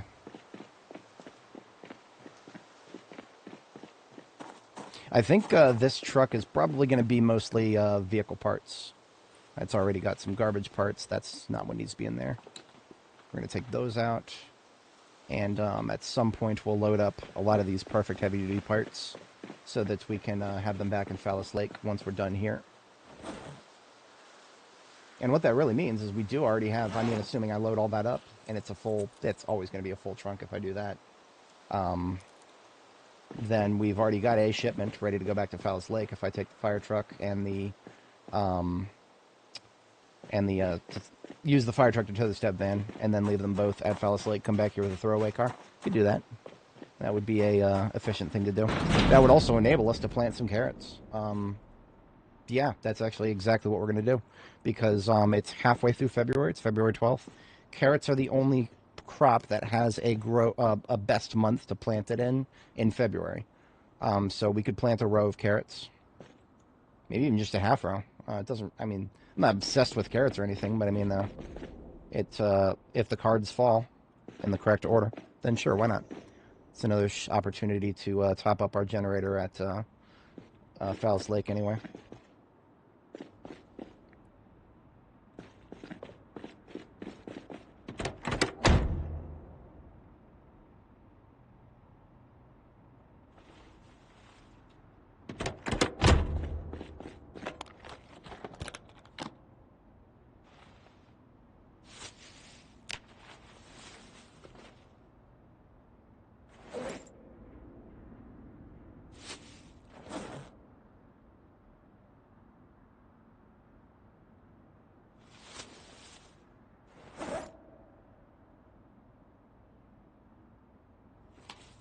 So I'm assembling a garbage bag here. This will be probably for a hand carry, most likely.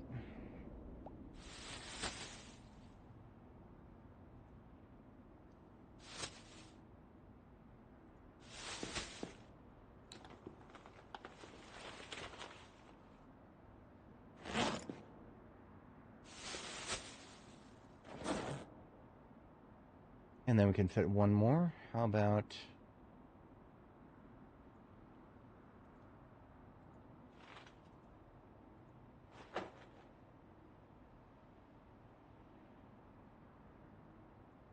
Easy. Okay. And it doesn't really matter when we take that hand carry back. It can be whenever. It's just at some point we'll want to maximize our efficiency for a trip home, and that's what that's there for. Meanwhile, other stuff that I want to take home but don't exactly have a home for can just get left on the floor in the same area. We are overdue for a second sleep here. I have not forgotten.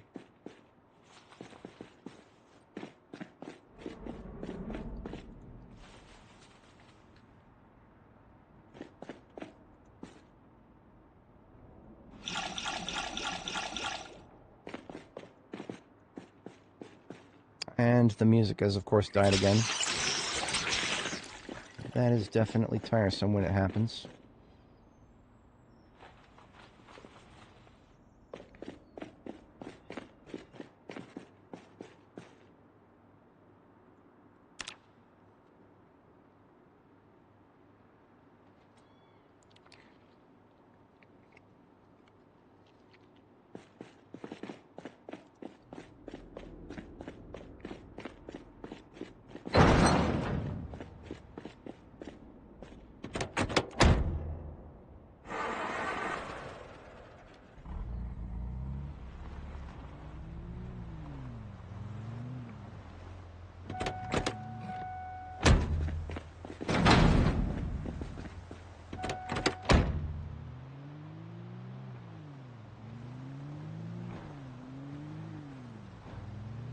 How many generators did we have back there? We had,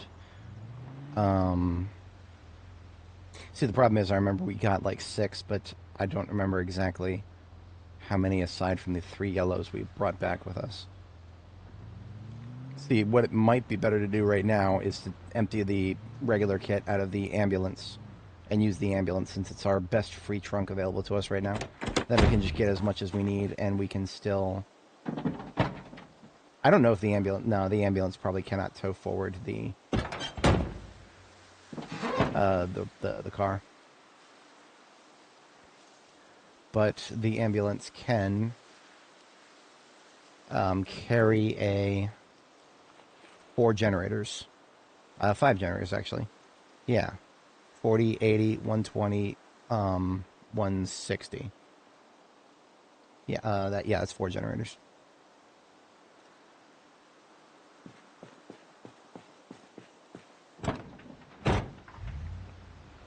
Let's do it.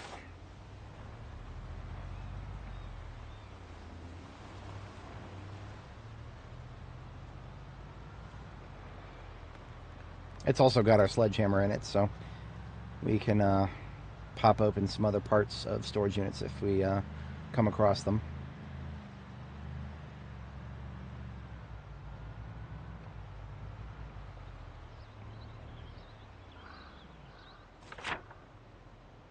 Which we will.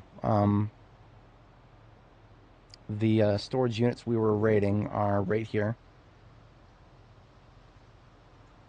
And the storage units we have cleared of zombies, but have not cleared because we didn't have the sledgehammer to open the doors, is right here. Perhaps on the way back. Yeah. Because, I mean, at the end of the day, what I can do, what that would probably work best, is just get all the generators and drop them off at the gas station there. I don't even bring them all the way back to my base, because then at the gas station there, the gas station's at the crossroads. From there, I can take them either in the direction of West Point or back to Fowles Lake, as I see fit.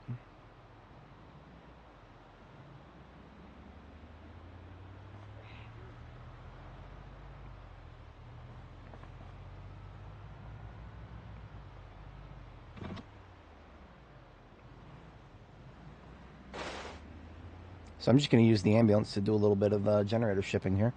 It's an easy one.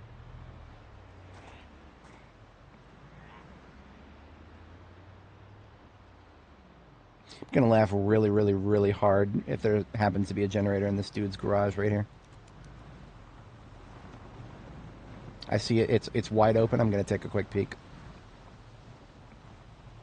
I think I might have actually peeked into that one once before. Hey, Sadism, how's it going? We are currently doing some generator shipping here in Muldraugh. We have acquired many generators, but of course having enough trunk space to transport them all at once is an ongoing challenge. Muldraugh is Generator City, as I like to call it. So here we are at the storage unit where most of them are. We've also got that Ranger car there. Okay, I've got, geez Louise, I've got 6 still here. So the yellows and the reds, we'll just dump them straight into the trunk. We will not be able to take the olds, but I do have room for the blue in my main backpack. I'm just going to take the blue, shove it straight into my main backpack. It's one of the reasons I made sure that we were under 6 encumbrance so we could do that. And then both reds and both yellers.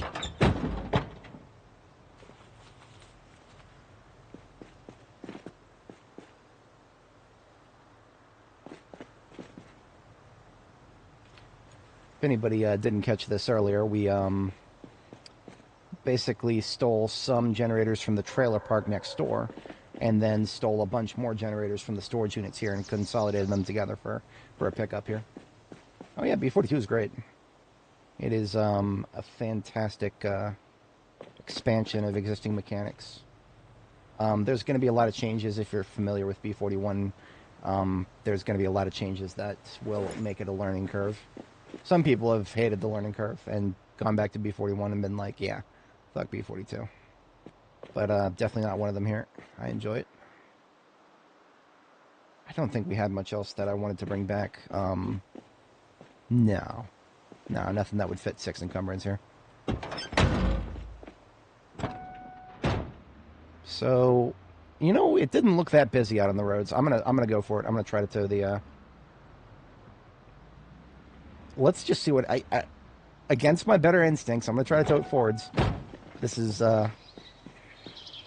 probably not gonna work. We're probably gonna bottom out before we get to second. I don't know. Something about it is telling me to try.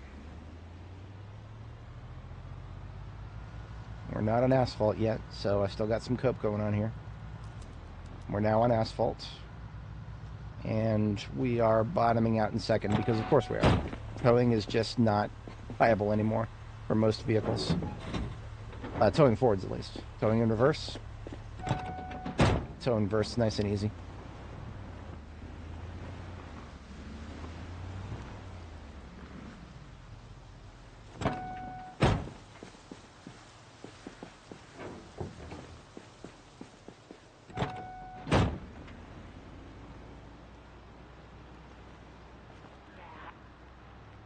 Now this is going to be a little tricky because the road here is not overly loaded with zombies, but yeah, we can get this. We can get this. Get around this.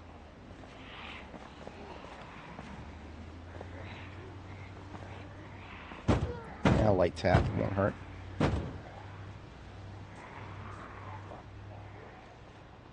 Yeah.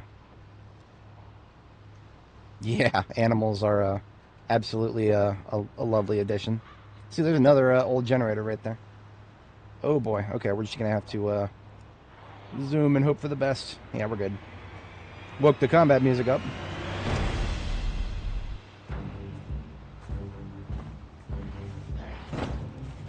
Get off of my hood, Sonic. There we go. I may have made a huge mistake going this way. We have not cleared the roadblock over here. I don't even think I've looked at the roadblock over here. It, of course, is as roadblocky as ever.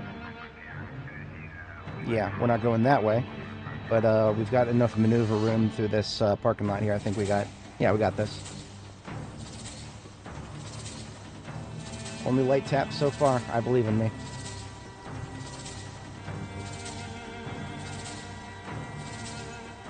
Oh, yeah. All right, we're back. We're home free. We are home free. The hardest part is over.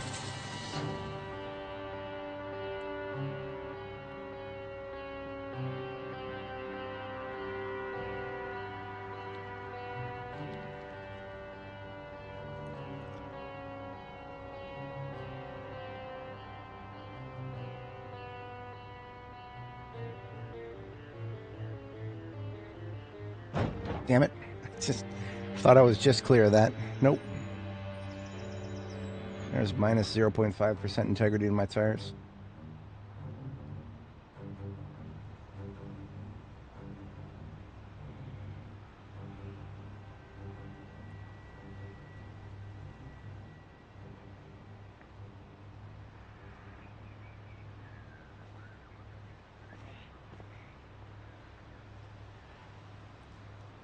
You know, now that we're out of that, I feel like I should just take the race car back.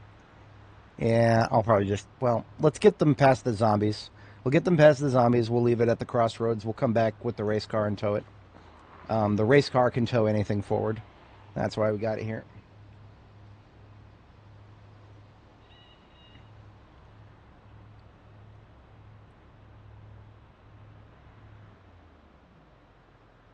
Did I already hit the elementary school? I didn't even realize that. That's kind of funny. I completely forgot I did that on this character. That must have been a very early on thing that I did that.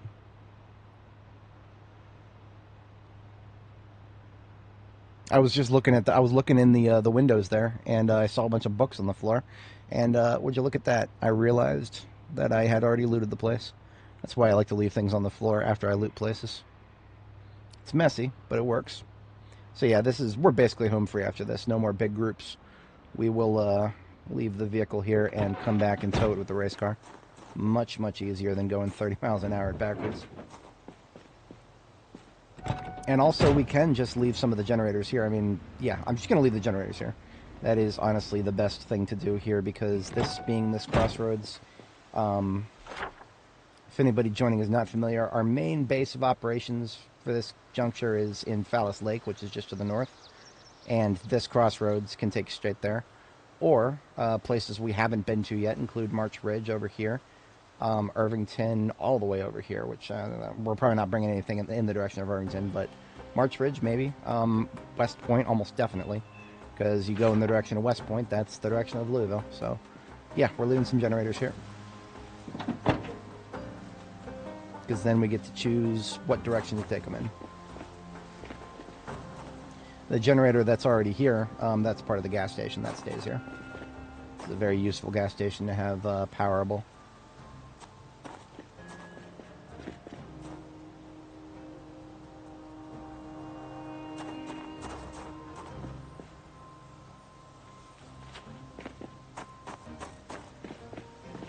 And just for good measure, this was carrying. Who invited you? Just lay down and walk away.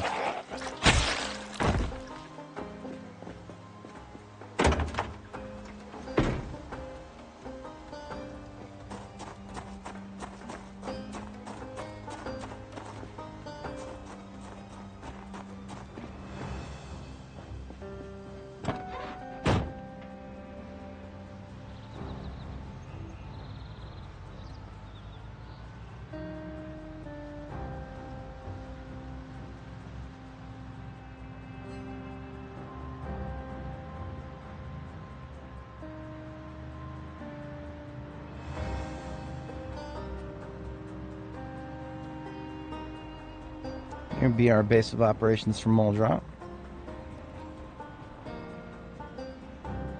And there was a bunch of stuff that was supposed to be in the trunk of my ambulance, and I would go put it back right now, but I mean, honestly, I think in the spirit of keeping our generators mobile, let's just take the ones I've collected in here too. Yeah, we've got a total of 80 plus 60, whatever that is.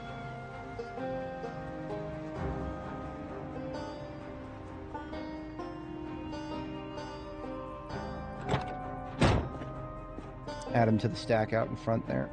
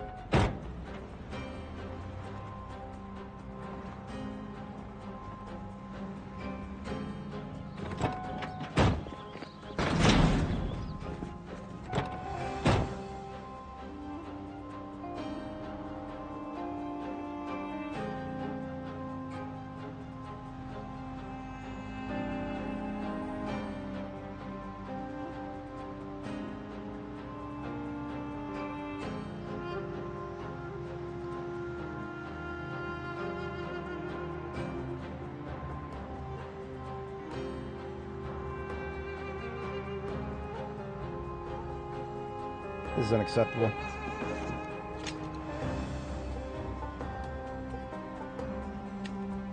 Bring your pretty face to my revolver, would you?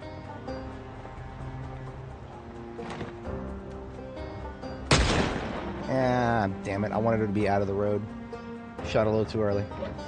Nickel every time I had that problem. And here we are.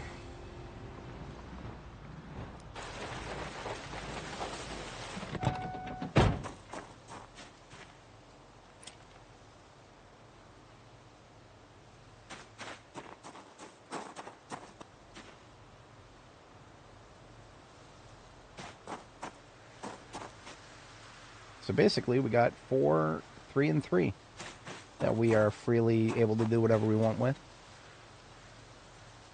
And back at our main base in Phallus Lake, we've actually already got 3 of the yellow ones, which the yellow ones are the best ones, lowest chance to degrade. The red ones are mid, thoroughly mid, same weight as the yellow ones, but higher chance to degrade. The blue ones have a higher chance to degrade than even the red ones, but the blue ones have a silver lining of weighing less. The blue ones only weigh 30, so I can actually fit one into my backpack, having the organized trait.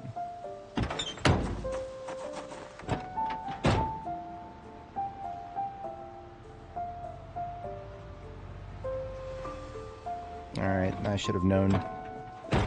We shoot, and zombies come out.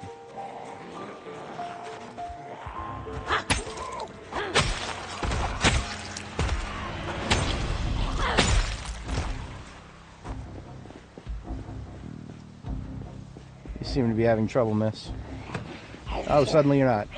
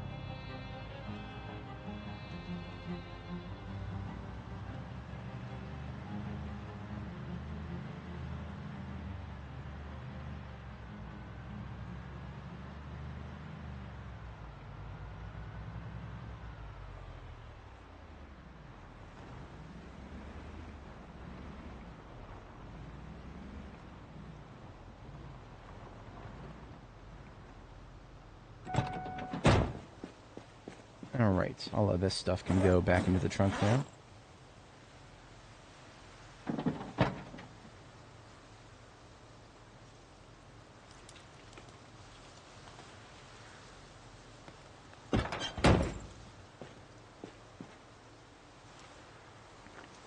I can probably fit all of my spare engine parts into the ambulance. That's an easy win right there. Now, the rest of the vehicle parts will probably be a bit too heavy to fit anything meaningful in the ambulance. The ambulance only has... well, let's see here. We've got about 40 left. I mean, that's basically a generator right there.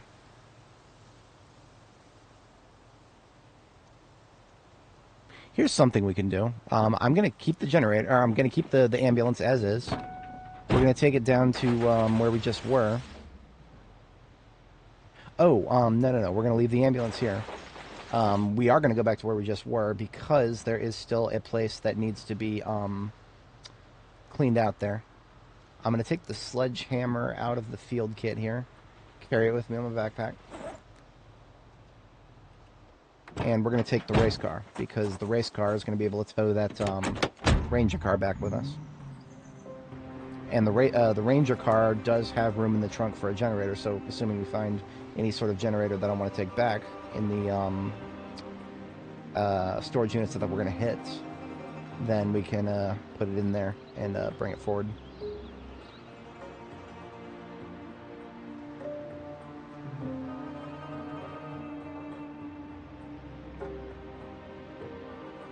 Seeing as I use the race car for my thumbnail, it is appropriate to use it a little more often. One of my favorites.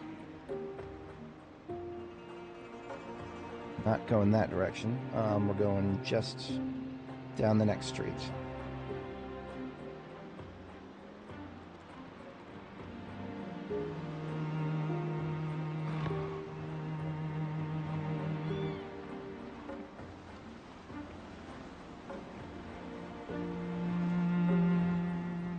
We were here earlier, but we didn't have a sledgehammer at the time, so we actually have a bunch of garage doors that we were unable to open.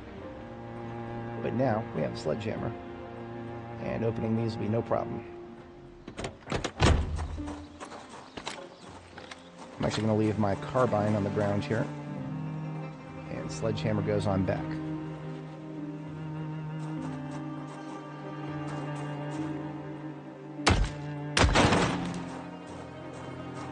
We can sledge 4 at a time before getting muscle strain.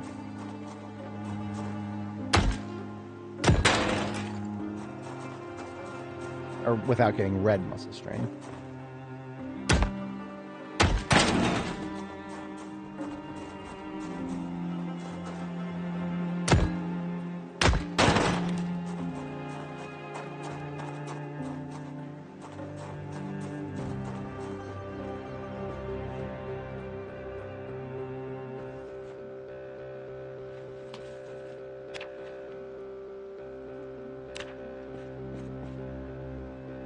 Bright green dye.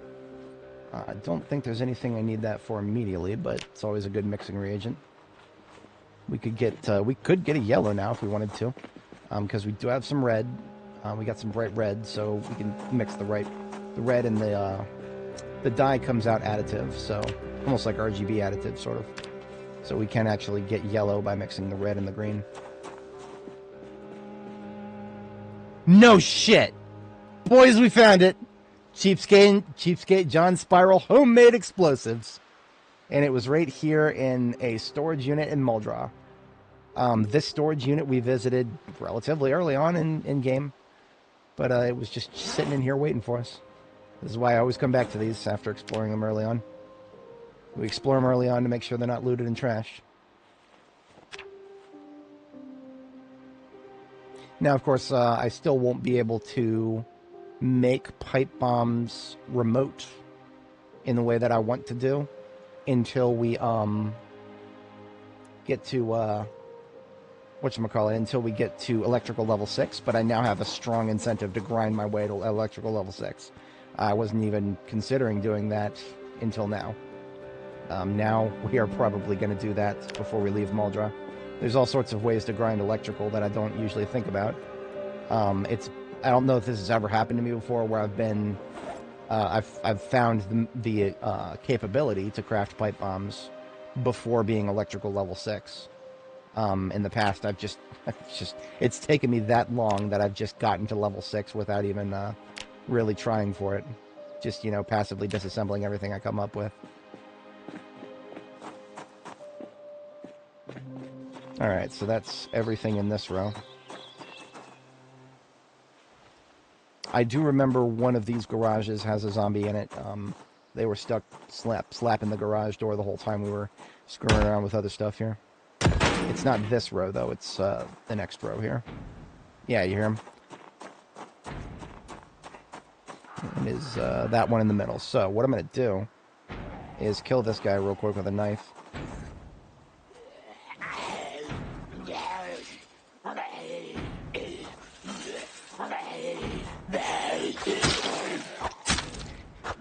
His knives can poke through fences. Takes a minute, but it's worth it. Now, here's a philosophical question for you. Let's say I wanted to sledgehammer the door so that I could deal with the zombie in there, because otherwise it's going to take him. I could sit here for 3 days and he would not break out of that.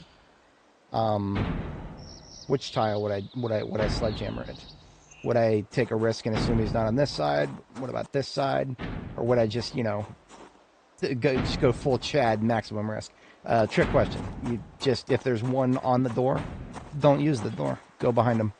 You got a sledgehammer, you can break anything.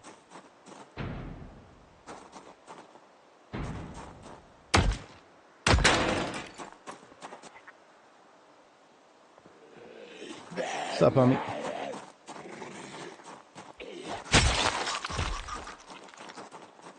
Make sure there wasn't more than one in there. Nah, we're good. He was protecting the generator, it seems. Shoot through the door. And in a reasonable world, it would be like that scene from Breaking Bad where, whatchamacallit, where the dude's in the, dude's waiting in the back of the truck, and they shot through the truck door. That was pretty cool.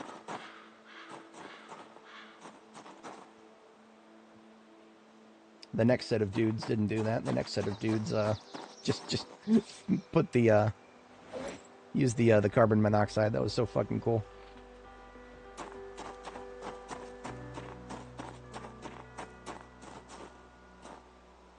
I think we've got the free strain to do this. Let's say that we did 1.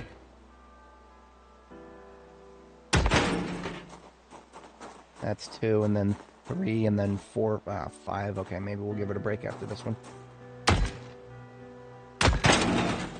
Yeah.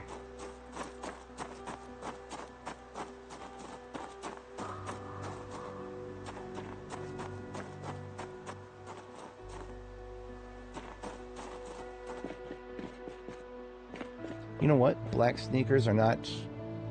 I'm not going to turn my nose up at them. It actually increases our run speed a little bit. Hey, Halloween Halloween and Christmas decorations. So we're 2 out of 3 on a Santa suit now. Hell yeah.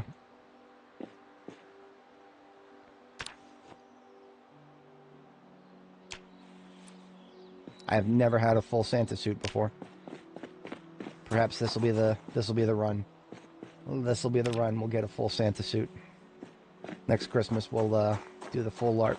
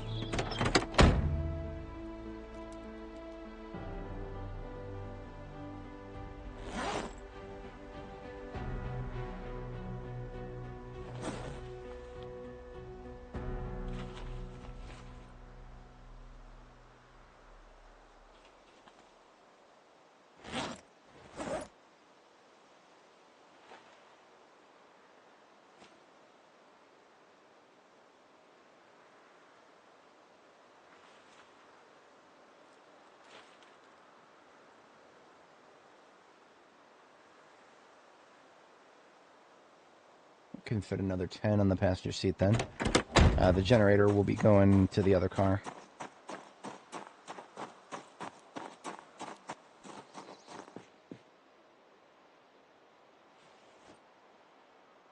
Not that there's going to be that much to loot in these joints. I don't always know what we're going to find in these boxes. Could be amazing. Could be absolutely nothing.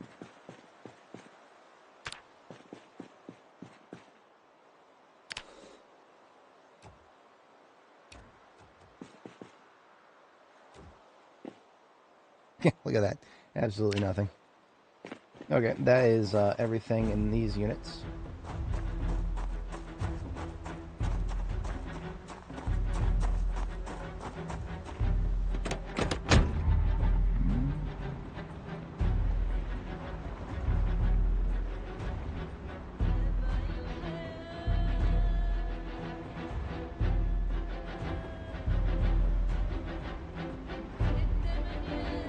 The trunk of this thing is literally not big enough to fit a generator, so that was never an option.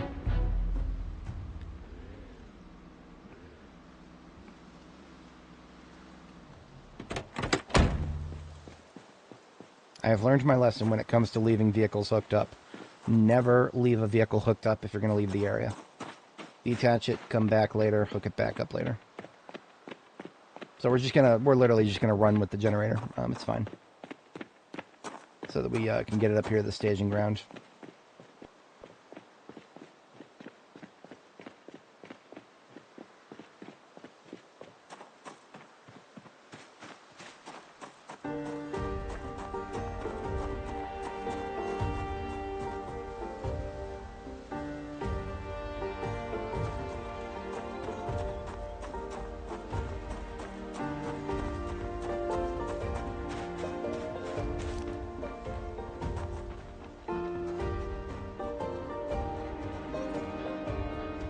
Yeah, it is.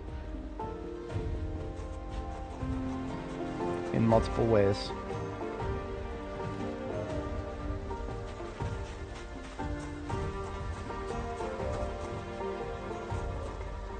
So generally speaking, we want to bring yellow ones in the direction of West Point. So I'm going to go ahead and take a yellow one with us in the Ranger car here.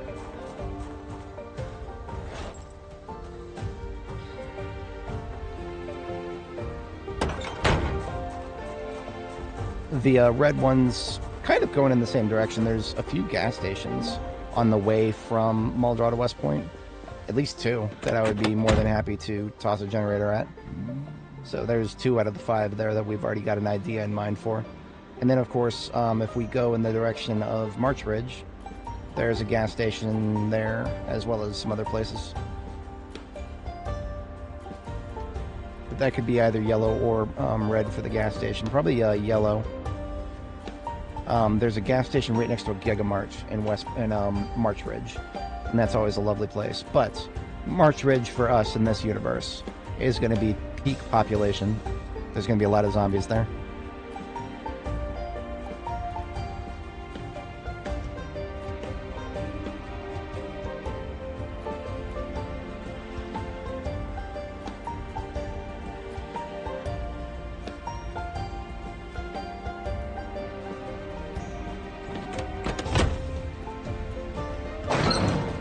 I don't know if it's going to be very easy to tow it in at an angle. I'm going to have to get it a little straightened out. It's a long vehicle.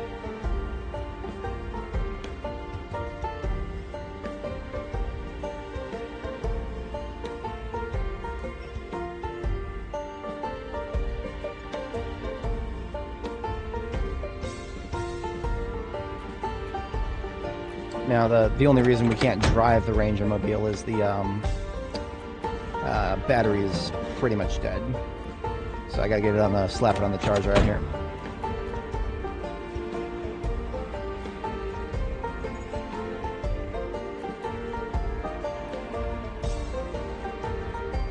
And yet our only battery charger is in the ambulance as part of the field kit. So we deploy that again.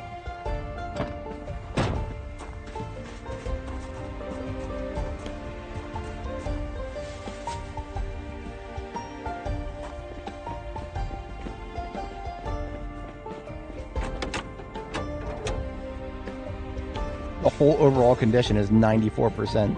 It's always a pretty thing to see.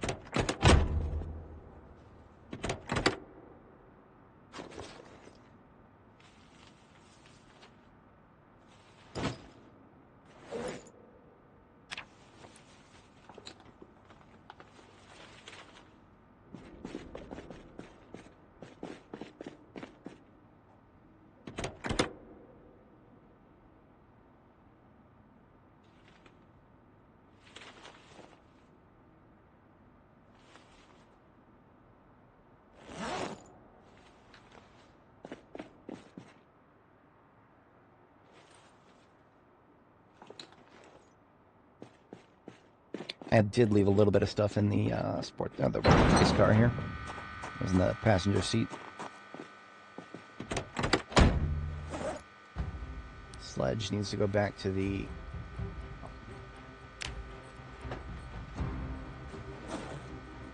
Sledge goes back to the ambulance.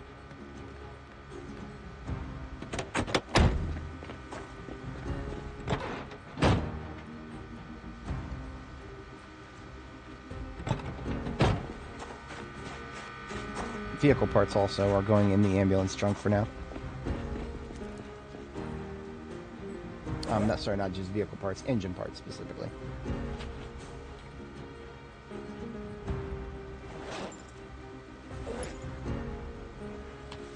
I'll put furniture too that I'm going to take back. We do still have room for a little bit more of that.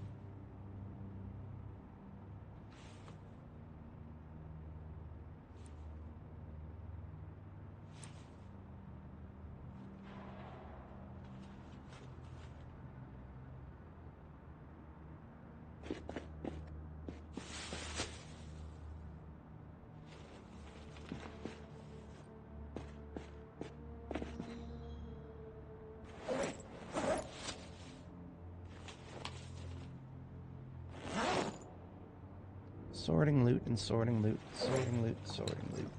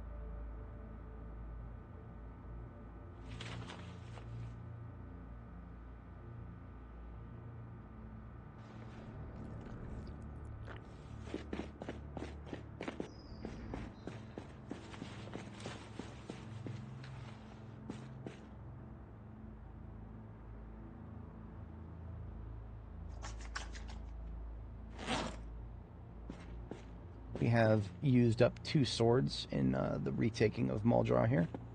There's plenty of more zombies to kill, but we're now down to our last sword, which is not damaged yet. Still in perfect condition. As much as I would like to take a bath, we just don't have enough water for it. Even for the washing machine, which we did fill up at one point. You know, we're actually not that dirty. It's just some of our gear is really dirty. Oh yeah, you can reforge them. You just got to take them apart, bring them back to the forge, the advanced forge. You bring them back to the advanced forge, and you disassemble them. You disassemble them so that it's just the blade, and then you use the blade as a material to forge a new sword. So that is basically, it's the same recipe that you initially forged the sword with. You can either use a steel bar and turn the steel bar into a sword, or you can turn the sword, the broken sword, into a sword.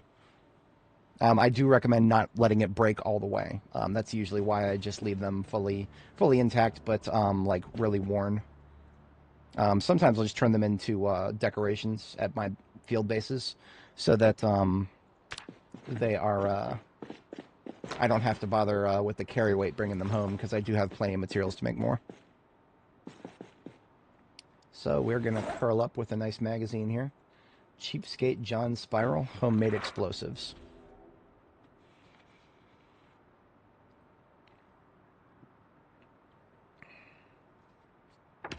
Yes, Sad Sam, you do have to, whatchamacallit, they use water just like everything else. They are far more efficient than hand washing your clothes. So it would cost me probably about 100 water to hand wash my clothes. These 3 rain barrels here feed the washing machine, while these 3 feed my sink. I can't get any better than that right now, because multi-story plumbing has not been implemented in B42 yet. B42 was supposed to have a whole like pipe-based plumbing system. They posted a dev blog about that. It never manifested, and I think the devs gave up on trying to make it work for B42 because they just added the B41 plumbing system back in like an incomplete form. So the B41 system that had multi-story plumbing is like partially back, but we don't have can't really do a multi-story system that I'm aware of, at least.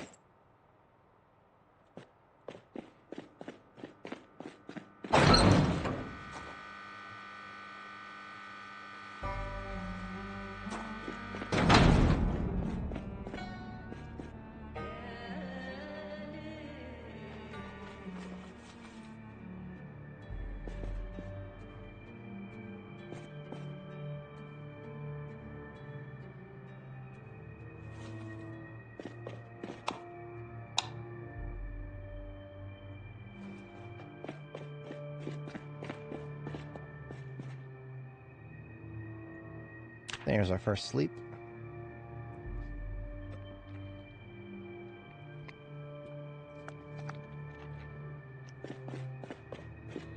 And you see, as an overnight task, what we can do. One thing I like to do a lot is just run down to the lake over here. I'm not going to fill up any buckets this time. I'm just going to run down to the lake and hand wash myself.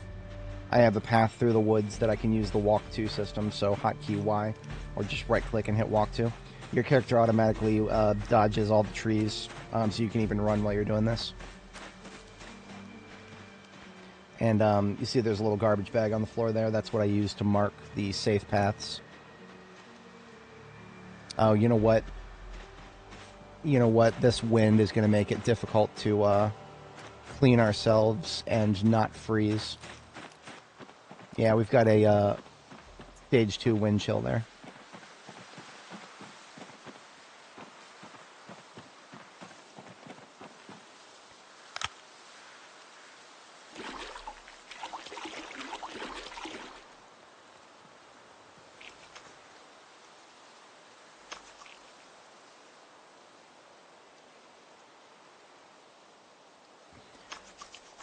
I wish I could just wash my armor, because that's what really needs it right now.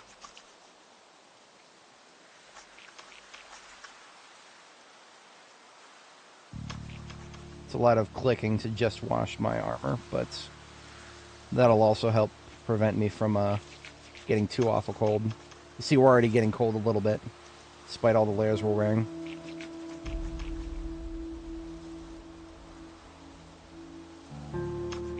There we go, just the outer layers.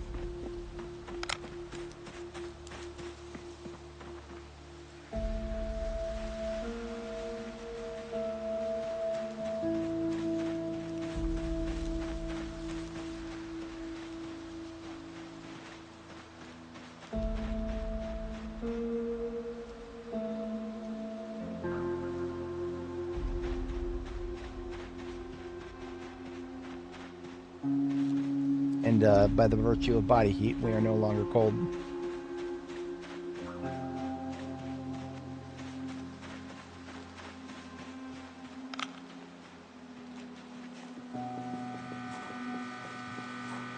Battery charged. Before I forget about it, battery charger goes right back into the ambulance. I am paranoid about forgetting about it at this point. I've forgotten about it one too many times.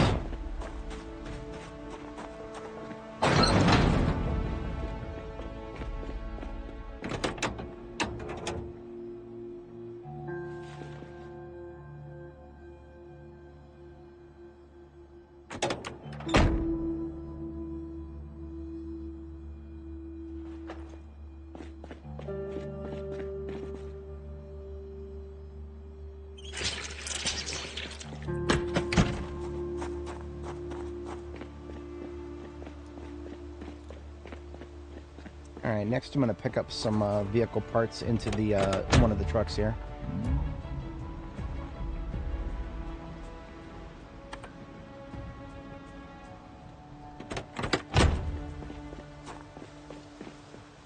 This is the one we'll use tomorrow because it's got my ammo in it. And a sledgehammer as well. So this is the one for the parts we'll load up. It's really not actually that much. We've actually used up most of the good shit. The good shit was lined up on this strip right here. So there's still a little bit, but I don't know if it'll actually fill all the way up.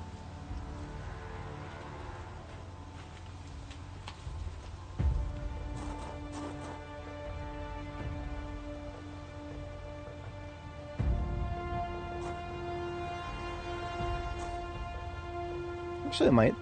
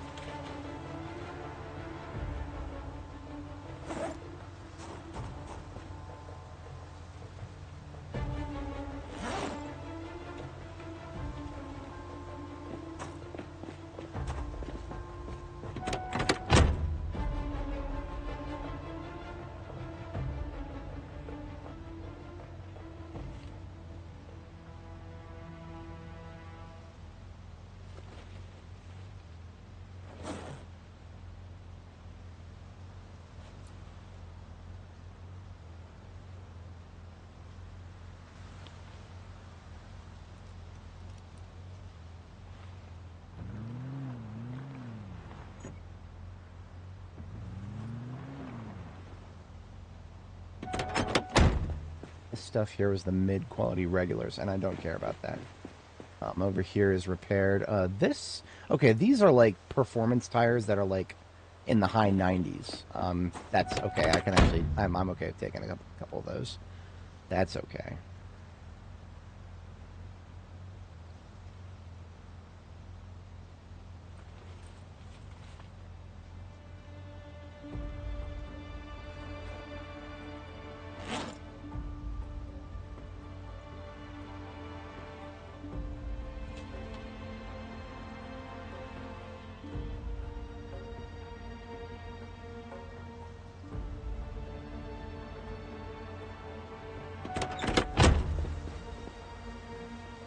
I think I can live without a double rear door back at base.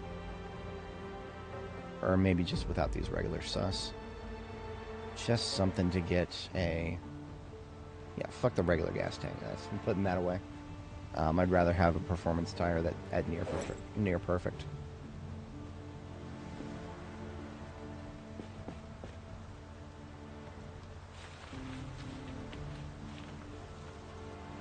Alright, so -1 in the trunk and then a 2 in the passenger seats, 2 in the driver's seats. This truck is basically prepared to tow the step van here back to Phallus Lake.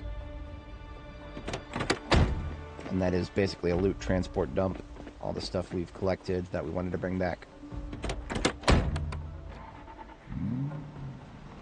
Plenty of other loot other than that, but that is the purpose of these other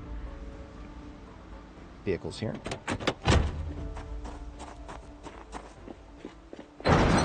Second bedtime is a go.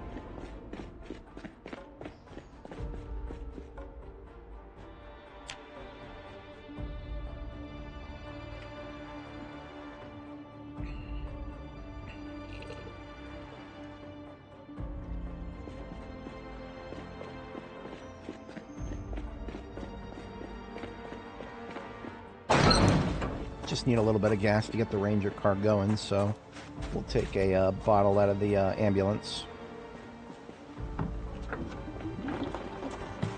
Just a 2-liter.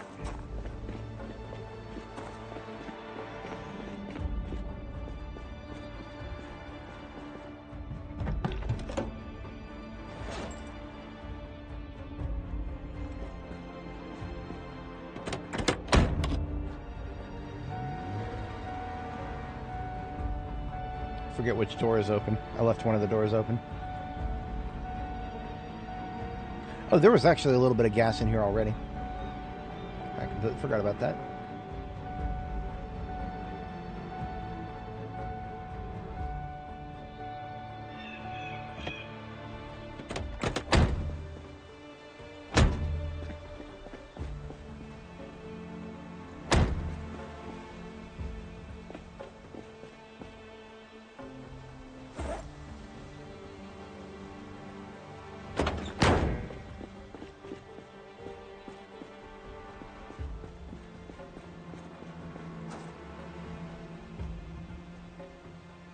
All sports vehicle parts over here, and nothing overly impressive.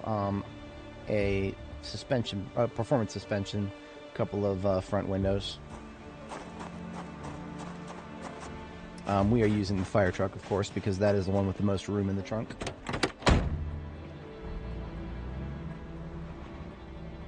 And of what is in the trunk, there is a carton of 357. I'm going to go ahead and crack that open. Oops. Because we can already open one and put it in our bandolier. And then I will put 2 boxes into my main backpack. And the remaining 9 can go directly into the trunk for when we continue shooting and need to reload. I want to be getting some aiming experience, and this, I believe, is going to help tremendously with that. Let's decide what direction we're going to be fighting from next here. I'm going to put some X's on the map here. Those storage units have been sorted out. And these storage units have been pretty much sorted out. There is an old generator. So I'm putting OG because there's an old generator left there. And there's also an old generator in the front yard of one of these houses. I don't remember exactly which.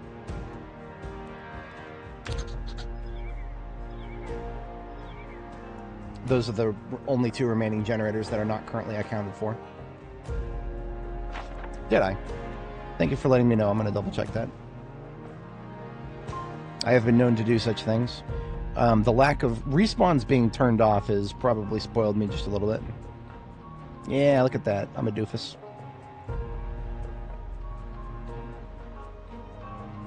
Have been known to do a doof on occasion.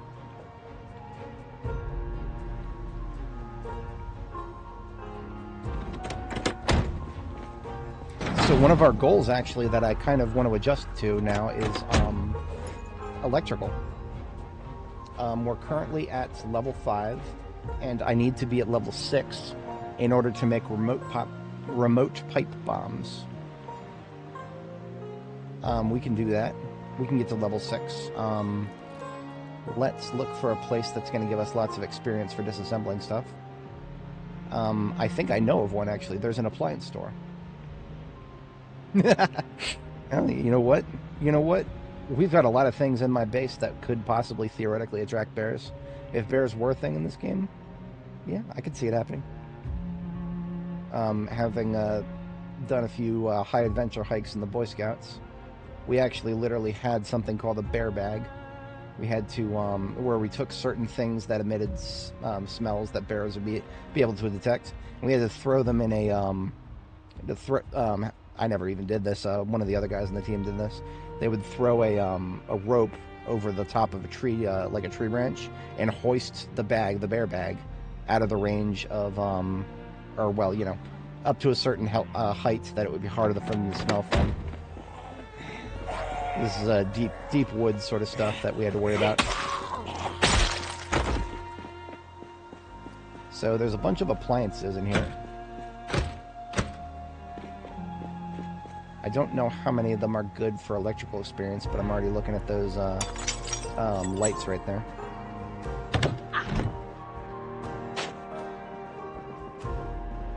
I've very rarely spent too much time in here. First thing I always did when I would come in here before was take propane.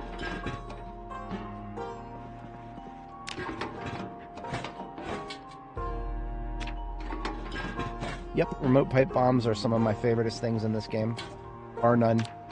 There are other types of explosives that can be remote, like remote fire bombs, remote aerosol bombs.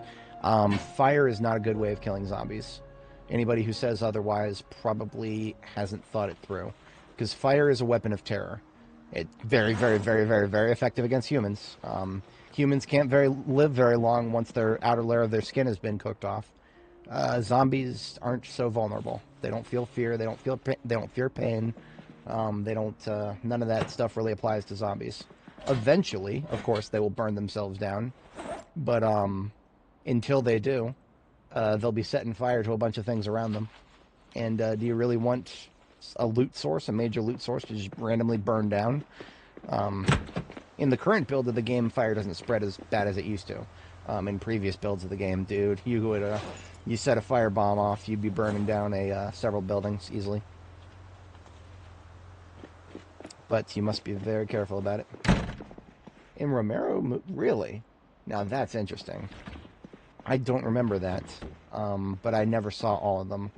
I only saw, I think I saw Night of the Living Dead once, but I do not remember anything about that particular aspect.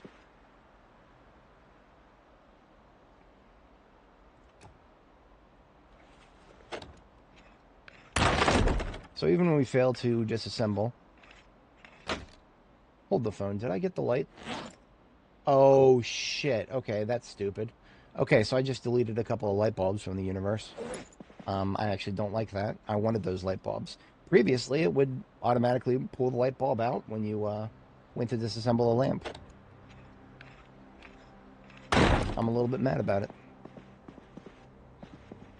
Apparently these floor lights cannot be disassembled. For shame.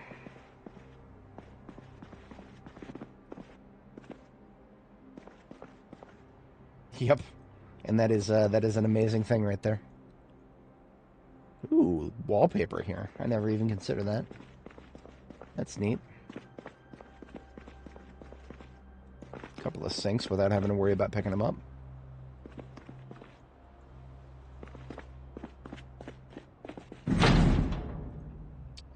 Public service announcement. Garage doors can be unlocked from the inside. It doesn't automatically do it like other doors do.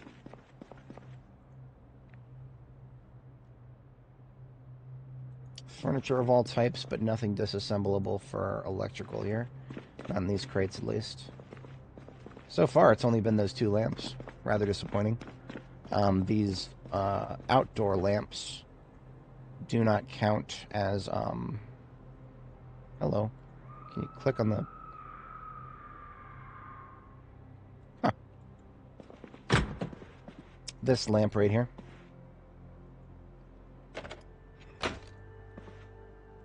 Rotary phone.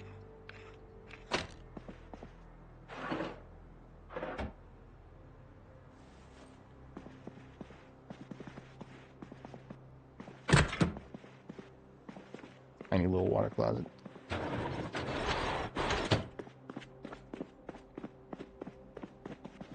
I couldn't rule out that I was hearing some mouth breathing. There may be a Zed upstairs.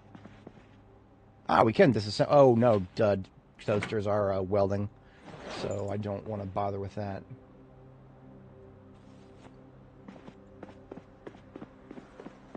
I may have overestimated this place.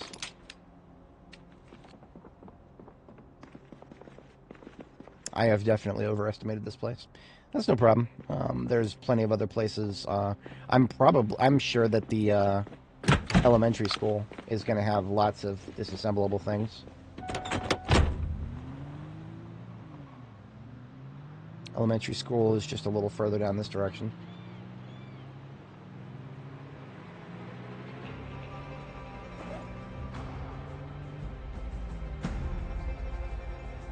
And I mentioned before, we actually already were in it once. We already pulled all the books off the shelves. You know what? I'm going to go ahead and go loud here.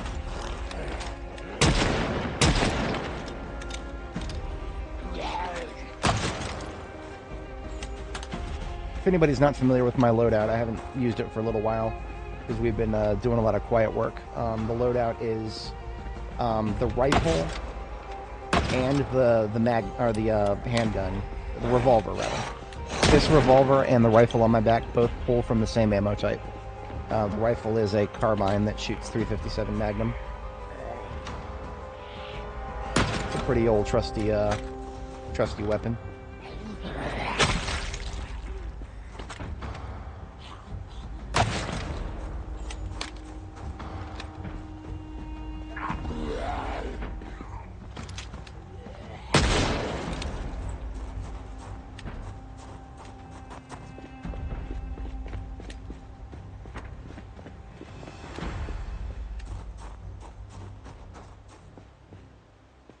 Shooting out here is probably actually not the best idea for clearing the school, because of course that means they're going to try. Some of them are going to try to come through the school.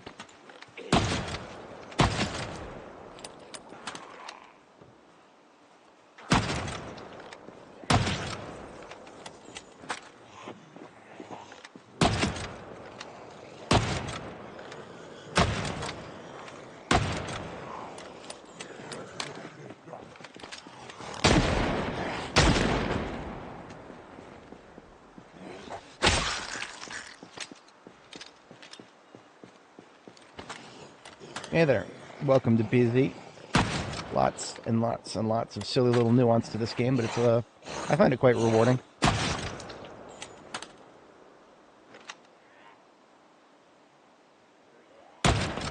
Just to give you some perspective on how insane this game can get, 3,000 hours in and there's still things about it that I don't fully understand. That's a bit of an indictment of the game itself. It doesn't explain itself very well. But that's also a testament to its depth.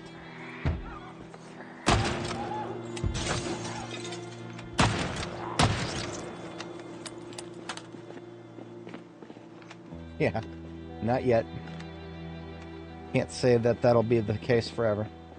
I've given my spiel on sprinters many times, but they are this game just needs a little bit more movement options for the characters, for sprinters to feel like a fair proposition.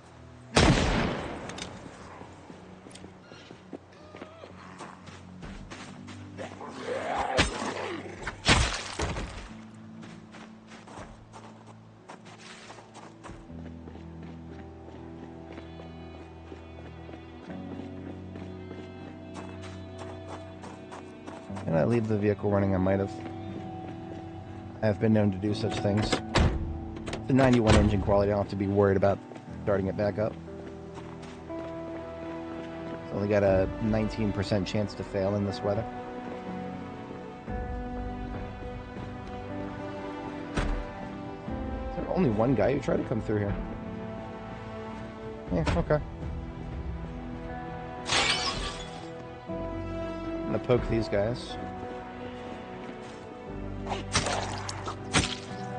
Well, I would poke the other one, but she is gone.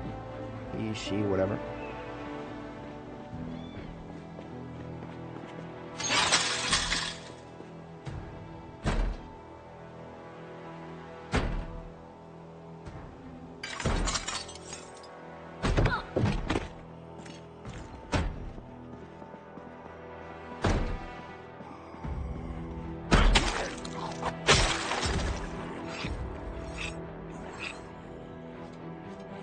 No, look at that. I think I got time for this. Depends on whether he goes for the window or the door. Even if he goes for the window, I might have time. The fuck? He thought he could go right for me. Alright.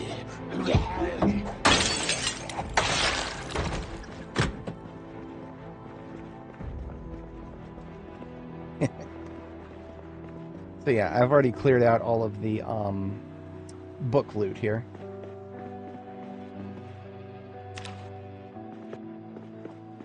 That we're not here for the book loot. We're here to disassemble some electrical stuff and kill zombies, but of course. Normally I would like these globe lamps.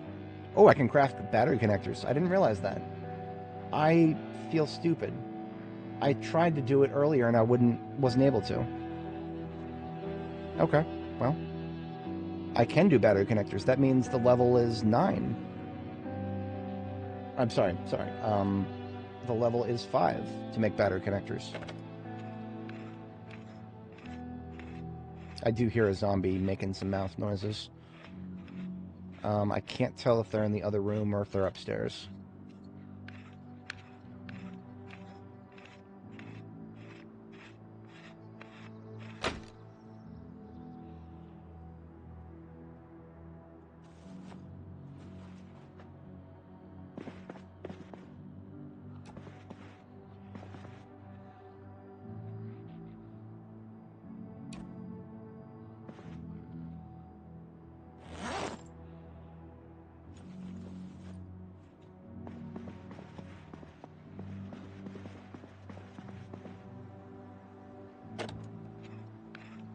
So we're looking for things like clocks, radios, flashlights, all sorts of stuff in a school can be disassembled for electrical experience.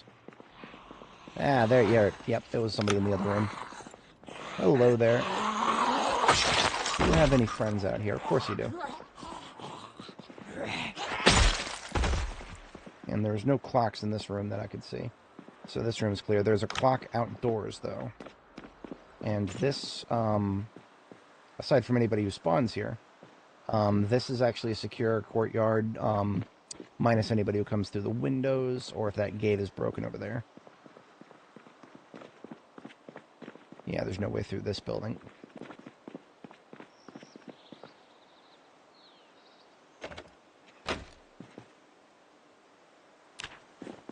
So each time we do a clock like that, I think it's like a dozen or so experience. It's not overly substantial, but it adds up.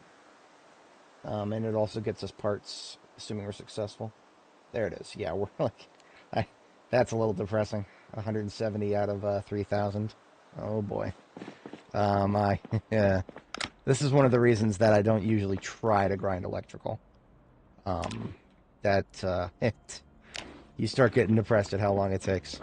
It's by design, too. So what are we at, 170? Let's just check and see what the clock gets us.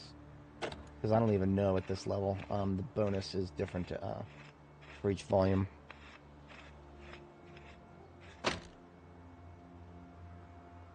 That was 13 experience.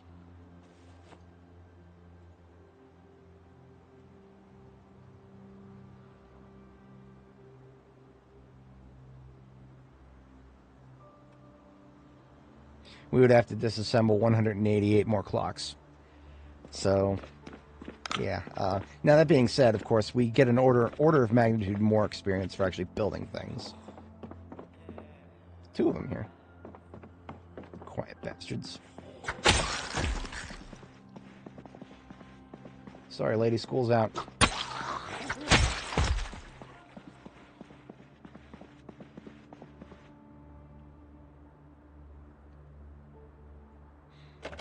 I believe lamps give the same amount of experience.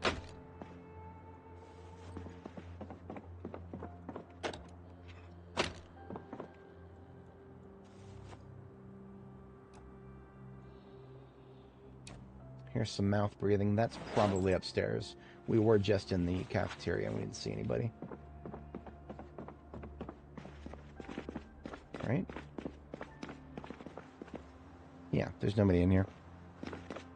So they're probably upstairs.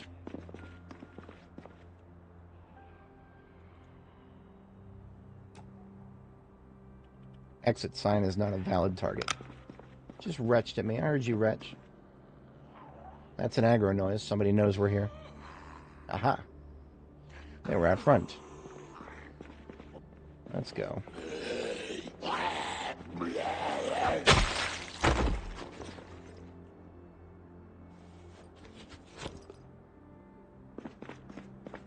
Alright, let's see if there's anybody on the second floor. Top of the stairs is clear.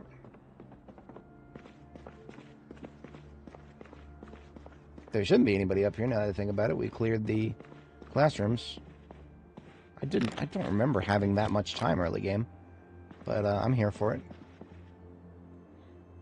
Radio. I hear somebody in the bathroom. I think I ignored them last time too. Yeah, last time I was here I ignored them. There's nothing in the bathroom to get. I'm not like in need of water or anything, so there's literally no incentive.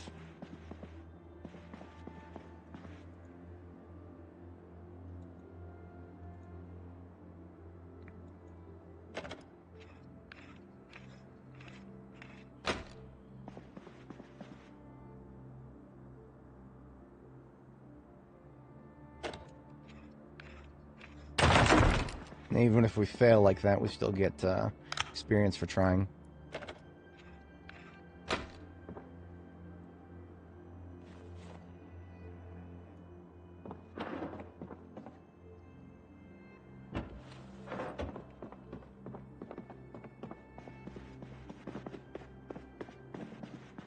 Early game, I was in the habit of leaving radios on the floor because they were more encumbrance than they were worth at the time.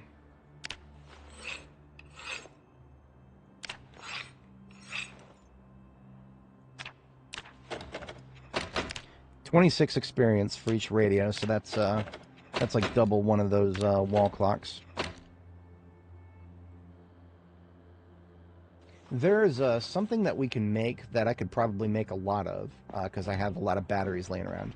I can probably make a lot of improvised battery lighters.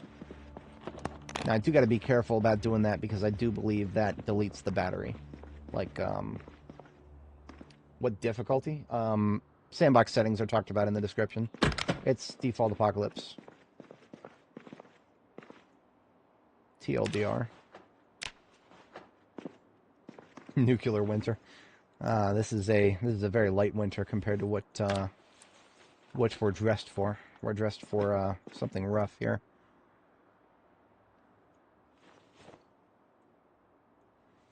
Lore cannon difficulty. Let's call it that.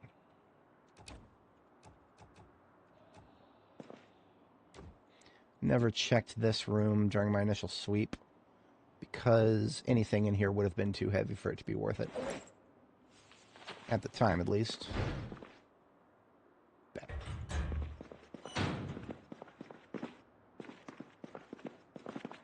I think I slept in one of the beds in the nap room here. I'm not sure if there was ever a pillow on any of them, though.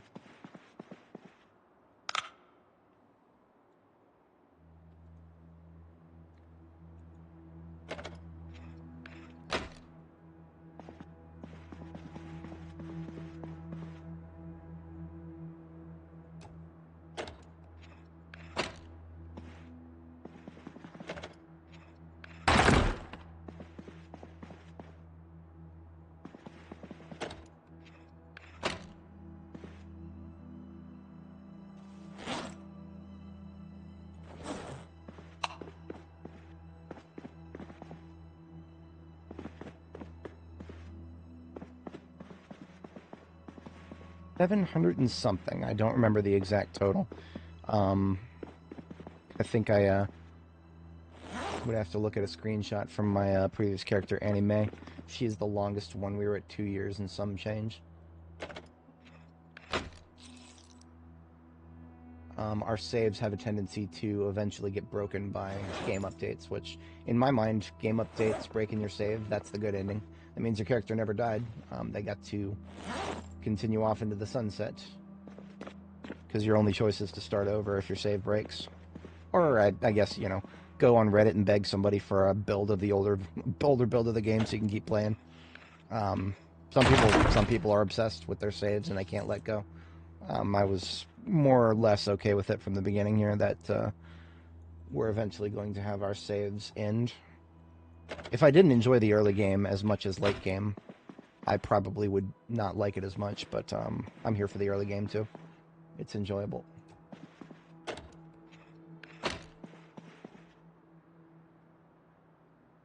Oh look, stale oats. Ha. In this universe, oats go stale, and then they go rotten.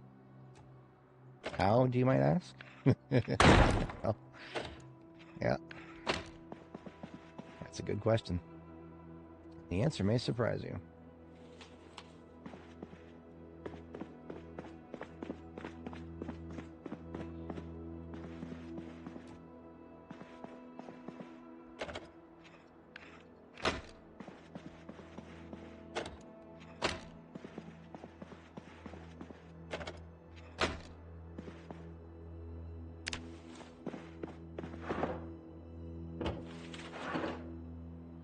We are quite hungry. Let us consume some milk.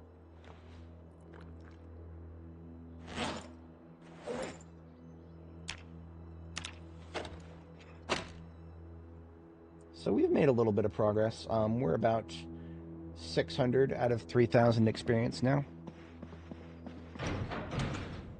Of course, that's not too strange. It's probably one of those schools that's like a mix of kindergarten and preschool. When I was in preschool, they had nap time for us. All we got though were a bunch of sort of like those little really thin mattresses that you can roll up and put in closets. That's what they put us on. I'll never forget the one of the ladies there. I don't know her name, but she would go around and look to see if anybody was awake. Close those eyes. Close those eyes. I'm like, every time I think about that, I'm like, okay, you know, what's that going to do? Is that going to actually make me go to sleep? I'm hyper. I'm a little boy. I'm really hyper. Bouncing all over the place. Way too much energy for this nap time shit. Oh, look at all the party we got out here. Unfortunately, we're going to get fatigued in the not too distant future here. But I will go ahead and fight until we're fatigued. And then we're out of here.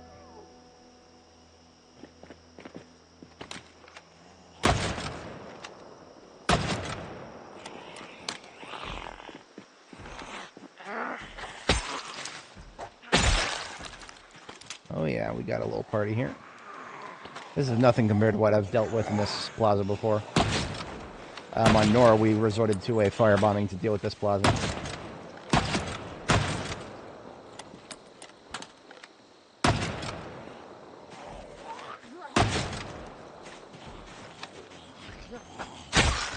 Trees are fucking me up a little bit here.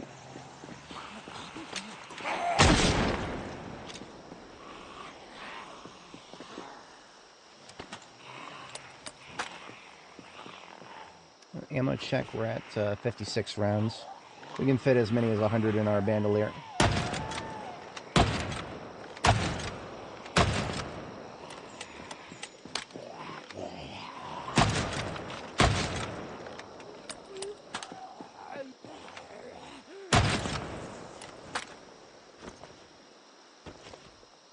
And there we go. Open another box.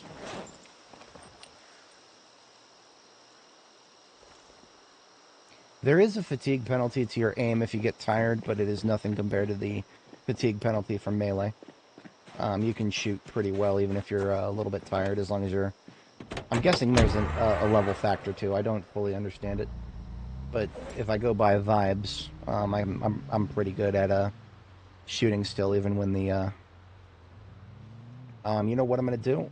Radios extracted from all 6 of the cars here.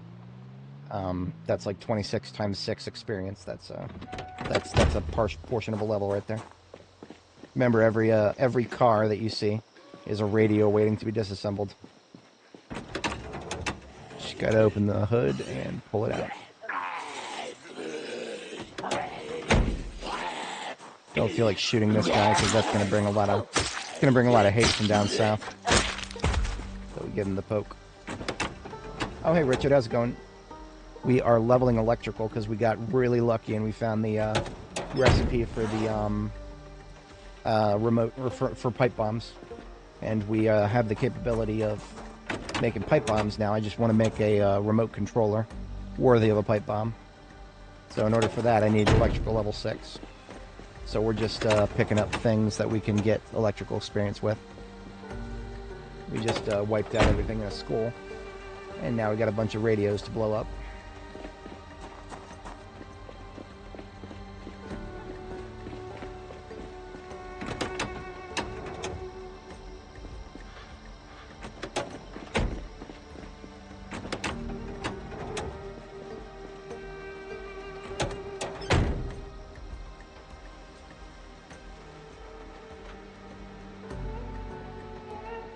Can also go pick up a couple from the carbs up there. It's not like these cars are using their radios. I don't see nobody playing no radios down here. Serial radio theft.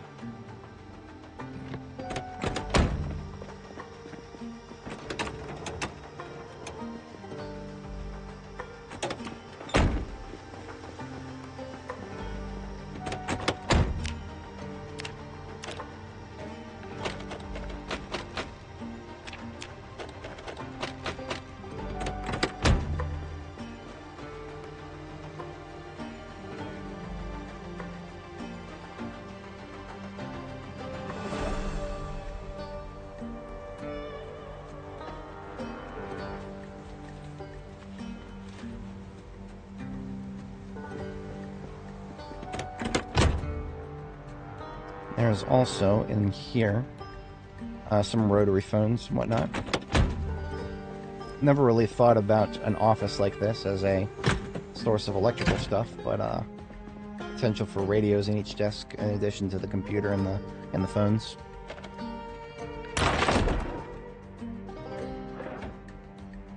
Wait a minute, these might not be...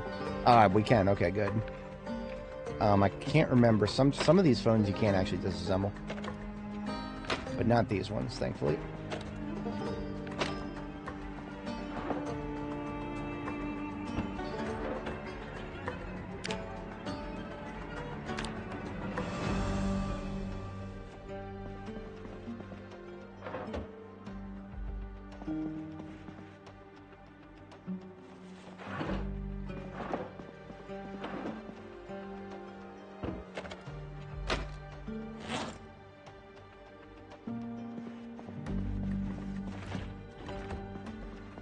Public phones, payphones, are actually a pretty decent source too.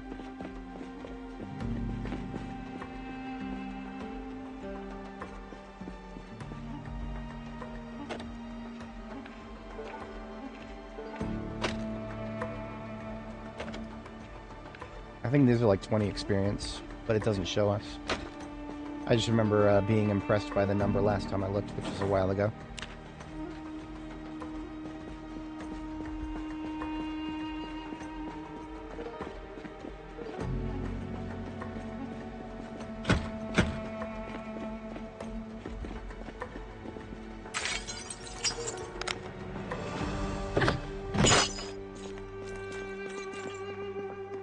Well, not much of electrical in here. There's a whatchamacallit, clock there on the wall.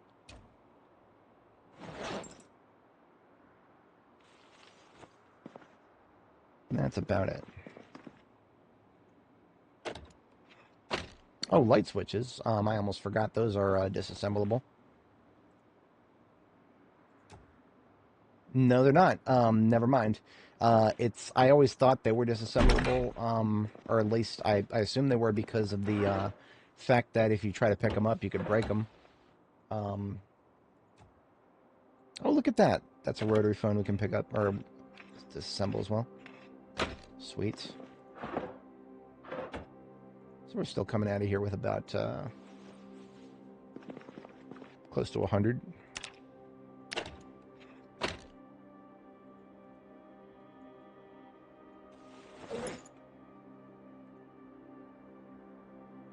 Okay, so we're about, oh, that's masonry. We're about a third of the way through of the level. That's actually pretty good, all things considered. I expected it to be a lot more annoying. So we're going to go ahead and head back to base because we're very hungry and I'm out of food. We're going to go ahead and head back to base, and there is a bunch of stuff waiting for me there that I can both disassemble, and we've got parts. I can start assembling some stuff.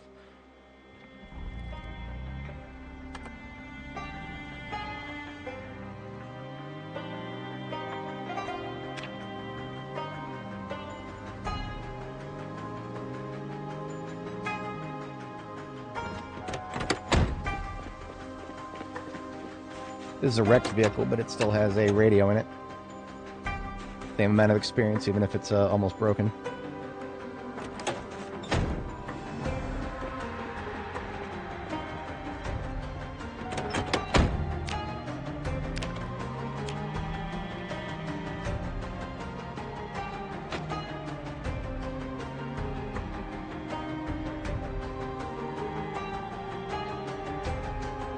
I'm not going to just stop and harvest radios from every single car yet. I'll do that if we start running out of parts to grind through to assemble stuff. See, one thing that I can just start building lots of right now and have it actually be useful is remote triggers. So a remote trigger is how you turn a regular bomb into a remote bomb. I can already make remote triggers. I just cannot make the most important part of remote pipe bombs for me. I cannot make the long-range controller yet. So, can't do that yet, but we can make some of the other... What the fuck? I have not had a guest here in a very long time. A little fatigued, but I think we got this. Yeah, just gotta knock him down. Whenever a zombie's on the ground, your crit rate goes up. And the sword crit multiplier is amazing. So even at stage... Oh, we're only stage 1 fatigue, never mind.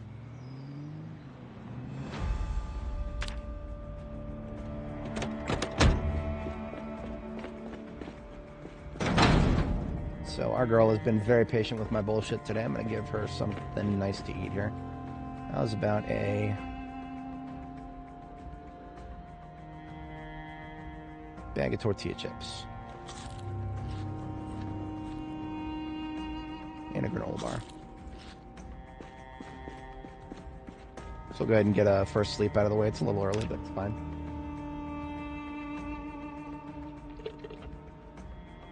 Now it is a Sunday night for me. Do have some stuff I've got to handle. We've been at this for about 8 hours. I would like to get myself to electrical level 6 before we call things today. I think we can do that. I think we can do that. We already have a crafted trigger here. Let's get a few more of those. Let's start by disassembling anything in the box.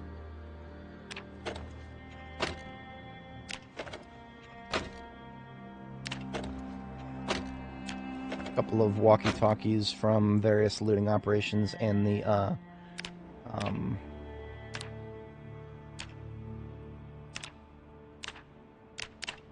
police department.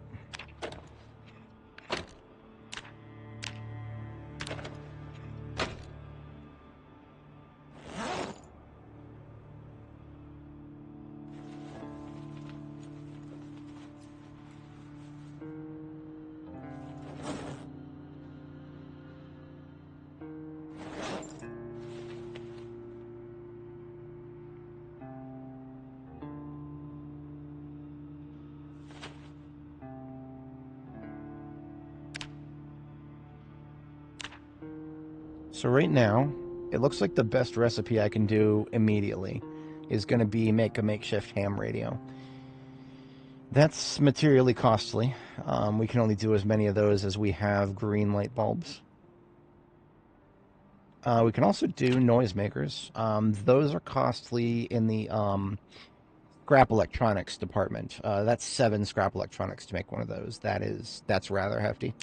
Let's start with one of these ham radios, see what we get. 78, that's not bad. So let's put that down as a decoration somewhere. Unfortunately, we cannot turn around and disassemble those to recoup anything now.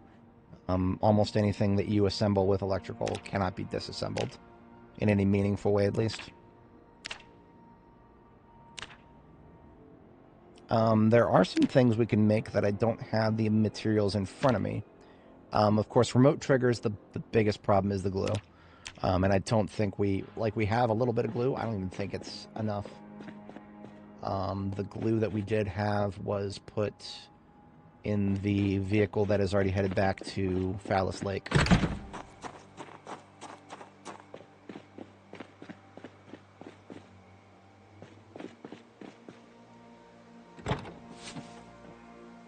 I think that's enough for one. I think that's enough for one. You know what? I'll take it. I'll take it. Just swap that out for something else here.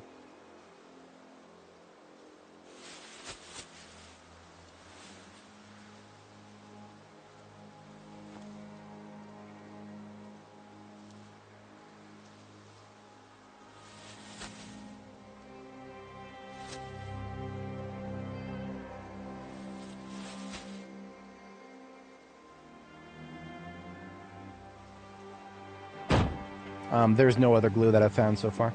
Glue is insanely difficult to source, and I've always criticized that aspect of this game. We can't make it. It's hard to find, and what little you do find, there's many ways that the game will let you completely piss it away on useless things that you could have used something other than glue on. I am a little resentful about the whole paradigm behind glue, but it is what it is. So we can now make a remote trigger. We can make one. So, I mean, you know, better than none. It'll get us experience and it'll be useful later. So 15 experience for that. Let's see what we get if I make an improvised lighter. That is something that is useful. And it looks like it will cost adhesive tape to make. So we can make a couple of these and that's it.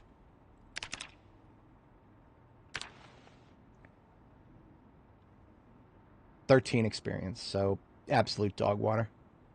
But it's lighters. It's capable of lighting things. That's cool.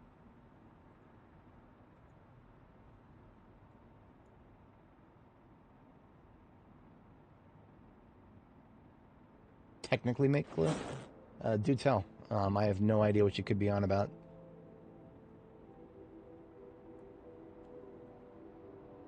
Is there something that capable of disassembling that somehow gives glue?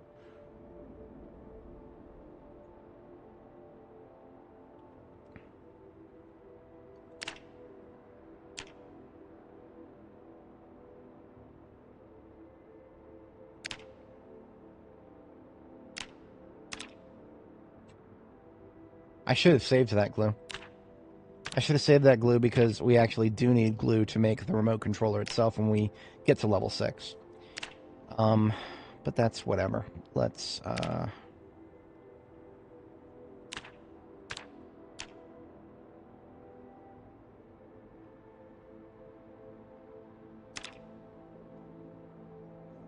honestly, makeshift ham radios are probably some of the best we can do because they don't cost glue. Oh, yeah, no, that's absolutely we should be able to. It is absurd that we can't. I'm mad about the fact that we can't.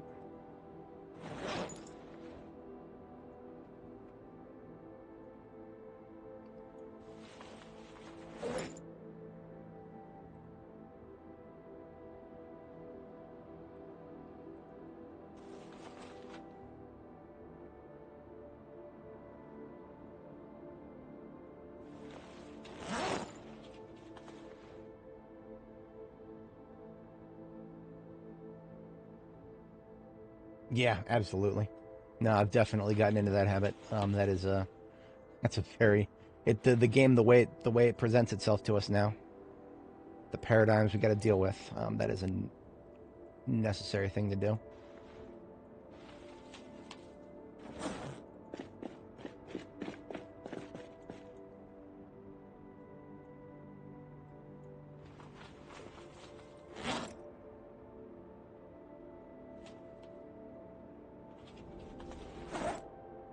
So I'm now merging our haul so far with what we've already had here.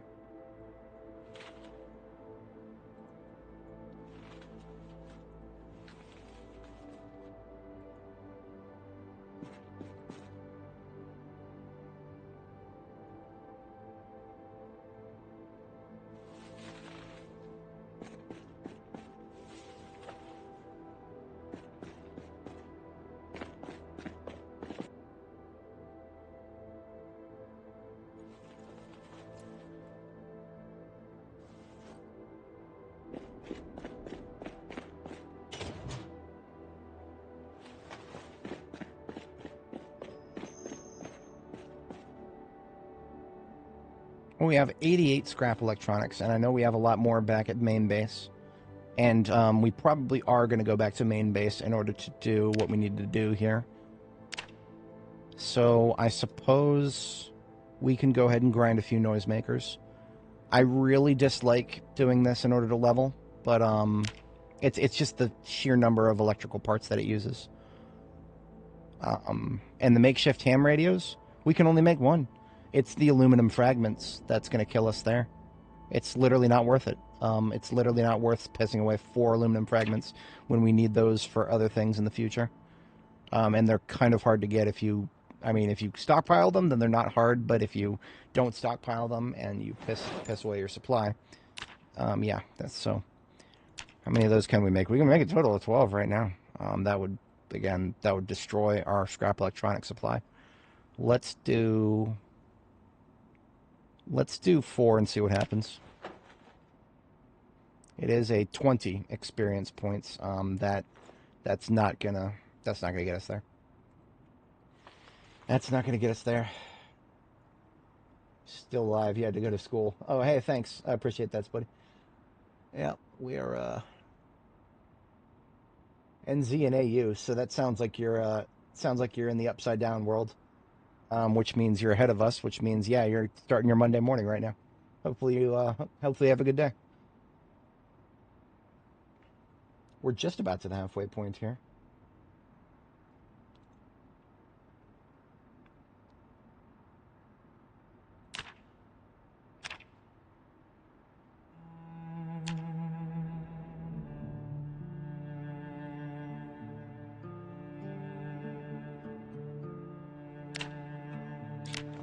Okay, you know what it is? We're going to go ahead and make a makeshift ham radio because we get 78 experience. That's like 3 times as much experience as the other thing.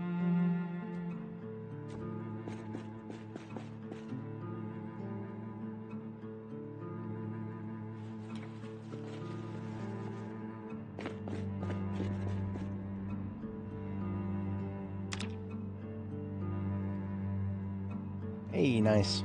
That's good to be back to day shift. Night shift can be fun, but it's fucking with my sleep schedule just kills me these days. I am definitely not as young as I used to be. It used to be so much easier to just flip my sleep schedule on a dime and whenever I needed to. All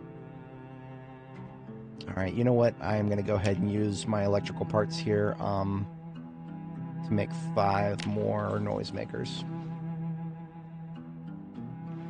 That's another 100 experience.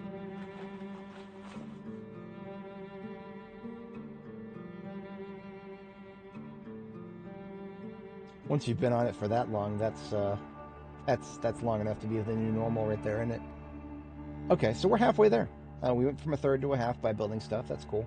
So what I'm going to do is we're going to go ahead and get our second sleep here, and then I'm going to load up on provisions. Ooh, we are out of milk. Okay, yeah, we have no choice to go back to Phallus Lake then.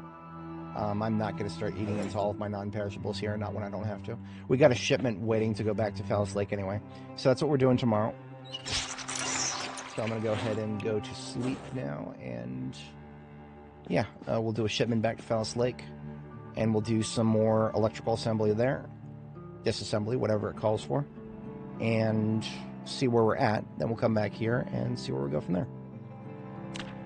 But I do have to step away briefly IRL, so I'm going to go ahead and have her sleep, and then we will execute as I just described.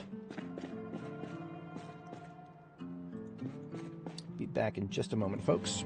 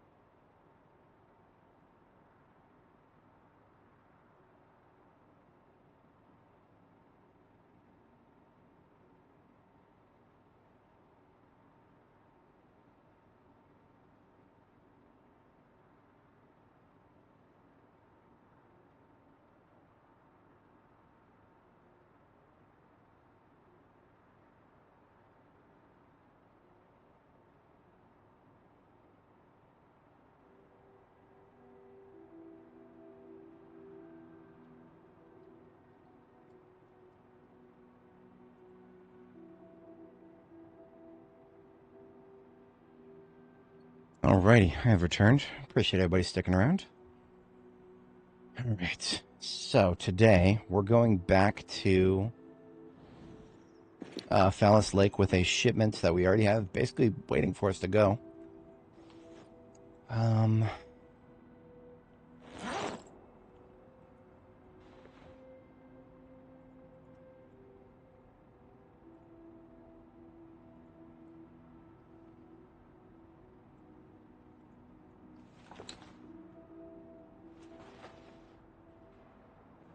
Going to be taking everything but a few things here. Now we have a generator running here. It's mostly for the lights. We do have a fridge. The fridge is not really doing anything right now. The fridge back at Phallus Lake is the one that's most important to us right now.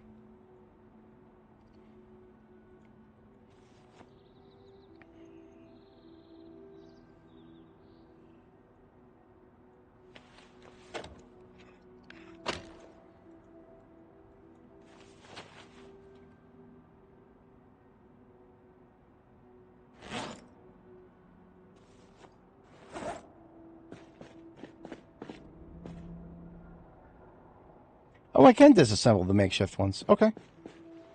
I'm just going to disassemble the one.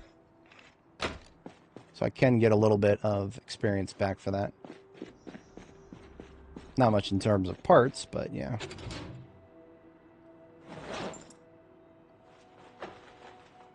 These radios, I was thinking about putting them in one of the vehicles. No, not anymore. We need electrical experience, and we need it now.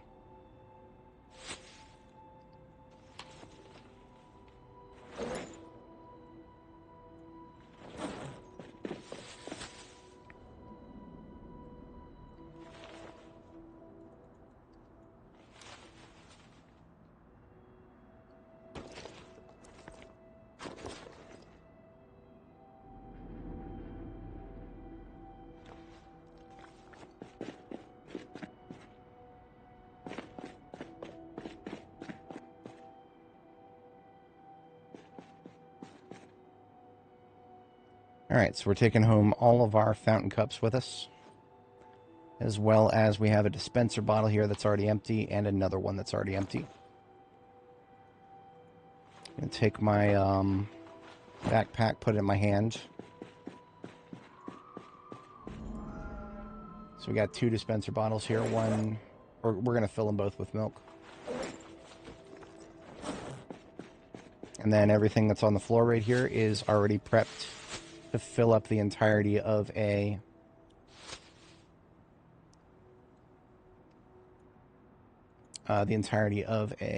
military backpack.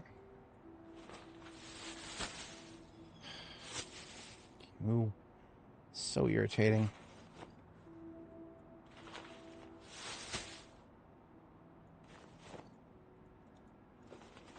There we go. Close enough.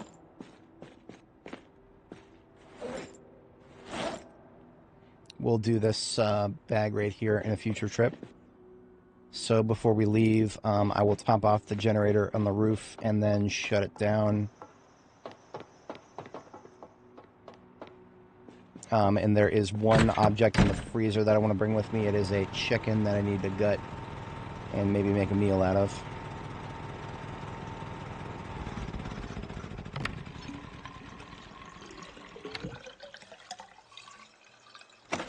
Fixing generators does get us experience. Therefore, yep, all right.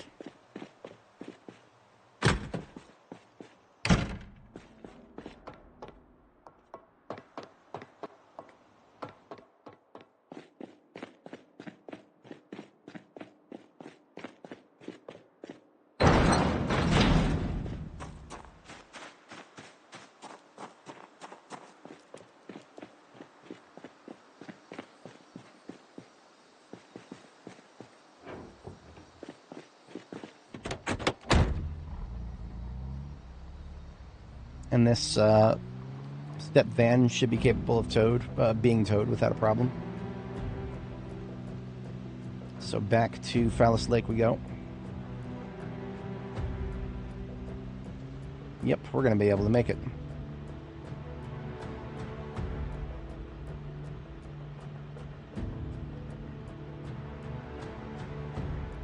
Making it out of second gear with this one, boys.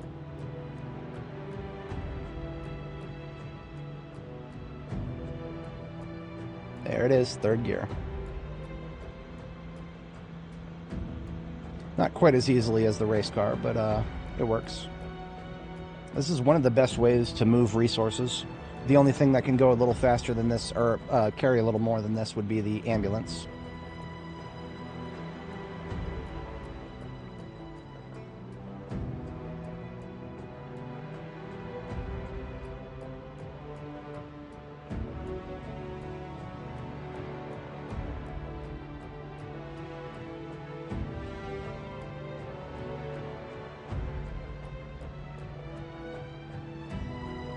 This we get to see some pretty trees growing in.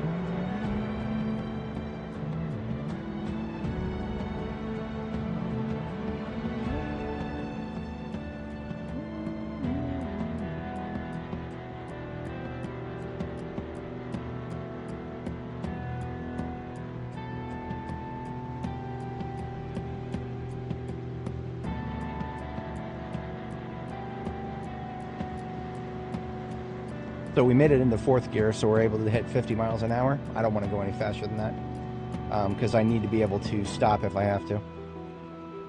And if I go too much faster, there will be no stopping. Because remember, the brakes on the thing behind us do not function when ours do. So the only thing we can do if we want to stop is to coast. We've got to coast. The race car was in the Irvington Speedway. All but 2 of the spots were full of burned wrecks. So we had a bunch of burned out ones, but then we had 2 race cars at the Irvington Speedway, the red one and the blue one. The blue one was initially better than the red one. We had to come back and hotwire them much later on when we were capable of doing that. But then after we did, the blue one took a little bit of damage. The red one is currently the best. I am perfectly capable of repairing the blue one now, but I've got to go back and get it. I think I'm turning here, or is it? Is this the? This is the which way Western man moment. Pony Trot Road is not clear, so we are taking 163. We just go straight here.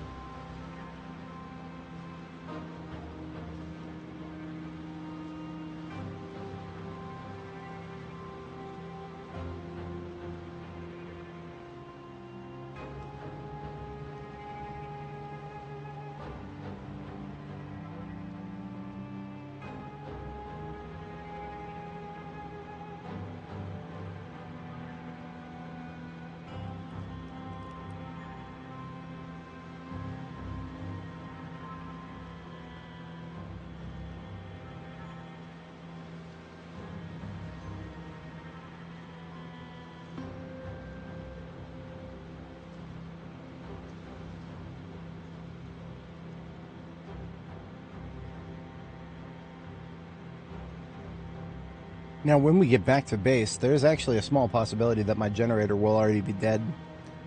So we'll have to run upstairs, check that first thing. It's unlikely, because I feel like the drain rate should be okay-ish, but, I don't know. We did manage to shut down all the unnecessary lights, so it really should just be powering the generator itself, the fridge, and then one pump.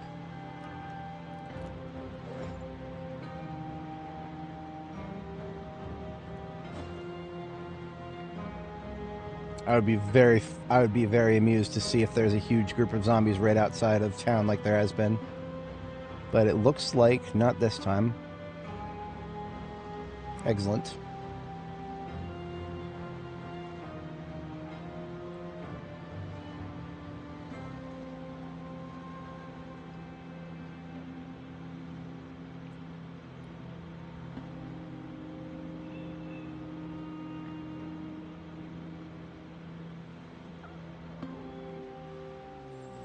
Woo! Drifted a little bit there for a second.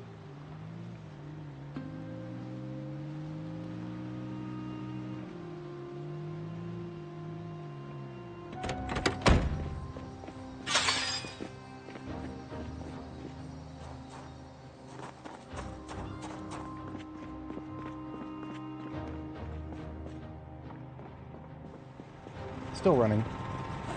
Let's see how close we got.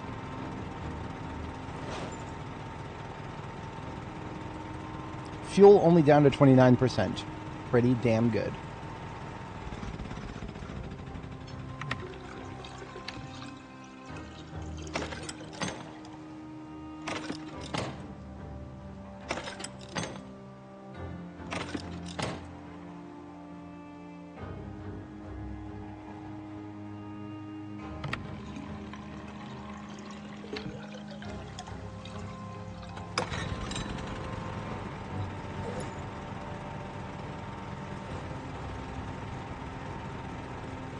Now, at first I was okay with leaving all these scrap electronics up here. Not anymore. No, we need these. At least a portion of them. Yeah, I'll leave 26 up there, that's fine.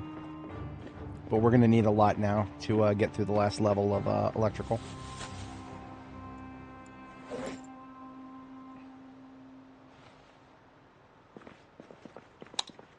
Just going to go ahead and put a garbage bag aside with nothing but electrical parts in it.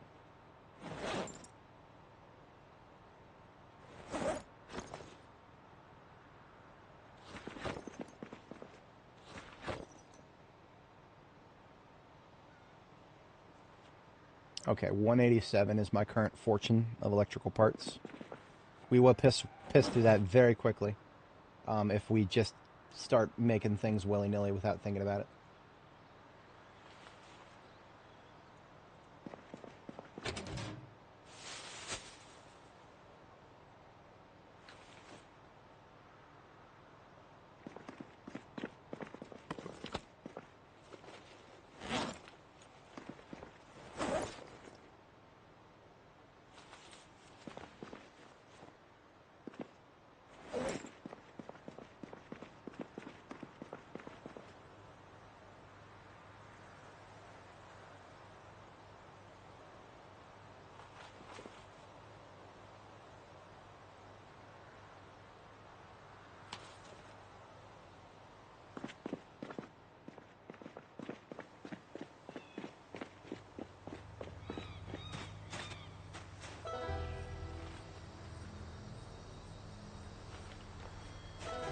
Add their flags to mine, and my power grows.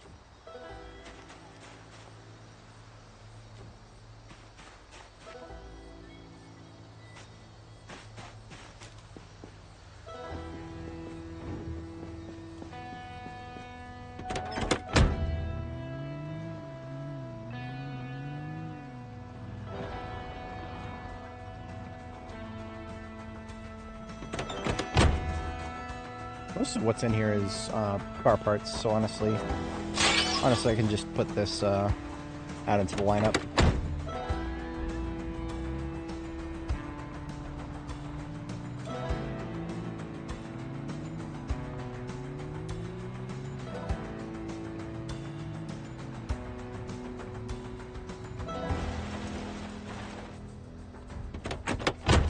Yep, 100%.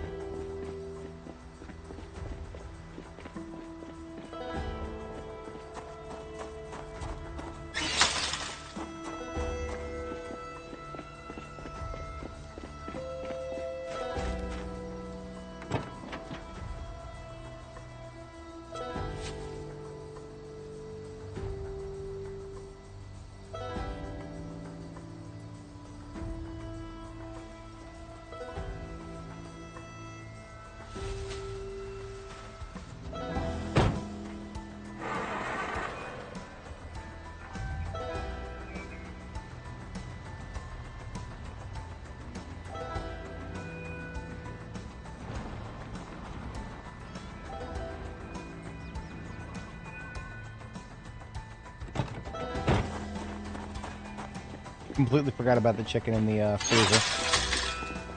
There was a chicken in the freezer back at Fall Draw. Too late. I don't always have the brain capacity to remember these things.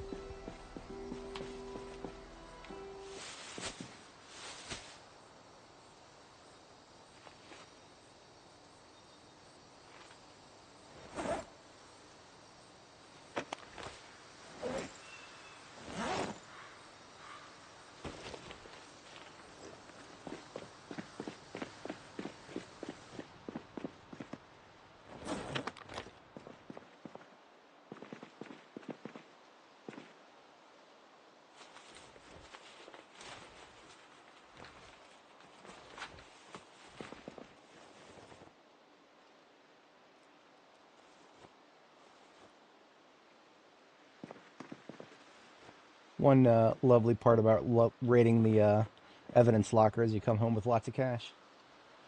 Lots and lots and lots of cash.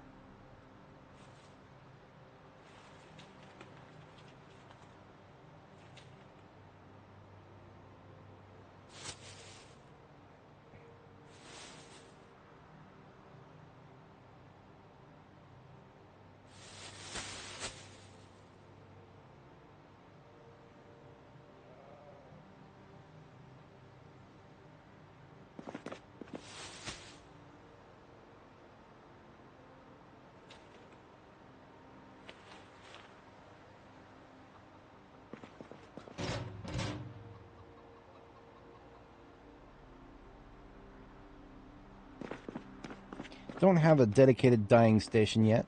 Woman, did you just... That's what I get for abusing low fences. Eventually, I run out, accidentally flip over them.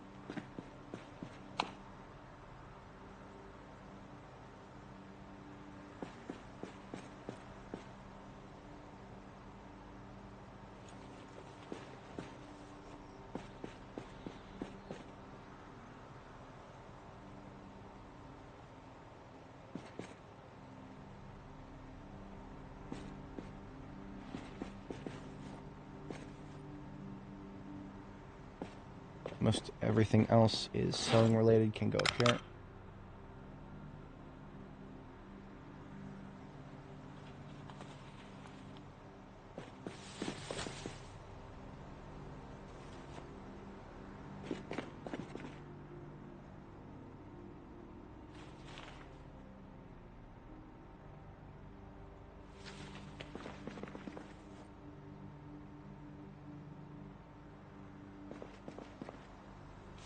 Don't remember exactly what I've been doing with what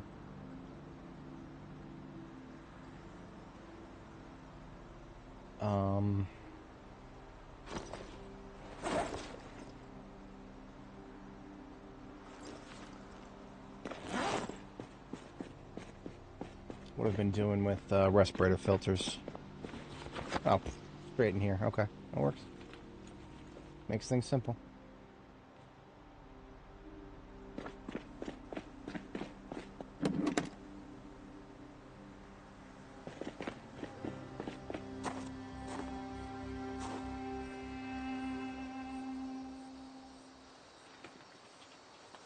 No. If you have a light bar, you can use it to repair existing light bars that get damaged, and that's it. I wish we could do that, man. You have no idea how much I wish we could do that. Unfortunately, we cannot. Should let the devs know. I have a feeling that they're not interested in giving us more light bars. Everything that I've looked at seems like they are inclined in the opposite direction. So, we do have a lot of glue here. So, we can absolutely make some more triggers.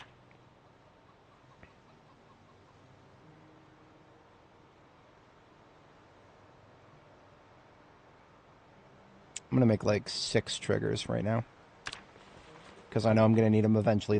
Remember, these remote triggers, you add them to any bomb and it becomes a remote bomb. The electrical experience is good, but it's also the fact that we'll be using these someday. That means we have a total of like 8 crafted triggers. It's not a lot of experience to make those, unfortunately. It's actually kind of shit.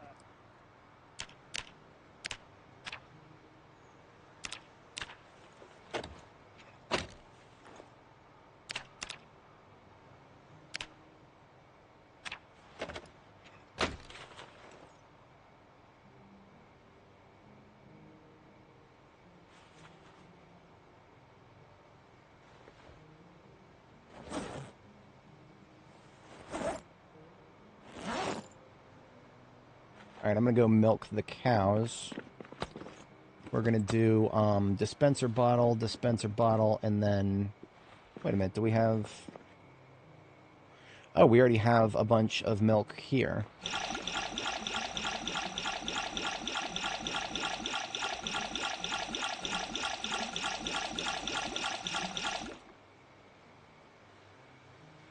Still about a few liters left. I'm going to finish this off, actually.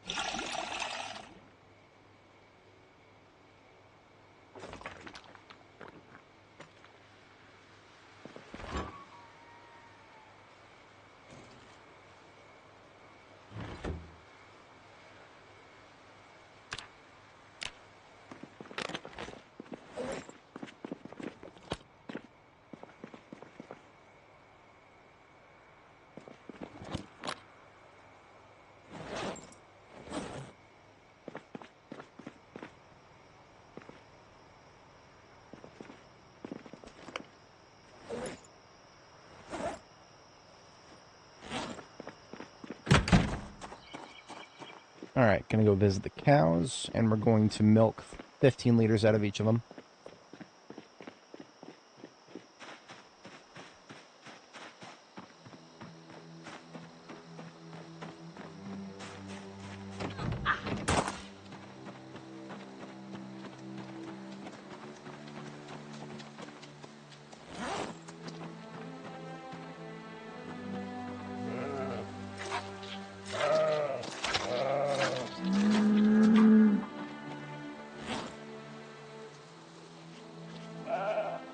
And then we'll milk Hershey next.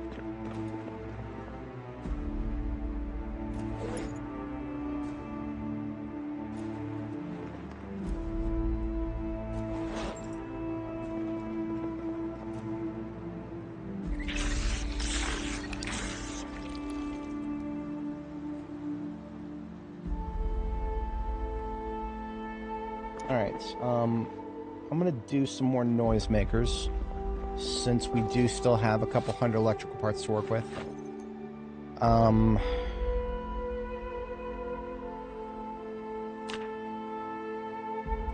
Let's do 10 noisemakers and see how far that gets us.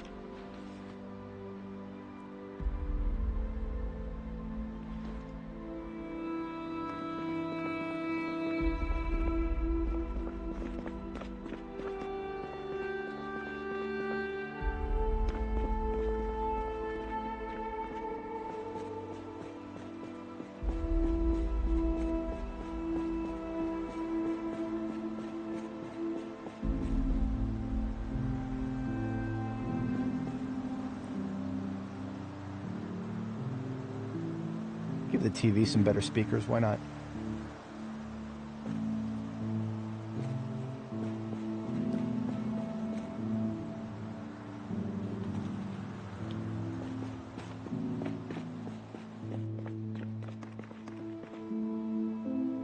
$2156.87. We can go on a disassembly spree through a few houses, and that will get us pretty close. I'm gonna use eeny, meeny, miny, mo. State Trooper. It's got an empty trunk. At least it should. Let me double check. Yeah.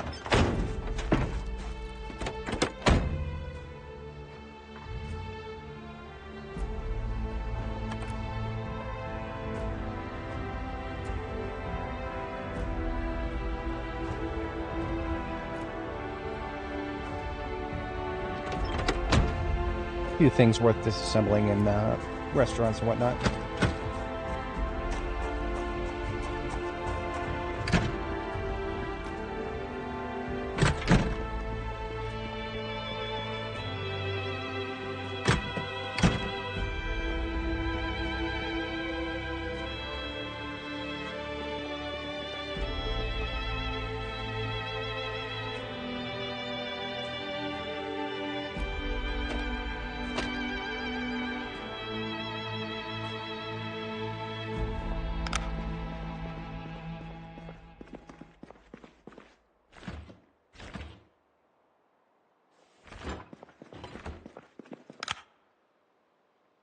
Extractor hoods.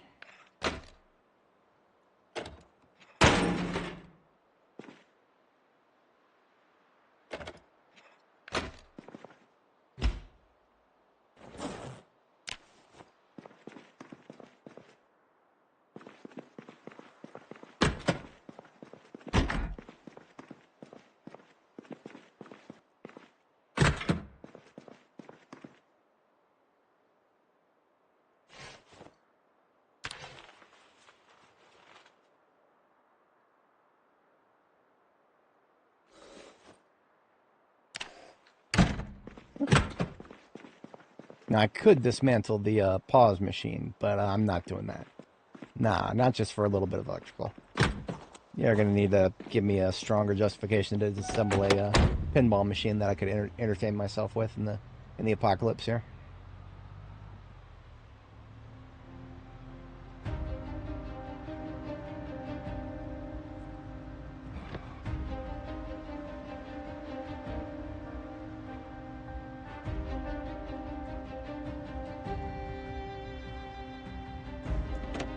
Yeah, it's a niche thing. Definitely niche.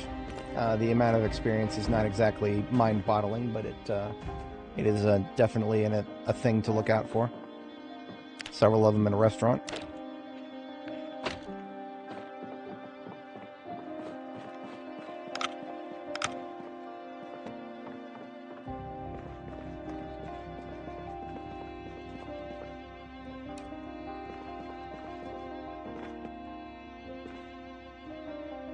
Now, normally I don't disassemble remotes, but we do have a lot of them back at base now.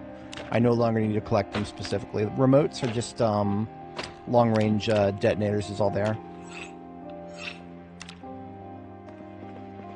A remote or a pager is required for a long-range detonator, specifically. You can't just use a receiver.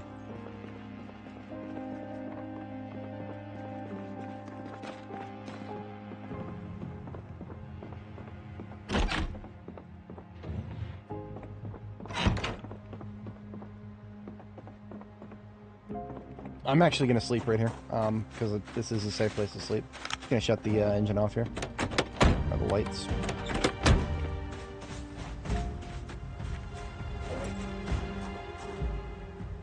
Well, like some kind of an idiot, I didn't bring my food.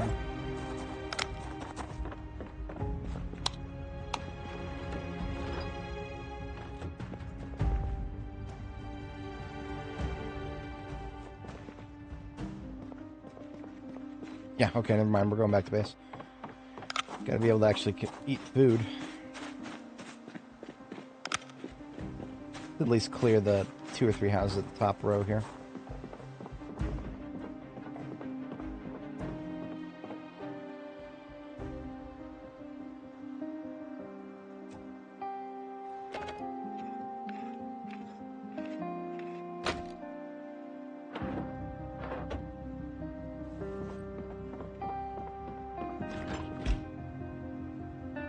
Oh, here we go.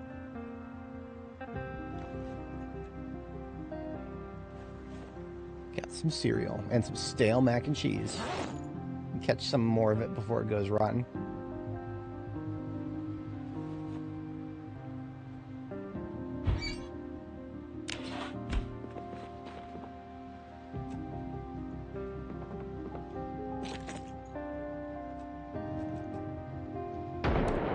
Shut up.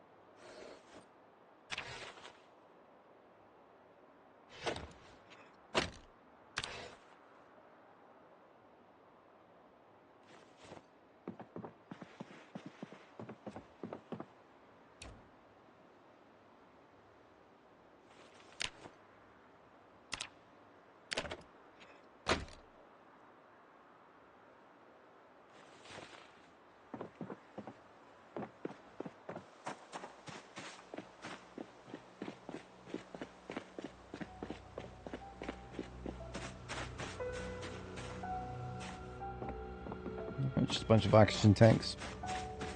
That's no electrical experience there.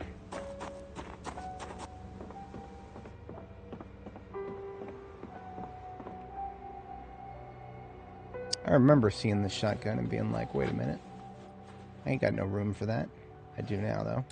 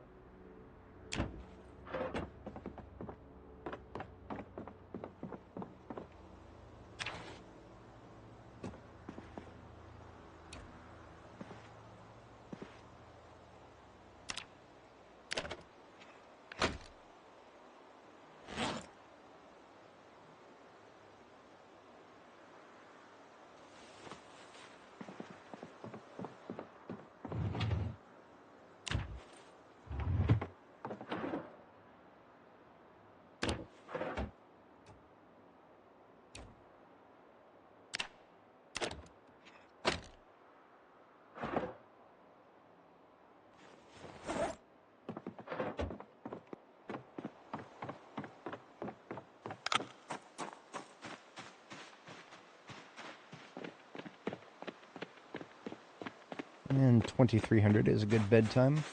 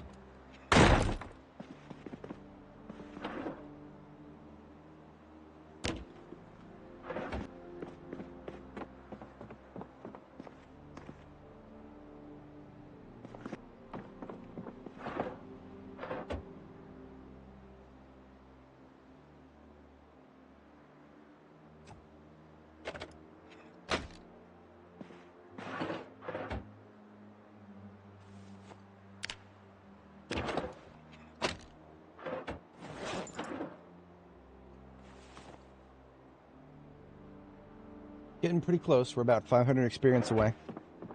I'm going to go ahead and focus on cars now.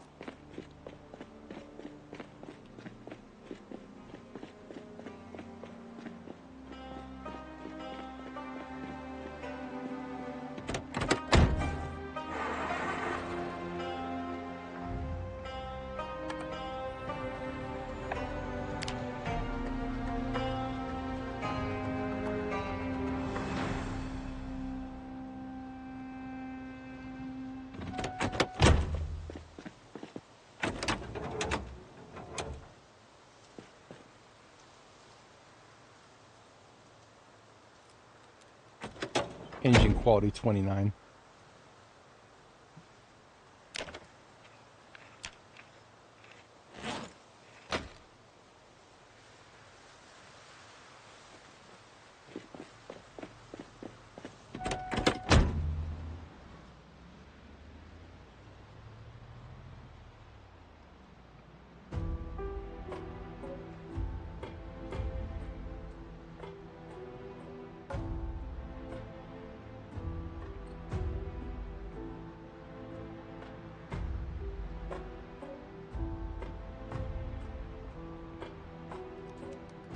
Not that many people in this town actually have cars.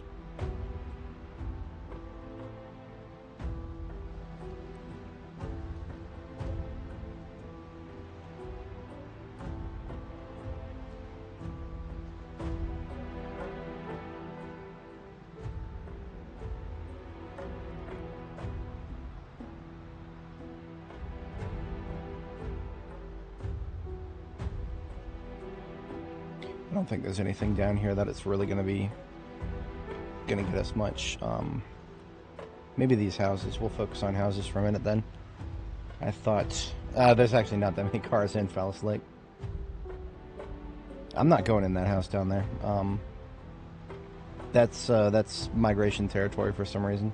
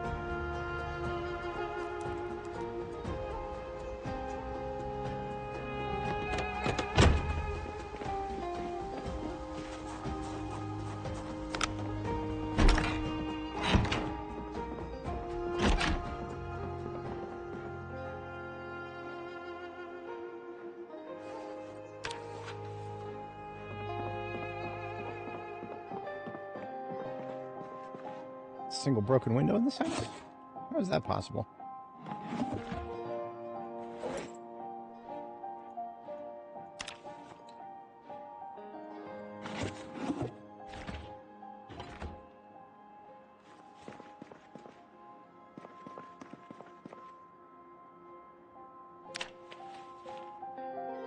Rotten jars? Okay.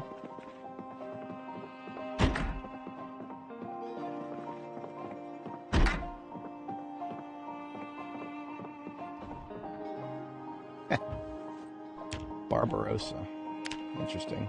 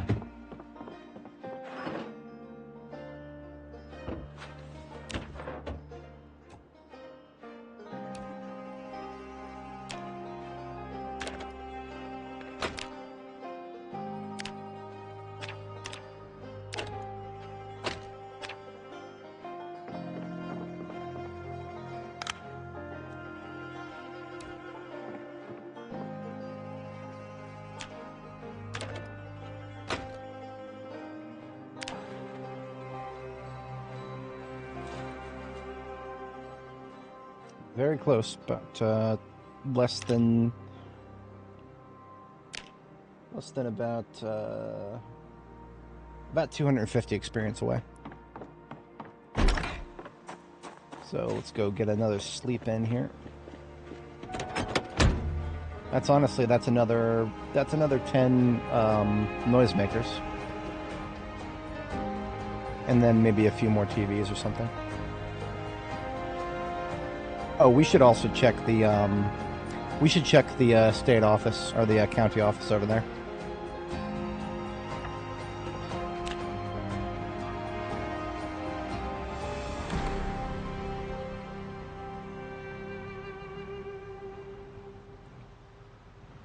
Oh yeah, M14s. I don't think I would ever call M14s rare. Definitely not rare no more. M16s are all over the place now. Well, not all over the place. There's high quantities of them in places that I would expect to find them, which should be military outposts and other places of similar repute.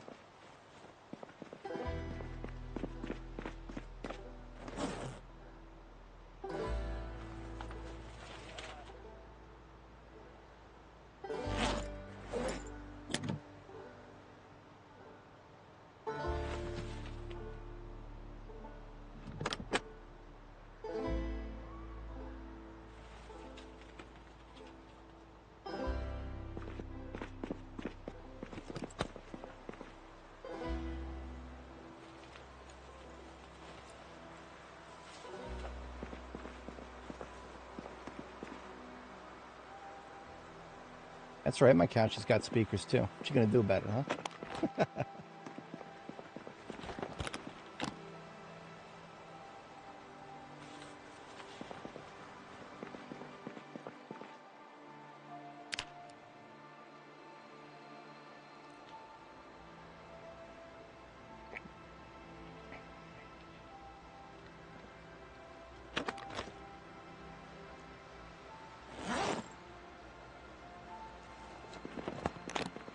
Foggy today. That's all right. Let's see if we can make another 10 of those noisemaker things.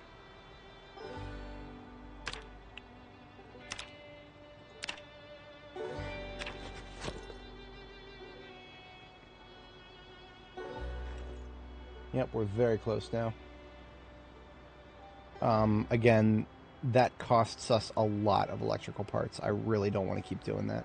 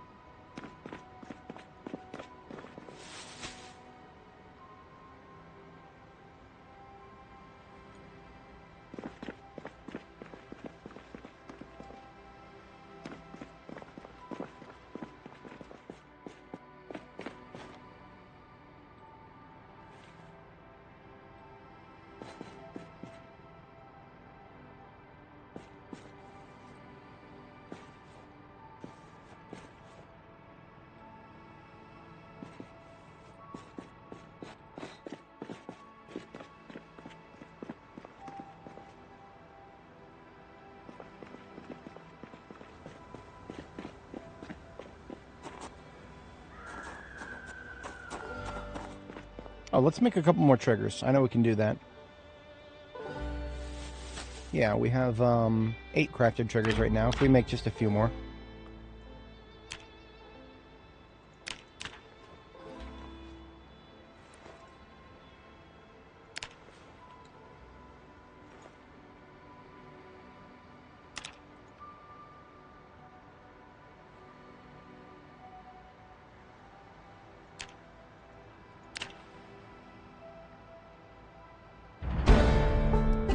electrical level 6. We can now make long-range remote detonators.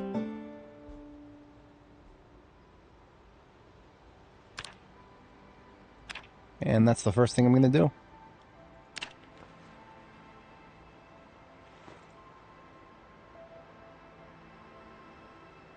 Now, we can go ahead and put together some pipe bombs, and we can actually turn them into remote pipe bombs. However, before I do that, it does make sense to go ahead and read the book. Because we can now read the next electrical book. And it's foggy day today. We're not going to be doing anything else anyway. I'm going to give our girl a bath, too, because she's absolutely earned it. About those carrots, I was thinking about planting carrots. It's not exactly a high priority thing. We'll go ahead and do it. And we'll do that before we start reading, because obviously it's going to be something that we can do that will take up a lot of time.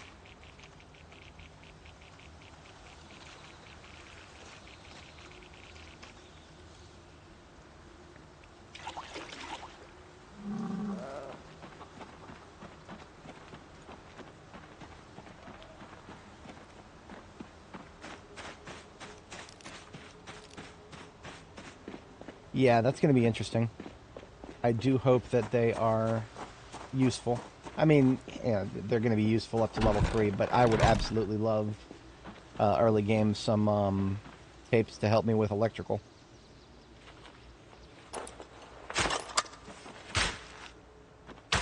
Because that just would have meant that all of the experience they were, you know, the couple hundred experience that I got from earlier levels would have been gotten at a higher multiplier for higher levels.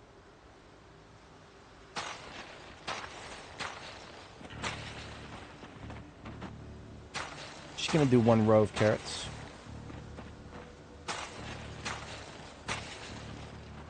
Who doesn't like a carrot, eh?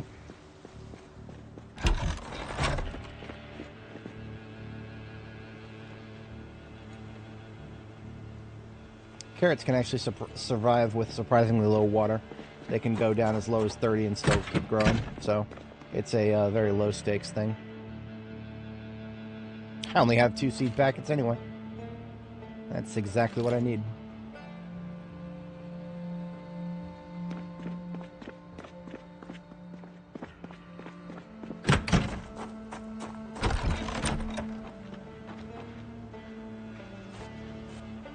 I forgot that we can literally plant potatoes in the ground. The stale one that I just picked up is actually an option. I could have planted it. Won't be at video stores. Well, that's mean. That's kind of mean. Guess there's other places we'll have to look.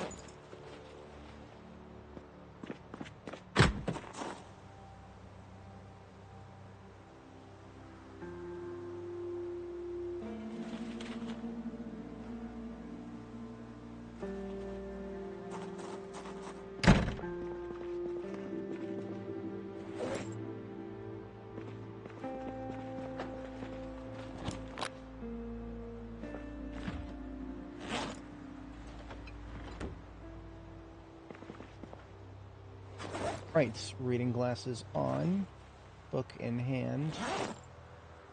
I would like to finish out today's stream with a bunch of pipe bombs in hand. Remote pipe bombs in hand.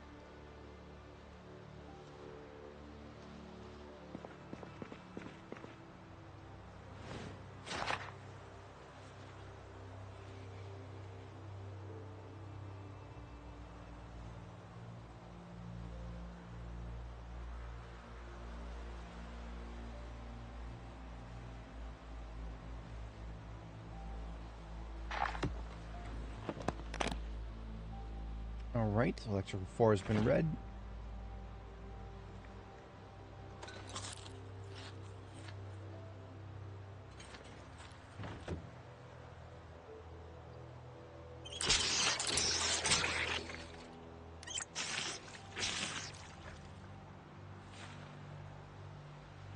So now when I make the pipe bombs, we'll get plenty of experience for it.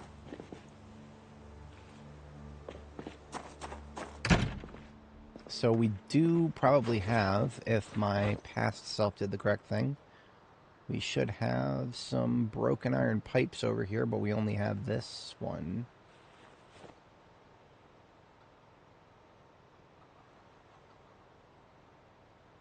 I know I have them somewhere.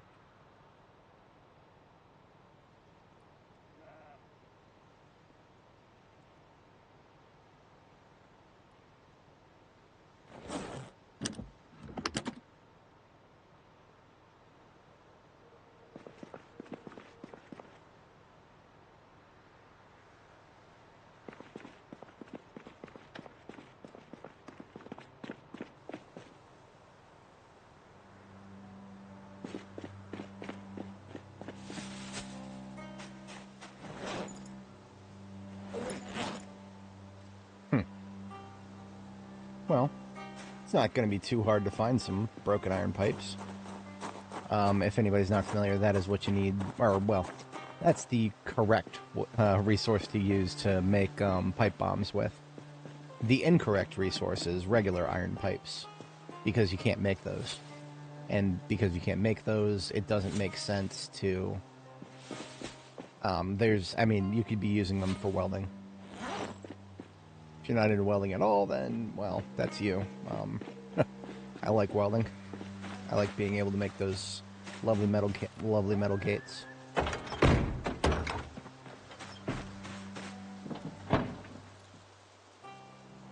Forgot that we left a little bit of electronics back here. Fix that.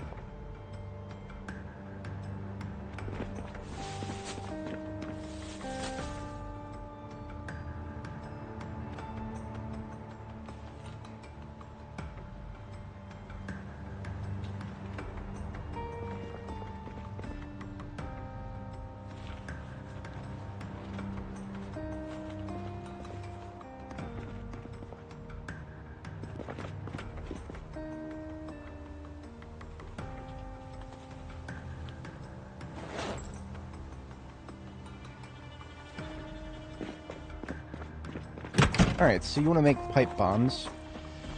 You need pipes and you need explosives. What I'm going to do is take some of these bullets here to get gunpowder for the explosive reagent. Yeah, just some loose ammo. So we're going to start with, it's 20, the ratio is 20 bullets worth of gunpowder for every pipe bomb. And in this universe, all ammo is treated the same in terms of how much gunpowder you can get out of it, as stupid as that might sound. Yeah, I can hear the gun nut screaming already. I didn't design this game, guys. I'm gonna open this box of 45 ACP to shred that for ammo.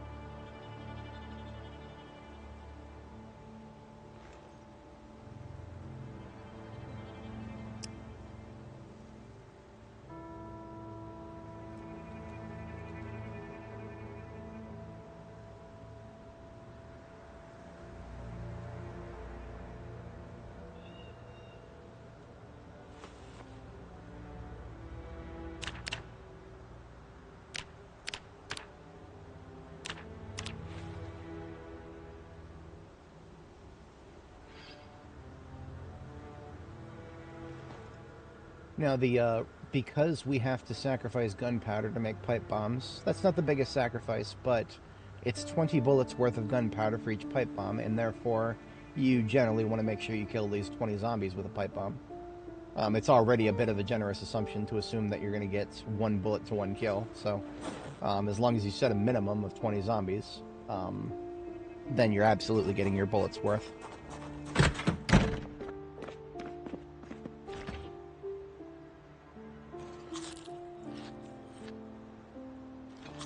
You know, I keep hearing this rumbling sound, and I think it's wind. I'm just going to go check really quick. I'm a paranoid individual. I cannot stand hearing unusual sounds. I'll be right back. 1 moment.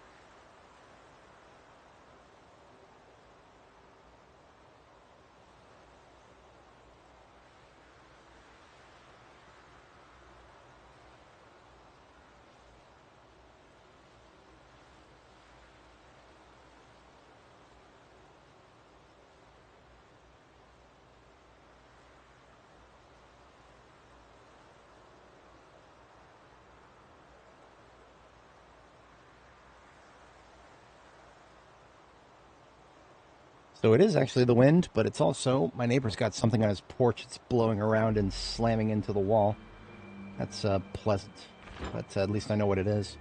If I know what it is, I don't fucking care. Alright.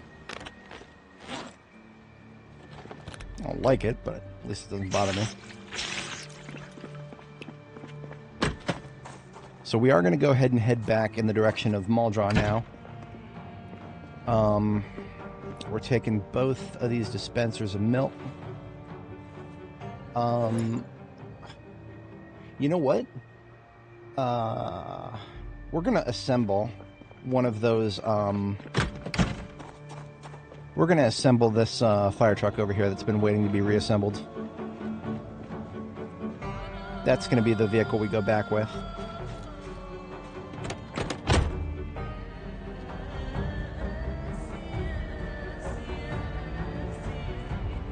It's the act of reassembling it will get us some mechanics experience.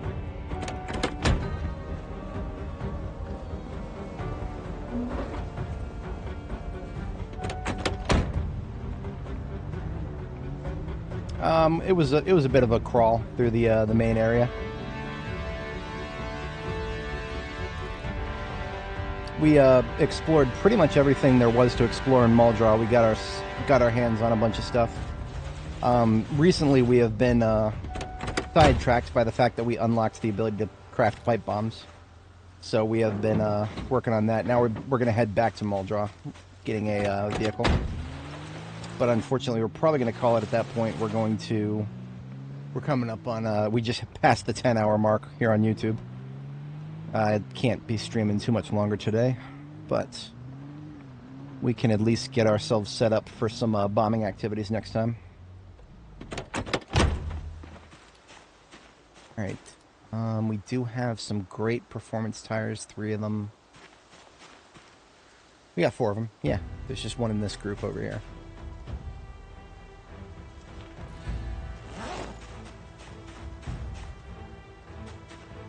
What does this one need? It needs literally everything. And that's okay. Yeah, we've got literally everything.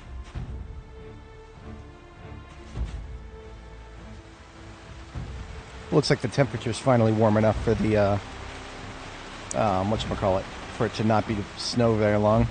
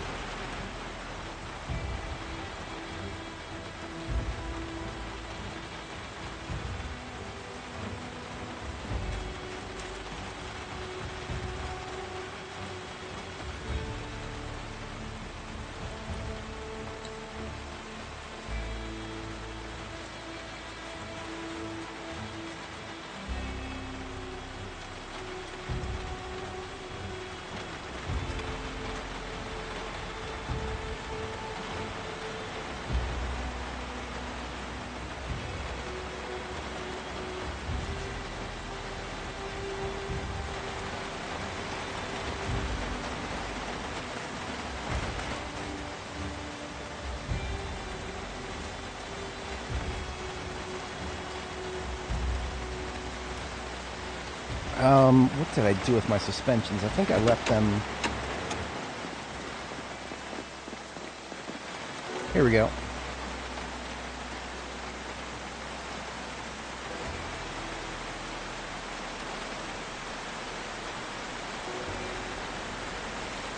Damn, that's one hell of a storm right there. I don't think I've ever seen rain quite this thick in Zomboid. That is some damn thick rain right there.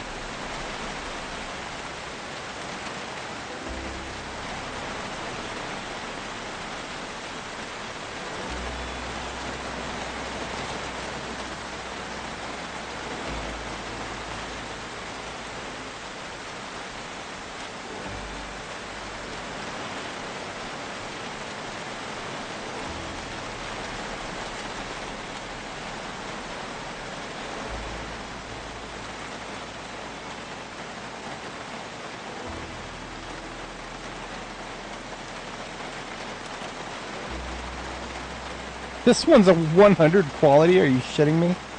Okay, I didn't realize I had a 100 quality. We'll have to get this one some better tires then.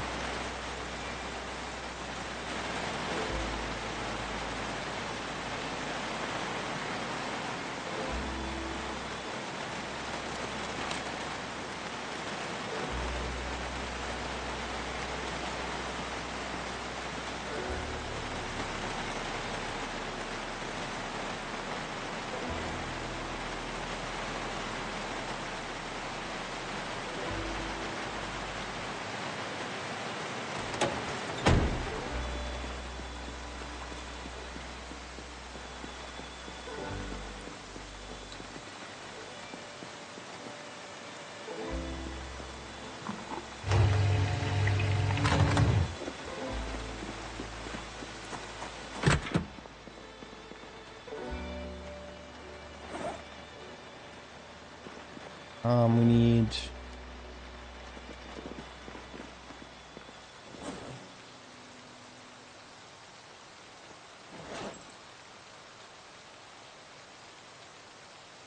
Hang on.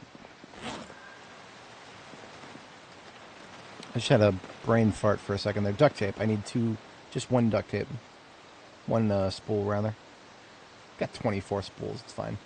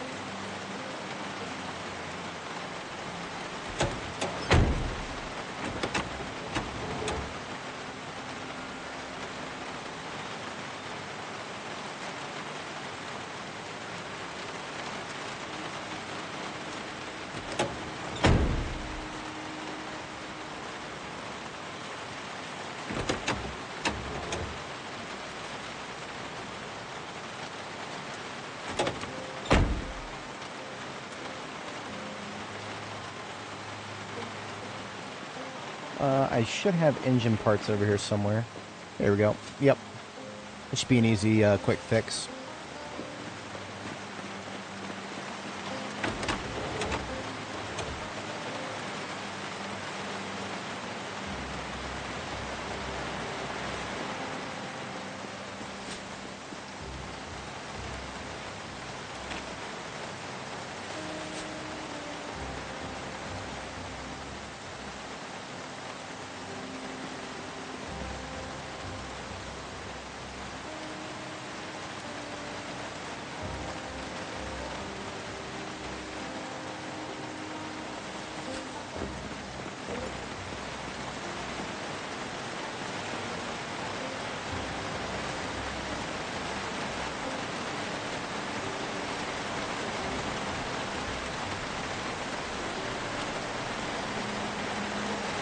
Already a third of the way through mechanics level 10 just from fixing that bad boy up.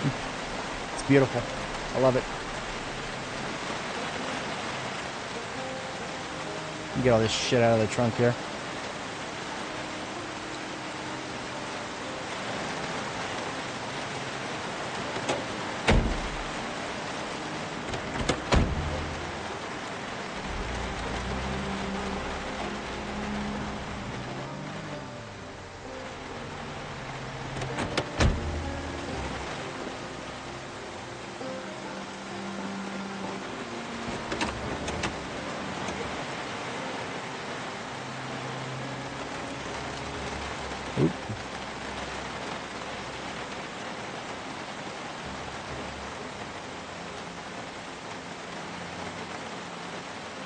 I didn't realize that most of those tires are already full. Just this one needs to be topped up.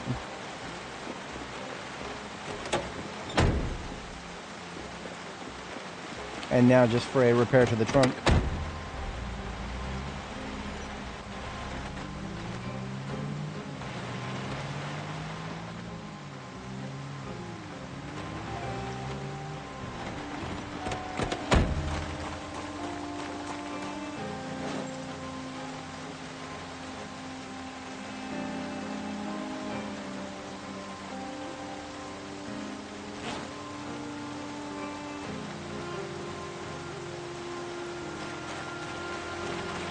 Oh yeah, nice. Cassettes are great if you can't find a race car yet. Beautiful. Look at that. We are set and ready to go.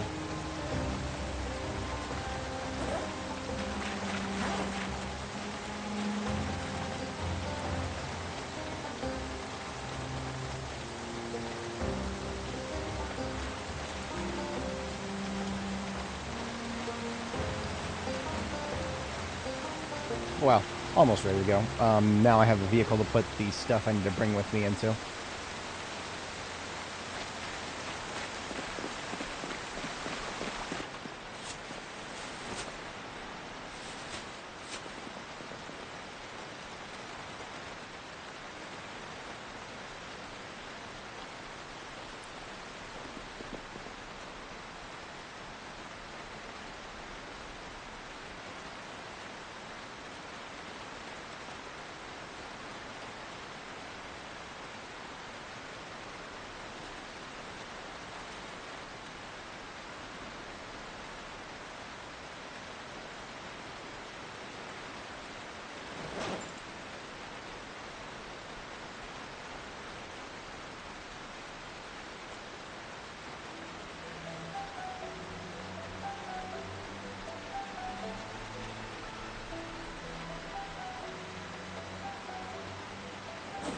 Really? I'm already full? Alright then.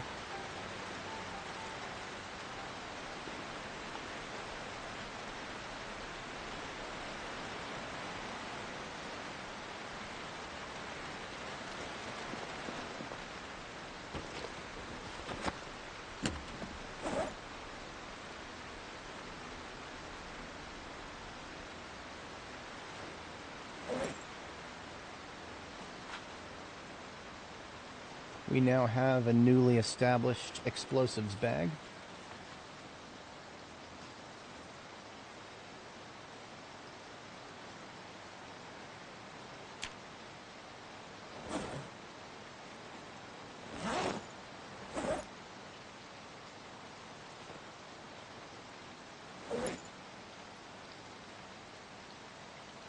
Right, the drag strip has 3 chances. I've never seen one spawn there. That doesn't mean they can't. But I've never been lucky enough to see one there. 3 chances versus like 12 at the drag strip. So those are your 2 options at the immediate moment. KTO did mention that they can have that they apparently can spawn in as Rex. I've never seen that happen, but I believe them.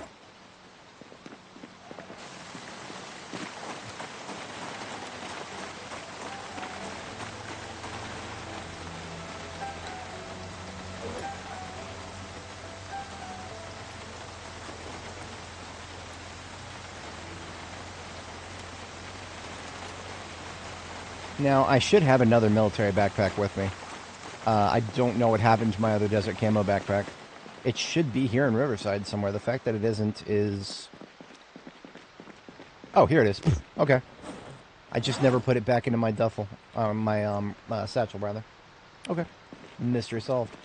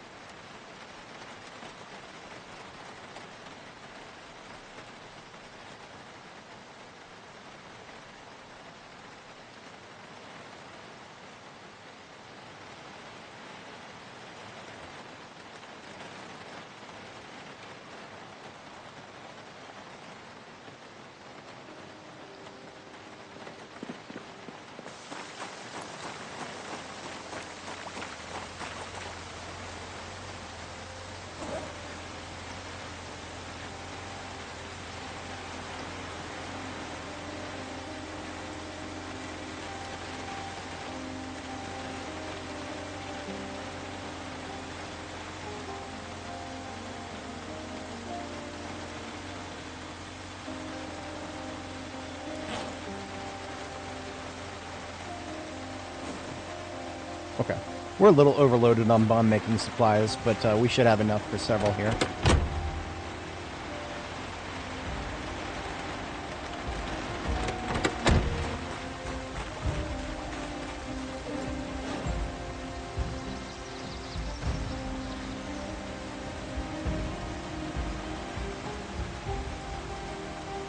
Almost forgot my hacksaw. I should double check the recipe, all things considered.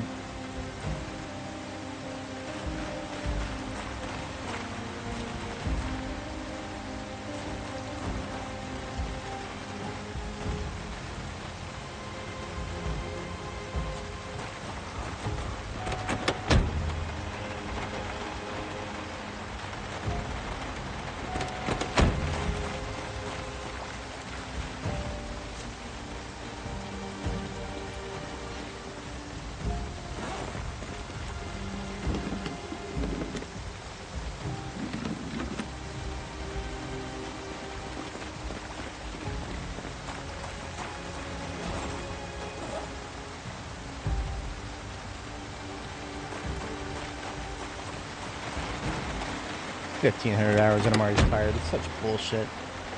That's alright. We'll survive. Okay, and we do need to go pick up those milk jugs so that we can continue to sustain ourselves.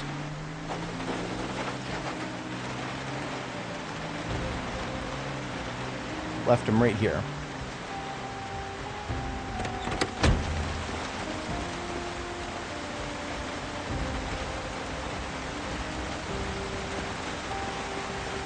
Alright, back to Phallus Lake with us. I'm sorry, back from Phallus Lake to Muldrop. Coming up on 10 hours, 30 minutes here.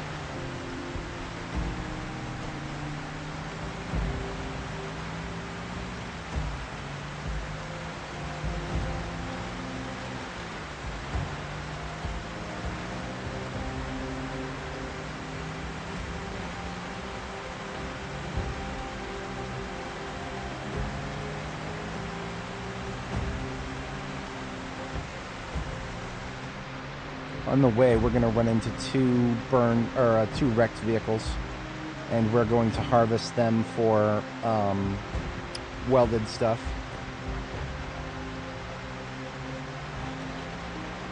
Because I want some more broken iron pipes from them. There we are.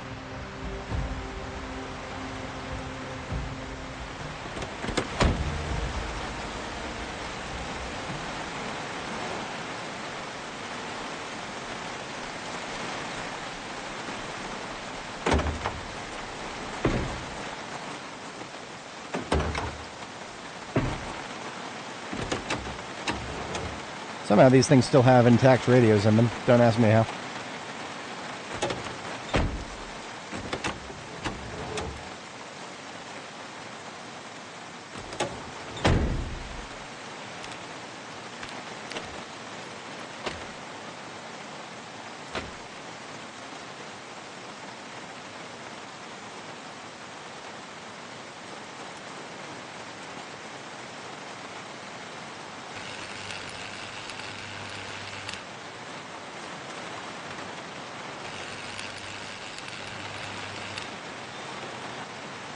Broken iron pipe times 3 from this one.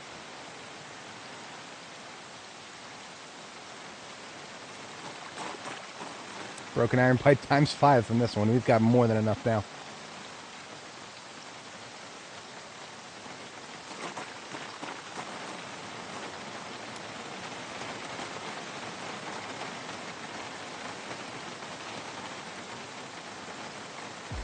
As soon as we get to a crafting surface. Got our bombs.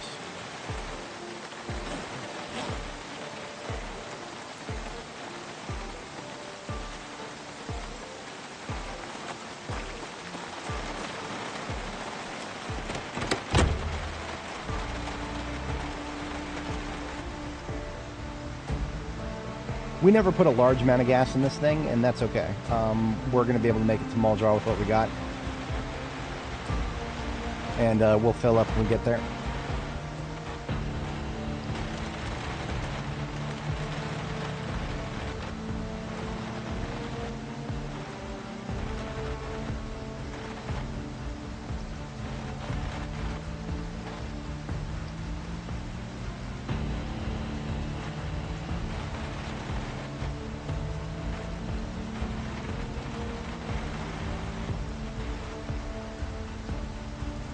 Worrying about that garbage bag that's going down south.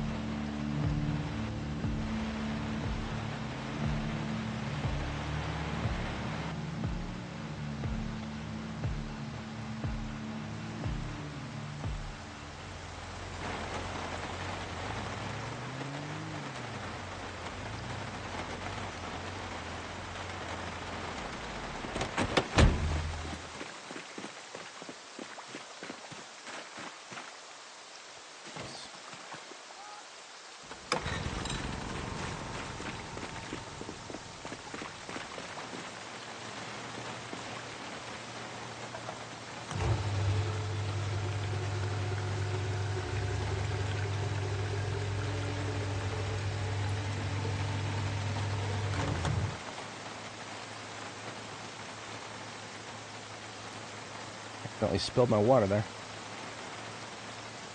There we go. Better the water than the gas. I don't think I've ever spilled gasoline at a pump before. It's probably a good thing.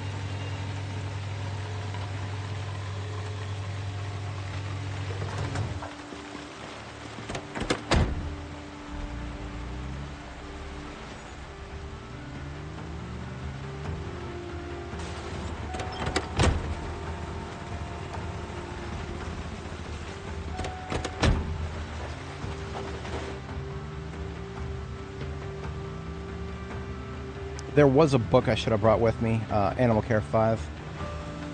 That is a book that I'm capable of reading, so I should have brought it, but it's alright.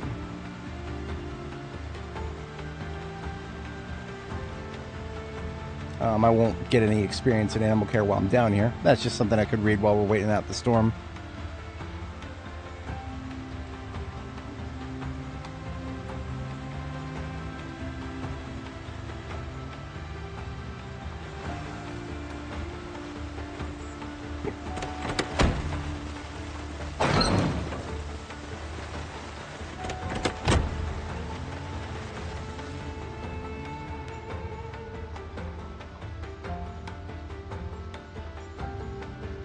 I'll have to go ahead and back this up straight in front of the electrical area here. There we go. So we can access the bomb-making materials in the trunk, crafting surface, and anything extraneous in our local electrical storage.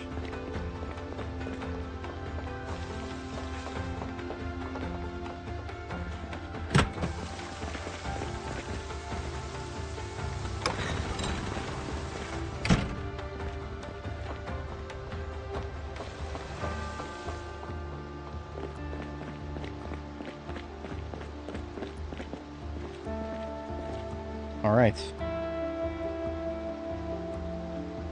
Make pipe bomb.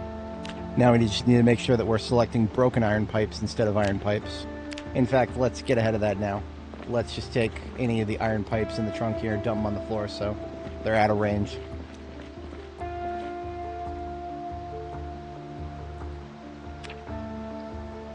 Hacksaw, 3 scrap electronics, broken iron pipe, 20 charges of gunpowder, and 1 charge of twine.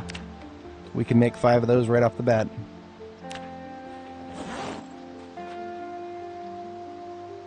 And we get only 7 electrical experience for that. Because one of the reasons that it's so low, despite even reading the book, it's a, there's no level requirement to the recipe. So we can do that basically at any level. We just gotta find the fucking recipe. Good luck with that, by the way. Some people say, oh, look at me, I found it right off the bat. Good luck. Good luck doing that again. It's just not something that happens very often in my experience. Maybe I'm just incredibly unlucky. I think it's actually really, really hard to find these. It's been my experience thus far. So we're going to go ahead and crack open a few more bullets here.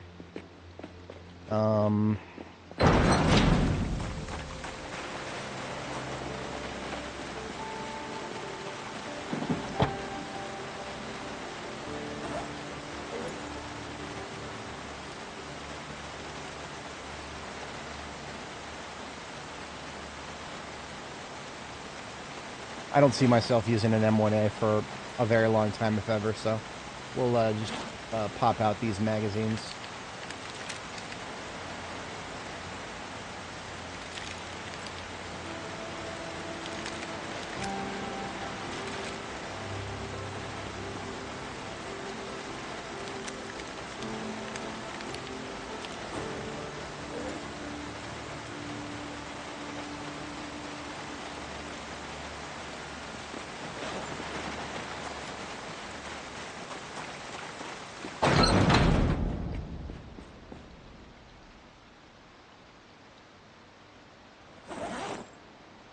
We've got 4 more broken iron pipes, so that'll be 80 bullets we'll crack open. And you know what? Just as an investment in our future, we'll go ahead and crack all of them open here. That's going to take a minute.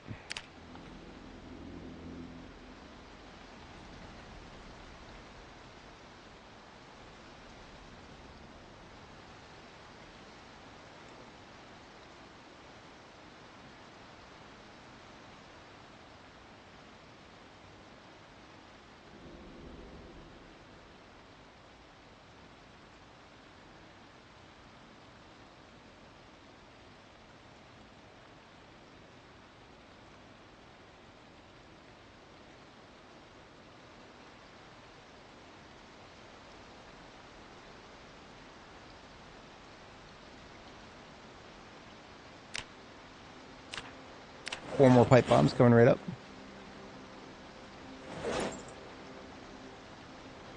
And now we have leftover gunpowder for another.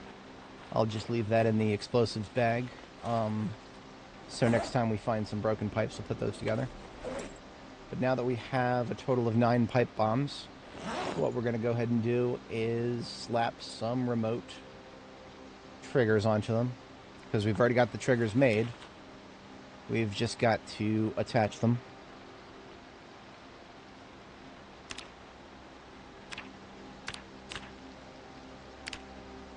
And this costs duct tape and a couple of scrap electronics each time.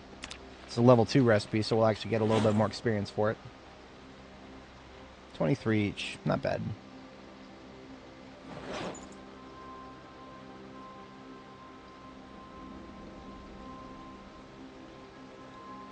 So, we have 9 remote pipe bombs to work with now.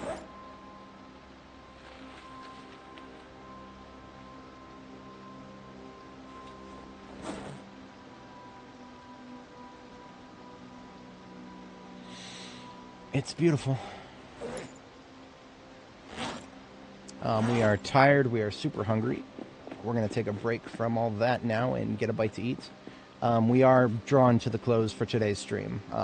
I wanted to close things out after seeing as we finally found the recipe for pipe bombs, I wanted to close things out by actually making some. And we have definitely been successful there.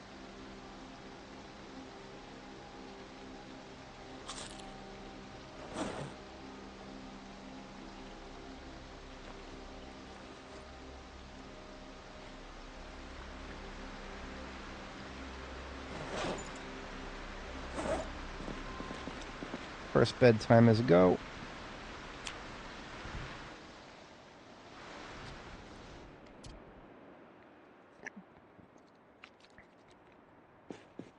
Oh, fuck off. The snow during a frickin' rainstorm. I hate this. I hate this so much. I really hope they get this fixed at some point in my lifetime. If you want the snow to, or you want the rain to change to snow, do something about all the water on the floor. It's so silly.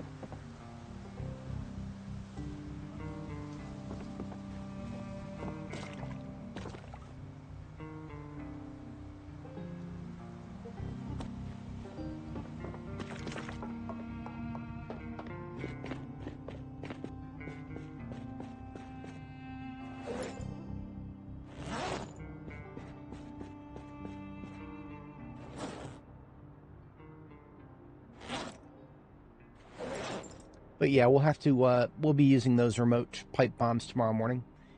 Like IRL tomorrow morning. Because, I don't have a lot of time left. We only have about an hour left before YouTube even cuts me off. But, that is secondary to the fact that I do have to get going, get everything ready so that I don't have to do anything special tomorrow in order to be ready to working on site later this week. I probably won't be able to get out of it this week. Got a few things on the agenda when I get to work. So, got those torches refilled. I'm going to put those in the glove.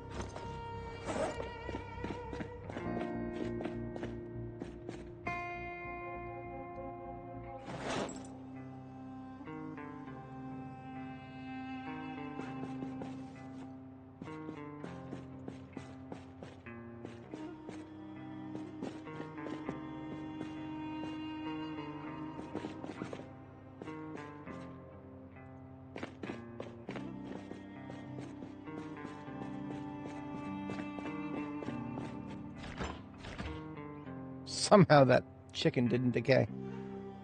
Fascinating. Okay, we'll go ahead and butcher that then.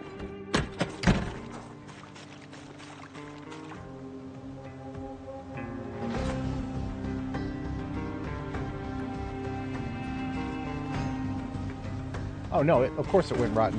It said it was fresh. That was a load of bullshit though. At least we got, whatchamacallit, feathers off of it.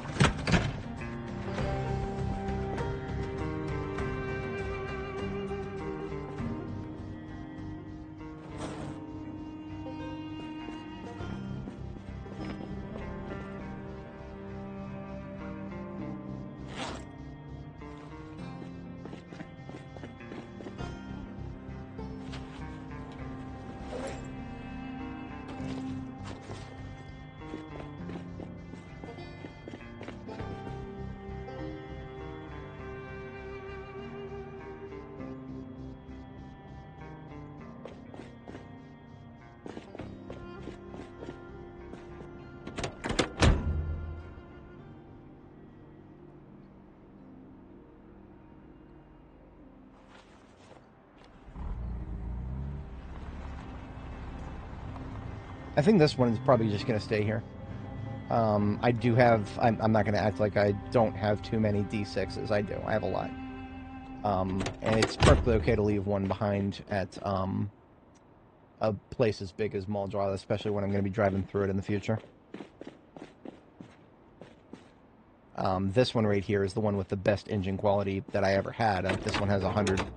I don't think I've ever seen a 100 D6 fire truck before.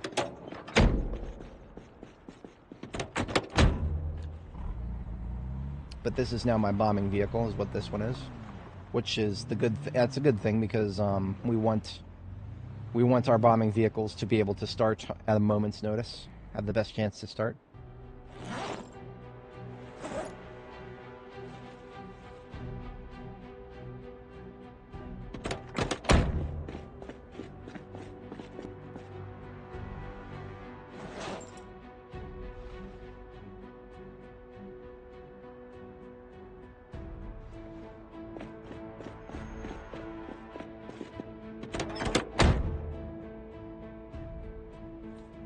Something a bombing vehicle should also have is reading material for when we inevitably get stressed.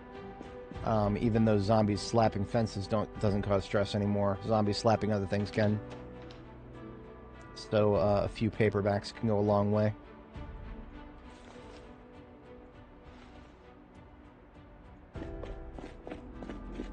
Let's leave those straight on the driver's seat.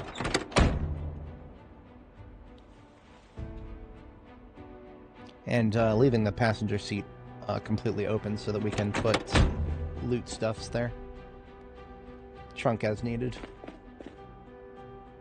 Alright, I will just have her chill for the next hour or so here so that we keep our sleep schedule on track here. And then we'll get our second sleep at 5 a.m. and that will be what we call the stream for today.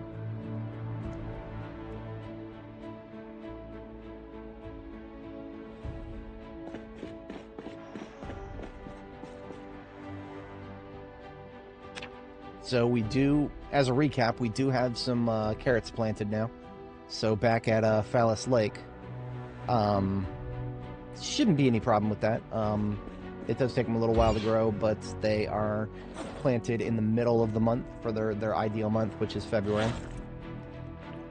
We didn't have to plant them in February. We could have planted them in March, but it's the game says the ideal month is February, so. No, I don't do mods, buddy. If you check the description, we got a mod policy down there. We generally avoid mods so that we can actually keep playing between versions of B42. Alright. I think we're about set here. Yep, we can definitely get a good start next time with this. I already know exactly where we'll be doing some of our pipe bombing activities. We've got a bunch of survivor homes to recover. We're going to need a parking lot of some scale in order to gather everybody. That's going to be an interesting ask.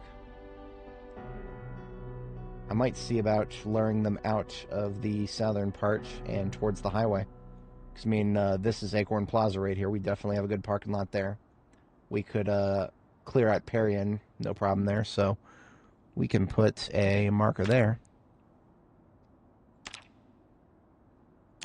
Yep, we'll definitely be doing one there. And we'll figure out where... You know, we actually probably do have a good enough parking lot right there. I'll investigate it. I'll definitely investigate it. Give me a question mark, yeah. Figure that out for sure. All right, folks, that'll be for next time. And for today, Danny shall bid us farewell. And I'm going to need to get a close-up of this, that we have 9 remote pipe bombs to work with. That'll be for next time's thumbnail. All right, so last thing we always do here is back up our save. In order to back up your saves, just make sure you've closed out of the game. Go to C, Users, Username, Zomboid. Go to your saves folder. Go to Apocalypse, or Multiplayer Sandbox, Survivor, whatever you guys do. Sorted by date modified, so you can pull up the recent one on top here. Just take the entire folder, copy it, and you can put your backups wherever you want. In my case, I go up a few folders here to my backups folder, and with the same name there, and I create a new folder for each part of this character's journey. So this is part 17, and then I just paste the entire folder in there, and that is going to take a while. We're up to 800 megabytes, across about 320,000 files. Y'all have a great one. I'll catch you guys next time. Peace out and have a good one.